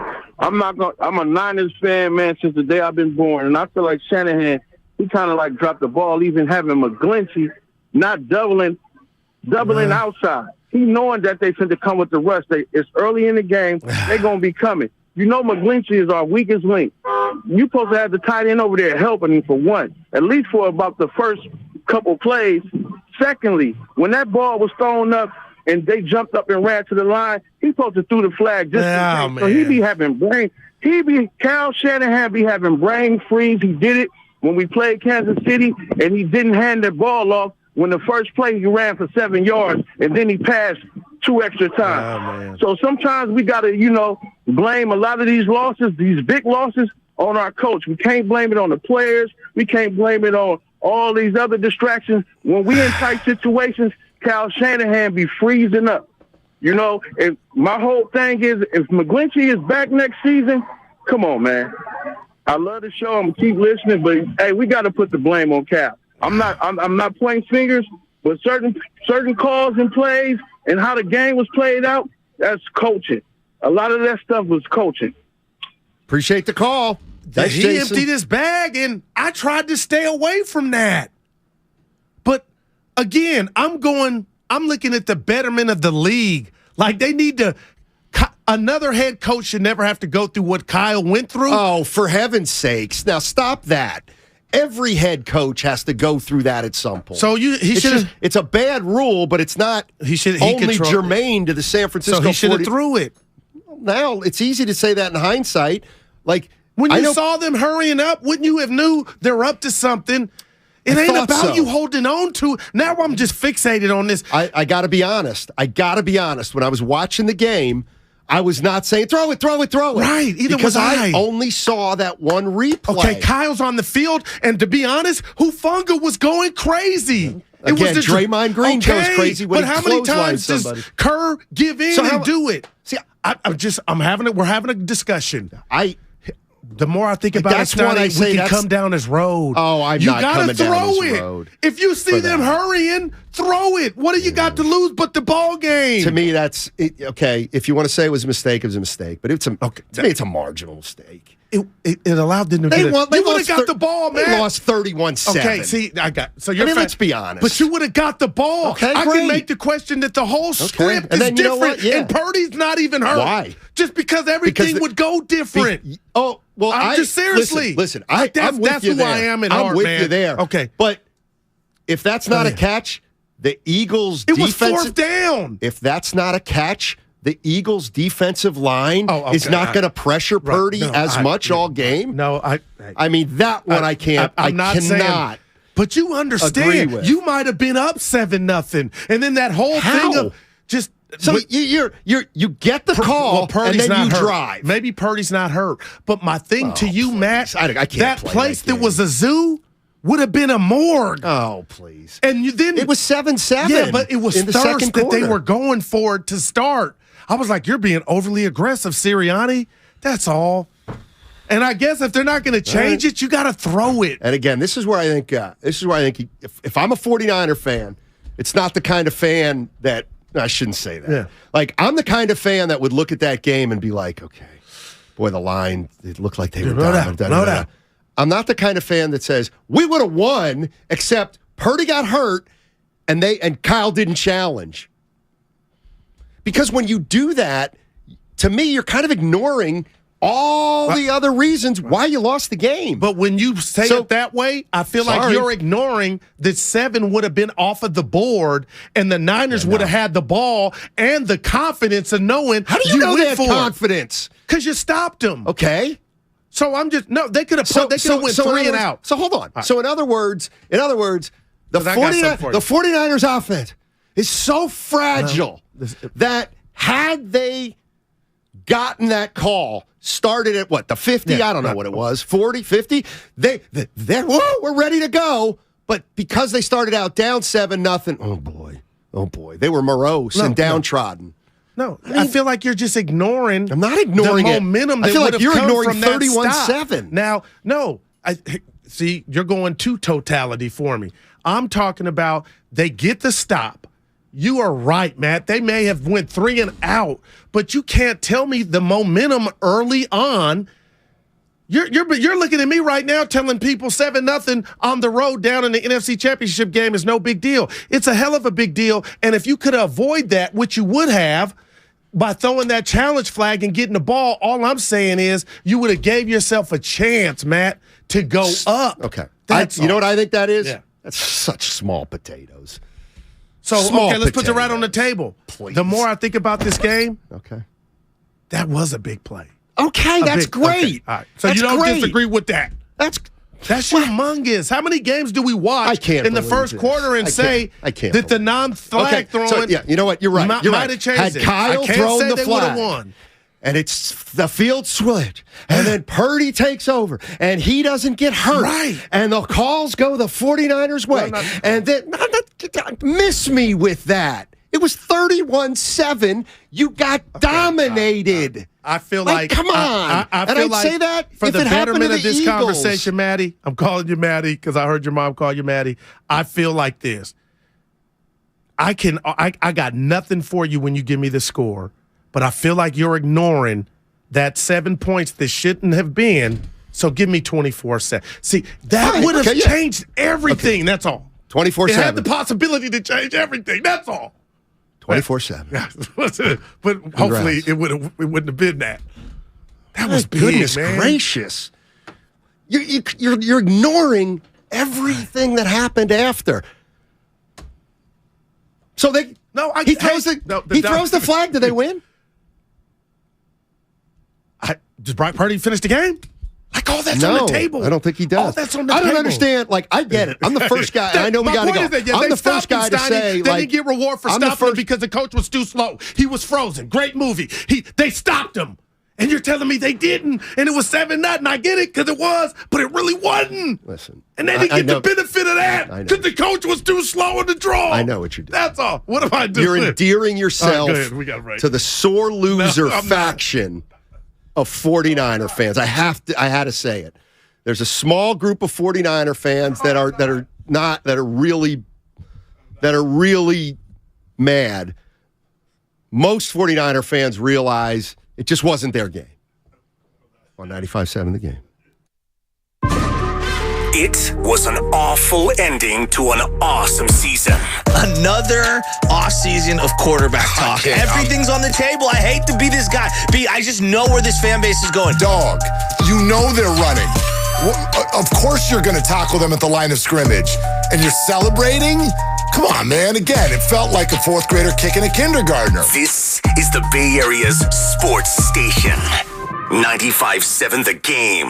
When temperatures drop, COVID-19 cases may rise. So, if you test positive and are at high risk, act fast. Even if your symptoms feel mild, ask your provider if an authorized oral treatment could be right for you. Visit treatcovid19.com. Sponsored by Pfizer. Hi, I'm Brian Bakhtiari, Executive Manager of Stevens Creek Subaru. With all the recent storms in California, it's a reminder of the power and unpredictability of Mother Nature. At Stevens Creek Subaru, we understand the importance of all-wheel drive, whether it's getting you to the slopes or coast, but more importantly, getting you back home safely. No matter what the elements, there's no better place to buy your next vehicle than Stevens Creek Subaru. Subaru has been awarded the most IIHS Top Safety Pick Plus awards than any other brand since 2013, and Kelley Blue Book's most trusted brand 8 years in a row. As always, at Stevens Creek Subaru, you always get good prices, great selection, and truly exceptional service. So whether you stop in for service or to take delivery of your new Subaru, remember to stop by the Wilderness Cafe and talk to our Subaristas. It's just another reason why Stevens Creek Subaru is the Bay Area's preferred destination for all things Subaru. We're located on Stevens Creek Boulevard just off of Winchester or online at StevensCreekSubaru.com. And remember, buckle up and drive safely. Thank you to all of the business owners who kept people employed during the pandemic. For all you've done, you may be eligible to claim the Employee Retention Tax Credit, a payroll tax refund from the United States Treasury Department, applicable to businesses who kept employees on payroll during the pandemic. The window is closing to claim your refund. Contact Paychex to see if you qualify. Paychex is proud to have helped more than 45,000 businesses secure over $9.2 billion in ERTC claims, an average of $190,000 per business. 50 years and thousands of experts in HR, payroll, benefits, and insurance. You may be eligible to claim the Employee Retention Tax Credit, a payroll tax refund from the United States Treasury Department, applicable to businesses who kept employees on payroll during the pandemic. The window is closing to claim your refund. Contact Paychex to see if you qualify. Visit paychex.com/ERTC to find out how Paychex can help you get additional cash into your business. Paychex.com/ERTC. Paychex.com/ERTC. The easy way to donate your car. Donate today and your car can be picked up tomorrow. Call 877-CARS-FOR-KIDS today or donate online at carsforkids.org. Remember, that's cars with a K. Now, it's time for the closer of the week, presented by LiftMaster and RNS Doors. Turn your garage into the envy of the neighborhood. Visit rsdoors.com. The closer of the week is Steph Curry, who had 35 points and 11 dimes in a win over the Raptors. Curry hits it, jumps up in the air, pats himself in the chest, and yes, I'm bad. Timeout, Toronto. Recently, my garage door opener was not working. I was in need of a closer. I was put in touch with RNS Doors, and they hooked me up with a brand new garage door opener from LiftMaster. With LiftMaster's MyQ connectivity, my garage door opener can be controlled right from my smartphone. You'll know when a door or gate has been left open and can close it with a tap, no matter where I am. Be one of the first 10 callers and receive 20% off a LiftMaster garage door opener. Call 1-800-FIX-A-DOOR. That's 800-FIX-A-DOOR. Or visit rsdoors.com. R&S Doors. Look for the red truck. Hey, I'm Andy. If you don't know me, it's probably because I'm not famous. But I did start a men's grooming company called Harry's. The idea for Harry's came out of a frustrating experience I had buying razor blades. Most brands were overpriced, overdesigned, and out of touch. At Harry's, our approach is simple. Here's our secret. We make sharp, durable blades and sell them at honest prices for as low as $2 each. We care about quality so much that we do some crazy things, like buy a world-class German blade factory. Obsessing over every detail means we're confident in offering a 100% quality guarantee. Millions of guys have already made the switch to Harry's, so thank you if you're one of them. And if you're not, we hope you give us a try with this special offer. Get a Harry's starter set with a 5-blade razor, weighted handle, shave gel, and a travel cover. All for just $3 plus free shipping. Just go to harrys.com and enter code JOY at checkout. That's harrys.com, code JOY. Enjoy. Without the ones like you, who work tirelessly to keep things running, everything would suddenly stop. Hospitals, factories, schools, and power plants, they all depend on you. No matter the weather, emergency, or time of day, you're the ones who get it done. At Grainger, we're here for you with professional-grade industrial supplies. Count on real-time product availability and fast delivery. Call, click Grainger.com, or just stop by. Grainger, for the ones who get it done. Every small business owner knows business happens everywhere. The office, the warehouse, or on the road. And no matter where it takes you, there's one solution to help your business thrive.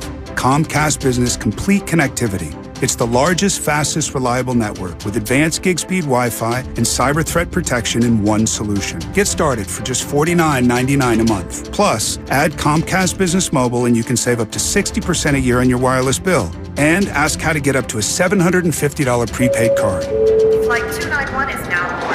Yep, you're going places. And when you get there, be ready to do business. The complete connectivity solution from the company that powers more small businesses than any other provider. Comcast Business, powering possibilities.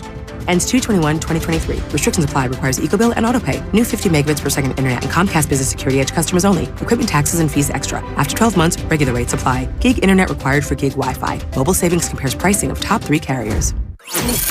You're listening to 95.7 The Game, KGMC FM and HD1 San Francisco. Always live on the free Odyssey app. Reaction, right?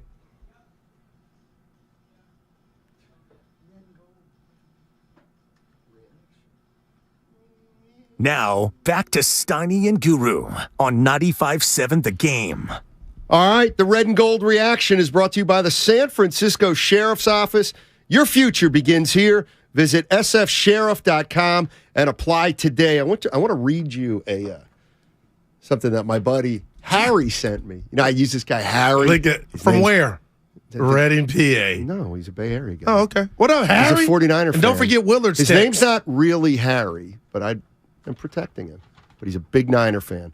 But first of all, 650, hey, Guru, here's your ammo. Steiny absolutely is missing the breadcrumbs. Niners get the ball back and still would have used the same scripted plays that had Purdy 4 for 4 at the 50-yard Look line. at him. And according to Shanahan and Purdy, Ayuk was open for a big gain. On top of that, the D shut down the next 3 drives by the Eagles. Healthy Purdy leaves the offense on the field longer and doesn't wear down our D. And finally, 31 points on a mere 269. Thanks. That's from John. That's all. Appreciate it, John. Okay, yeah, you're right. The hell difference does it make? You got beat by 4 scores. 4 scores in 100 years. I mean, okay, yeah, the game might have turned out differently. But you're all ignoring the fact. The domination. The domination. The domination. Howard Cosell. The Philadelphia Eagles front line on defense and offense controlled that game, ladies and gentlemen. Is that Harry Callis? We'll leave that to Willard. Cosell. Yeah. That's a bad Cosell. Look at him run. But, okay. If you want me to say the game could have been different. No, I don't want it. to. Could have been. Okay, it could have been different. I don't believe the 49ers were going to beat the Eagles on Sunday. We hear you. And loud and clear. I'm also kind of with Ross. It's like there's a reason the 2 quarterbacks got hurt because the 49ers offensive line was porous. Let's say we go to a cafeteria. You pull up a chair and there's somebody next to you. He says, I'm mad at Kyle because of the 2 opportunities that he had, the tight end blocking, and the non-throw of the flat. Okay. Every minute that goes by, and I'm on the game 3 times. Steiny, I'm telling you, I'm starting to get mad for Niner. Like, okay, I want the rules overhauled. If that makes but you can't tell me that wasn't a significant play. Okay, it was a significant play. That he missed. What opportunity that Kyle missed? So was it so significant that you believe the Eagles would not have won the game? No, I didn't go there. Okay. I just said everything changes. Do you believe and Brock could be upright in the 4th quarter, and who knows? Well, that's 2 different things.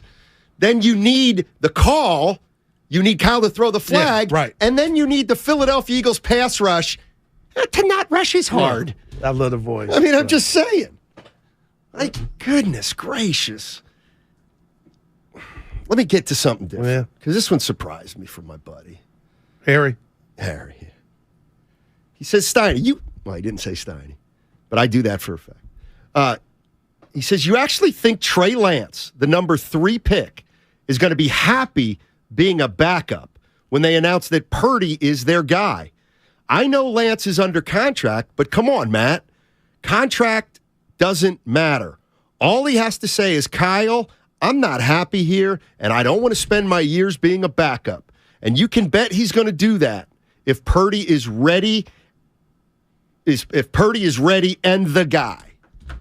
It's on the table. And I said that a couple weeks ago. You guys kept saying he has no leverage. You don't want anybody to not want to be a part of what you got going on. I don't think they're going to trade him. But do you think they're going to trade him before like the start of next year? Well, it depends. If they feel like Tom Brady is their missing link and he's better than Brock Purdy. See, that's my whole thing with this Purdy injury. As bad as I feel for him, I still feel like the Niners got question marks on what he really was, Steiny. Now, if the people out there say, we've seen enough, we're going to crown him, then hey, all right, miss, I got it.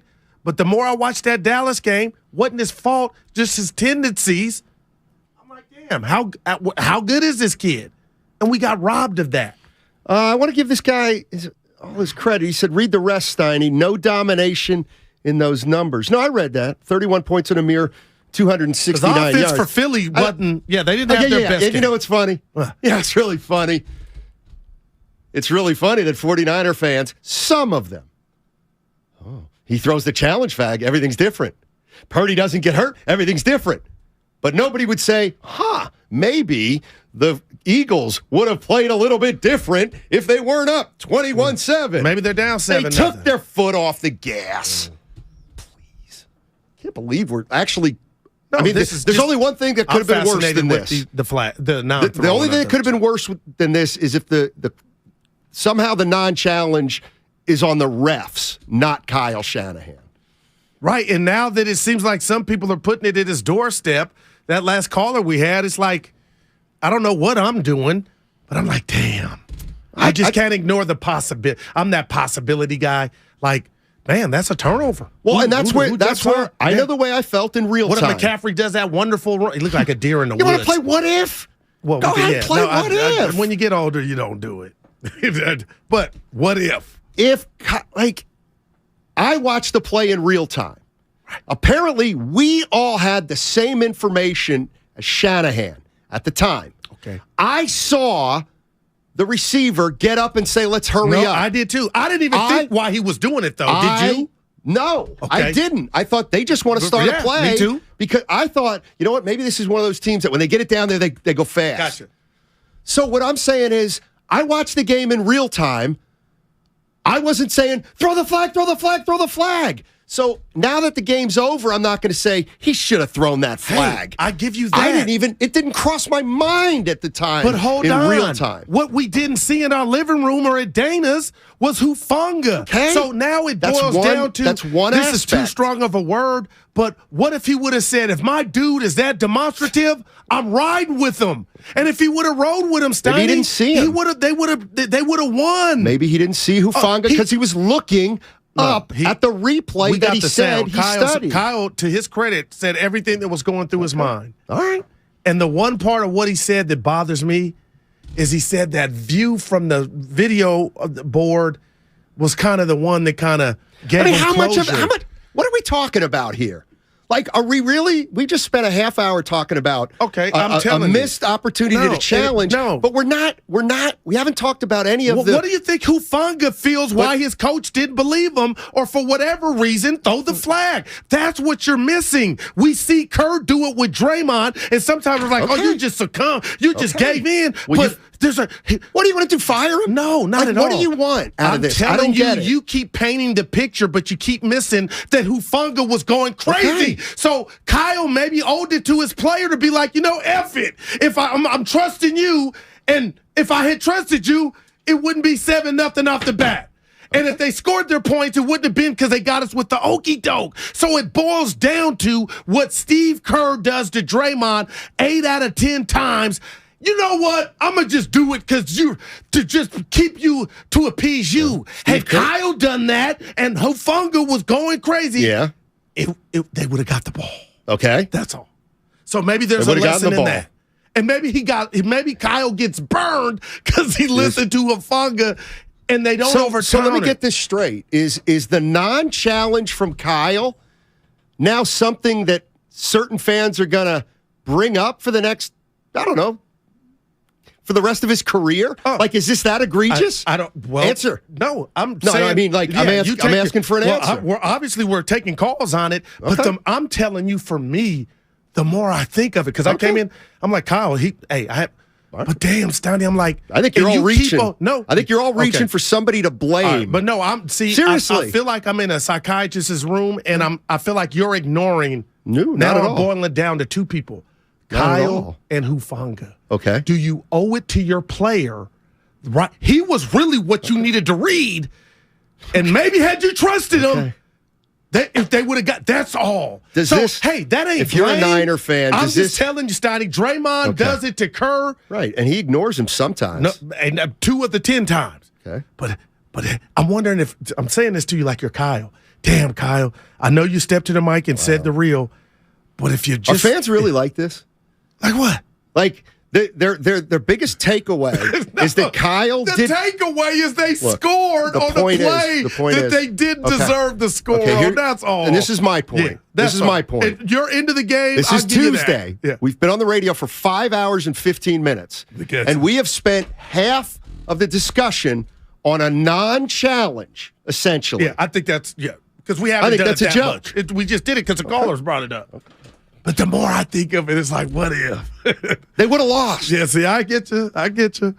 They probably would have lost. Does that make everybody feel better? So, I mean, I just would you have any guilt? Crazy. Listen to me. No. If your player was jumping up and down and you were looking at it like. We lose the game 16-15, maybe. We got our ass handed to us. They knocked out. They knocked out 2 of our. Why can't anybody just look in the mirror? They knocked out 2 of our quarterbacks because our offensive line could not deal with them. So I'm asking you. Can we talk about the offensive line more? No doubt. Well, they need to upgrade the offensive line. I'm asking you bigger than sports, Donnie, and I'm being real with you. Have you ever thought about something that you've done in real time, and later on that night or day, you look yourself in the mirror or you wake up the next day, and you're like, you know what? I could have handled it different. Not right or wrong. I could have did something different. I live my life. I don't believe my life way. would ever have changed. Okay, I didn't ask that. Okay. I just said, do you have the thought? And I believe now, as Kyle progresses with this offseason and all this stuff, he's got to wonder, damn, Hufanga was going crazy. Had I just used that as my, hey, we might have lost 30-7 and got our teeth kicked in, but there wouldn't have been this woulda, coulda, shoulda. That's all. I think the problem, something that maybe 49er fans are upset about is I don't think Kyle's given it a second thought. Well, they asked him after the game. He said, you know what? It looked like a dad. It was a circus in his mind. He shared that like he was, Okay. But some stuff doesn't need to be said. That was one he wanted back. Okay. He would have. He wanted it back. That's all. Okay. Yeah. And again, here we go. The challenge flag. It was. You know what? Here's what's going to happen next. I guarantee this is going to happen because it's already. You all are setting the table. All you Kyle guys, you're setting the table for down the line. Now you're going to say. I guarantee you'll say this in the next year. Steiny, he got lemon booty in the first quarter of the game against Philly because he didn't throw the challenge flag. And guess what? We would have won. That's the way it will be remembered, I think. I'm going to say this about that. If he gets back to this juncture of playoff, he'll never have flag fatigue at all. Like, you know what I mean, Steiny? I just wish he would have threw it. Because there was no way in hell, and you're right, from our vantage point, but on the sideline, and Hufanga, who tackled the dude, was like, nah. And I get it. I'm being honest, I wonder what would have jumped off after that. Yeah, I don't know. Maybe the Eagles wouldn't have dominated like they dominated. Maybe Purdy wouldn't have gotten knocked out of the game. Maybe Josh Johnson wouldn't have gotten knocked out of the game. Maybe they would have been able to throw a forward pass. They got their in the ass second whooped. half. I'm just. We're talking about Dr. Hustle. Yeah. What's up? What's up, Doc? Get it? No, Doc. Bad phone. Who we got? Why are you blowing? See, you're putting the stuff that has not been said. Of course, you're wishing it into existence like a year from now. I'm looking. Of course, I can tell by the text line that many people feel had Kyle Shanahan thrown the challenge flag, we're going to the Super Bowl. No, that's not. No, I'm just telling you. Nobody's doing that. They're just saying everything could have been different. And in life, they could have won. Yeah, they could have won. Right? If everything could have been different, if he throws how about this? It could have been closer.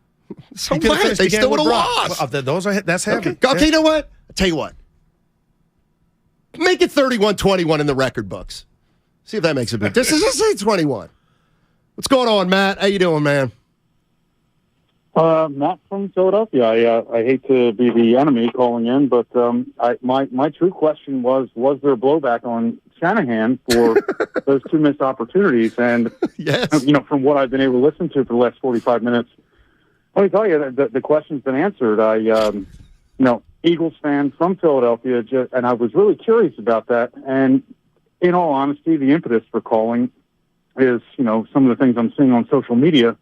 And I like to think of it as, like, my goodness, like, that loss happened because of two poor decisions. Do listen to your players. And Devontae Smith's body language of, hey, guys, hurry up. I didn't catch the ball. And then your own player, I was, curious about that. And I've gone through the Andy Reid area and his poor time management. And then, hey, let's cover the Eagles' best pass rusher with 16 sacks in the regular season with a tight end. And yes, with that being said, and I don't want to use the word lucky because it just almost sounds cliche at this point in time. I was fortunate enough to play sports in college and be a professional athlete for a little bit. I do know there's the fortunate and there's the unfortunate, and that's usually how the game is decided. So my true question, my true reason for calling was I was curious to see if there was blowback on Shanahan. And from what I just heard, wow, there is. I think you nailed it. Would you guys agree? Would you agree? All I can do is tell you what I felt coming in here Monday. And I've told you I'm on my third time watching the game. The more I watch that game, I just scratch my head, Steiny, like, you're right. They got their ass whooped in the trenches. But I live life long enough to know, man, you throw that, everything's different. But it's not. They lost. But hearing these fans, they're bringing it up like he missed it. And Ross Tucker, he ain't a fanboy. Okay, he's saying he missed an opportunity. So we're moving toward this was a Kyle special. Again, it was one moment. It was one moment. Well, no, it was one moment. It's three. It's no challenge. It's letting the rookie tight end try to block. Best defender. Those speak for themselves. I don't even have to say anything about that. That's just an error. So was Kyle Shanahan the biggest reason they lost the game? No, they got whooped. But did he have his best game? Ross Tucker just told us he was in the stadium. So how does Sirianni outcoached Kyle? Okay, how does that manifest how does that manifest in the future? I have no idea because I can't speak for everybody that calls and listens to our show. After that game, does Kyle? No, I'm asking. I don't know where it's at. I can just tell you my opinion. Speak for people I don't know. Right. So where did it go for you? Did Kyle, after this game, did he drop down a few pegs? No, because Kyle was playing with house money before they entered the stadium, the link, because you did what you did with your third string quarterback. But I'm not Helen Keller. I can ask myself, damn, and I know we look at life different. Man, maybe you throw that. Who knows? But they got their ass whipped. That's the bottom line. But it sounds like you want to. Are you leaning that way? What? Because I'm asking you because it feels like your blood pressure is rising. That if people do decide to do that down the road, go ahead and do it. Because it sounds like they're calling and doing it now. Go ahead and do it. Kyle made a mistake. Hindsight is 2020. The Xfinity Mobile text line 650. But Ross Tucker, because we hadn't talked about it, he says Sirianni put on a clinic over Kyle. 707. Yes, it's Shanahan's blunder. He lost the damn game. He didn't play D in Okay. offensive line. I mean, now, like, getting your quarterback hurt, there's some responsibility on why you would have that a dude with 16 sacks given the easiest route to your quarterback. I'll leave that there. Wasn't Kyle Shanahan had nothing to do with that game. Well, he's the coach. He should. Yeah, he was no coach was going to win that game. No coach under those circumstances was going to beat the Eagles. That's what I feel. I mean, if you're going to tell me right that another coach wins that game somehow, I'm done. I'm not done. I disagree with you. I don't believe there's a coach in the NFL that could have been on the sidelines that would have won the game under the same situation. That's all. Do you?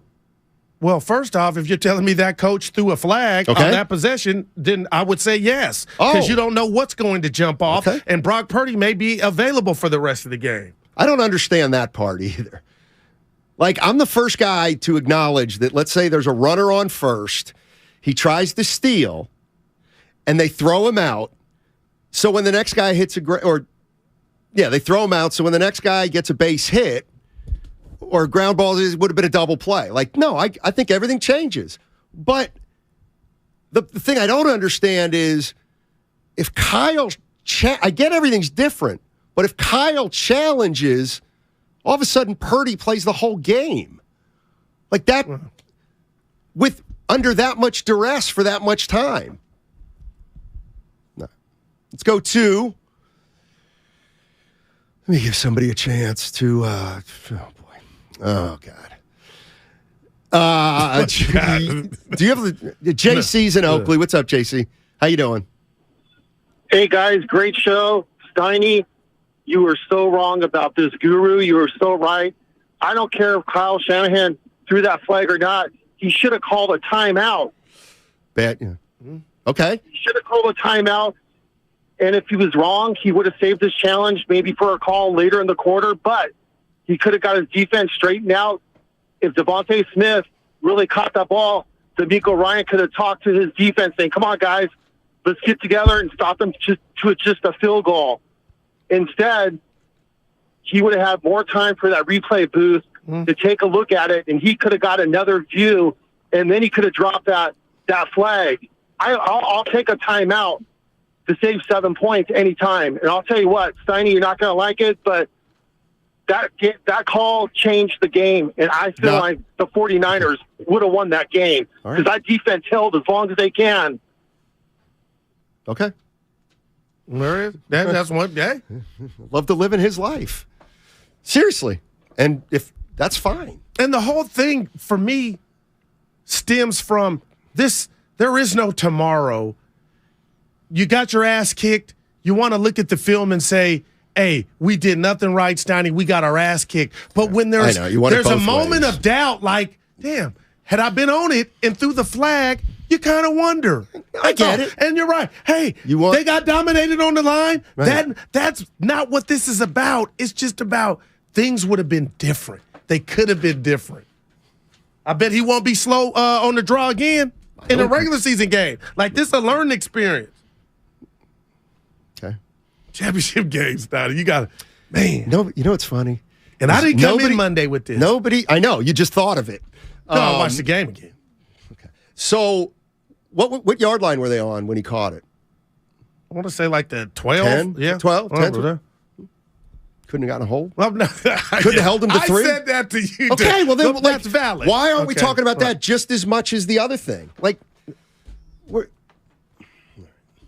well, obviously they didn't get the hold because they scored. Okay. Like, I'm being dead serious. We just had a caller say, if Kyle throws the flag, we win the game. Like, okay, that's you're right. I can't say I'm not he's putting my wrong. John Hancock on that. He's I'm wrong. telling you, I'm not going to say that. Yeah, you would have took 7 points from them, and maybe the game would have went different. No. Maybe you still lose. No, but you don't give them 7 in a championship game. That's what all this is about. F your timeout. And you so got now we are now getting, as we get further and further, we are getting more pissed off at Kyle Shanahan. I just have questions that you didn't have yesterday. And I'm saying, the longer you get away from it, you get different perspective. Things change. Maybe I'm not being a jerk. Maybe what do you Kyle think Shanahan. Hufanga's thinking? He's probably running hot. He can't tell anybody. You know what? But he's like, damn, Stop Coach, gambling I was so there. much, Hufanga. I told That's you. what I would say. Well, he was there to make the play. Yeah, well, he didn't make the play, did he? His best play on that play was jumping up and down. Dude, Coach, listen. Well, he didn't listen. You know why? Because maybe Hufanga's got no credibility. So maybe there's something there. All right. Red and gold reaction. We got hosed. Brought to you by Zenni. It's the official eyewear of the San Francisco 49ers. Somebody get Kyle Shanahan a pair of Zenni sunglasses, because obviously he can't see a damn thing. Shop from over 3,000 styles at 80% off retail, exclusively at Zenni. It's the red and gold reaction on 95.7 The Game. It's the time to just appreciate what a fantastic season we had and what an amazing job we did on a third-string quarterback. And just huge props to Brock Purdy, man. Brought to you by the SF Sheriff's Office. Your future begins here. Bud Light is brewed to be a delicious, easy-to-drink beer. Bud Light. Easy to drink, easy to enjoy. Pick up Bud Light at your local retailer today. Enjoy responsibly. Anheuser-Busch Bud Light Beer, St. Louis, Missouri. Ladies and gentlemen, it's official. Fast just got a whole lot faster. Xfinity has the fastest internet with up to 6 gig speed. Plus, Xfinity Mobile is the fastest mobile service with 5G and millions of Wi-Fi hotspots. You heard that right. Xfinity just increased internet speeds again. And Xfinity Mobile gives you can't-catch-me speeds. The fastest internet, the fastest mobile service, and major savings? Can't argue with the facts. Now through March 21st, new customers can get started with 1.2 gig internet with unlimited data included. It's all just $50 a month for 2 full years with no annual contract when you add Xfinity Mobile with unlimited data at regular rates. Go to Xfinity.com/faster, call 1-800-XFINITY, or visit a store today. Requires paperless billing and autopay with stored bank account. Restrictions apply. Taxes and fees extra. Xfinity Mobile requires Xfinity Internet. After 24 months, regular internet rates apply. Actual speeds vary. Does your heart long to wander? To encounter colorful creatures from the deep blue sea?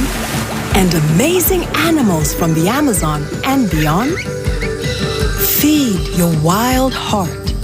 Travel the world right here in San Francisco. Make your reservation to the California Academy of Sciences at calacademy.org.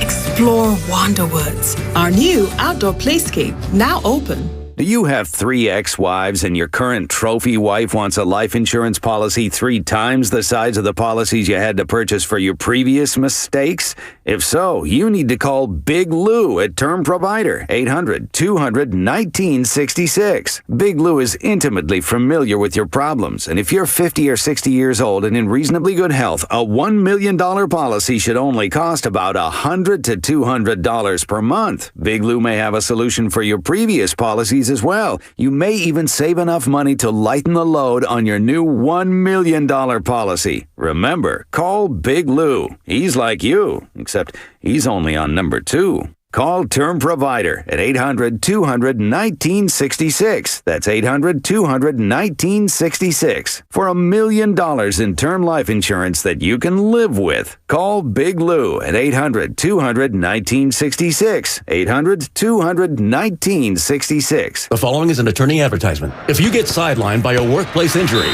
the workers' compensation attorneys at Boxer & Gerson can help get you back in the game. Our team of skilled attorneys will fight by your side for the treatment and compensation you deserve. We care about justice for injured workers. That's what makes us Northern California's premier workers' comp law firm. Call Boxer & Gerson at 510-345-2341 or visit boxerlaw.com for a free consultation. Boxer & Gerson, your life is worth the fight. Come into Friedman's Appliance and see the full line of Fisher & Paykel appliances. Experience them in person in live vignettes, including their famous dish drawer dishwasher and unique sizes of refrigeration designed to fit seamlessly into your kitchen space. Fisher & Paykel products deliver perfect results with exceptional design and performance. And for a limited time, receive up to a $2,000 rebate when you purchase a qualifying Fisher & Paykel kitchen package from Friedman's Appliance. Visit Friedman's Appliance in Pleasant Hill or online at friedmansappliance.com. For the ones finding new ways to ensure the job always gets done. For the ones wearing many hats. For the ones who are hands-on, even from far away. And the ones keeping business moving forward. We are Grainger, offering professional-grade industrial supplies, plus real-time product availability and access to experts ready to answer your toughest questions. Call, clickgrainger.com, or just stop by. Grainger, for the ones who get it done. Guys, fellas, men, are you ready? I mean, Roman ready for Valentine's Day? Some say it's the sexiest day of the year. Flowers, chocolates, candlelit dinners. That's all great. But I think we all want something a little more physical, too. Because a strong sex life can deepen your feelings of intimacy with your partner and lead to increased happiness. So if you're prepping for Valentine's Day, right now is the perfect time to check out Roman. Roman has genuine medication that helps you achieve and maintain a strong erection. Roman has discreet wipes that help you last 4 times longer in bed. Roman has testosterone testing and treatment. Treating low testosterone can help revive your sex drive. And better yet, with Roman, everything is online. There are no waiting rooms and no hassle. Roman sends everything right to your door with free shipping and in discreet packaging. So men, for better sex this Valentine's Day, go to ro.co/vday. Do it today and get 20% off. That's ro.co/vday. Nachos! Hey, I'll take some. And some Frank's Red Hot. Nah. You're just gonna eat these boring nachos with no flavor. Frank it up! Frank it up! This guy finally gets it. It's the perfect blend of flavor and heat. Frank's Red Hot. I put that on everything. In Los Altos, sunny today, highs near 57. Weather brought to you by Total Wine & More. At Total Wine & More, save big on what you love this month with hundreds of deals on amazing wines and spirits. Love what you find at the lowest prices only at Total Wine & More. Drink responsibly. B21.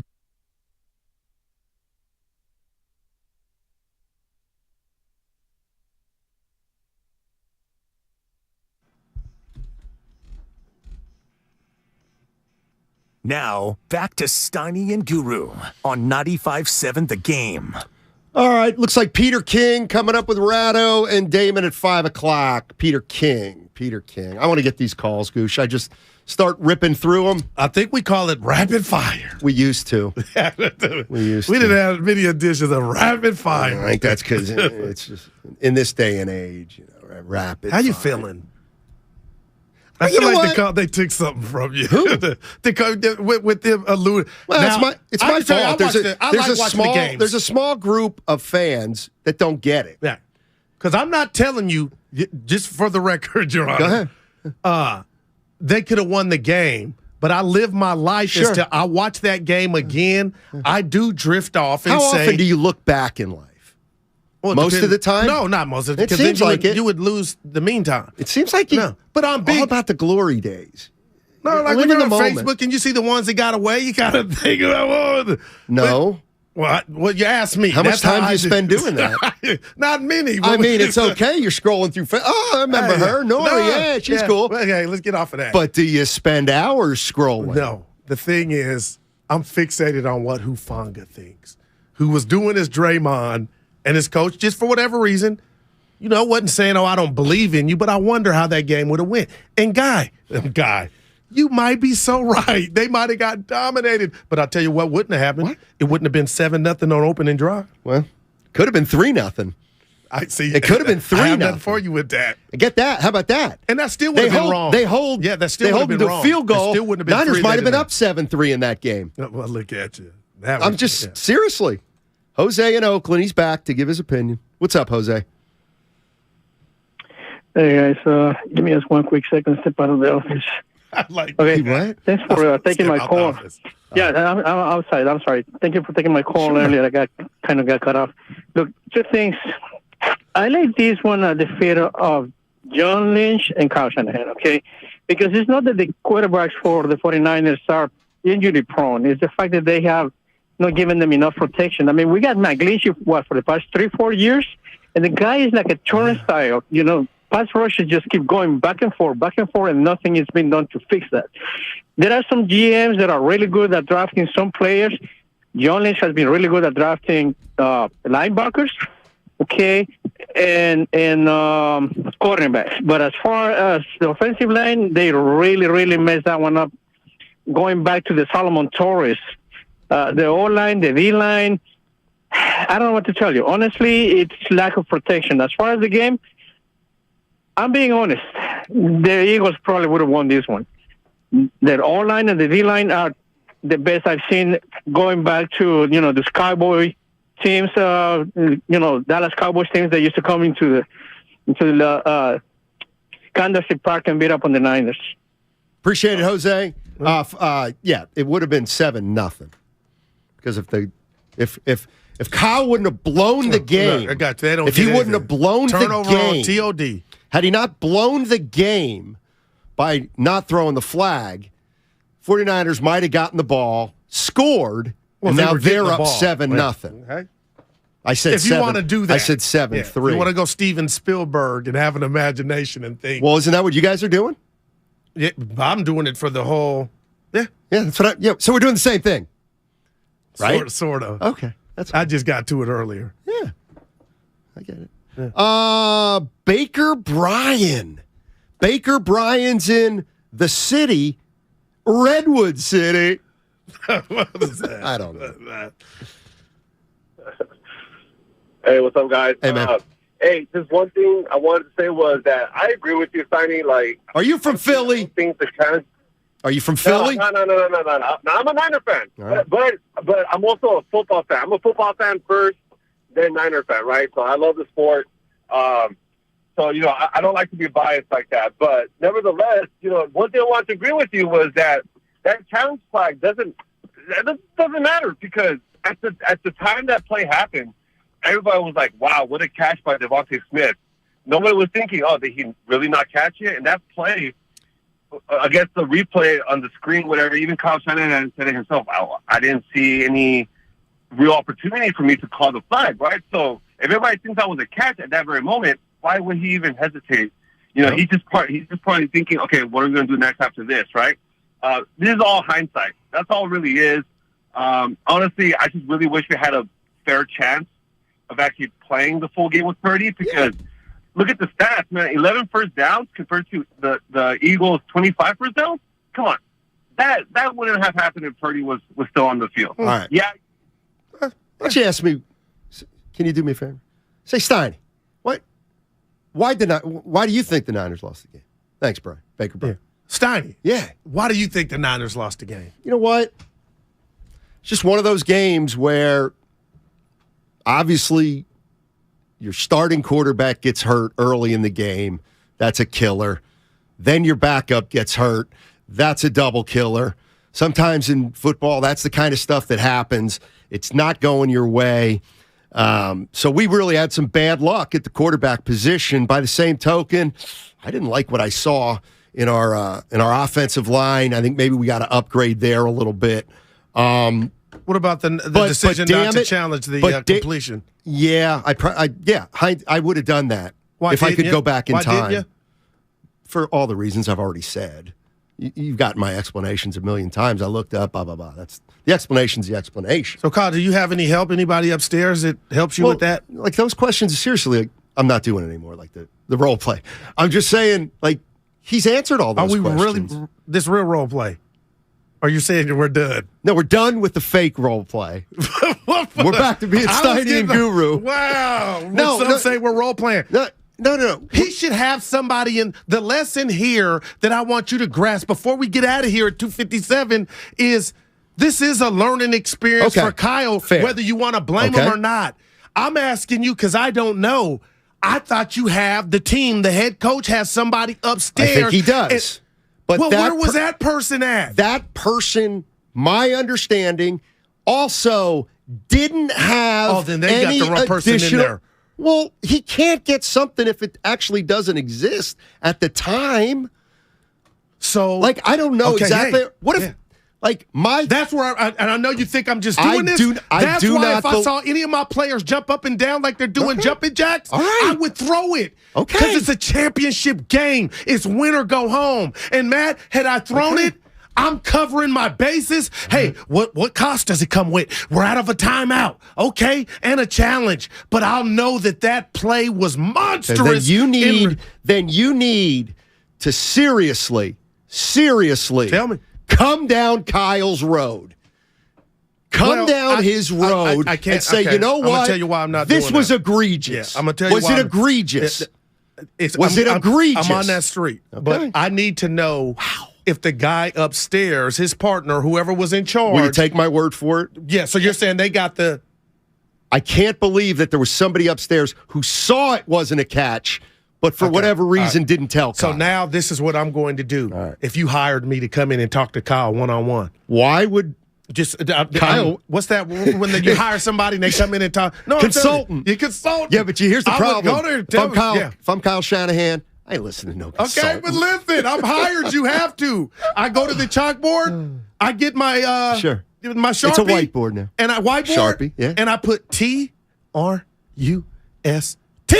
Okay. Trust your players, Jack, because if you trusted Hufanga, you would have won. See, now, hey, would you won the game?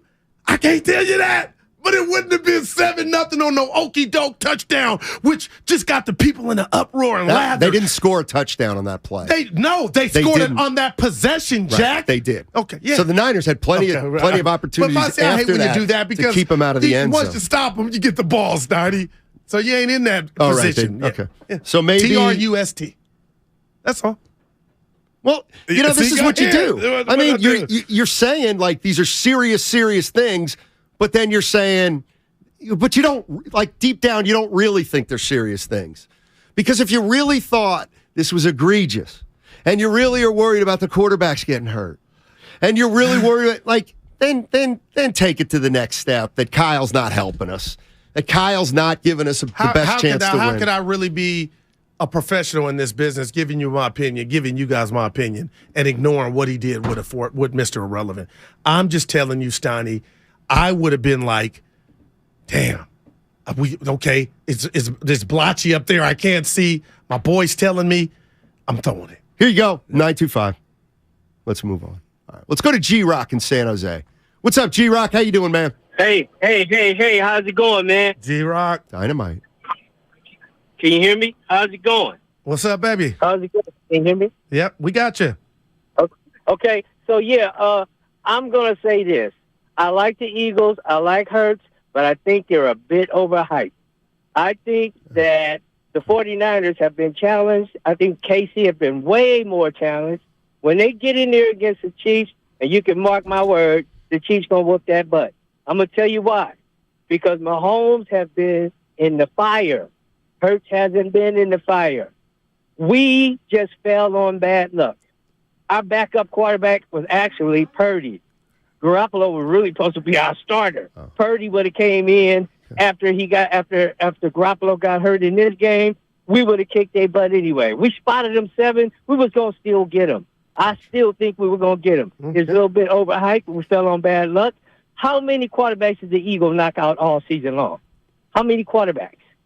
We got 2 in one game. They got 2 in one game. It's bad luck, right? Fournette had bad luck. Well, if you block better, like I told him during the break, if you block better, they're not on your quarterback. Exactly. So that's different than bad luck. They inflicted the pain. It's everything. Yeah. It's not just one thing. This wasn't a cheap, flagrant foul in an NBA game and you lose your best player. This was, I whipped your dude trying to block me, and I'm about to inflict pain, and your dude's not going to be available. Some people call me Maurice. Maurice in Oakland. Whoa. Can you hear me? Loud and clear. Okay. Well, I had a different take on everything. I know everybody's upset. That's all right. I want to hear it.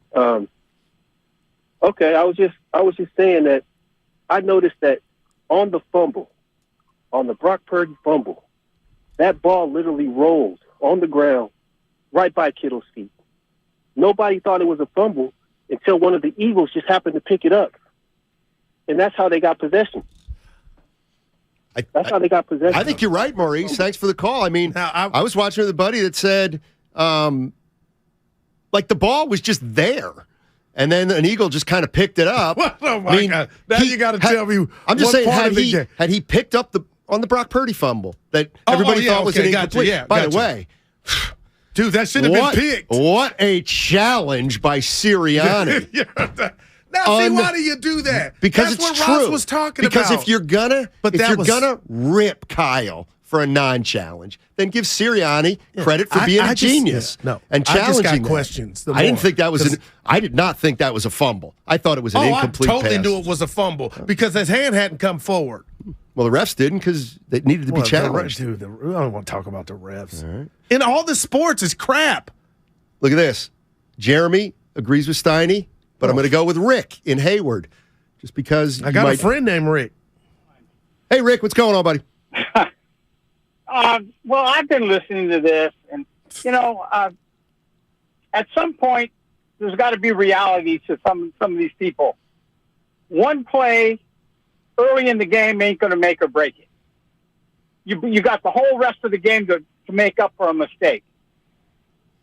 Okay, Shanahan wasn't the only guy that could have called. The people upstairs should have been saying, get your flag ready, we're looking at it. They didn't do it because they didn't have the right angle to tell him that. Same as he didn't have it. So you can't be blaming him for that. You can only go by your resources. Number two is they were outplayed. They were just outplayed. They had a great run.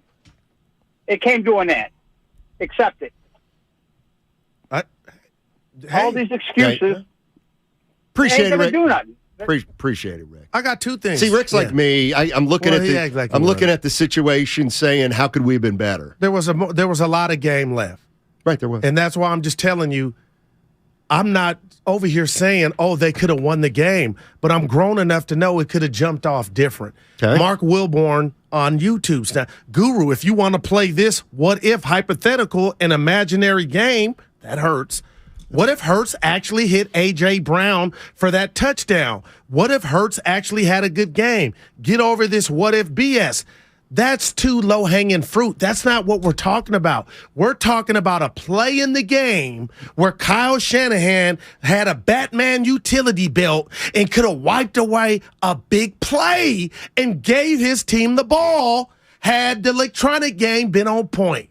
So whoever was upstairs and the Wi-Fi went out or you didn't have a clear visual up on the scoreboard, hey, I'm just saying in that moment, Kyle had something. It's called a red flag.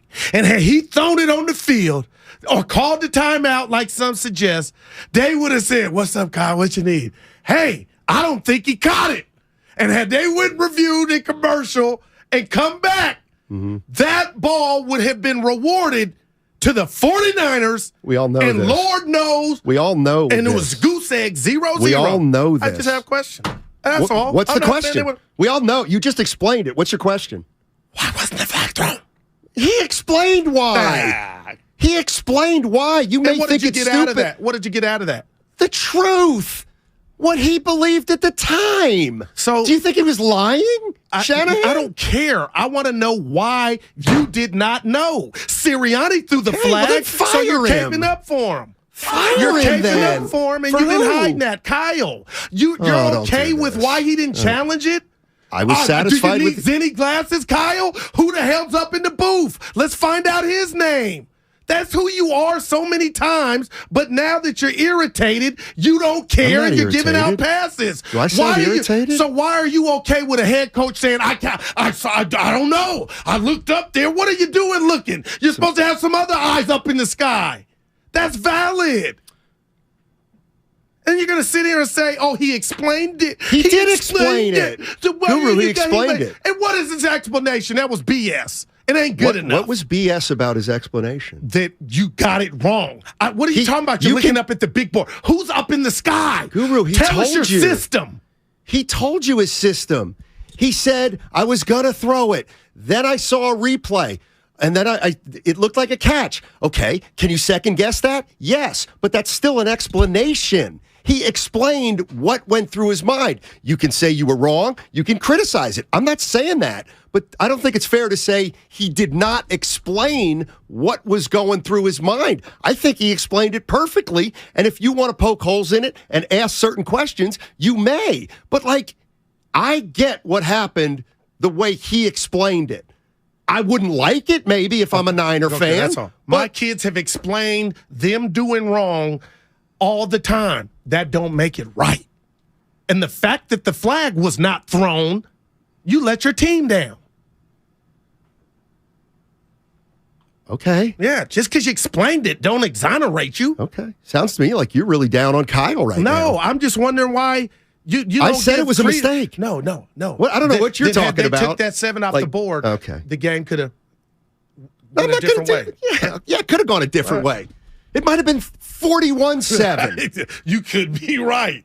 But I'll tell you what. I bet them players wish that he would have thrown it. I'm sure they did. But I'm sure there's not one player on the team saying, that's why we lost the game. Come on. I didn't say that. Yeah. That's all I'm saying. Yeah, and I agree with that. But yet it dominated the conversation. Because somebody called. Right, essentially. Essentially, we're acknowledging we spent 2 hours talking about something that likely would not have changed Ross the result. Tucker said Sirianni outcoached Kyle Why didn't you tell Shanahan. Ross you had a problem with that? His voice was going out. Okay. Yeah. Why? And I didn't have a problem with it. What are you talking about a problem? The more that got me thinking he might be onto something. Oh, I got you. Yeah. I got you. Yeah. If you jump up, Jack, I got your back. That 20 He's telling me something, I'm throwing it. I'm challenging it. Yeah, you're the guy. And you know what? That's me. You cheat in pickup. So if I was your teammate and you were saying Steiny, it's 5-3. The Eagles cheat. What does that mean? Devontae Smith was finessing the system. Night. All right. See you later. Thank you to all of the business owners who kept people employed during the pandemic. For all you've done, you may be eligible to claim the Employee Retention Tax Credit, a payroll tax refund from the United States Treasury Department, applicable to businesses who kept employees on payroll during the pandemic. The window is closing to claim your refund. Contact Paychex to see if you qualify. Paychex is proud to have helped more than 45,000 businesses secure over $9.2 billion in ERTC claims, an average of $190,000 per business. 50 years and thousands of experts in HR, payroll, benefits, and insurance. You may be eligible to claim the Employee Retention Tax Credit, a payroll tax refund from the United States Treasury Department, applicable to businesses who kept employees on payroll during the pandemic. The window is closing to claim your refund. Contact Paychex to see if you qualify. Visit paychex.com/ERTC to find out how Paychex can help you get additional cash into your business. Paychex.com/ERTC. Paychex.com/ERTC. Hi, I'm Aaron, owner of California Deluxe Windows. Ever notice? When your neighbors get new windows, there is a large black eye of broken stucco, uneven plaster, and even mismatched paint. At California Deluxe Windows, we never leave a ring around the window. Why? Because we are one of the only companies in California who custom crafts every window and door to your home's exact measurements. Almost everyone else on the radio is a distributor. They grab a window from a warehouse, break open your walls, shove it in and patch things up. At California Deluxe Windows, we take pride in our work. Our installation technique is so precise, we do not break your stucco. Your house could be covered with potato chips and we wouldn't crack one. Call now and for a limited time, you get 30% off your entire order and 24 months of interest-free financing. 800-874-3600. 800-874-3600. That's 800-874-3600. California Deluxe Windows. Windows engineered for life. Certain terms and conditions apply. CSLB number 774518. It's the final days to save big store-wide at the Truckload event at Lowe's. Right now, get deals on select major appliances and take home what you buy same day. And save an additional 10% on all in-store clearance appliances. Plus, get savings on even more items across the store, like up to 40% off select bathroom products. Hurry and head to your local Lowe's store or visit Lowe's.com to shop the Truckload event today. Exclusions apply while supplies last. Selection varies by location. See Lowe's.com for details. Valid 1/26 through 2/8. Before new Cascade Platinum Plus, I would pre-rinse all my dishes because my old detergent just wouldn't get them clean. But now, I do dishes differently. And no pre-wash, no rewash, money-back guaranteed kind of different. Because Cascade Platinum Plus has double the grease-fighting power of Dawn built right in, with twice the scrubbing power, giving me a clean that lets me break all the dish rules. I just scrape, load, and I'm done. Yep. So clean. With Cascade Platinum Plus, I dare to dish differently. He's the best interview in the Bay Area. Steve Kerr, Warrior head coach here on 95.7 The Game.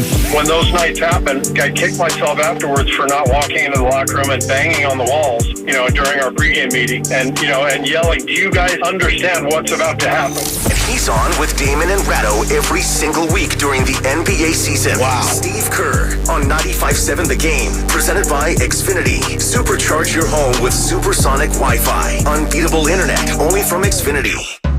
What's it like to go to the South Pole? How do some animals change color? Can you catch a liar? That's dangerous territory. Can you trust a gut feeling? What about yawns? Yes, yawning is contagious. Mike Simpson here, and on my podcast, I've Got Questions. We go through all these things we're curious about and some stuff you probably don't expect. Yo, strawberries are not even fruits at all. So what are they? I've Got Questions. New episodes Thursdays on the free Odyssey app or wherever you get your podcasts.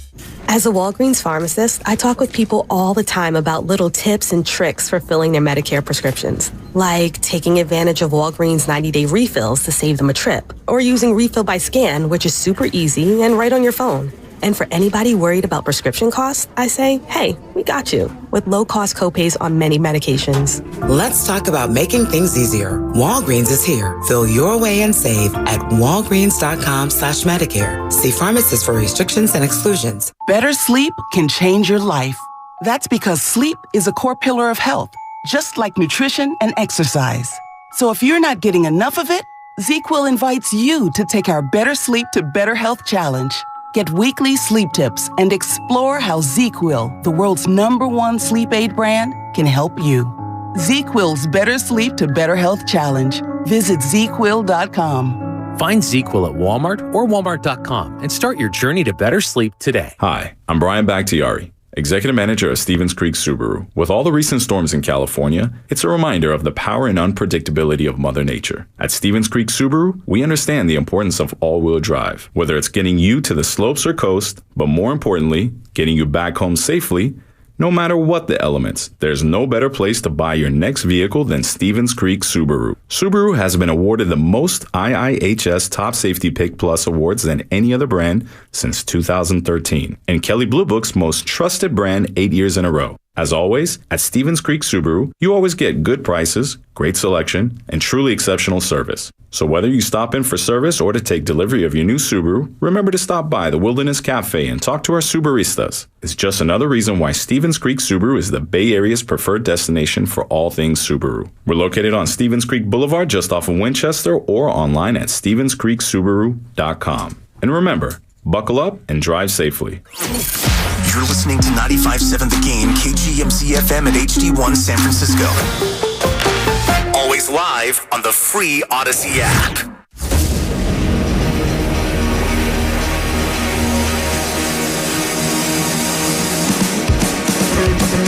Live from the corner of Broadway and Battery, you're listening to Damon Bruce and Ray Ratto on 95.7 The Game. Well, welcome to you. It is a moving right along Tuesday afternoon. No more autopsy on an NFC title game in which we pretty much all identified when the patient died on the table. It was when Brock Purdy went down. How does this patient now, the San Francisco 49ers, get up off the table, get up off the slab, and meet what I think is about a 2, possibly 3-year window where legitimately competing for a Lombardi trophy is the annual goal. How best to get there? We got a show about that today. Michael Irvin joined Ray and I yesterday, but it was over on the stream. I'm sure many of you may have missed that. We'll have that for you at 4:15. We're live with Peter King early in our 5 o'clock hour. And Ray, we got a lot of stuff to get into, including 2 coaching hires from today. D'Amico Ryans, congratulations to him. He is off to Houston. It is Congratulations being a relative term. It is a soft landing spot that comes with a paycheck that will change his great-grandchildren's lives. So at the very least, generational wealth is certainly his and his family's going forward, and that's a good thing. And Sean Payton is going to be the next head coach of the Denver Broncos. Terms yet to be discovered, but the deal that allows him to talk to the Denver Broncos has been consummated with the New Orleans Saints. So we got some news today. Yeah, D'Amico Ryans did well for himself.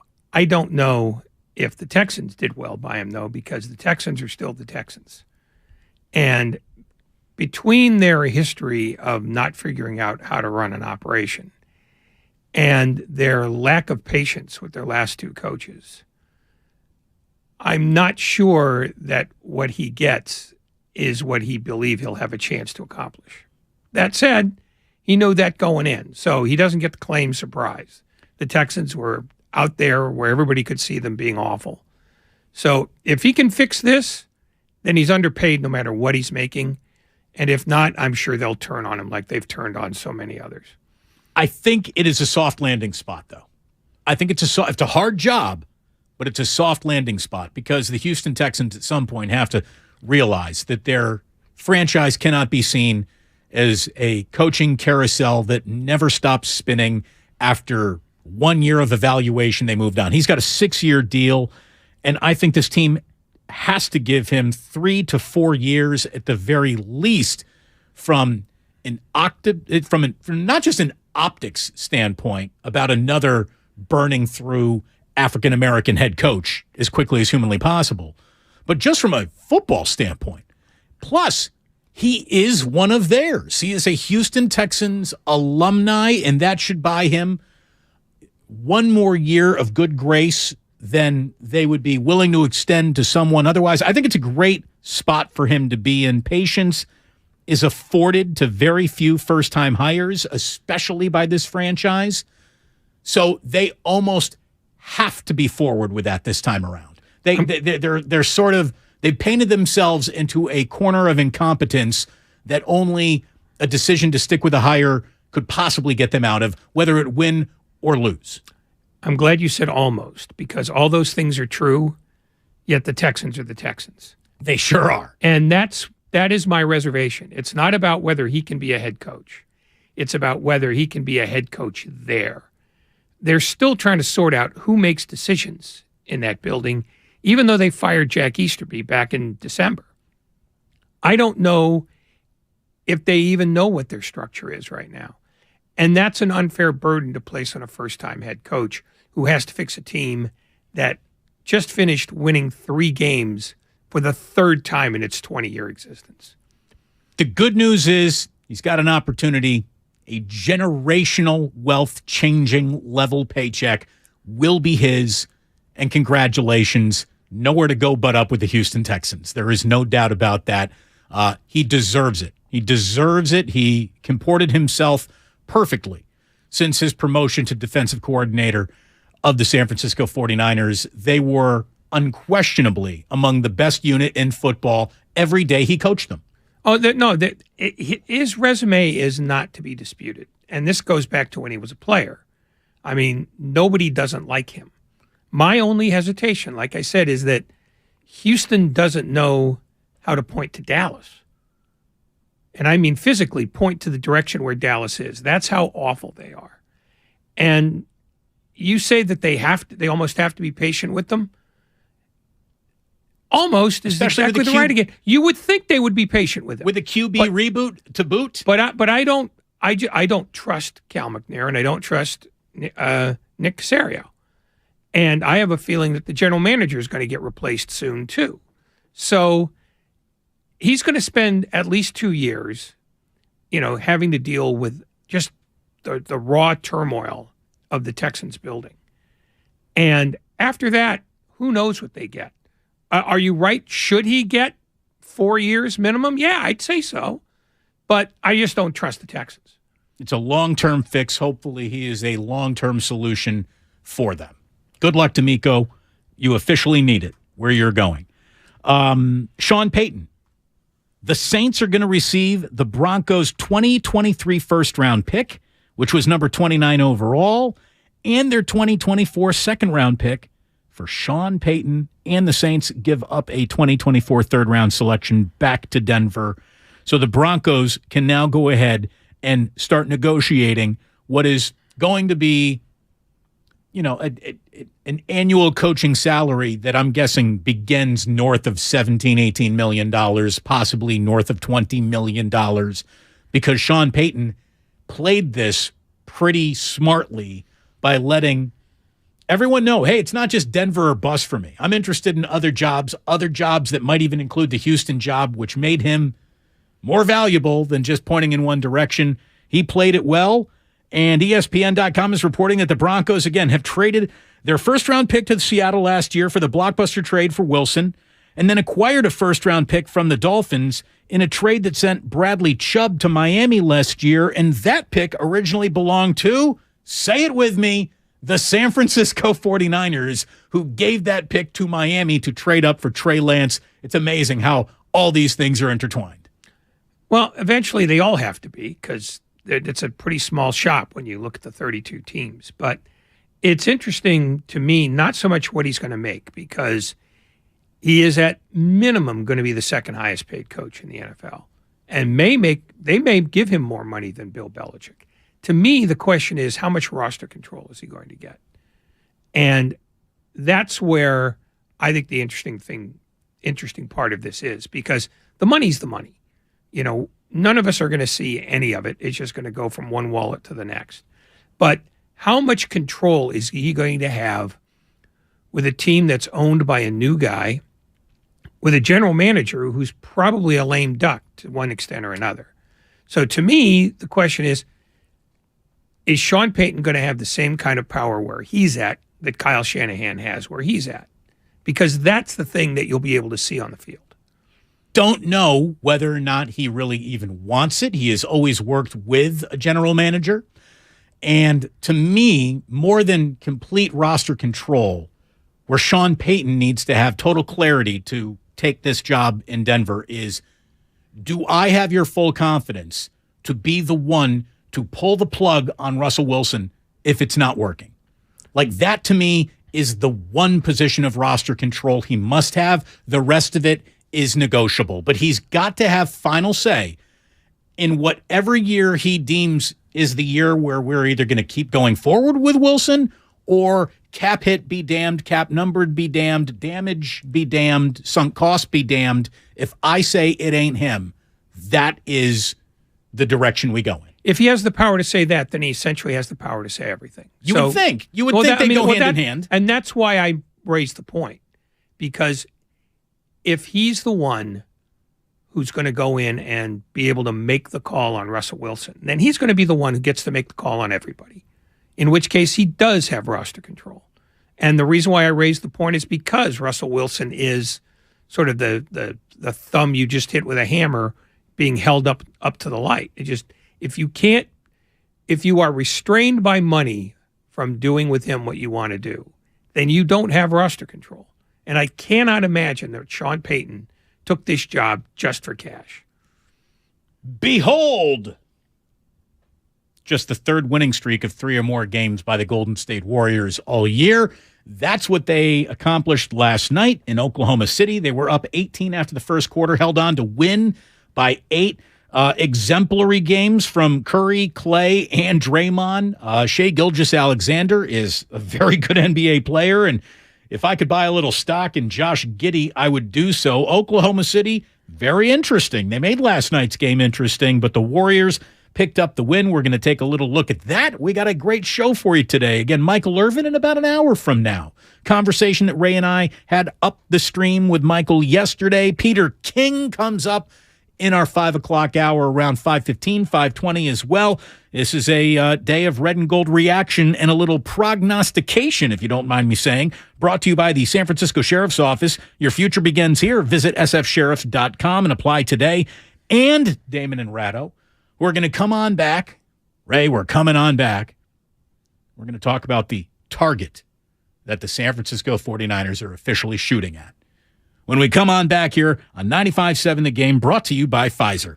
This winter, there are COVID-19 booster shots designed to help protect against recent Omicron variants. If it's been at least 2 months since your primary series or original booster, schedule your updated COVID-19 booster dose at vaccines.gov. Sponsored by Pfizer and BioNTech.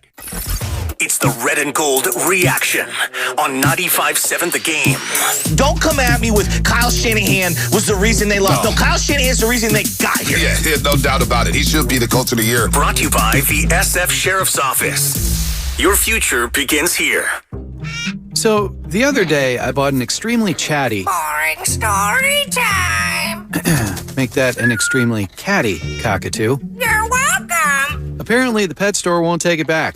But, hey, I'll manage. I love that for you. Just like I manage without home internet. No, you don't. Sure, my mobile hotspot is slow and makes streaming shows unbearable. Aw, Bertie likes to stream. But I'm making do.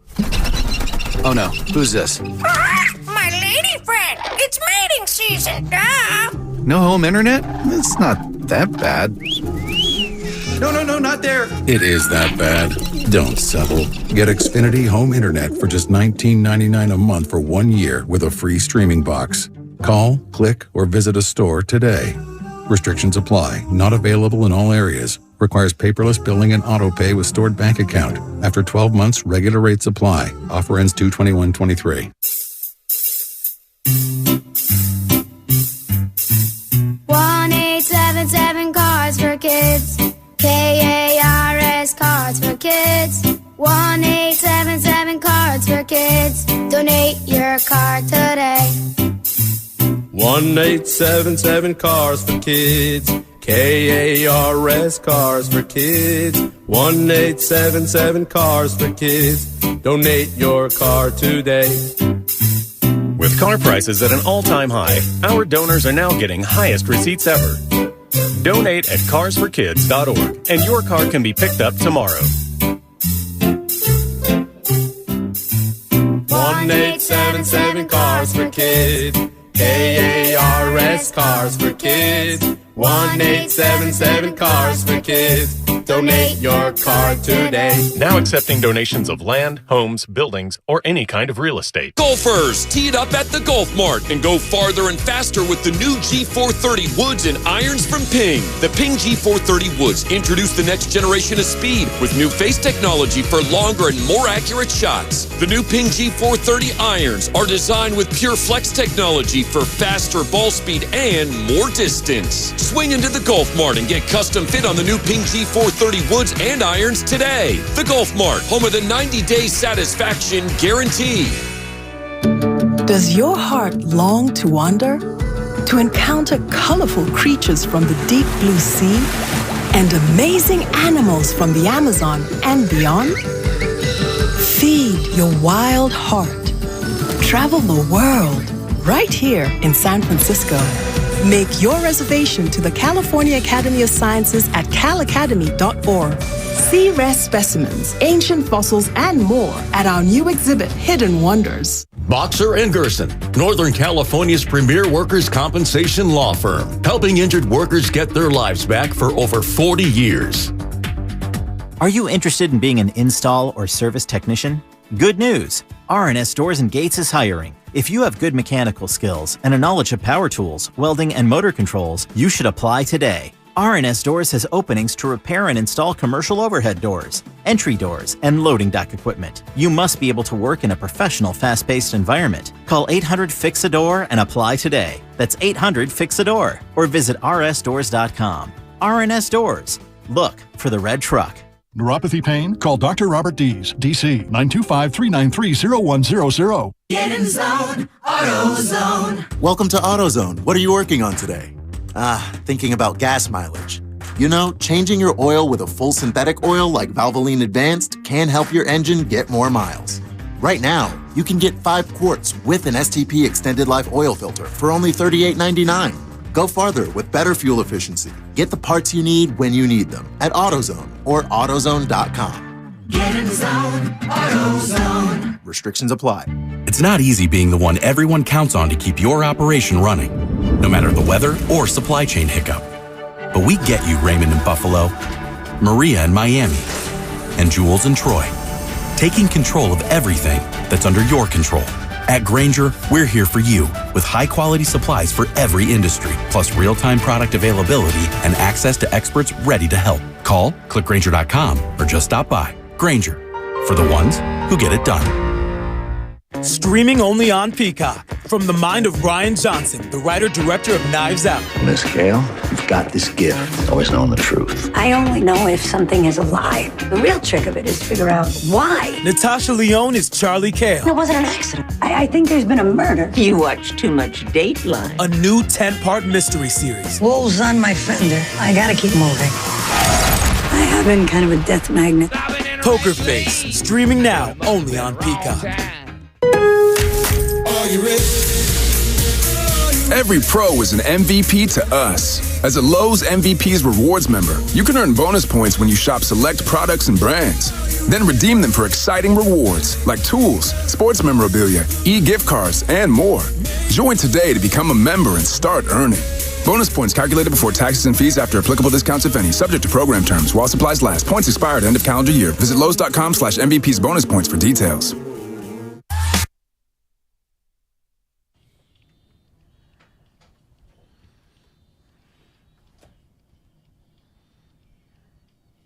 Now back to Damon and Ratto on 95.7 The Game.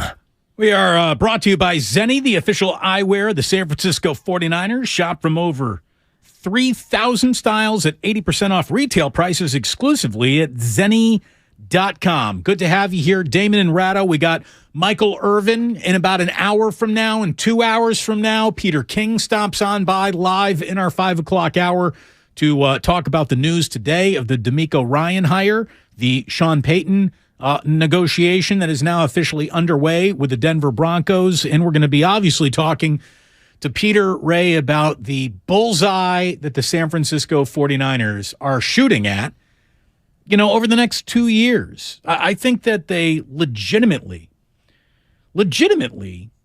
have a 2-year window to win a Super Bowl. And let me be perfectly clear what I mean about that. It should be kind of obvious, but I want to further explain it so there is no confusion what I really mean.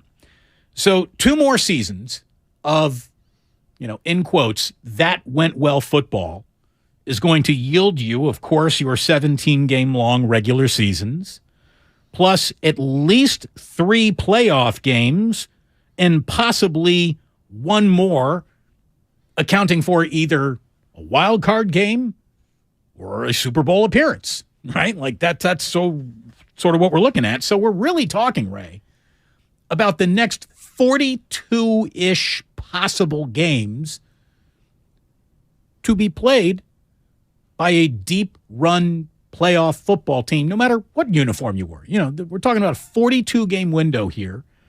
And in this 42-game window, the chance for this franchise to win a Lombardi trophy is really there.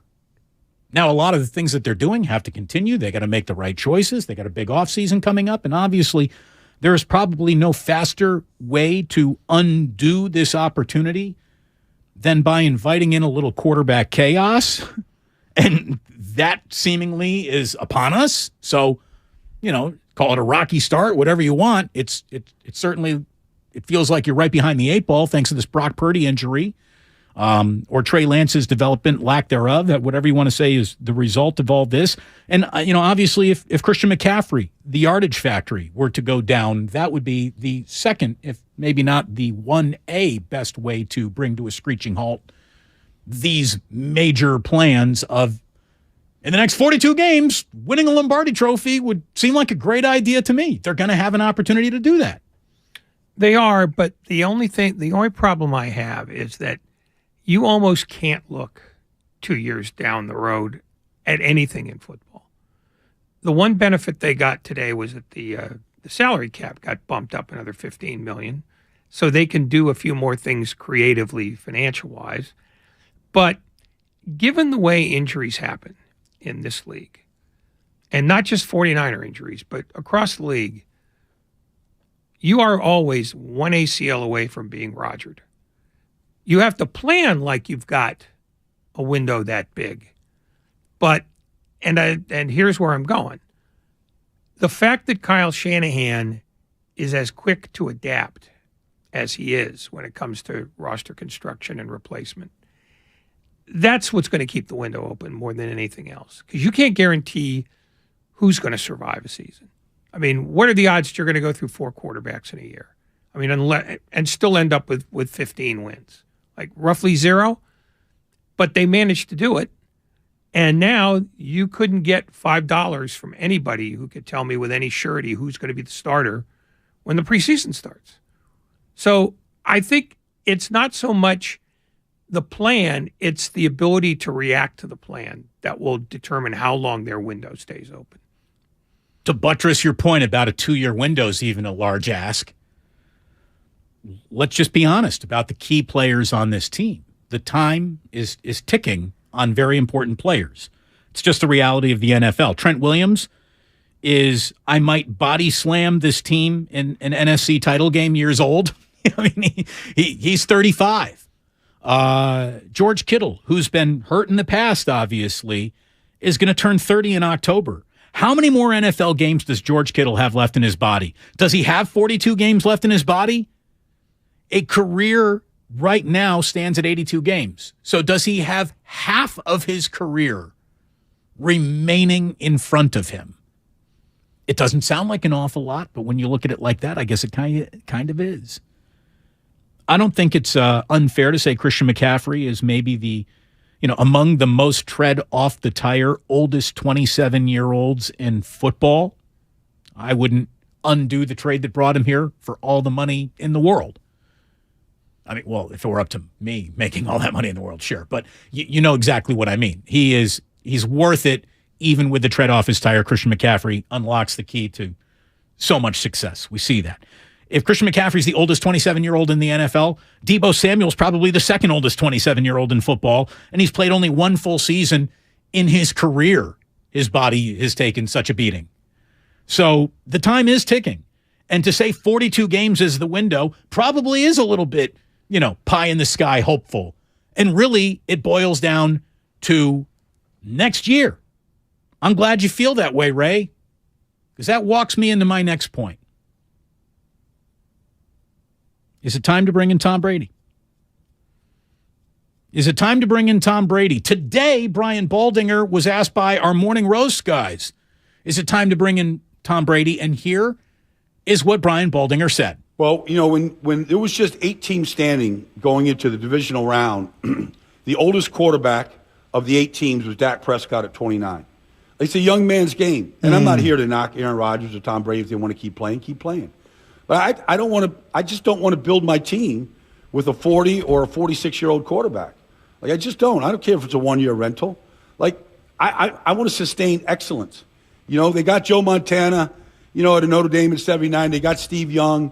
Like, they built it the right way with those teams, with a young quarterback. Like, whether it's Trey Lance or whether it's Brock Purdy or it's somebody else, like, give me a younger quarterback that I know I'm going to have him for the next 5 years. Brian Baldinger knows more about football than Ray and I could ever pretend to know about football. But I think he has evaluated this situation incorrectly.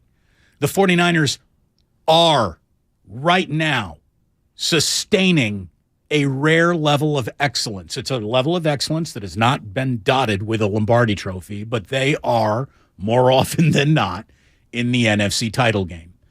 You're not looking to build a franchise around Tom Brady. Tom Brady is the cherry on top of the franchise that has already been built. Who better than Brady to roll the dice on, Ray, to get what is, I believe, the target that the 49ers are officially shooting at next year? And that target is hosting the NFC title game, repeating as division champs, and accumulating the most wins in the conference so you host that game. That's the target if I'm Kyle Shanahan. Who better to help you reach that target than Tom Brady? I don't know that there is somebody, but Baldinger raises a couple of interesting points, even though he didn't say them specifically. Brady has stayed healthy unusually well, almost to the point where he's sort of like cheating the reaper by being as healthy as he is. But if the 49ers do not address the rest of their offensive line to the right of Trent Williams, he will become yet another casualty, because I believe if you look back at all the quarterback injuries that we've got, most of them, or at least the majority of them, can be pinned to the fact that this is the one weakness that offense has, is that they don't pass protect very well. And if you want to have a team that can throw the ball freely and not have to rely on the 29-year-old, 27-year-old Christian McCaffrey, you've got to get better at that.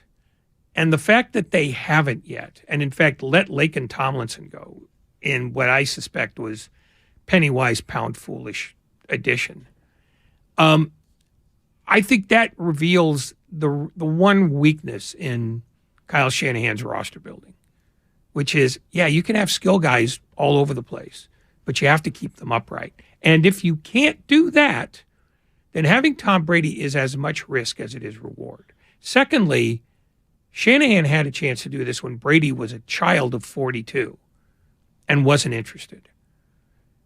And thirdly, and this is probably the most salient point, if Brock Purdy can be back fully operational within 6 months, you probably don't need Tom Brady. These are good points. Thanks, and we'll get to your concerns about the offensive line, Brock Purdy's recovery, and Kyle not buying in earlier. I just want to talk you through where we are right now. I don't want to move the metaphysical future and past around, or even talk about the offensive line, which, as it stands today, is underrated. They had 2 rough games, but 2 rough games with 3 very young guys who just learned very valuable lessons that will hopefully forge their offseason of all getting better. So we'll talk about that in just a second. Tom Brady has not missed a game due to injury since 2008. There's no amount of aging that changes that as a fact. And the ability that this team needs in any quarterback is durability. And you can say it's a ticking time bomb. It is a cost. It is a risk. It's all worth it. But over his last 50 games in Tampa, he is a 67% career passer with 108 touchdowns, only 33 interceptions, and he's only been sacked 21 times on average over those 3 seasons because he still gets the ball out faster than anybody in football. He finished second in MVP voting just 2 seasons ago. I see people are talking about, well, Damon, he's too old. He's just washed up. I don't think that would be the right thing to do. This is not a long-term fix. This is a deal with the quarterbacking devil of 1 year. That's what it is. And let me just get even like a simpler question in there. I'll give you a couple more facts first. We're talking about his 15 Pro Bowl appearances. He's going to be 46 years old on August 3rd. That's a big number. But a much bigger number than that was the 733 passes Tampa asked him to throw last year. That number would be around 550, like worst case scenario for Tom Brady. That's 34 passes a game if he were used exactly like Brock Purdy, who averaged 34 passes per game as the Niners starting quarterback. Is there anyone, all due respect to Brock Purdy, is there anyone in the NFL available at a price you could probably land Brady at who guarantees more completions to 6 to 12-yard passing routes next year? One more point, okay? Is there anyone in the history of the position of quarterback who has had more success throwing to elite tight ends, pass-catching running backs, and catch-and-run wide receivers than him? I don't think so. I think he creates an instant buy-in, an instant around the team, like, hey, you know, we really did like Brock Purdy, and we all have an awful lot of confidence in Trey Lance's future too. But a year of Tom Brady on a let's see what the hell happens if you do that? Why not? Well, as a practical matter, here's why not. One, he's going to cost $30 million. He's not coming in for 15. He made 25 this last year, and he's not coming here to take a pay cut. There are other teams out there that are interested in him that will easily meet that price. So it's a bidding war that we're talking about. But what if Brady is officially in the I just want to win mode? I want to sign with the team that gives me the best opportunity to win at the end of my career. That leaves him one choice. So I'm not saying that that's who knows what's in his own mind. Oh, I don't. Yeah, you don't know. I don't know. So sure, he could do that. I don't think it's very likely. The other thing, and this is a weird dynamic that's going to require a lot of humble pie being distributed around the table. It's who gets to run the offense, Kyle or Brady? I'm going to guess that Kyle wants to run the offense and that he's not going to have a lot of debates about this. And Brady's going to want to run the offense and he's going to be equally stubborn. Do you risk sort of operational clarity, which they have now, for the 1 year that you're looking for? I don't know the answer to that. I don't know that Kyle knows the answer to that. But I do know that 3 years ago, when Brady was 3 years younger and, closer than he is now to, his peak years, Kyle didn't want to make a jump at it. He preferred Aaron Rodgers, which would lead me to my point, which is if you're interested in Brady, why not be interested in Rodgers? Because Rodgers comes at a price of, closer to $50 million. But and if he, that is enough to upset the apple cart of excellence that you would want to round a quarterback. Again, we're not talking about Brady at a premium. At $30 million, I will roll with Brock Purdy and his surgeon. Okay. No doubt. Okay. Well, but here's my point. If you want to make the argument that you could convince Brady you could win a Super Bowl, you just have to take a haircut on the money, you could apply that same theory to Rodgers. If he's desperate to do that and just restructure his contract for down the road, just go, okay, $15 million this year, and we'll figure out the rest of it later. But here's what also makes Brady more desirable than that. You don't give anything to Tampa. This is just a free agent, man. We don't need trade for Aaron Rodgers. There's none of trading for a player we can't afford involved in Brady. If it's the price is right, find yourself a better landing spot, Tom. You can't. And in terms of options, I don't know if there's a better option. Can you even imagine what the first Tom Brady offseason at Sarah High School looks like? I mean, you got Vern Glenn standing on a box covering that thing like it's the Super Bowl, and you have maybe roster-wide buy-in. Like the starting defense might show up to that workout. Brady, Kittle, Ayuk, Debo, Christian McCaffrey, all thrown together at Sarah High School. Is there anyone who gets as much of an offseason buy-in to working out the Tom Brady? Like a 2-year deal for Brady, a 1-year deal for Brady, to me, sends the right message to Trent, to Debo, to Kittle, to McCaffrey, to Warner, to Bosa, to Armstead.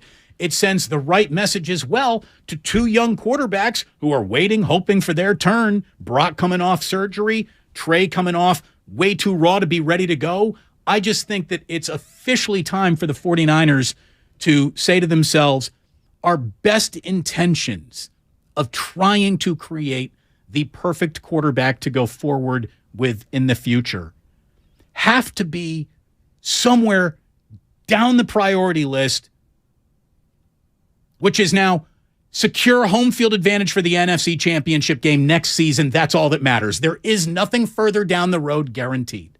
So do that. And oh, by the way, I think the first step to doing that is now figuring out what is going on at the defensive coordinator position. I saw that they have scheduled an interview with Steve Wilks of the Carolina Panthers. To me, Vic Fangio is also in play.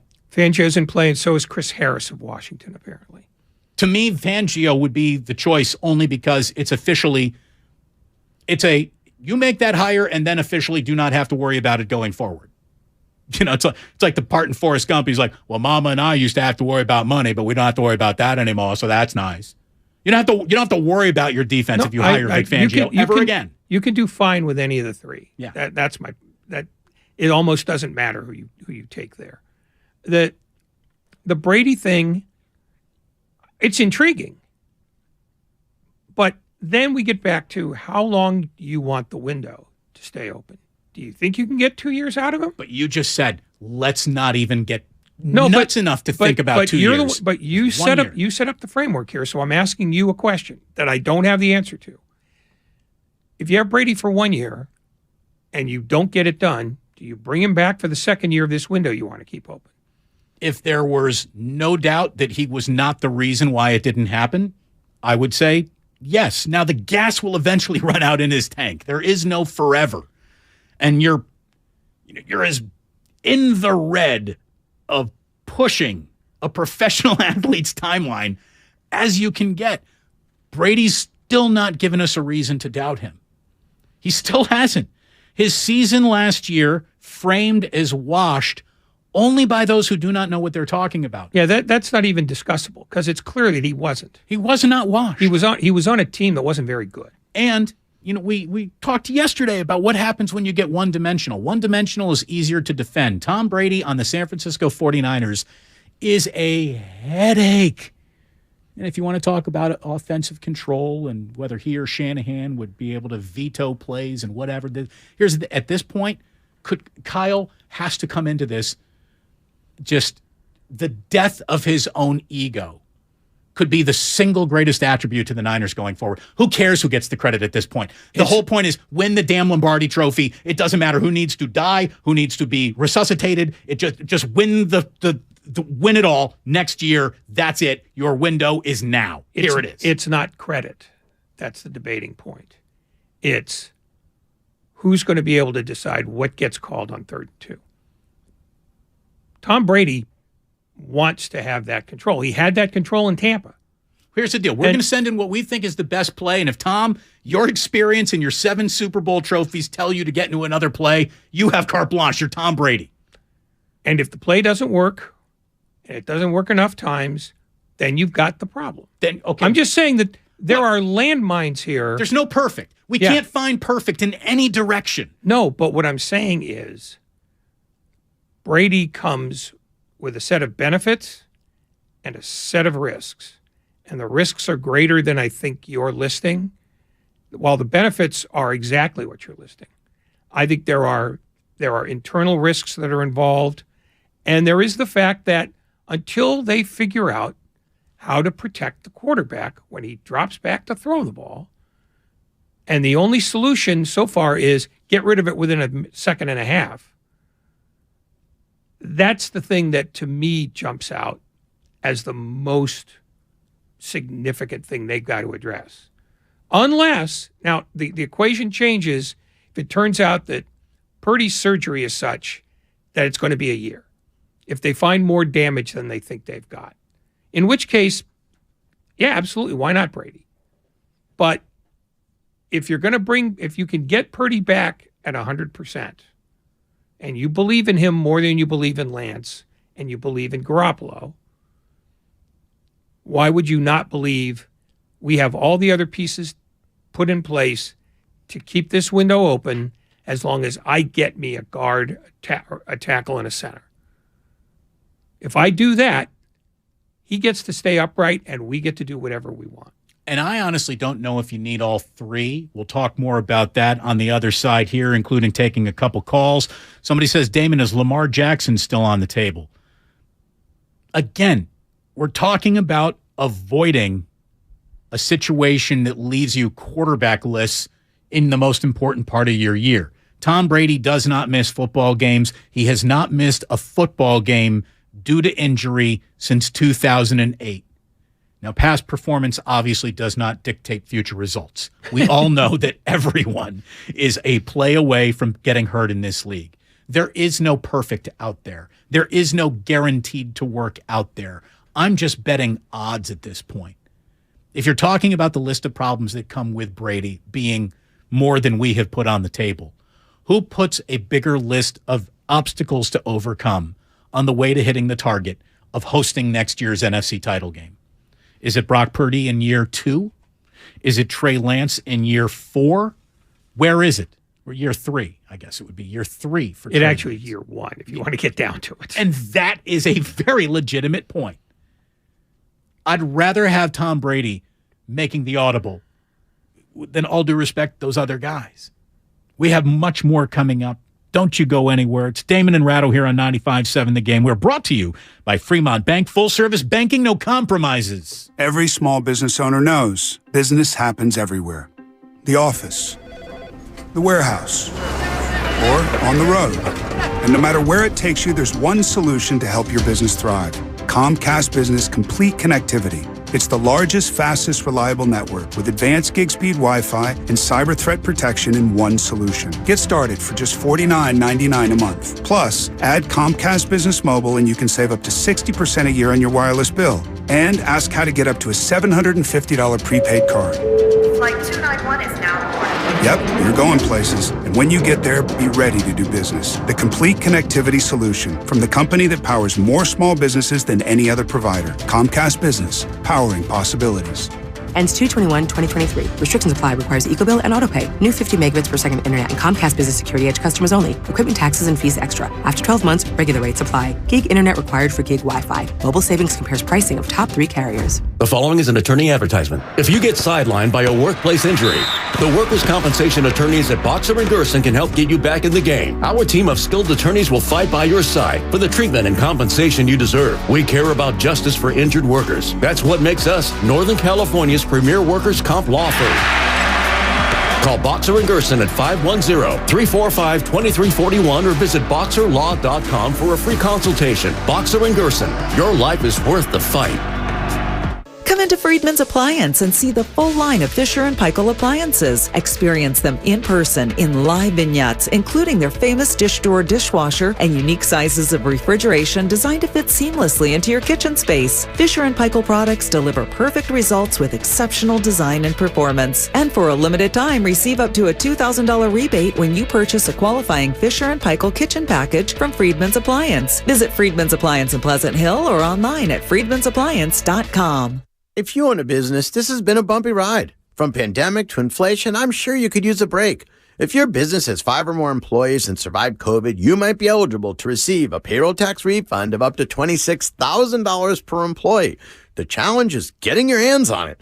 Hi, I'm Howard Mackler, and that's why I founded GetRefunds.com to cut through the red tape and get you that money.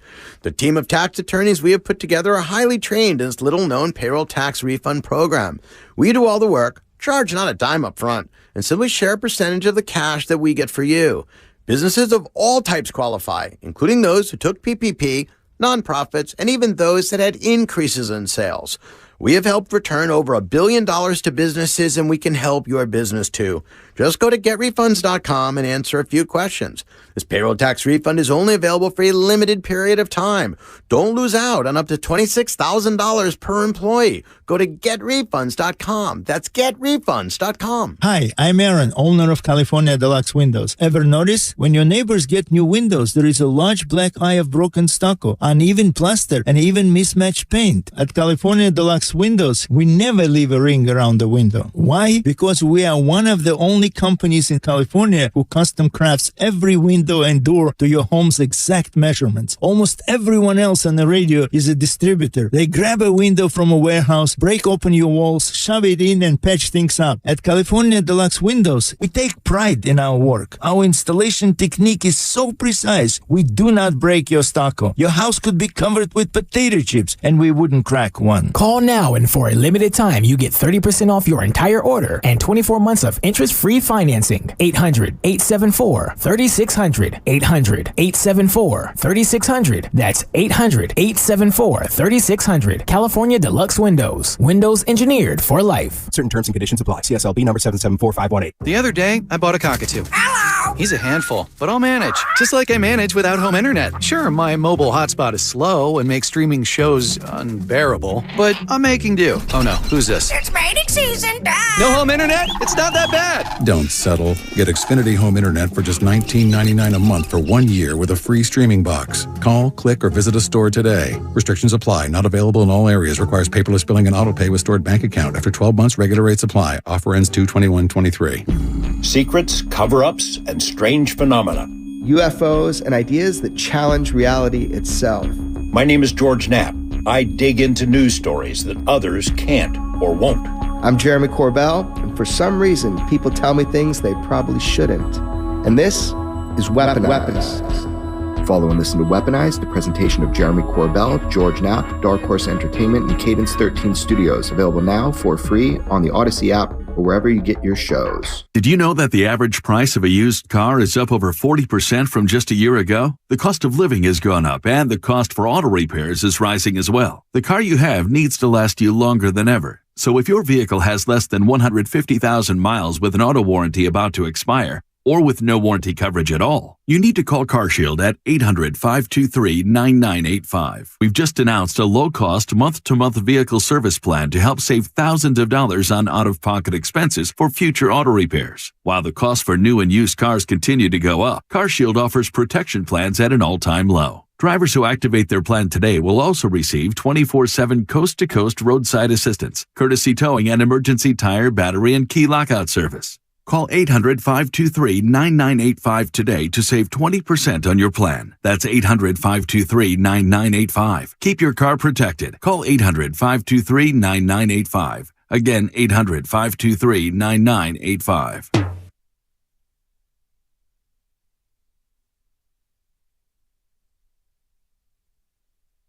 Now back to Damon and Ratto on 95.7 The Game. Great to have you here today. All of our guests join us on the Bud Light guest line. Bud Light, easy to drink, easy to enjoy. We got Peter King coming up to be enjoyed by all, live in our 5 o'clock hour. In about a half an hour, Michael Irvin. He joins us here on 95.7 The Game. Until then, we've been talking about the target that the 49ers are shooting at for next year. To me, the target is simple. Host the NFC title game. Can't start with the Super Bowl, in my mind, until you start with that as your official goal. Host the NFC title game. Of course, you can get to a Super Bowl without doing that. But the easiest path, and that is what I would be seeking if I were the 49ers, the easiest path to the Super Bowl is obviously hosting the NFC title game. How do you do that? And again, Tom Brady feels old to me. Conceptually, it is the wrong time to be buying into the Tom Brady business. It's also the perfect time based on the timeline to win it all is now. Here it is. This is it. This is it. Do you want to risk careers not winning a Super Bowl on the further development of Trey Lance or Brock Purdy coming off of surgery, or just cast your die finally with Tom Brady? To me, I would take that risk. I really would. And there's another reason, Ray, other than all that we have already put out on the table.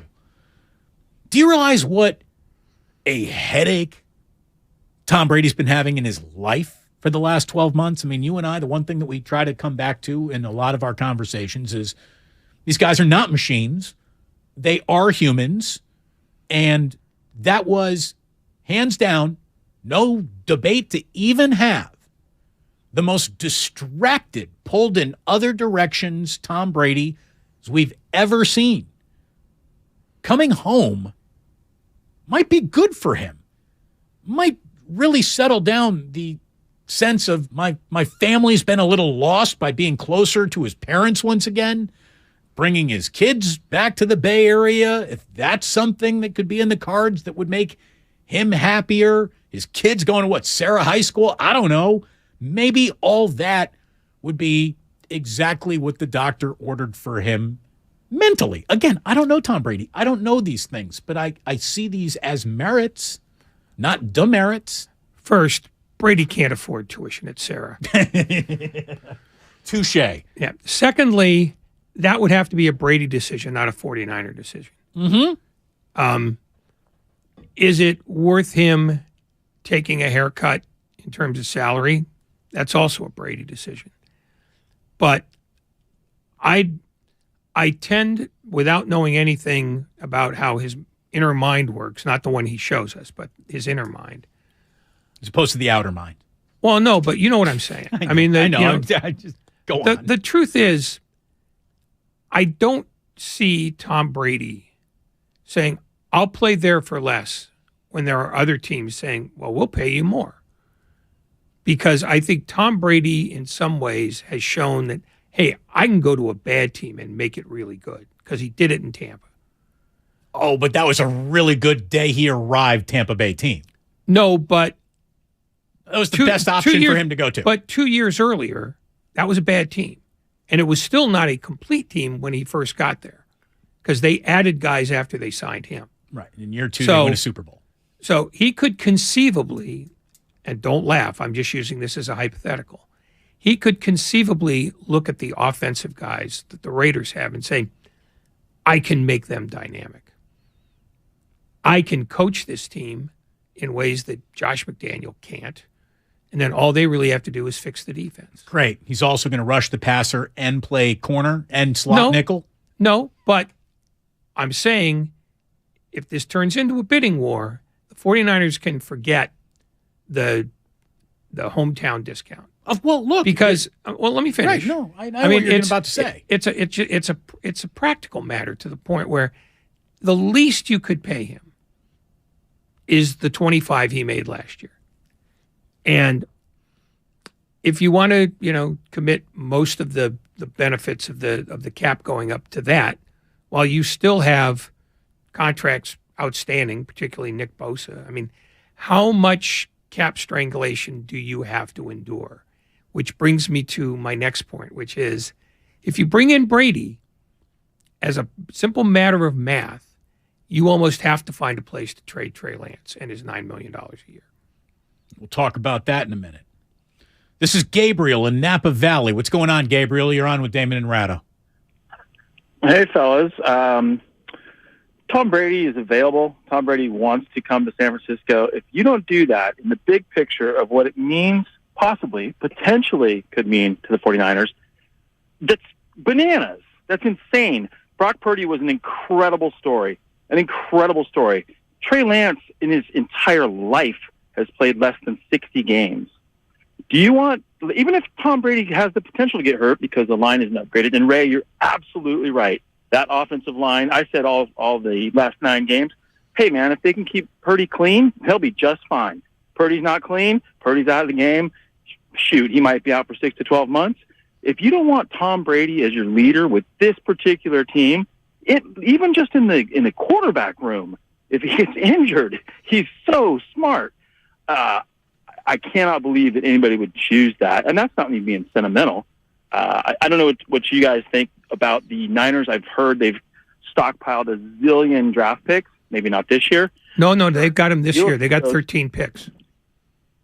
Well, my point being, they've done an incredible job of drafting, not necessarily first-round picks, but, that 3rd, 4th, 5th round.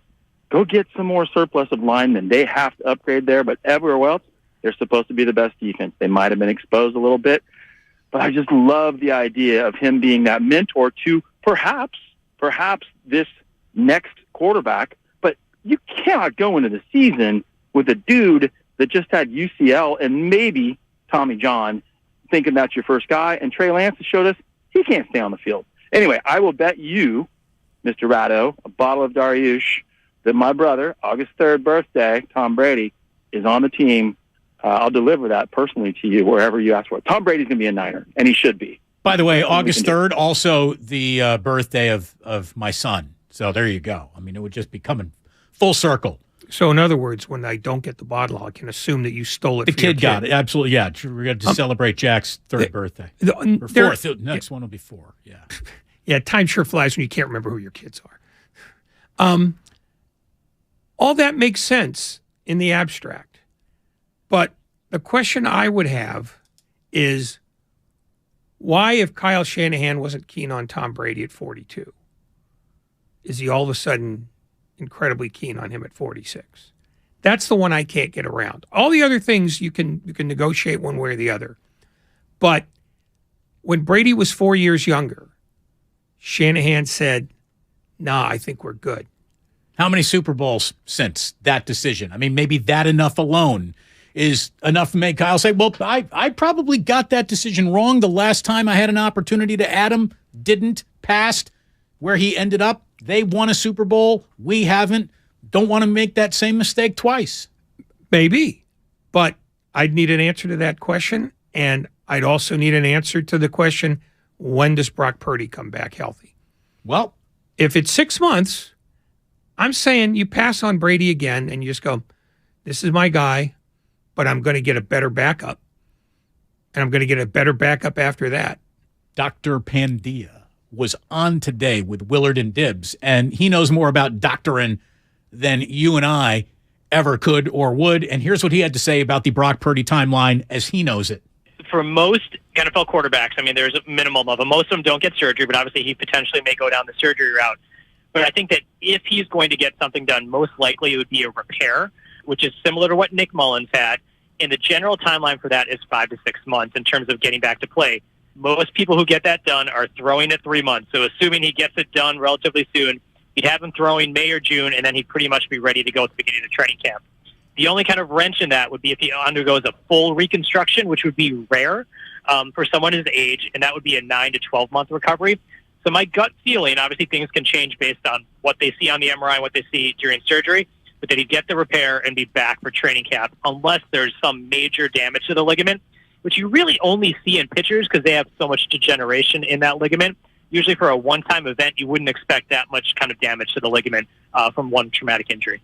Thank you, Doc. Sounds like best case scenario, back in 6 months, pick up where you left off. And if that does indeed happen, and he really is the prince who has been promised, yeah, everything's fine then. You don't need Tom Brady. Then that's great. That's congratulations. You have the single greatest value in the history of the position ever found in the NFL draft.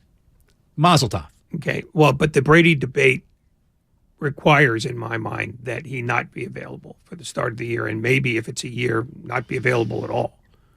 So if we're going to continue the Brady debate, then it becomes, to me, a question of math and a question of power. And Kyle Shanahan has enough, I believe, pride in his ability to run an offense that could be a sticking point. It might have been a sticking point last time. It's time to be humbled. I think that the league has humbled that level of pride to the point where he must be saying to himself, I don't care anymore. I really don't care who gets the credit here. We just want to win. It's not about credit. It's about the ability to be the guy who decides what gets run on 3rd and 2. And I don't know of any great coach ever who has abrogated that at any point and succeeded with it. That's the thing. Every time you've had a quarterback in the last 40 years calling his own plays, it's because the coach in general just said, do what you want. Do you think, honestly, Andy Reid sends a play into Patrick Mahomes that Mahomes changes on 3rd and 2, and there is any level of resentment?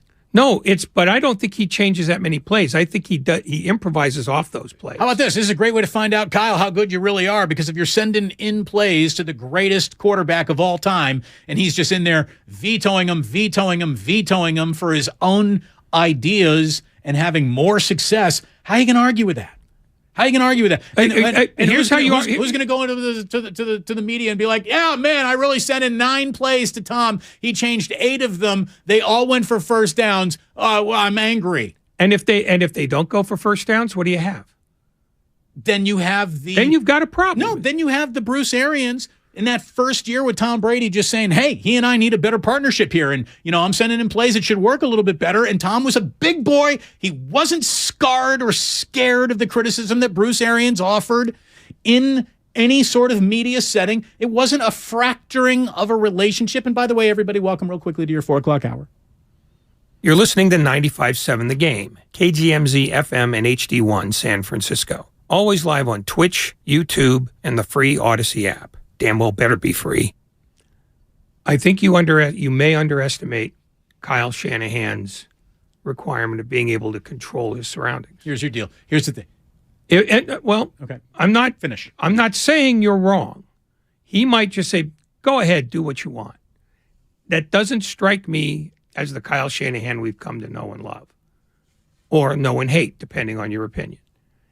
I think he's a guy who believes that his offensive system is perfectly fine as it is, and he's got the numbers to prove it. Every time he's had a healthy representative team, they've been in the top 5 in offense. So I don't think that's when he's going to give up. Does this prevent that? I don't know. I think it's a thing that would need to get addressed between two very headstrong guys. And I think that would have to be sorted out almost down to like the atomic level where, look, if it's 3rd and 3 and I want this run, you're going to run it. Or if it's 3rd and 3 and I see something I don't like, you have to get out of my way. They have to work that out ahead of time. And they have to work that out ahead of time to the point where they're working it out before they agree that they're going to work together. I think it just needs to be as granular a conversation as you want it to get to, or it's as simple as this. Who cares? Who cares how we win? If it's that much to you, Kyle, where you'd rather fail with the plays you believe in than succeed with the corrections Brady might make, well, then we're all banging our heads against the wall pretending that a Super Bowl is the priority in the first place. But here's who cares who gets the credit at this point? However, Kyle was wired. It doesn't matter anymore. Here's the new wiring. Win the Super Bowl come hell or high water in 2023, year of our Lord. That's it.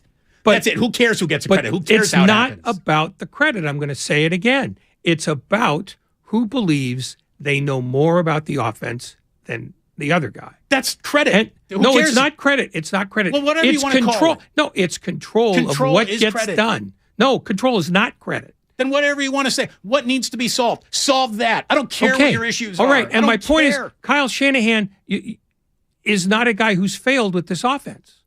The offense has been... What's the goal? Win the Super Bowl. Yeah. He hasn't done that. That's failing. That's it. No, don't get me wrong. We have learned the Gears turn out a very good product. There is no debating that Kyle knows what he wants to do and has done it quite well.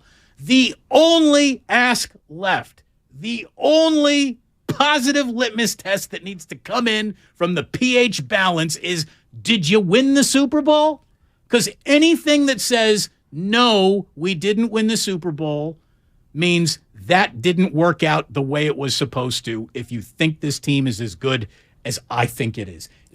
Who cares? Control, power, prestige, veto, red line, whatever you want to call it. I don't care. You can decide that you don't care. The question I have is, do they care? Because I think they both do. And I also think we're still avoiding what is really the elephant in the room, which is fixing an offensive line that is great at run blocking and only average at pass blocking. All right, so let's get to that. Here's how you do it. Here's how you fix this offensive line. And remember, Brendel is a free agent, so you got a decision to make on him. You got Burford and Banks. First of all, you want to know what this offensive line was all year long? It was very good. It was very good in terms of pass blocking. The 49ers surrendered the 6th least amount of sacks in football. So you got a top 10 offensive line in terms of sacks surrendered, which is a good number to be working from when your 3 interior offensive linemen were clearly the weak spot. And I think they all proved that they can play in this league and they will get better. And they all just got as big of a lesson of how good you need to be to compete at the highest level by taking on the Eagles and the Cowboys and the Seahawks in the postseason. They have been brought out to the proving ground, and they took their lumps. And hopefully these 3, or even if it's 2, because you're not bringing Brendel back as a free agent, hopefully these guys have the single greatest offseason of their lives where they are focused on recovery, power, nutrition, and they all come in as wired for excellence with a year of playing high leverage, real big boy football underneath their belts, and they're better. And if they're better, that's improvement. Having said all of that, you then go about drafting or signing the best available guard or center in free agency. And then when the draft comes around, you are drafting interior offensive line multiple times. You're adding depth, possibly the threat of a starter to Banks or Burford. And I think you look at what you have and you don't say, we need a full rebuild. Give me the best available I can find on the market. We'll add depth through the draft. And that's how we rebuild this offensive line. And then you got a question on McGlinchey. How much do you want to spend there? Do you even want to bring McGlinchey back? Because if you want to talk money, here you go. The starters set for free agency are Mike McGlinchey. And I know that he has become enemy number one in terms of complaining about offensive linemen, but this is going to be a tough choice for the 49ers. They like McGlinchey. They like him as a teammate. They like him as a player more than the fans do. So you got McGlinchey. You got center Jake Brendel, who is a free agent. You got Jimmy Ward and safety Tashawn Gibson. You got Samson Ebukam. You got Azeez Al-Shaair. And you got Robbie Gould. Those are basically your free agent decisions. So you can bring back an awful lot of the interior offensive line, which to me was much maligned and it was better than anyone wants to say it was. And you work from there. If you want to upgrade 2 or 3 starters, then be willing to pay the price to do that too. But again, you had Tom Brady. You also got the fastest release time this side of Dan Marino in football history. So that helps. I think that there is a solution to solve and improve this offensive line without it being a devastating cost of picks or even free agent money available. Just get the best guard or center on the market that you can. If there's a right tackle that is that would be an instant upgrade over McGlinchey, and you let McGlinchey now walk in free agency, go ahead and do that if you need to. Remember, they're also going to have to extend Nick Bosa. He's got 1 year, $17 million left on his deal, and he is not taking the field without an extension. And he's about to become the highest paid non-quarterback in the history of football. We're talking about a $32 million contract at the least. He's making Aaron Donald money. As he should. As he should. Yeah, look, I'm not anti-Brady. I just think that this is a much more nuanced and convoluted situation than it seems at first glance, because ultimately I can get around the age if you're just willing to go, we're going 1 year, the hell with it. But I need more clarity, which I'm not going to get, by the way, on why Shanahan and Lynch looked at him at age 42 and said, we can do better. I think you're looking at a younger Garoppolo and the promise of, and thinking this might fill the bill. Well, why isn't Purdy that Garoppolo then in this scenario? He might be. And if he is, what a freaking mitzvah it is for the 49ers, and the biggest move they need to make is no move at all. Congratulations. Okay. That's fine. I just have a hard time understanding how Kyle Shanahan would view Tom Brady 4 years older as more desirable than Tom Brady back then. And I don't see how he does. I'm not saying the fit is perfect, man, but there is no perfect out there. There is no perfect available on their own roster. Tom Brady is imperfect in many ways, but I think he gives you the best swinging puncher's chance to host the NFC title game next year ahead of Purdy, ahead of Trey Lance. And hey, look, maybe there's a Trey Lance miracle. Maybe there's an absolute Trey Lance miracle, and you know what? The light goes on, and all the pieces now suddenly fit, and the 49ers next year are running some sort of version of the West Coast wishbone, RPO, eye candy, everywhere version of the Eagles offense, and Trey Lance is everything he was ever promised to be, and that means you got nothing to worry about. Maybe. Or bet on Tom Brady. I'd rather bet on Tom Brady. I think you got better odds with Brady than with that. And again, Brock Purdy, you get to learn from Tom Brady for 1 year, man.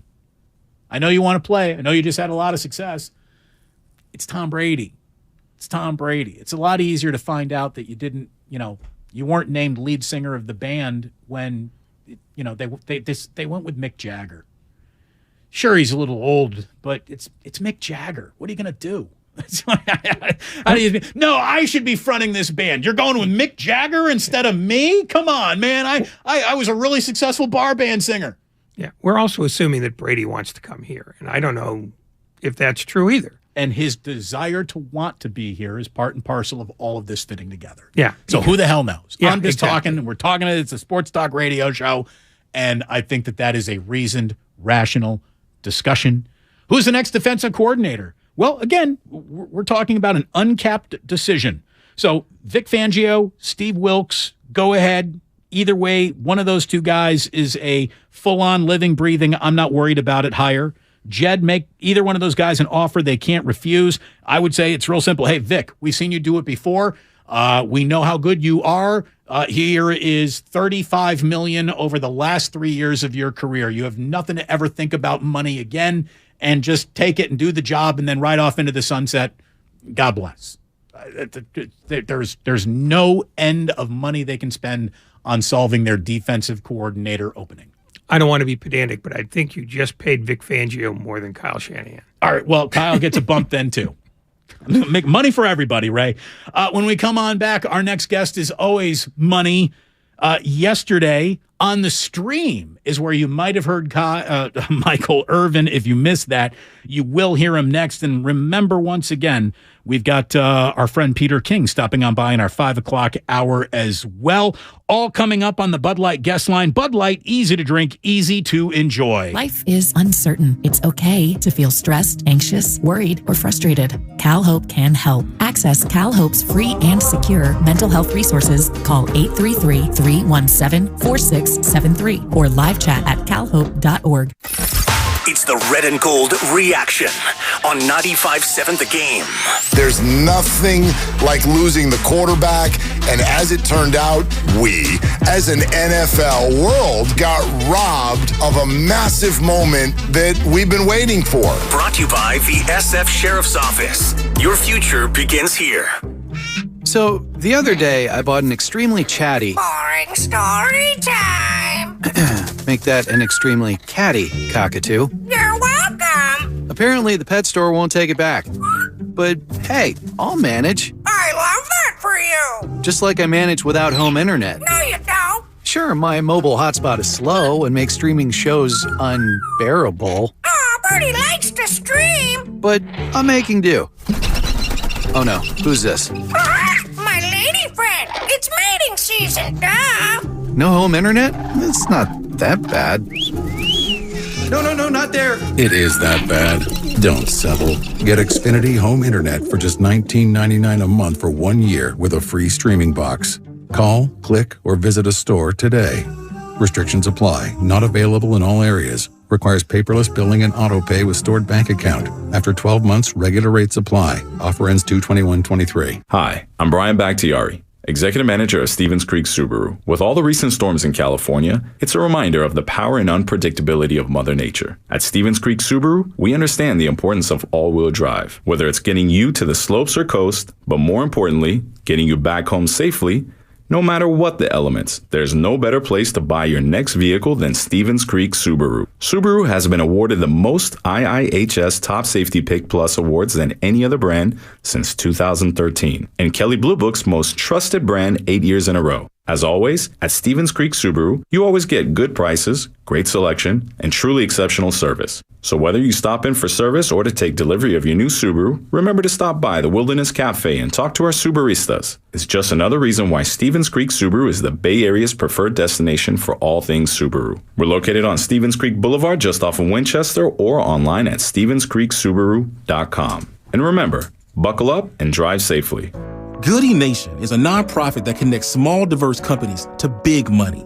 At one point, we had to send millions of dollars to 76 companies overnight, tracking every penny all on paper. I know, right? We don't do that anymore. Now we've got Bill. It knows where the money's going. Once we automated that process, we got more time back with our community. Bill is accurate, and that gives us confidence. Automate your finances with Bill.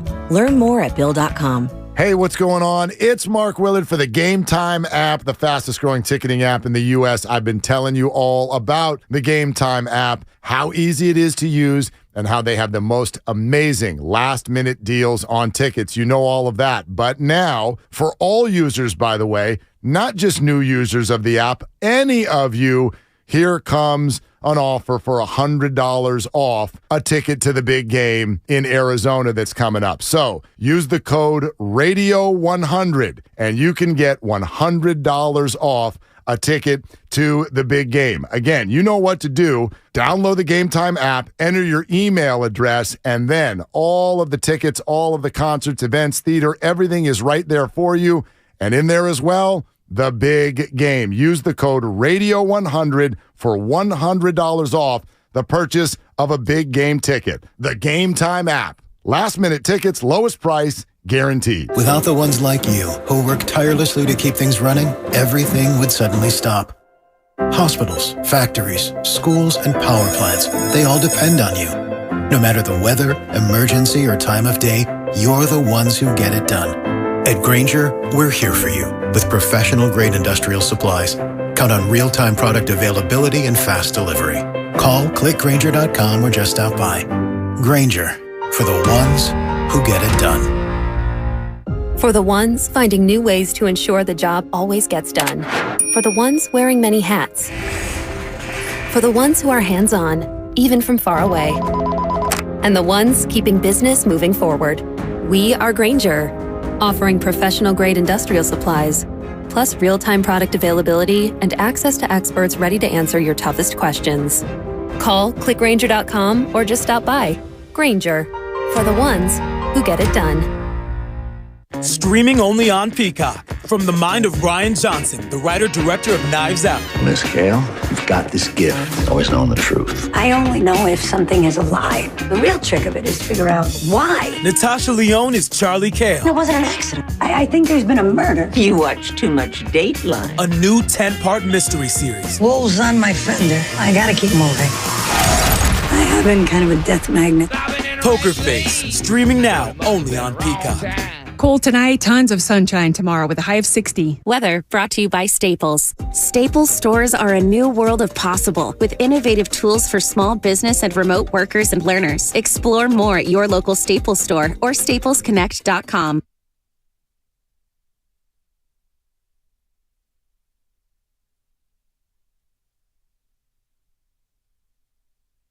Now back to Damon and Ratto on 95.7 The Game. Joining us now on the Bud Light guest line, Michael Irvin, the Hall of Famer, the playmaker himself. Bud Light, by the way, easy to drink, easy to enjoy. And Michael, 49ers fans probably went home and had themselves a couple tall, cold ones after that one last night to drink the pain away.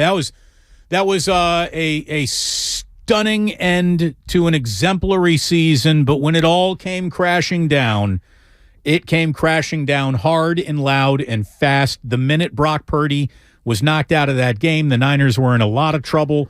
The minute Josh Johnson fumbled the ball away on a shotgun snap right before the half, that was probably it right there. Yeah, and it was hard, man, when you see a team put in that kind of work, put in, and to get to where you guys got to. You go through your first string quarterback, the second string quarterback. You land on a third string quarterback that has that kind of run, and then turn around and lose him early in the game. Yeah, that was hard. And I'm gonna tell you something. Even watching that game early on, I thought, wow. I felt like they had, they were exhausted. They exhausted all the means. I remember watching Greenlaw hit somebody, and then he was stumbling. I was like, man, it feels like I'm coming through this airport, guys. So it feels like that these guys have given all they had all season long, and it's starting to come down on them and crash down on them a little bit. So it was difficult to watch because I knew how hard those guys had worked and everything to get to where they are, and to see it work like that or fall out like that in that kind of situation. Yeah, that was hard. Let me ask you about Josh Johnson. Obviously, you can't have much, hope for the team when a fourth-string quarterback who just signed with the team a few weeks ago goes in. But he's also a 14-year-long NFL vet who's probably taken more bad shotgun center snaps from more practice squad centers than anyone in NFL history. And he just looked with 3 delay-a-game penalties completely unprepared. I mean, I was never expecting him to be spectacular, but serviceable. From a 14-year-long NFL veteran, serviceable should be the bare minimum requirement, and I was stunned by how truly awful he was. He was peeing down his own leg awful all day. D, that's a hard spot right there now. I know it is. I don't care how long you've been in the league. You popping in an NFC championship game. I mean, whoa, wait a minute. The next step is the Super Bowl. Every kid that ever came from his mother's womb, and we all came from a mother's womb, sat in his front yard and said, I'm playing play. I'm wide receiver. I'm about to catch a touchdown in the Super Bowl. And to realize, to be in that spot and in that game, man, and to think about all the hopes and dreams that are riding on you. All the other 52 dudes are staring at you like, dude, don't mess this up. That's a hard place for a young man to step in and have to play. It is. But the way I also see it is here is a guy who has been a perennial, if not backup practice squad guy his entire career, and the spotlight has finally found you. Like, do you want an opportunity to sit and sign your autograph at card shows for the rest of your frickin' life or not, buddy? Like, here is your one chance. It's a big one. It's a big ask.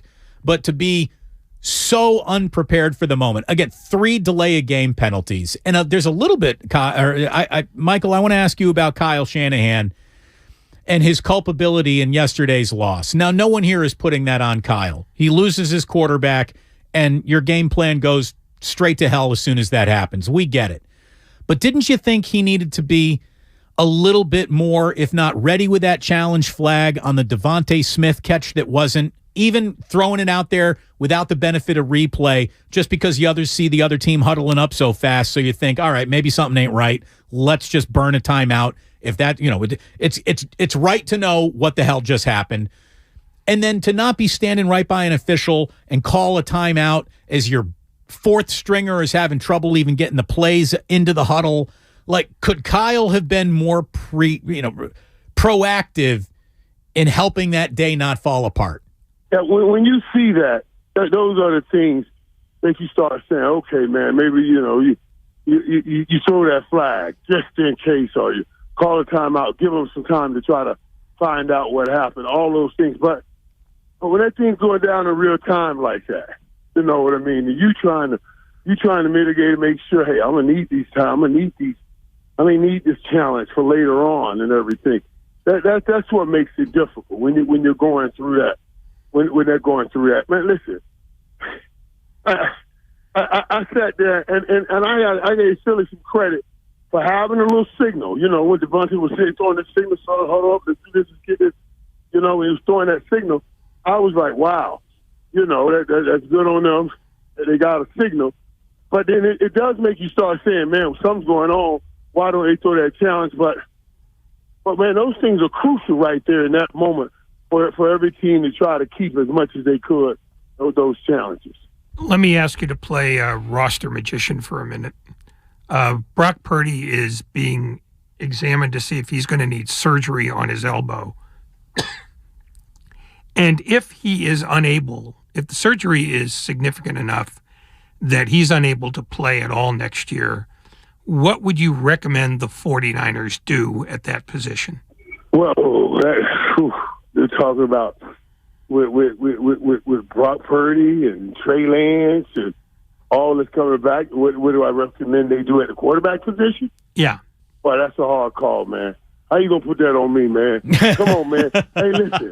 You're in the airport. You got nothing else to do. I guarantee you right now, that Kyle Shanahan and John Lynch are sitting over there saying, we got some things to discuss. And they really do have some things to discuss to get this back right. Because Brock Purdy did everything. He did everything he could to say and to earn more time, more work. He really did. When you talk about you went down the road, and this man at his floor. That's all I can say. He has to be at his floor because those were his first experiences on the football field. You can't be anywhere near your ceiling. That's something I got to search a little bit more. I know Trey Lance is young, and he's pretty much at his floor too.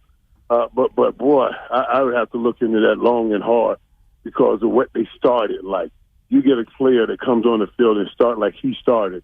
That's worthy of giving him more opportunity, and Brock Purdy has certainly earned more opportunity.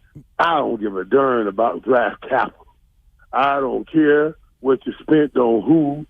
When you got somebody that's playing like that, you got to continue to search that cabinet and see what's in it. And in the meantime, you might want to give Tom Brady a call.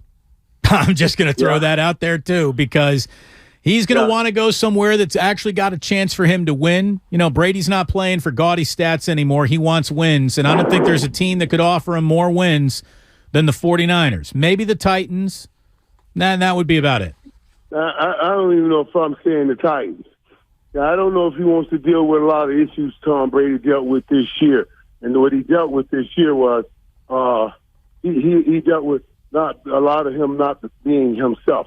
So listen, let me tell y'all something too. I was so hurt even after that game. It's amazing how emotionally we get caught up in all of this. You know, because I interviewed Debo that day.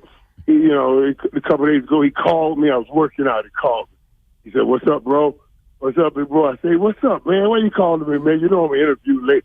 So, dude, and the little stuff like that, it just lifts you. You know, you want to be able to share and pour back to these young men. And yeah, I felt that for him. I felt that for him after talking to him and knowing how much he really wanted to win that game. I felt bad for him. I bet you did. It's got to be a tough place to be operating from, to have, you know, the opportunity of your professional life 4 quarters away from you, and then it's just over. I mean, there's nothing that comes to a screeching halt quite like a football season, right? Right, like that. Dude, and wait. And now, look, and you go through these games. I would say, how many times I told you guys, I think about that play with Deion Sanders in that 95 championship game every day I think about that play. That dude from Cincy that pushed Patrick Mahomes out. Yep. That was crying on the sideline like that, man, after having a great season. Crying on the sideline like that, man. Dude, I felt so bad for him. This thing is going to, you know what I mean? It's going to linger. It matters, and I hope he gets some kind of way of making it up and have a great career. But yeah, the rest of his life, this thing will linger. I was about to ask you about that. Like Joseph Osai was clearly broken up afterward, even though his teammates almost to a man had his back.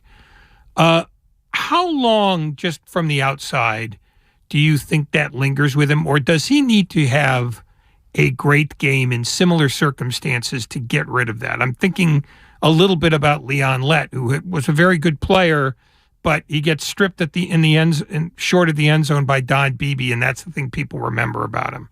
Yeah, but getting stripped short of the end zone by Don Beebe, you still get that Super Bowl ring. Right. He'd have taken us to 59 from the 52. That would have been a record. But Leon still has that ring. That kid was walking in, and those other kids, and those other guys were saying, "Why'd you touch the quarterback?" That's what he's going to be remembered with. His teammates, his boys hollering, "How could you do that to us? How could you do that to us?" You know, and him, that feeling of letting his team down. That's what I dealt with. Like, man, if I would have went up and got that ball, we could have been in a different situation, different place. And I think about it every day. I really felt for him. Watching his interview, man, I wanted to cry. Watching that kid's interview after the kind of season he's had. I just can't pronounce his name. That's why I didn't say it. Joseph Osai. But after the kind of after the season he had, yeah, that was hard, man. But it just shows you guys what this means to the players on the field to be in that position, man, and to get that shot at another Super Bowl. Michael Irvin with us here on Damon and Ratto. And earlier, Ray asked you, how you'd go about fixing the 49er quarterback situation. I got an even bigger ask. Michael, how would you go about fixing NFL officiating? And I'm not saying that, that Niners fans got jobbed by officials, but they were penalized 11 times for 81 yards, and that's the most penalized team in this postseason. I mean, they got flags thrown at them. They're like they were wearing Raider uniforms. The second most penalized team this postseason was the Bengals in the AFC title game. They were flagged for 71 yards and 9 different flags. Is it time to do away with all-star crews? Is it time to start developing better officials, paying them more, having an off-season study program for them? I mean, it feels like this league has gotten better about everything. The games are better, the players are better, the coaching's better, the stadiums are better. Everything about the NFL is getting better all the time. except officiating. What can be done? I'm with you on this. And especially at this place. I say even more so now than even before. We should enhance all of these things. I understand there's some things you don't want to go back over and do over, and because of time and the time it takes, that you just, hey, let's keep it moving. We want to get the game in a certain amount of time. But the playoffs, I don't care. We can start changing these rules. You work too hard to get here to lose this game on a bad decision or a bad call by a ref. That makes you no good. I was watching the basketball game, the Lakers and the Celtics the other night. LeBron James, 105 to score. He goes, take the drive, and clearly Jason Tatum slaps his left hand, he can't get the ball. And clearly it's a foul. Nobody made the call. Right after the game, they all apologize. That's a regular season game. Okay, that mistake. But that mistake like that in a playoff, especially in the NFL, where it's one and done, no, dude, that's unacceptable. I'm not putting in 8-9 months of work to get to this one place, and then you miss a call, and it's all over for me. That's unacceptable, and yeah, something has to be done about that. Do you have a theory on what must be done first? Is it fixing the rule book so that it's more sensible? Is it figuring out a way to make replay more rational? Is it just training officials better? Do you have any theories other than this is unacceptable? Right. First of all, the number one theory should be, I don't care about optics and you feeling bad. Every call, you should have a crew already examining every call. Have your own personal crew somewhere watching the game and examining every call. When a call is made, if they can see that it wasn't a good call before any coach throws his challenge, they should fix it. But see, they don't want to jump in and fix it, and so they hide these things under, well, that was a judgment call. Come on, man, stop that. That was a bad call. You can put judgment on it if you want, but it was a bad call. Fix the bad call, and let's move on and play the game, especially in the playoffs. That's what I'm talking about. Let's get a crew. And all playoff games, I'll have you another crew watching the games on TV and watch they get, and you can put, I don't care if you put a camera on every call, whatever, and they're reviewing the calls before. They should, I understand that Kyle Shanahan should have challenged that Smith play. But what's wrong with the right crew, with another crew, seeing it even before he has a chance to challenge and taking that decision out and say, whoa, that was a drop. Let's change it right now. That's what I would like for them to do too. Michael, are you leaning any early way on this Super Bowl? I mean, obviously this isn't your definitive end-all be-all take it to the bank pick, but just looking at, the first few hours of Chiefs v. Eagles, what do you see? I'm trying to figure which way the Chiefs are going to run this race. You see what I mean? I looked over the schedule of the Eagles. They haven't faced a quarterback like Patrick Mahomes. The only game they faced him was that Green Bay Packers game when it's with Aaron Rodgers. And Aaron Rodgers took them to the end with the team he had. We know what kind of team that was. They were fighting to get in the playoffs later on, and certainly, and then, it just didn't make it, fell apart. But and Detroit sent them home. But I was looking at quarterback play because everybody said they had the easier schedule. They had the easier schedule coming into the season. Who have they faced? They haven't faced anybody like Patrick Mahomes, but Aaron Rodgers. And Aaron Rodgers played him close. So it tells me Patrick Mahomes, with where he is, and if his ankle will be better than it was, he should be able to give you some fits with what he does. But I also harken back to 2019 when they lost that Super Bowl to Tampa Bay. What was it? Because they got at and got after Patrick Mahomes. And boy, the Philadelphia Eagles got at and got after Brock Purdy, and if they can get after Patrick Mahomes like Tampa got after him, then they got a shot at winning this game, especially without a Tyreek Hill. But the one thing Philly got that I say moves across the board, no matter what game you're playing, no matter who you're playing, is they play physical football like San Francisco. And trust me, Kansas City doesn't want to see that kind of physicalness. One more question about Patrick Mahomes, because, look, Tom Brady's trophy case alone stacks up against NFL franchises. And, you know, kids think, well, if you didn't win a Super Bowl, you weren't very good at it. Dan Marino is as great as a quarterback that has ever played this game, just full stop. There was no one better than Dan Marino. You obviously played with and against the greats, Troy Aikman, Joe Montana, Steve Young. Having said all that, is Patrick Mahomes the most tooled up quarterback of all time? Like, I don't, what box hasn't he checked? It used to be what? Pain tolerance. He has checked that box officially now. I mean, I don't think there's ever been a better quarterback than him. Yeah, and this thing's evolving, you know, it keeps evolving. I mean, when you say better quarterback, quarterbacking has evolved in such a way. Patrick Mahomes is, and I use this Steph Curry analogy, like Steph Curry. He does all the things that every coach says, no, oh yeah, no, oh yeah. You know what I'm saying?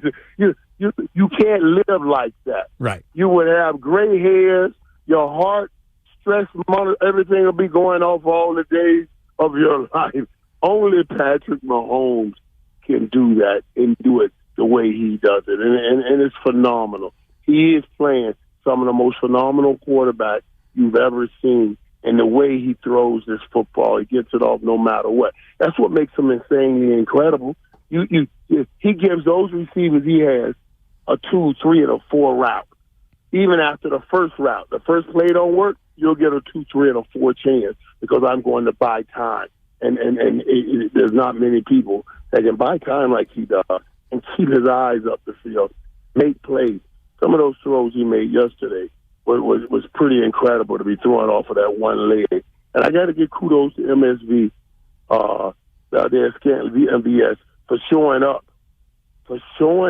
and saying, not my quarterback, and making the plays he made and going over 100 yards. In analyzing this game coming up, how much time will you spend as a guy who does this professionally on the difference between the coaches? Does it matter that much come game time, or is it really just about players performing? No, coaching matters. There's a reason.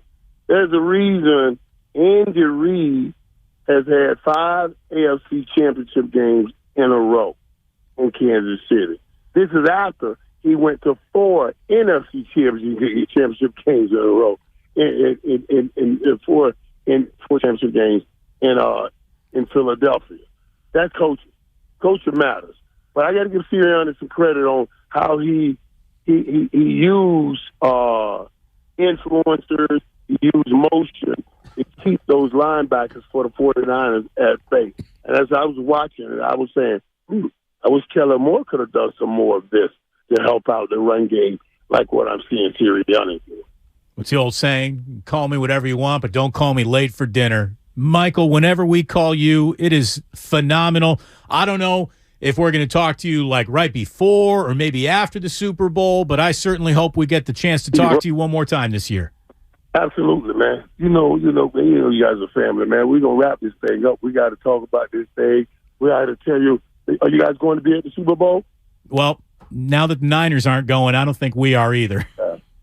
Yeah, that's the sad part. I know. But I'll keep you abreast. I'll be your reporter on this. There you go. And keep you abreast of what's going on. We family, and I want to play. I'll make sure I keep you in line and intact of what's going on out there. You're the man, Michael. Thank you so very much. Always good chatting, guys.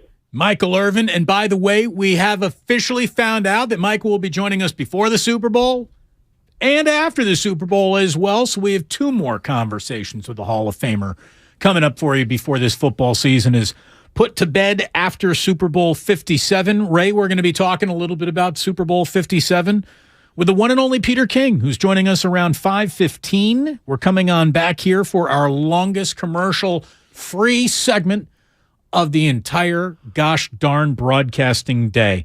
So that is what's happening in a matter of moments. We'll come on back with some end-of-year awards that the 49ers have handed out, including the Len Eschman Award, which is, what, Ray? Is it hype to say it's the longest, most prestigious team award offered in football? I don't know if it's older than the Willie Mack Award. I'd have to look that up. Not football. I didn't hear you say football. Football. I said the word football. I'm sure the Bears give an award for Tuffy Lehmans or somebody. Tuffy Rhodes. No, that's the Cubs. Yeah. Stick around. We've got much more coming up, again, including a conversation with Peter King in our about-to-be next segment here on 95.7 The Game. Meanwhile, I want to remind you that we are brought to you by Zenni, the official eyewear of the San Francisco 49ers, calhope.org, and, of course, our friends at Fremont Bank. Full-service banking, no compromises. Niners Nation, tell us how you feel about the NFC Championship game. Shanahan did a great job for what he had. My only gripe with him is not throwing that flag, man. That flag was big. And let me tell you something, man. Eagle fans are a bunch of slobs anyways, man. We ain't even tripping off there. It's Cali, baby. It's the Bay. As a Niners fan, I'm not discouraged. I don't feel like the Eagles got the hand over us, and I'd love to see them again. This is the Bay Area's sports station. They're public enemy number one from here on out. 95.7 The Game. Hey, this is Damon Bruce for the accountants at Kugelman Law, and you've got about 80 billion reasons to mind your P's and Q's when it comes to paying taxes this year. An $80 billion increase in enforcement has been ordered by the IRS, and this is going to go after individuals and small business owners. And if that news worries you at all, if you've got years of unfiled tax returns or you're already receiving notices from the IRS or Franchise Tax Board, then you need to contact Kugelman Law at sftaxteam.com. I have met Alexander Kugelman. I've talked with him about how he goes about solving problems, minor tax problems, major tax problems, and what they want to do is provide you with effective, efficient resolutions to your tax, your crypto needs while offering straightforward and transparent pricing. Visit sftaxteam.com to schedule your consultation and get a free and honest assessment of your tax or crypto issues. That is sftaxteam.com. Alexander Kugelman, managing attorney, 21 Tamil Vista Boulevard, Suite 202, Corte Madera, California, 94925. This paid endorsement does not constitute a guarantee or prediction of results. Every small business owner knows business happens everywhere. The office, the warehouse, or on the road. And no matter where it takes you, there's one solution to help your business thrive. Comcast Business Complete Connectivity. It's the largest, fastest, reliable network with advanced gig speed Wi-Fi and cyber threat protection in one solution. Get started for just $49.99 a month. Plus, add Comcast Business Mobile and you can save up to 60% a year on your wireless bill. And ask how to get up to a $750 prepaid card. Flight 291 is now reporting. Yep, you're going places. And when you get there, be ready to do business. The complete connectivity solution from the company that powers more small businesses than any other provider. Comcast Business, powering possibilities. Ends 2/21/2023. Restrictions apply. Requires EcoBill and AutoPay. New 50 megabits per second internet and Comcast Business Security Edge customers only. Equipment taxes and fees extra. After 12 months, regular rates apply. Gig internet required for gig Wi-Fi. Mobile Savings compares pricing of top 3 carriers. Hi, I'm Brian Bakhtiari, Executive Manager of Stevens Creek Subaru. With all the recent storms in California, it's a reminder of the power and unpredictability of Mother Nature. At Stevens Creek Subaru, we understand the importance of all-wheel drive, whether it's getting you to the slopes or coast, but more importantly, getting you back home safely. No matter what the elements, there's no better place to buy your next vehicle than Stevens Creek Subaru. Subaru has been awarded the most IIHS Top Safety Pick Plus awards than any other brand since 2013, and Kelley Blue Book's most trusted brand 8 years in a row. As always, at Stevens Creek Subaru, you always get good prices, great selection, and truly exceptional service. So whether you stop in for service or to take delivery of your new Subaru, remember to stop by the Wilderness Cafe and talk to our Subaristas. It's just another reason why Stevens Creek Subaru is the Bay Area's preferred destination for all things Subaru. We're located on Stevens Creek Boulevard just off of Winchester or online at StevensCreekSubaru.com. And remember, buckle up and drive safely. Thank you to all of the business owners who kept people employed during the pandemic. For all you've done, you may be eligible to claim the Employee Retention Tax Credit, a payroll tax refund from the United States Treasury Department, applicable to businesses who kept employees on payroll during the pandemic. The window is closing to claim your refund. Contact Paychex to see if you qualify. Paychex is proud to have helped more than 45,000 businesses secure over $9.2 billion in ERTC claims, an average of $190,000 per business. 50 years and thousands of experts in HR, payroll, benefits, and insurance. you may be eligible to claim the Employee Retention Tax Credit, a payroll tax refund from the United States Treasury Department, applicable to businesses who kept employees on payroll during the pandemic. The window is closing to claim your refund. Contact Paychex to see if you qualify. Visit paychex.com/ERTC to find out how Paychex can help you get additional cash into your business. Paychex.com/ERTC. Paychex.com/ERTC. Bud Light was brewed to be a delicious and easy-to-drink beer, even when the little things in life are hard. Like when the game is going into overtime, but you have even more time to enjoy it, and a fresh Bud Light. Bud Light, easy to drink, easy to enjoy. Pick up Bud Light at your local retailer today. Drink responsibly. Anheuser-Busch Bud Light Beer, St. Louis, Missouri. When people have a craving to explore new and traditional Asian cuisines, they head to P.F. Chang's, where scratch-made dishes come from the 2,000-year-old tradition of wok cooking. P.F. Chang's wanted to explore new possibilities for their website. They turned to AmericanEagle.com. AmericanEagle.com re-architected P.F. Chang's website, integrating multiple third-party systems to create a unified digital experience. The results? Improved page speed and performance, personalized content based on users' location, intuitive online ordering, an increase in organic search visibility, and a 40% increase in new users. For scratch-made Asian cuisine, visit your local P.F. Chang's or go to pfchangs.com for website design, development, digital marketing, and hosting that produce efficiency, revenue, and results. Visit AmericanEagle.com. P.F. Chang's and AmericanEagle.com. Another example of the best businesses in the world, turning to the best in the business for websites. Go to AmericanEagle.com or call 877-WEB-NOW1. That's 877-WEB-NOW1. Nachos! Hey, I'll take some. And some Frank's Red Hot. Nah. You're just gonna eat these boring nachos with no flavor. Frank it up! Frank it up! This guy finally gets it. It's the perfect blend of flavor and heat. Frank's Red Hot. I put that on everything.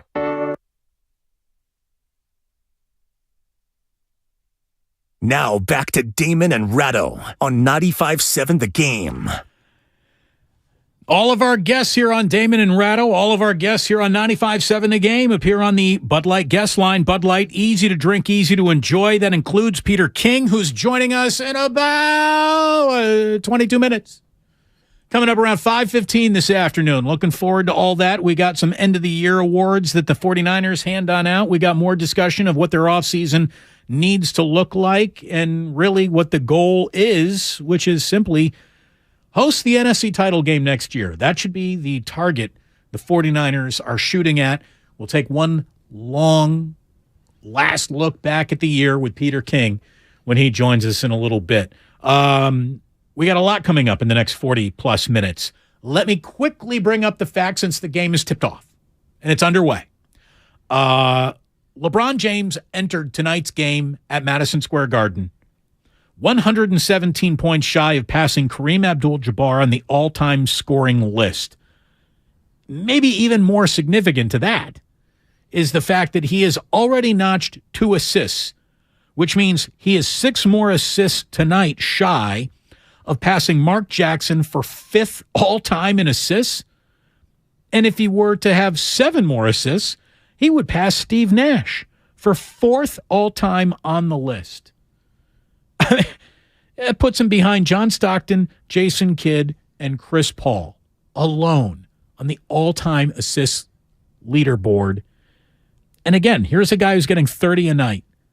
Ray, I did the math, and I used to calculate it and make sure I got it right. 30 divided by 4, or excuse me, 117 divided by 4 is 29 and a quarter. So we're talking about 4 games for LeBron to be the NBA's all-time leading scorer, a true number that was so far in front of anyone that it was really rationally discussed as an unbreakable number. And LeBron is about to break that, and tonight there's a very good chance he will at least be 5th, if not 4th all-time in assists. The Lakers' next handful of games are after the Knicks tonight, at Indiana, at New Orleans, and then they got the Thunder and the Bucks, and all of those games could be the game in which LeBron passes Kareem Abdul-Jabbar. 5 games from tonight, they're playing the Golden State Warriors. I don't think it lasts that long. No, it'll get done either in either of the two home games. The Thunder or the Bucks? Yeah. Preferably the Bucks. That's a Thursday night game, I believe, on TNT. Well, both tickets for the Thunder and Bucks games are, I believe, the last time I looked, going at more than $1,000 a copy, and that's for the last seat in the building. So, history is officially coming the way of LeBron James, and honestly, as someone who has ardently always defended Michael Jordan as the greatest player of my lifetime, the counting stats on LeBron, I think, end that. I really do. How do you say this guy, who is one of the best rebounders, one of the greatest assist man, and the single greatest scorer in the league history, how do you take anything away from him? And I'm going to nip in the bud right now. The one complaint I know that's about to come in on the text line or Otis Bird III's chat line over on the YouTube page, where someone's going to say, I don't like the way LeBron cries to officials. I'm not talking about the color of the vehicle. I'm talking about the horsepower under the hood. Personal preferences and opinions need not apply. LeBron James is about to truly be the X marks the spot of greatest basketball player of all time once he accumulates this total. Who could argue against it anymore? I'd like to. I love a good sports argument. I don't think there's really one to be made anymore on Michael Jordan's behalf. And I loved Michael Jordan more than anyone. Nostalgia is a powerful drug. I got very powerful nostalgia drug memories fueled about Michael Jordan. I don't know. I don't know what that argument could possibly be anymore. The argument is, and will always be, personal preference. You're better off basically looking at the NBA as an imperial monarchy, of which LeBron James is the sixth of those monarchs. George Mikan, Bill Russell, Kareem Abdul-Jabbar, Larry Bird / Magic Johnson, Michael Jordan, and then LeBron. There's a gap in there where you could try to pick Shaquille O'Neal or Kobe Bryant, but I don't know. Tim Duncan. Tim Duncan. Yeah, Tim Duncan he'd be part of that. But I think there are six guys who you can choose depending on how old you are and how far back you want to go. I think Mikan's probably out of the argument because all the people who saw him are essentially dead. But Bill Russell is worthy of the argument just because he invented center's defense and won 11 rings. Kareem Abdul-Jabbar, extraordinary.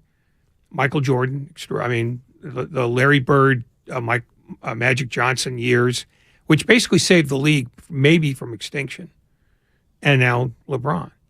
I don't know that anybody could make a case for anyone else. End of year awards, we'll probably see LeBron James's name in the MVP discussion once again. And deservedly so, given the fact the Lakers really are a one-man army with the ever-present injury to Anthony Davis that prevents him from taking the court more nights, more often than not. What LeBron is doing this year is amazing. In year 73 of his career. It's really something else. It's stunning. End of the year awards for the 49ers. I want to get back to there before Peter King joins us about 5:15 here tonight on 95.7 The Game. Let's start with the man who remains on a list. He has not won the Walter Payton Man of the Year award, but he is the team's nominee. Eric Armstead is the nominee. Annually given to the player who best exemplifies a commitment to philanthropy and community involvement. What Eric Armstead has done to fund underfunded students in his hometown of Sacramento is significant. He's providing educational opportunities, and as someone who does, kind of the same work along with the charity that I call near and dear to my heart here, the Guardsmen, I don't know if there's a charity where taking a young kid's opportunity to learn more can mean more to change the future. You can throw money at words of diseases. As much as that is a noble cause, the diseases remain all the time. Changing one individual's life due to the education they are receiving is powerful. And I think it's awesome that Eric Armstead is doing that. He is the Walter Payton Man of the Year nominee from the 49ers. The three most important awards, though, that the team gives out, we'll start with the Bob McKittrick Award, given to this team's most inspirational offensive lineman, and you'd assume that this award automatically goes to Trent Williams. It did not. It went to Jake Brendel. Jake Brendel did a hell of a job this year. You know, he's a free agent and is either going to be invested in once again to come back even better than he was this year, or maybe he's replaced. But the fact that his other offensive linemen voted for him to win the McKittrick Award, that's pretty significant, I think. The Bill Walsh Award is given to linebacker Fred Warner.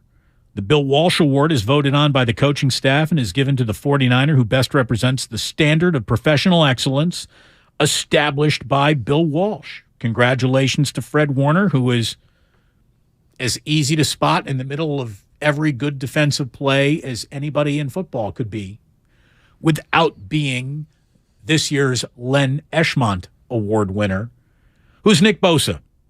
The Len Eschmont Award is voted on by players and is given to the 49er who best exemplifies the inspirational and courageous play of Len Eschmont, an original member of the 46 49ers. He coached at Navy and Virginia, passed away in 1957. That's the year the award was established, and I believe it is the longest consecutively awarded NFL team award. I don't think there's like a Hallis Award associated with the Bears that goes back as long as the Len Eschmont Award does. So it is a prestigious award won by only the greatest of Niners, and Nick Bosa has clearly earned his way onto that list. Yeah, you're right. I didn't see a Bears or Lions or Packers award that goes back further than 1957, which is when the Eschmont Award was installed. So you're probably right on that. Say that again, Ray. No, you get one a year. Boom! You just blew it on Len Eschmont. I'll take it. Super Bowl 57, boys and girls. It's right around the corner. February 12th, Eagles and Chiefs.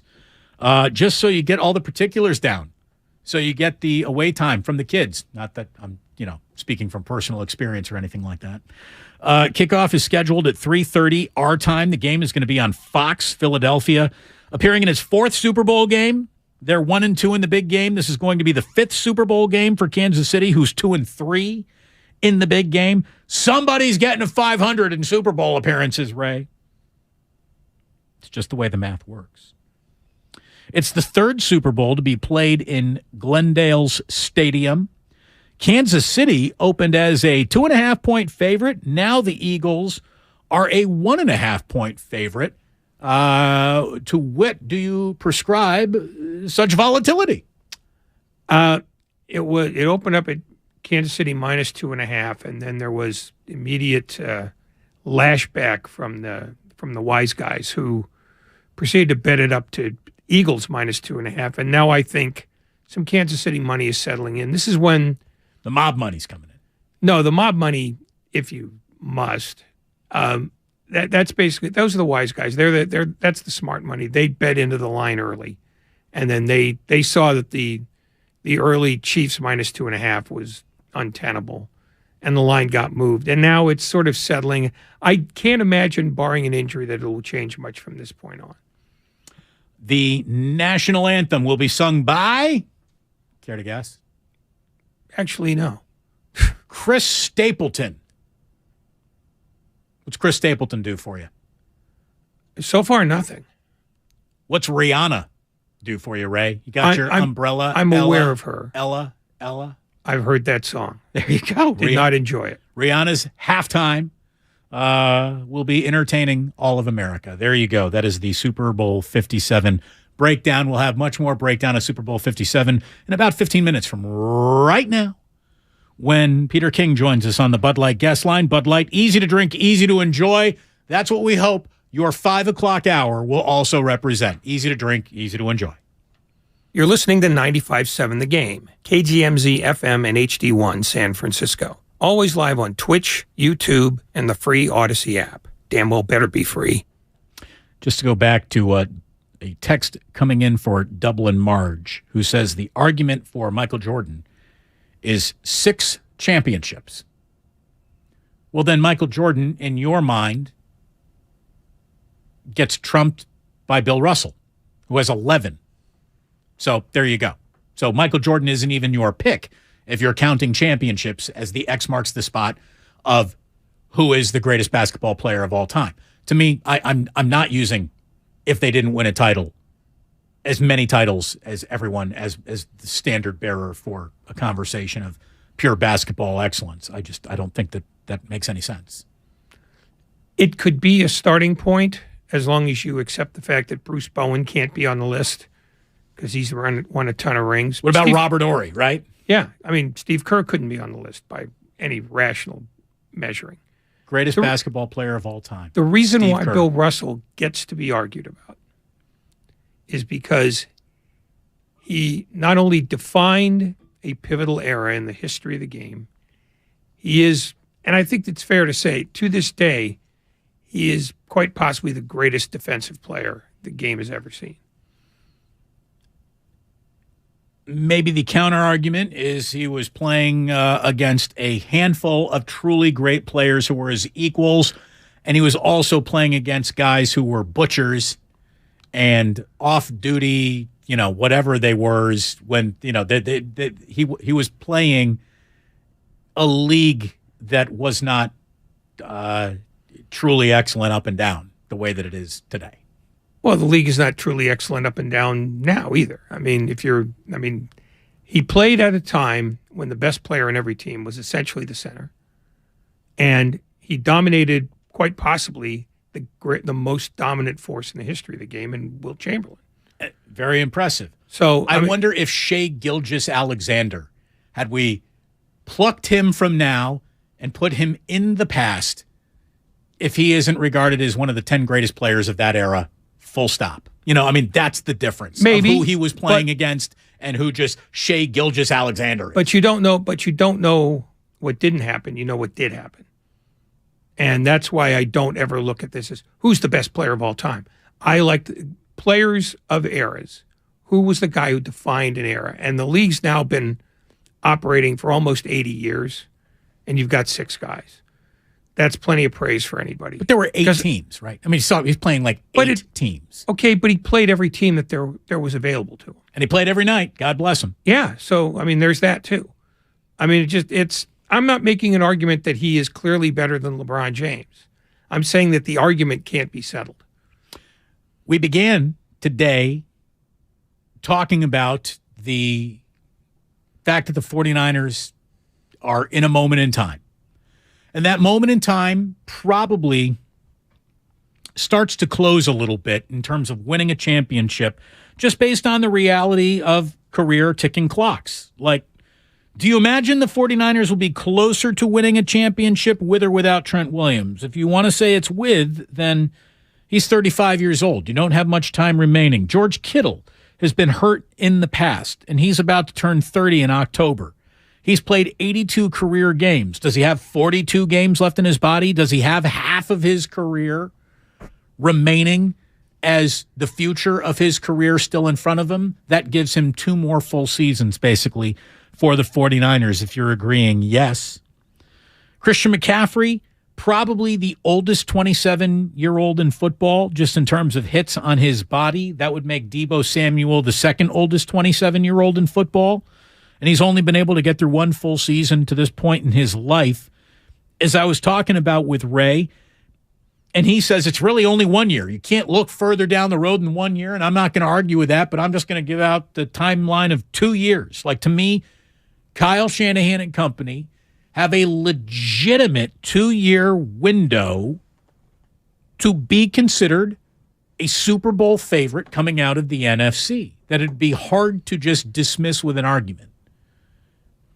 I think the argument for them to win a Super Bowl increases if Tom Brady can somehow come into the fold. We were talking about this. Brian Baldinger spoke about this on the morning show when he actually said he didn't think Tom Brady would be the right solution for the 49ers. Here's Brian Baldinger. Well, when there was just 8 teams standing going into the divisional round, the oldest quarterback of the 8 teams was Dak Prescott at 29. It's a young man's game. And I'm not here to knock Aaron Rodgers or Tom Brady. If they want to keep playing. But I just don't want to build my team with a 40 or a 46-year-old quarterback. Like, I just don't. I don't care if it's a one-year rental. Like, I want to sustain excellence. You know, they got Joe Montana, at Notre Dame in 79. They got Steve Young. Like, they built it the right way with those teams, with a young quarterback. Like, whether it's Trey Lance or whether it's Brock Purdy or it's somebody else, like, give me a younger quarterback that I know I'm going to have him for the next 5 years. And I love Baldy. This isn't about the next 5 years. This isn't about anything other than winning a Super Bowl in 2023. And that's the way I believe they have to go to work. Is it narrow-minded? Is it narrow-focused? Yeah, maybe it is. But that, to me, is the only level of focus that I think really applies to the 49ers' immediate future. It's win a Super Bowl and do it next year. And move heaven and earth and beg, borrow, steal, kill, whatever you need to do to get there. I think they need to do it. I think that this is the time to do it right here, right now. And he's talking about, how do you sustain excellence? They're sustaining a level of excellence right now. The ask for Kyle Shanahan is about to get to your 4th NFC title game in 5 years. 4 NFC title games in 5 years is a standard of excellence that is hard to argue with. If all you understand is they didn't win a Super Bowl, therefore they didn't do excellence, I'm sorry, that just is not how this works. That is pie in the sky, goofy level of fandom that only understands who breaks the finish line first. And only one team had a good year and 31 other teams were failures.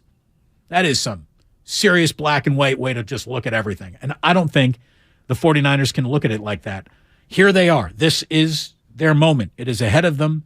And whatever egos need to be put aside or control issues need to be put aside, I don't know if there's a team that would represent a better chance to win a Super Bowl than Tom Brady getting under center for 1 year with this team as it's currently constructed. Who would you trust to complete more 6 to 12-yard passes to a bevy of catch-and-run wide receivers, catch-and-run running backs, and exploiting tight end mismatches? That's literally what Tom Brady has done in his career better than any other quarterback that's ever played. And there's no evidence based on last year's season in Tampa, which we admitted was one-sided. I mean, it's easy to stop defenses when they become one-dimensional. Ask the Niners in the NFC title game. It was probably easier to defend the Brady pass when you knew it was coming about 733 times. You will not be asked to throw 733 passes with the 49ers. You can get that number down to about 550. Oh, less than that. Again, it's Tom Brady. Maybe you cut him loose a little bit. But, I mean, that's a ridiculous amount of dump-off passes in the flats to Christian McCaffrey, to Deebo Samuel, and Kyle Juszczyk. Again, he's getting 31. He's not getting any younger. To me, it makes an awful lot of sense to think about it. Oh, no, I think they're thinking about it. I don't think they haven't taken that off the table. I mean, look, who's kicked more tires on more concepts in 6 years than Kyle Shanahan? Who's the guy who tried to fire and then brought back Jimmy Garoppolo and thrived with him? I mean, he's open-minded to a wider degree, I think, than almost any other coach, general manager in the game. I just, where I stop is, if he didn't like him at 42, why would he like him that much more at 46? And that's a bridge I need to see him leap, because I don't think he'll do it. Tony and Hayward, before we get to Peter King in just a little bit here. Hello, Tony. Hey, you guys. Hey, I just want to say, by the way, before I comment on the game and football, so you guys' show is so awesome. You have no idea how many of us look forward to 3 o'clock. It really is a great part of our day to listen to you guys. Anyway, thank you. Yeah, Ray hates it. We just got to maintain this excellence like you're talking about, and we just have to stay there right at the cusp and just let some luck go our way. We're right there. I think we have a great stable of quarterbacks to work with. Just just keep on going with this. Stick with Brock Purdy, I think. I mean, look, here's the deal. If Brock Purdy really is the second coming of Tom Brady, if that's the guy who he really is about to be, then yeah. But I just don't think there is a guarantee there. The elbow now officially makes me a little nervous. And I think it's got to make a team that very much believed in him a little hesitant to just say, yeah, the entire roster hinges on Brock Purdy's sophomore year or a third year where all the lights in the building come on for Trey Lance. Magically, even though he hardly plays any football. Just magically happen. Maybe it can. Maybe it could. I wouldn't be comfortable taking that risk if I were Jed York, if I were Kyle Shanahan. I'd say it's time. It's time to win the Super Bowl. I don't care who needs to swallow any amount of pride or control or desire. And somebody says, Brady has no legs, please. You're not asking him to run. You're not. Jimmy Garoppolo wasn't asked to really run. Brock Purdy wasn't really asked to run. What he has is the fastest release time in football, basically history. And again, who guarantees more? That was an easy completion on 6 and 12-yard routes. That's what we're talking about. It's all underneath. Tom, you're not looking to throw the ball 45 yards downfield to a hopefully he's open Mike Evans. The entire offense takes place in a 20-yard box. The whole thing. That's all. That's all you need to do, Tom, is complete nothing but intermediate to short passes to an assembled roster of more catch-and-go talent than maybe any other team actually has. That, to me, would be an opportunity that I would look at the Raiders and just say, I don't care if you got more money for me. I'm going to go play for the 49ers. I would look at the Titans and I would say, it's a nice team. It's a team that I like. But I think you got a better chance of getting to a Super Bowl in the NFC if you're Tom Brady than you do going over to young stud quarterback central that is the AFC. Just worry about that should you actually reach the Super Bowl. So that's kind of the bet I'd be making if I were Brady, plus coming home. Plus, we all know, he's always wanted to sort of be a Niner in a weird way, if that's true. Oh, this would be a weird way. This would be a very weird way. But it'd be a weird way to go into next year knowing you got a football team this good with year 7 of we sure do hope it goes well from a quarterbacking standpoint. We got a lot of stuff to get into, obviously, with Peter King when he joins us here, including 2 very significant coaching hires, one directly affecting the San Francisco 49ers. DeMeco Ryan has a 6-year deal to be the next head coach of the Houston Texans. You would assume that based on their turnstile philosophy in coaching the last few years, he is guaranteed to have a little bit more time because patience need be applied to the Houston Texans to correct whatever the hell is wrong with them. And the Denver Broncos have officially traded a first-round pick and a second-round pick to the New Orleans Saints for the right to negotiate with Sean Payton and a second-round pick. So all of a sudden, 2 head coach openings have been filled here in the NFL. Leaving what's open now, right? What do we got? We got the Panthers. Oh no, wait a minute. Frank Reich. Frank Reich was hired by the Arizona Panthers, even though we had David Tepper, who owns the Panthers, saying he's here to break up the old boy network. Yep. I'm here to break up the old boy network. By hiring all the old boys he can find. By hiring a white guy. That would be like saying, I'm here to serve spaghetti and serving chicken chow mein. It's not the same. No, it's not. No. He tried to get away with this by pointing to the people on the hiring committee, of which there were 2 black women. And I think that's admirable, but that's not what people were talking about. No, it's not what we're talking about. You don't get to take credit for being diverse when you fire your black coach, who actually did very well with a very limited roster, and then hiring him and then replacing him with a white guy. who's had jobs before. And by the way, Steve Wilkes is now going to get an interview with the 49ers, who have a defensive coordinator hire to make. Vic Fangio, to me, sounds like a really gosh darn good idea. And here's another great idea. Saying hello to Peter King on the Bud Light guest line. Bud Light, easy to drink, easy to enjoy. Peter, thank you so much for joining us. And obviously, before we get to today's news and forward thinking for the 49ers and what this offseason needs to look like, what the wish list could possibly be, I would like your autopsy on an NFC title game. I think, we all know that the patient died on the operating table for the 49ers. At what point in time did you call it?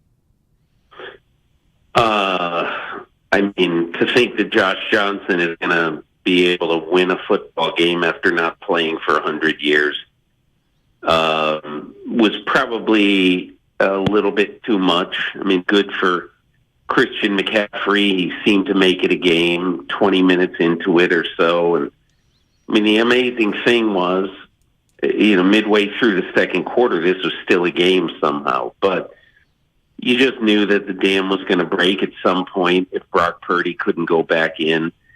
And look, the most important single player in this game was Brock Purdy. How bizarre that sounds in the NFC Championship game, that the guy who was picked last in the draft this year. It's like you have a pickup game for kickball on the playground. You have 20 people to choose from, and the 20th person, 20th kid who gets picked ends up, the most important player. How does that happen? I have no idea how it happens, but that's what happened in this case. When he went out, it was over. I think the amazing thing is, right now, when you think about it, Shanahan/Lynch, has been atop this football team for 6 years and provided quite a lot of compelling, fun, incredible moments. And they've done it with the weirdest quarterback situation of any team in the last 6 years. By far, it's not even close. That there's no team, I bet, in a 6-year period that has had the number one quarterback hurt as often as this team has. And it's amazing when you think about it, first of all, that with the third string quarterback, they are in the championship game at all. Okay, that's number one. And number two, for 15 minutes after the ace in the hole gets hurt, they're still in the game. It's kind of a tribute to the way the roster was built, but on the other hand, I would find a little fault with the 49ers for basically saying, is Josh Johnson the best we can do? I was thinking about it today, and I was thinking about in the last 6 weeks, what could they have done differently? I'll just ask this question. And I don't even know whether the timing on this really syncs up, but who'd you rather have come in that game, at the time of desperation? Josh Johnson or Joshua Dobbs, who ended up playing decently for Tennessee after Ryan Tannehill went down. And look, it's almost certainly wouldn't have made the difference. But if I were the 49ers, I'd be asking ourselves, was Josh Johnson the best we can do?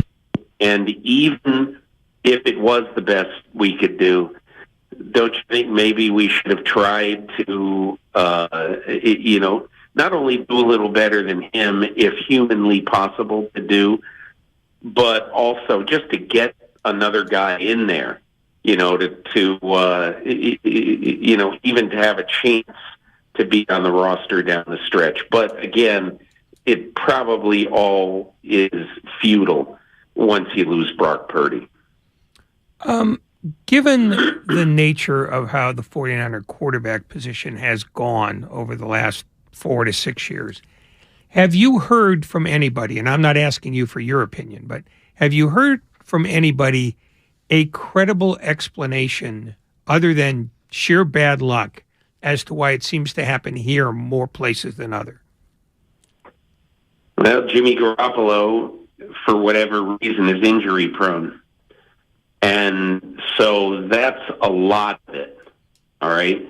And look, Brock Purdy, I don't think, and we'd have to go back and check, but this is a guy who played 48 games in 4 years in the Big 12.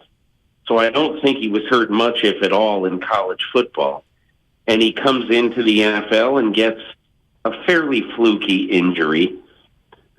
So I don't, Ray, I mean, you hate to blame it all on coincidence, and I'm not sure that it should all be blamed on coincidence. But I don't know what you do other than, at least like if I were the 49ers right now, no matter what happens early in this offseason, whatever, I think you just have to shake hands with Jimmy Garoppolo and wish him the best.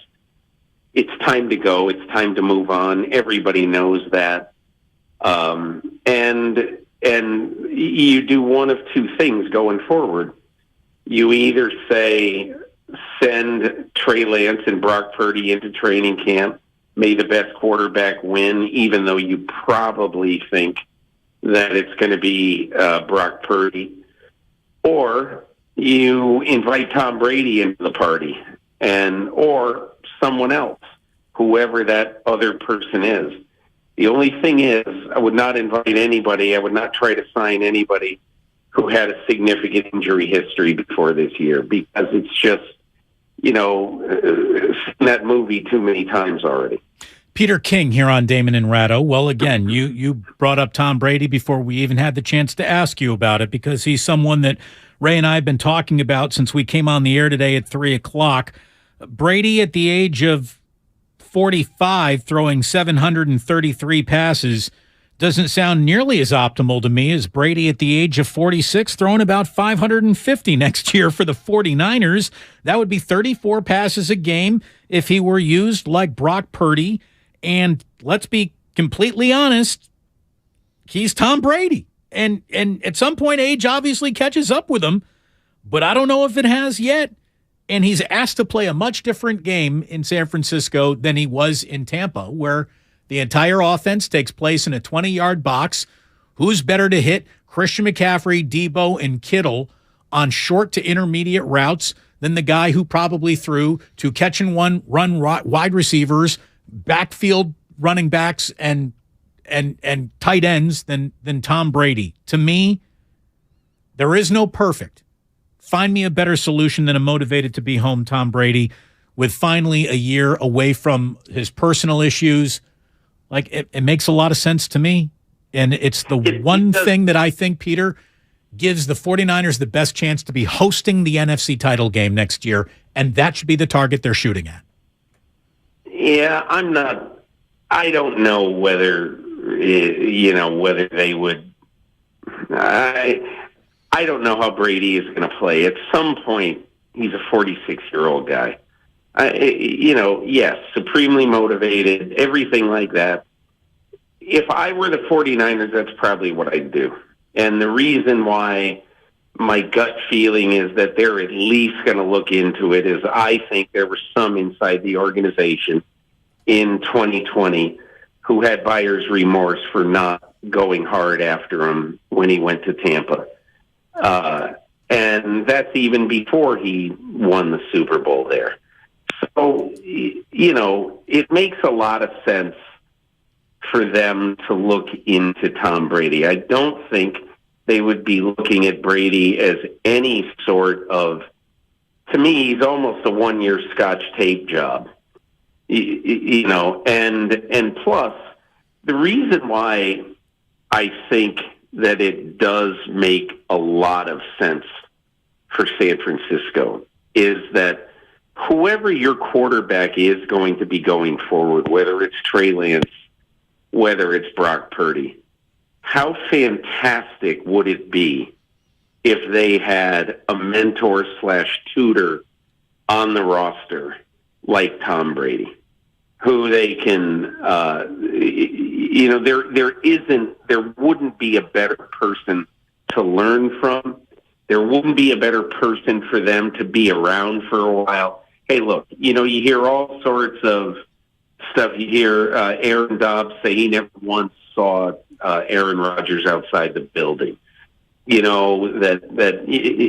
Tom Brady is going to be the kind of guy, and I'm not saying he's going to invite, Brock Purdy and Trey Lance over for dinner every night. I don't mean that, but I do think that Brady would be the guy who would leave.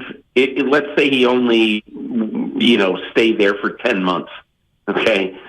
He would leave that place in significantly better shape than when he arrived. Could you imagine for a second the off-season workout program at Sarah High School? I mean, who doesn't report for that? You might even have the entire defense show up for that one. Yeah, I mean, what would happen for sure is, look, I think, just my gut feeling, if Brady does decide to come back,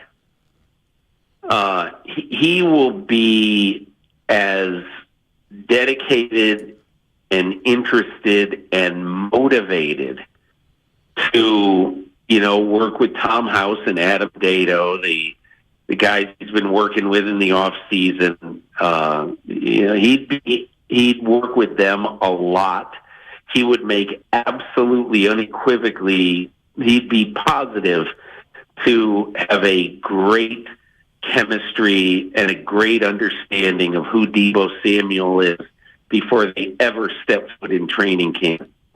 But look, I mean, we can talk about this all we want. They clearly are, if they were smart, would bring in a veteran who has been durable to add to the quarterback mix here. Because, and look, one of the other reasons that I think Brady would be good is that he would understand, because he watches football. He's preparing for life after football, so I'm positive he's watched every game, either all or most of the game that Brock Purdy has played.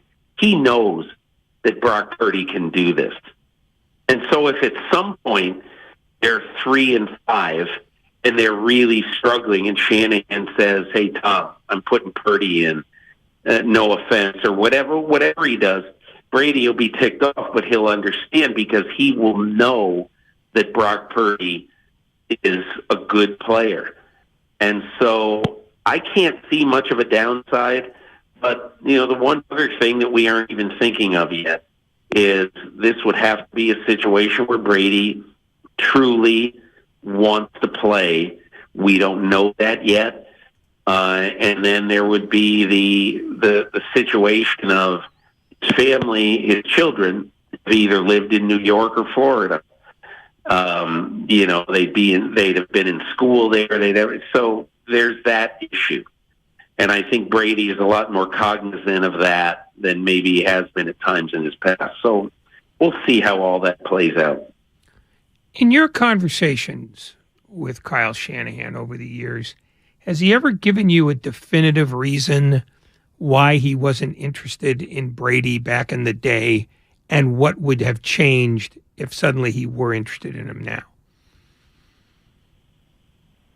I don't think that I think they felt that they were going to be okay at quarterback in 2020.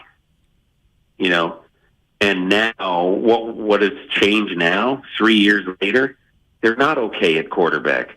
They got one guy who's going to be out for 6 months. They got another guy who they have no idea if he's any good because they haven't seen it yet. And they have a defense that's ready to win absolutely right now. That's what's changed. The change is the perceived bigger need at quarterback than there was in March of 2020. And just the fact that this is a just-add quarterback team and you can win now. Peter King on the Bud Light guest line. Who is sitting in a better position right now in your own mind? Sean Payton with the task to deconstruct what is wrong with the Denver Broncos, or DeMeco Ryan to construct some actual success in Houston? I think Sean Payton's in a better situation But look, I wouldn't have touched the Houston job. Well, I don't know that I really trust Cal McNair or Nick Caserio, honestly. I don't know if I trust what they said, because they were going to give Lovie Smith longer than a year, the same way they were going to give David Culley longer than a year. They gave him each a year.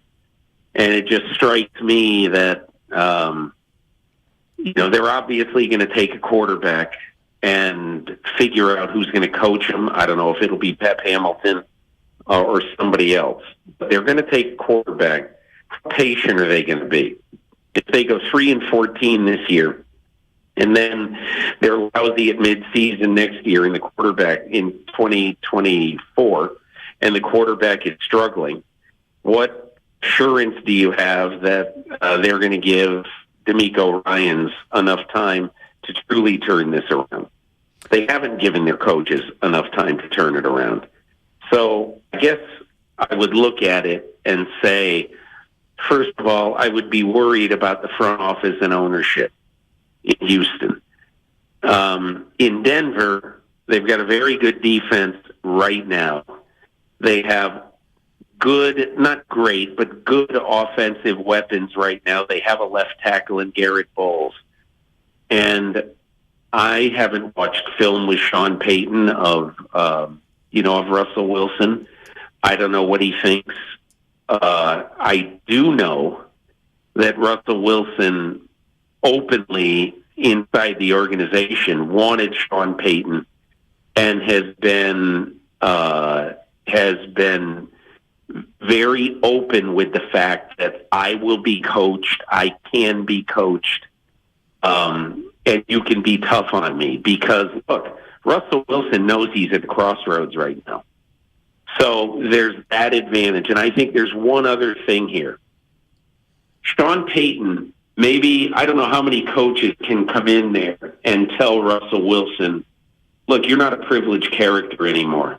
All these privileges you had, the private office inside the building, the private people coming in, the trainers and the workout people and the video crew, whoever there were. There's been all sorts of reports of how many people that Russell Wilson has had with him at home and on the road during the course of the year. Sean Payton is basically going to say, look, that's over.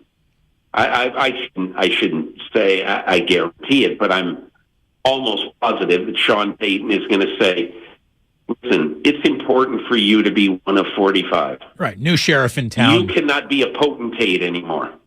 So I think Denver is the more advantageous job. Turning to the defensive coordinator opening for Kyle Shanahan, how do you think they fill it? I don't know. I don't have any idea. I would think that Steve Wilkes is a very good candidate. He knows the division. Having been in Arizona, he knows the NFC well. Fangio? He's a highly respected coach. So I think he's got to get a good look. What do you think of Vic Fangio? Because I keep on hearing conflicting reports out of Miami. He'd be the best. He'd be absolutely the best guy. I guess we'll know within 24 hours. Is he signed, sealed, and delivered to Miami? Or can Kyle Shanahan and John Lynch twist an arm? And, I don't know the answer to that yet. But he clearly, far and away, would be the best guy to do this job. Did you learn anything about either the Chiefs or the Eagles that you didn't know before the conference finals?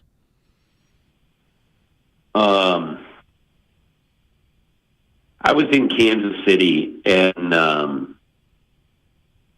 I knew going into that game that obviously Patrick Mahomes is as talented a quarterback in all ways. Throwing the ball, keeping plays alive, throwing on the run, doing everything, running. He's as talented a quarterback as I've ever seen. The one thing that the game convinced me on Sunday is his will is absolutely. There's not a player in the NFL today, or that I have seen, who has the will that he does. And I wrote about it in my column. You saw that when Jermaine Pratt was a free rusher going at Mahomes on Sunday in this game, Mahomes was running to his left. He was not going to be able to outrun Jermaine Pratt. And so he had to turn quickly and throw, and he threw a bullet into the gut of Mecole Hardman. And you could see Jermaine Pratt was diving for him just at that moment, and Patrick Mahomes came up gimpy on that play. And you could tell something significant happened to him on that play, because he was limping badly. And luckily for Kansas City, it wasn't lucky that Mecole Hardman was laying on the field and was hurt at that moment. But it was lucky that they had a minute and a half so that Mahomes could gather himself. And he went to the sidelines just very briefly. And the longtime trainer and confidant of Andy Reid, Rick Burkholder, went up to him and said, "Hey, you okay?" And Mahomes, as I say in my story on Monday, "Leave me alone," Mahomes hissed, because that's what it was. "I'm not coming out of the game. Get away from me," was basically what he was saying. And he willed his team to this win. So I knew about the talent. I knew everything. I knew what a great leader he was.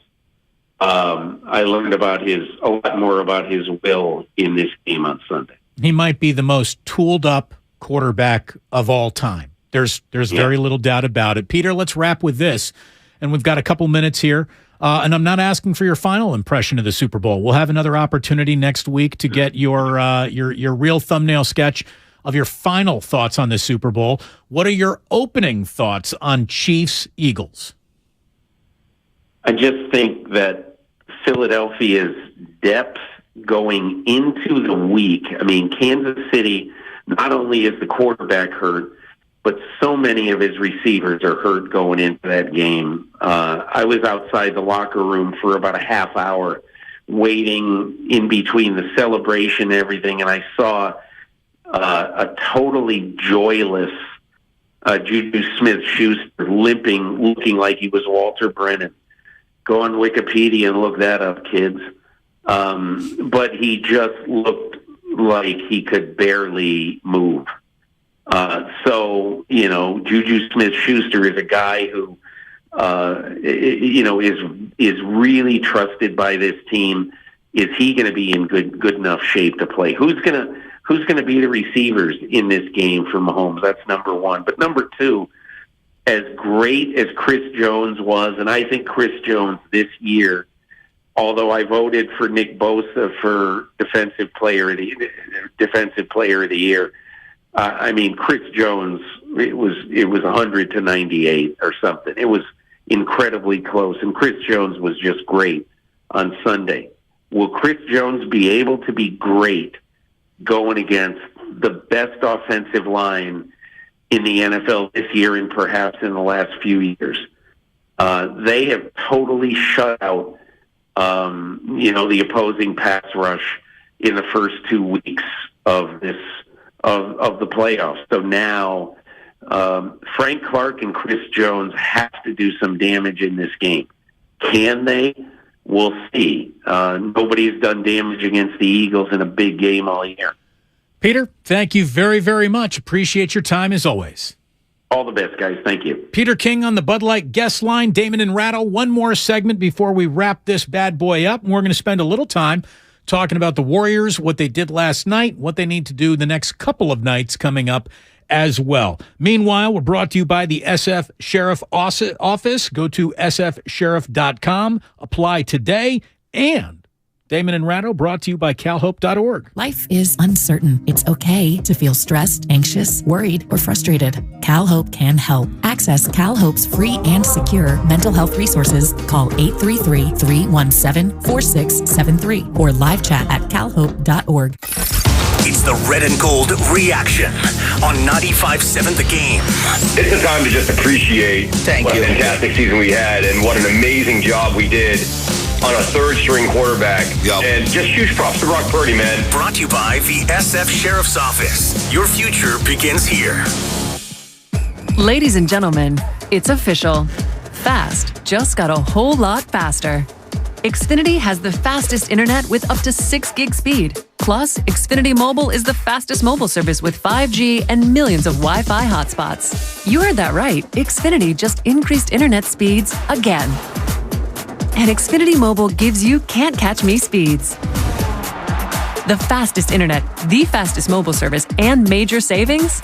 Can't argue with the facts. Now through March 21st, new customers can get started with 1.2 gig internet with unlimited data included. It's all just $50 a month for 2 full years with no annual contract when you add Xfinity Mobile with unlimited data at regular rates. Go to Xfinity.com/faster, call 1-800-XFINITY, or visit a store today. Requires paperless billing and autopay with stored bank account. Restrictions apply. Taxes and fees extra. Xfinity Mobile requires Xfinity Internet. After 24 months, regular internet rates apply. Actual speeds vary. So yes, it was after midnight and the glue on your kid's mission project refused to dry. But once everything was finished, you realized the smooth white and terracotta make this piece of history beautiful. CertaPro Painters has good news. Your home paint project doesn't have to come with the frustration and panic of your child's 4th grade project. Skip the stress and still end with the look you love. To get your painting project started, go to CertaPro.com. That's Certa with a C. Each CertaPro Painters business is independently owned and operated. License information available at CertaPro.com. Investing is confusing. Dawn raids, triple witching hour, candlesticks, crown jewels, bears, bulls, bear hugs, blue chips. It's one big word salad of uncertainty. Fortunately, Fremont Bank now has incredible rates on their savings accounts and CDs. And while savings accounts and CDs may not be known for their great rates at your current bank, at Fremont Bank, you can get great rates from a great local bank. To learn more, stop in or visit us online. We'll explain it all in plain language. Fremont Bank, serving the Bay Area since 1964.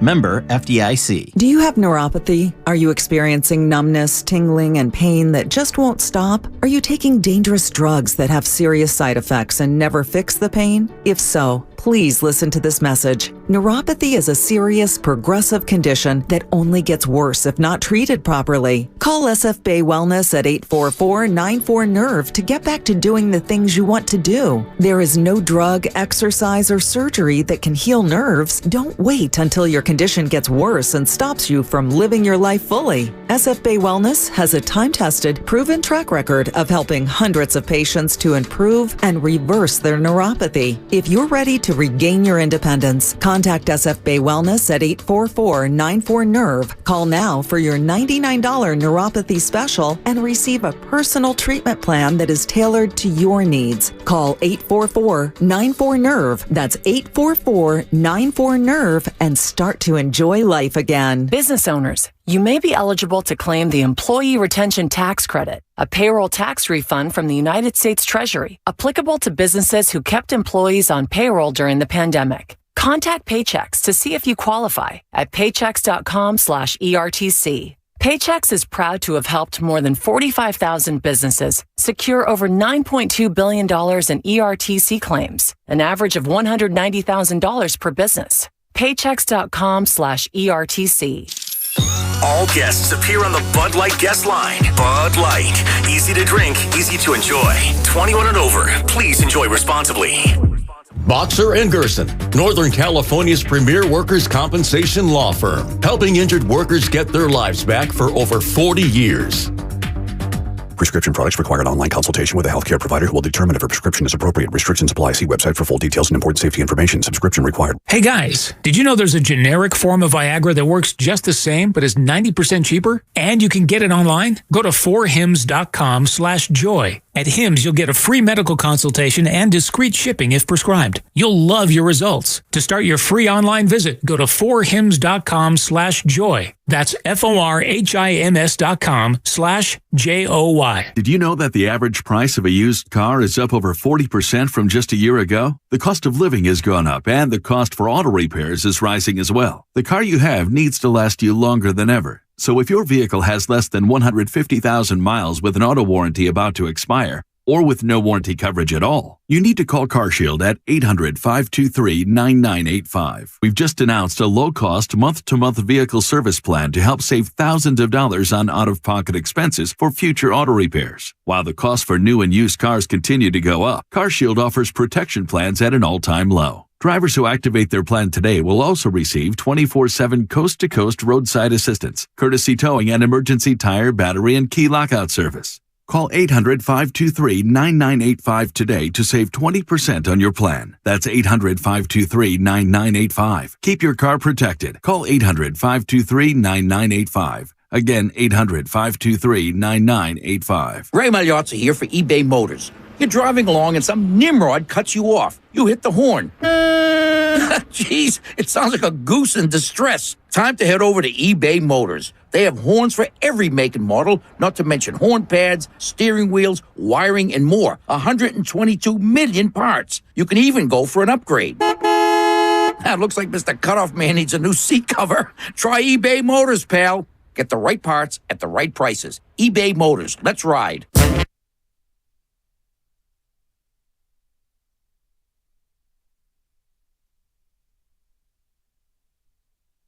Now back to Damon and Ratto on 95.7 The Game. Again, we're brought to you by Zenni, the official eyewear, the 49ers shop, I should say, from over 3,000 styles at 80% off retail prices, exclusively at Zenni.com. And remember, all of our guests, including both today, Michael Irvin and Peter King, appear on the Bud Light guest line. Bud Light, easy to drink, easy to enjoy.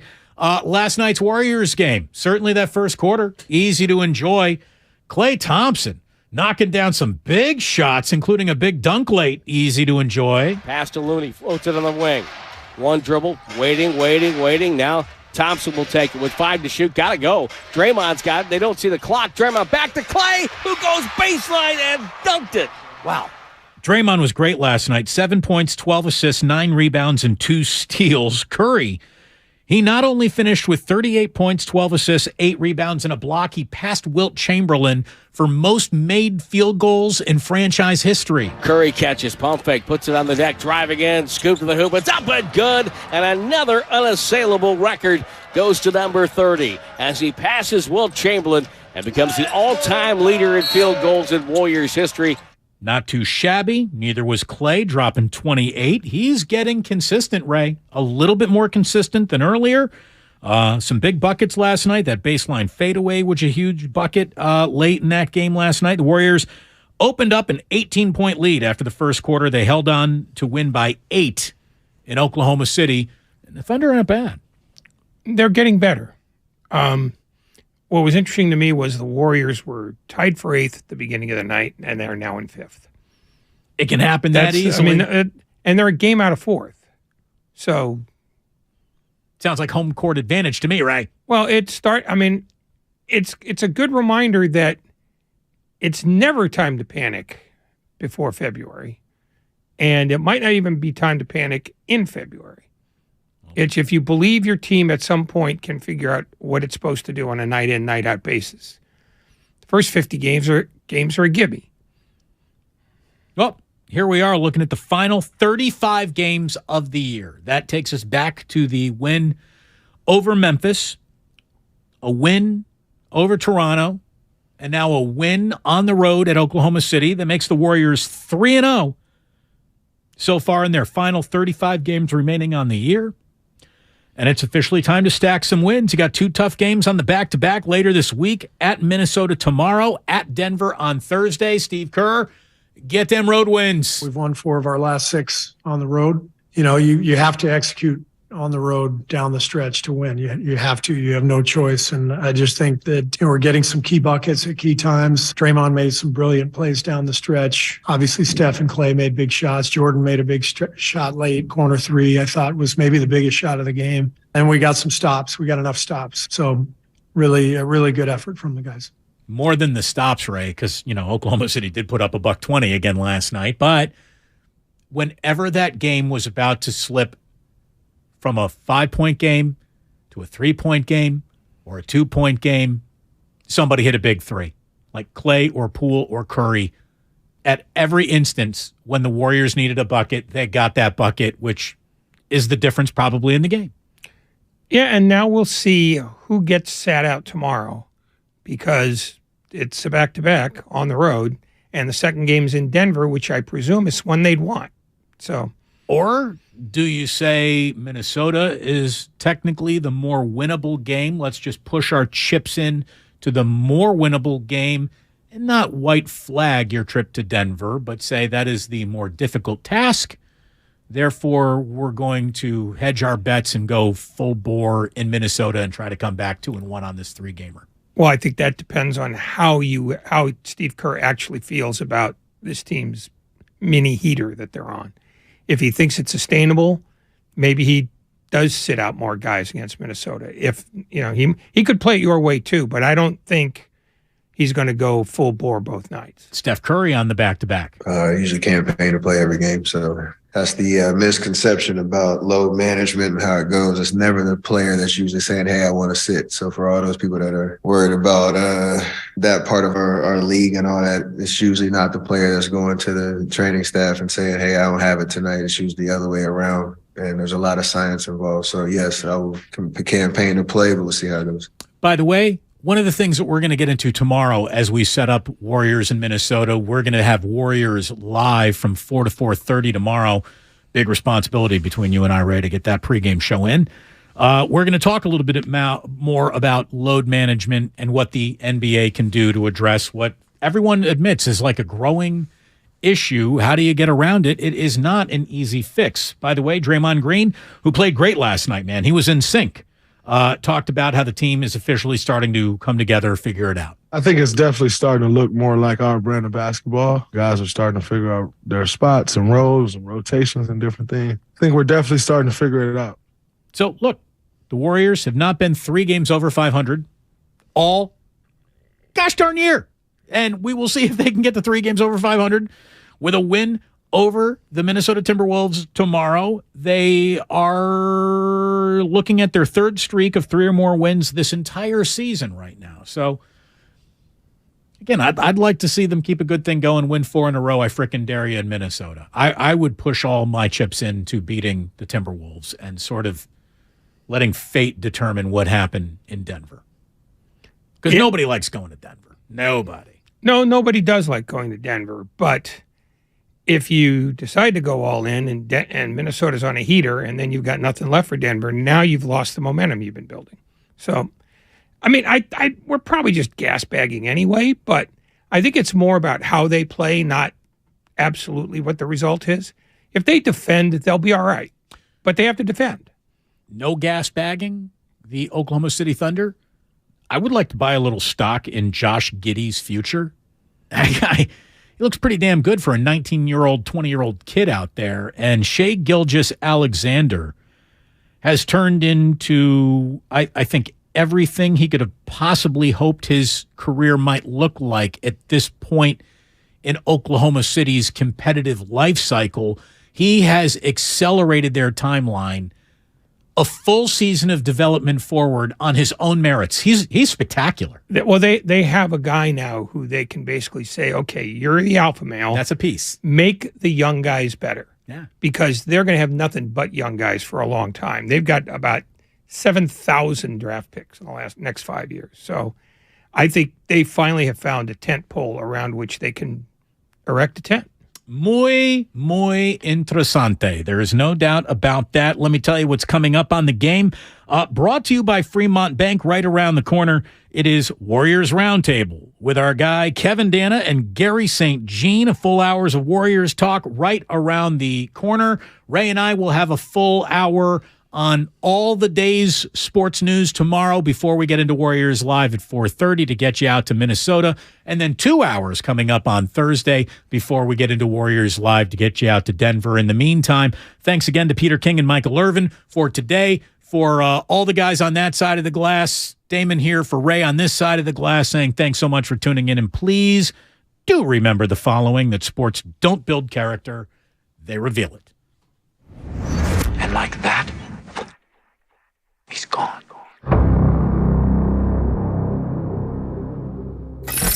It's It's the Red and Gold Reaction on 95.7 The Game. Don't come at me with Kyle Shanahan was the reason they lost. No, Kyle Shanahan is the reason they got here. Yeah, no doubt about it. He should be the coach of the year. Brought to you by the SF Sheriff's Office. Your future begins here. Hi, I'm Brian Bakhtiari, Executive Manager of Stevens Creek Subaru. With all the recent storms in California, it's a reminder of the power and unpredictability of Mother Nature. At Stevens Creek Subaru, we understand the importance of all-wheel drive, whether it's getting you to the slopes or coast, but more importantly, getting you back home safely. No matter what the elements, there's no better place to buy your next vehicle than Stevens Creek Subaru. Subaru has been awarded the most IIHS Top Safety Pick Plus awards than any other brand since 2013, and Kelley Blue Book's most trusted brand 8 years in a row. As always, at Stevens Creek Subaru, you always get good prices, great selection, and truly exceptional service. So whether you stop in for service or to take delivery of your new Subaru, remember to stop by the Wilderness Cafe and talk to our Subaristas. It's just another reason why Stevens Creek Subaru is the Bay Area's preferred destination for all things Subaru. We're located on Stevens Creek Boulevard just off of Winchester or online at StevensCreekSubaru.com. And remember, buckle up and drive safely. Golfers, tee it up at the Golf Mart and go farther and faster with the new G430 woods and irons from Ping. The Ping G430 woods introduce the next generation of speed with new face technology for longer and more accurate shots. The new Ping G430 irons are designed with pure flex technology for faster ball speed and more distance. Swing into the Golf Mart and get custom fit on the new Ping G430 woods and irons today. The Golf Mart, home of the 90-day satisfaction guarantee. Finding great candidates to hire can be like, well, trying to find a needle in a haystack. Sure, you can post your job to some job board, but then all you can do is hope the right person comes along, which is why you should try ZipRecruiter for free at ZipRecruiter.com/radio.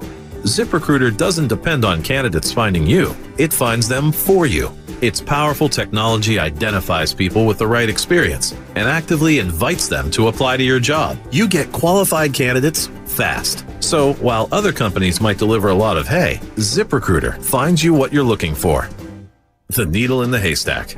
See why 4 out of 5 employers who post a job on ZipRecruiter get a quality candidate within the first day. ZipRecruiter, the smartest way to hire. And right now, you can try ZipRecruiter for free. That's right, free at ZipRecruiter.com/radio. That's ZipRecruiter.com/radio. ZipRecruiter.com/radio. I studied Spanish in college and never got fluent. But then I tried Babbel. Want the most effective way to learn another language? In just 15 minutes a day, Babbel's bite-sized lessons will have you learning another language in as little as 3 weeks. Babbel is all conversation-based, so it gets you speaking quickly about things you actually talk about in the real world. You'll really see a difference in how you can speak and how conversational you can be in just a few weeks. Babbel isn't just lessons. You can listen to podcasts, play games, watch videos. You can even take live online classes with a language teacher. There are so many ways to learn with Babbel.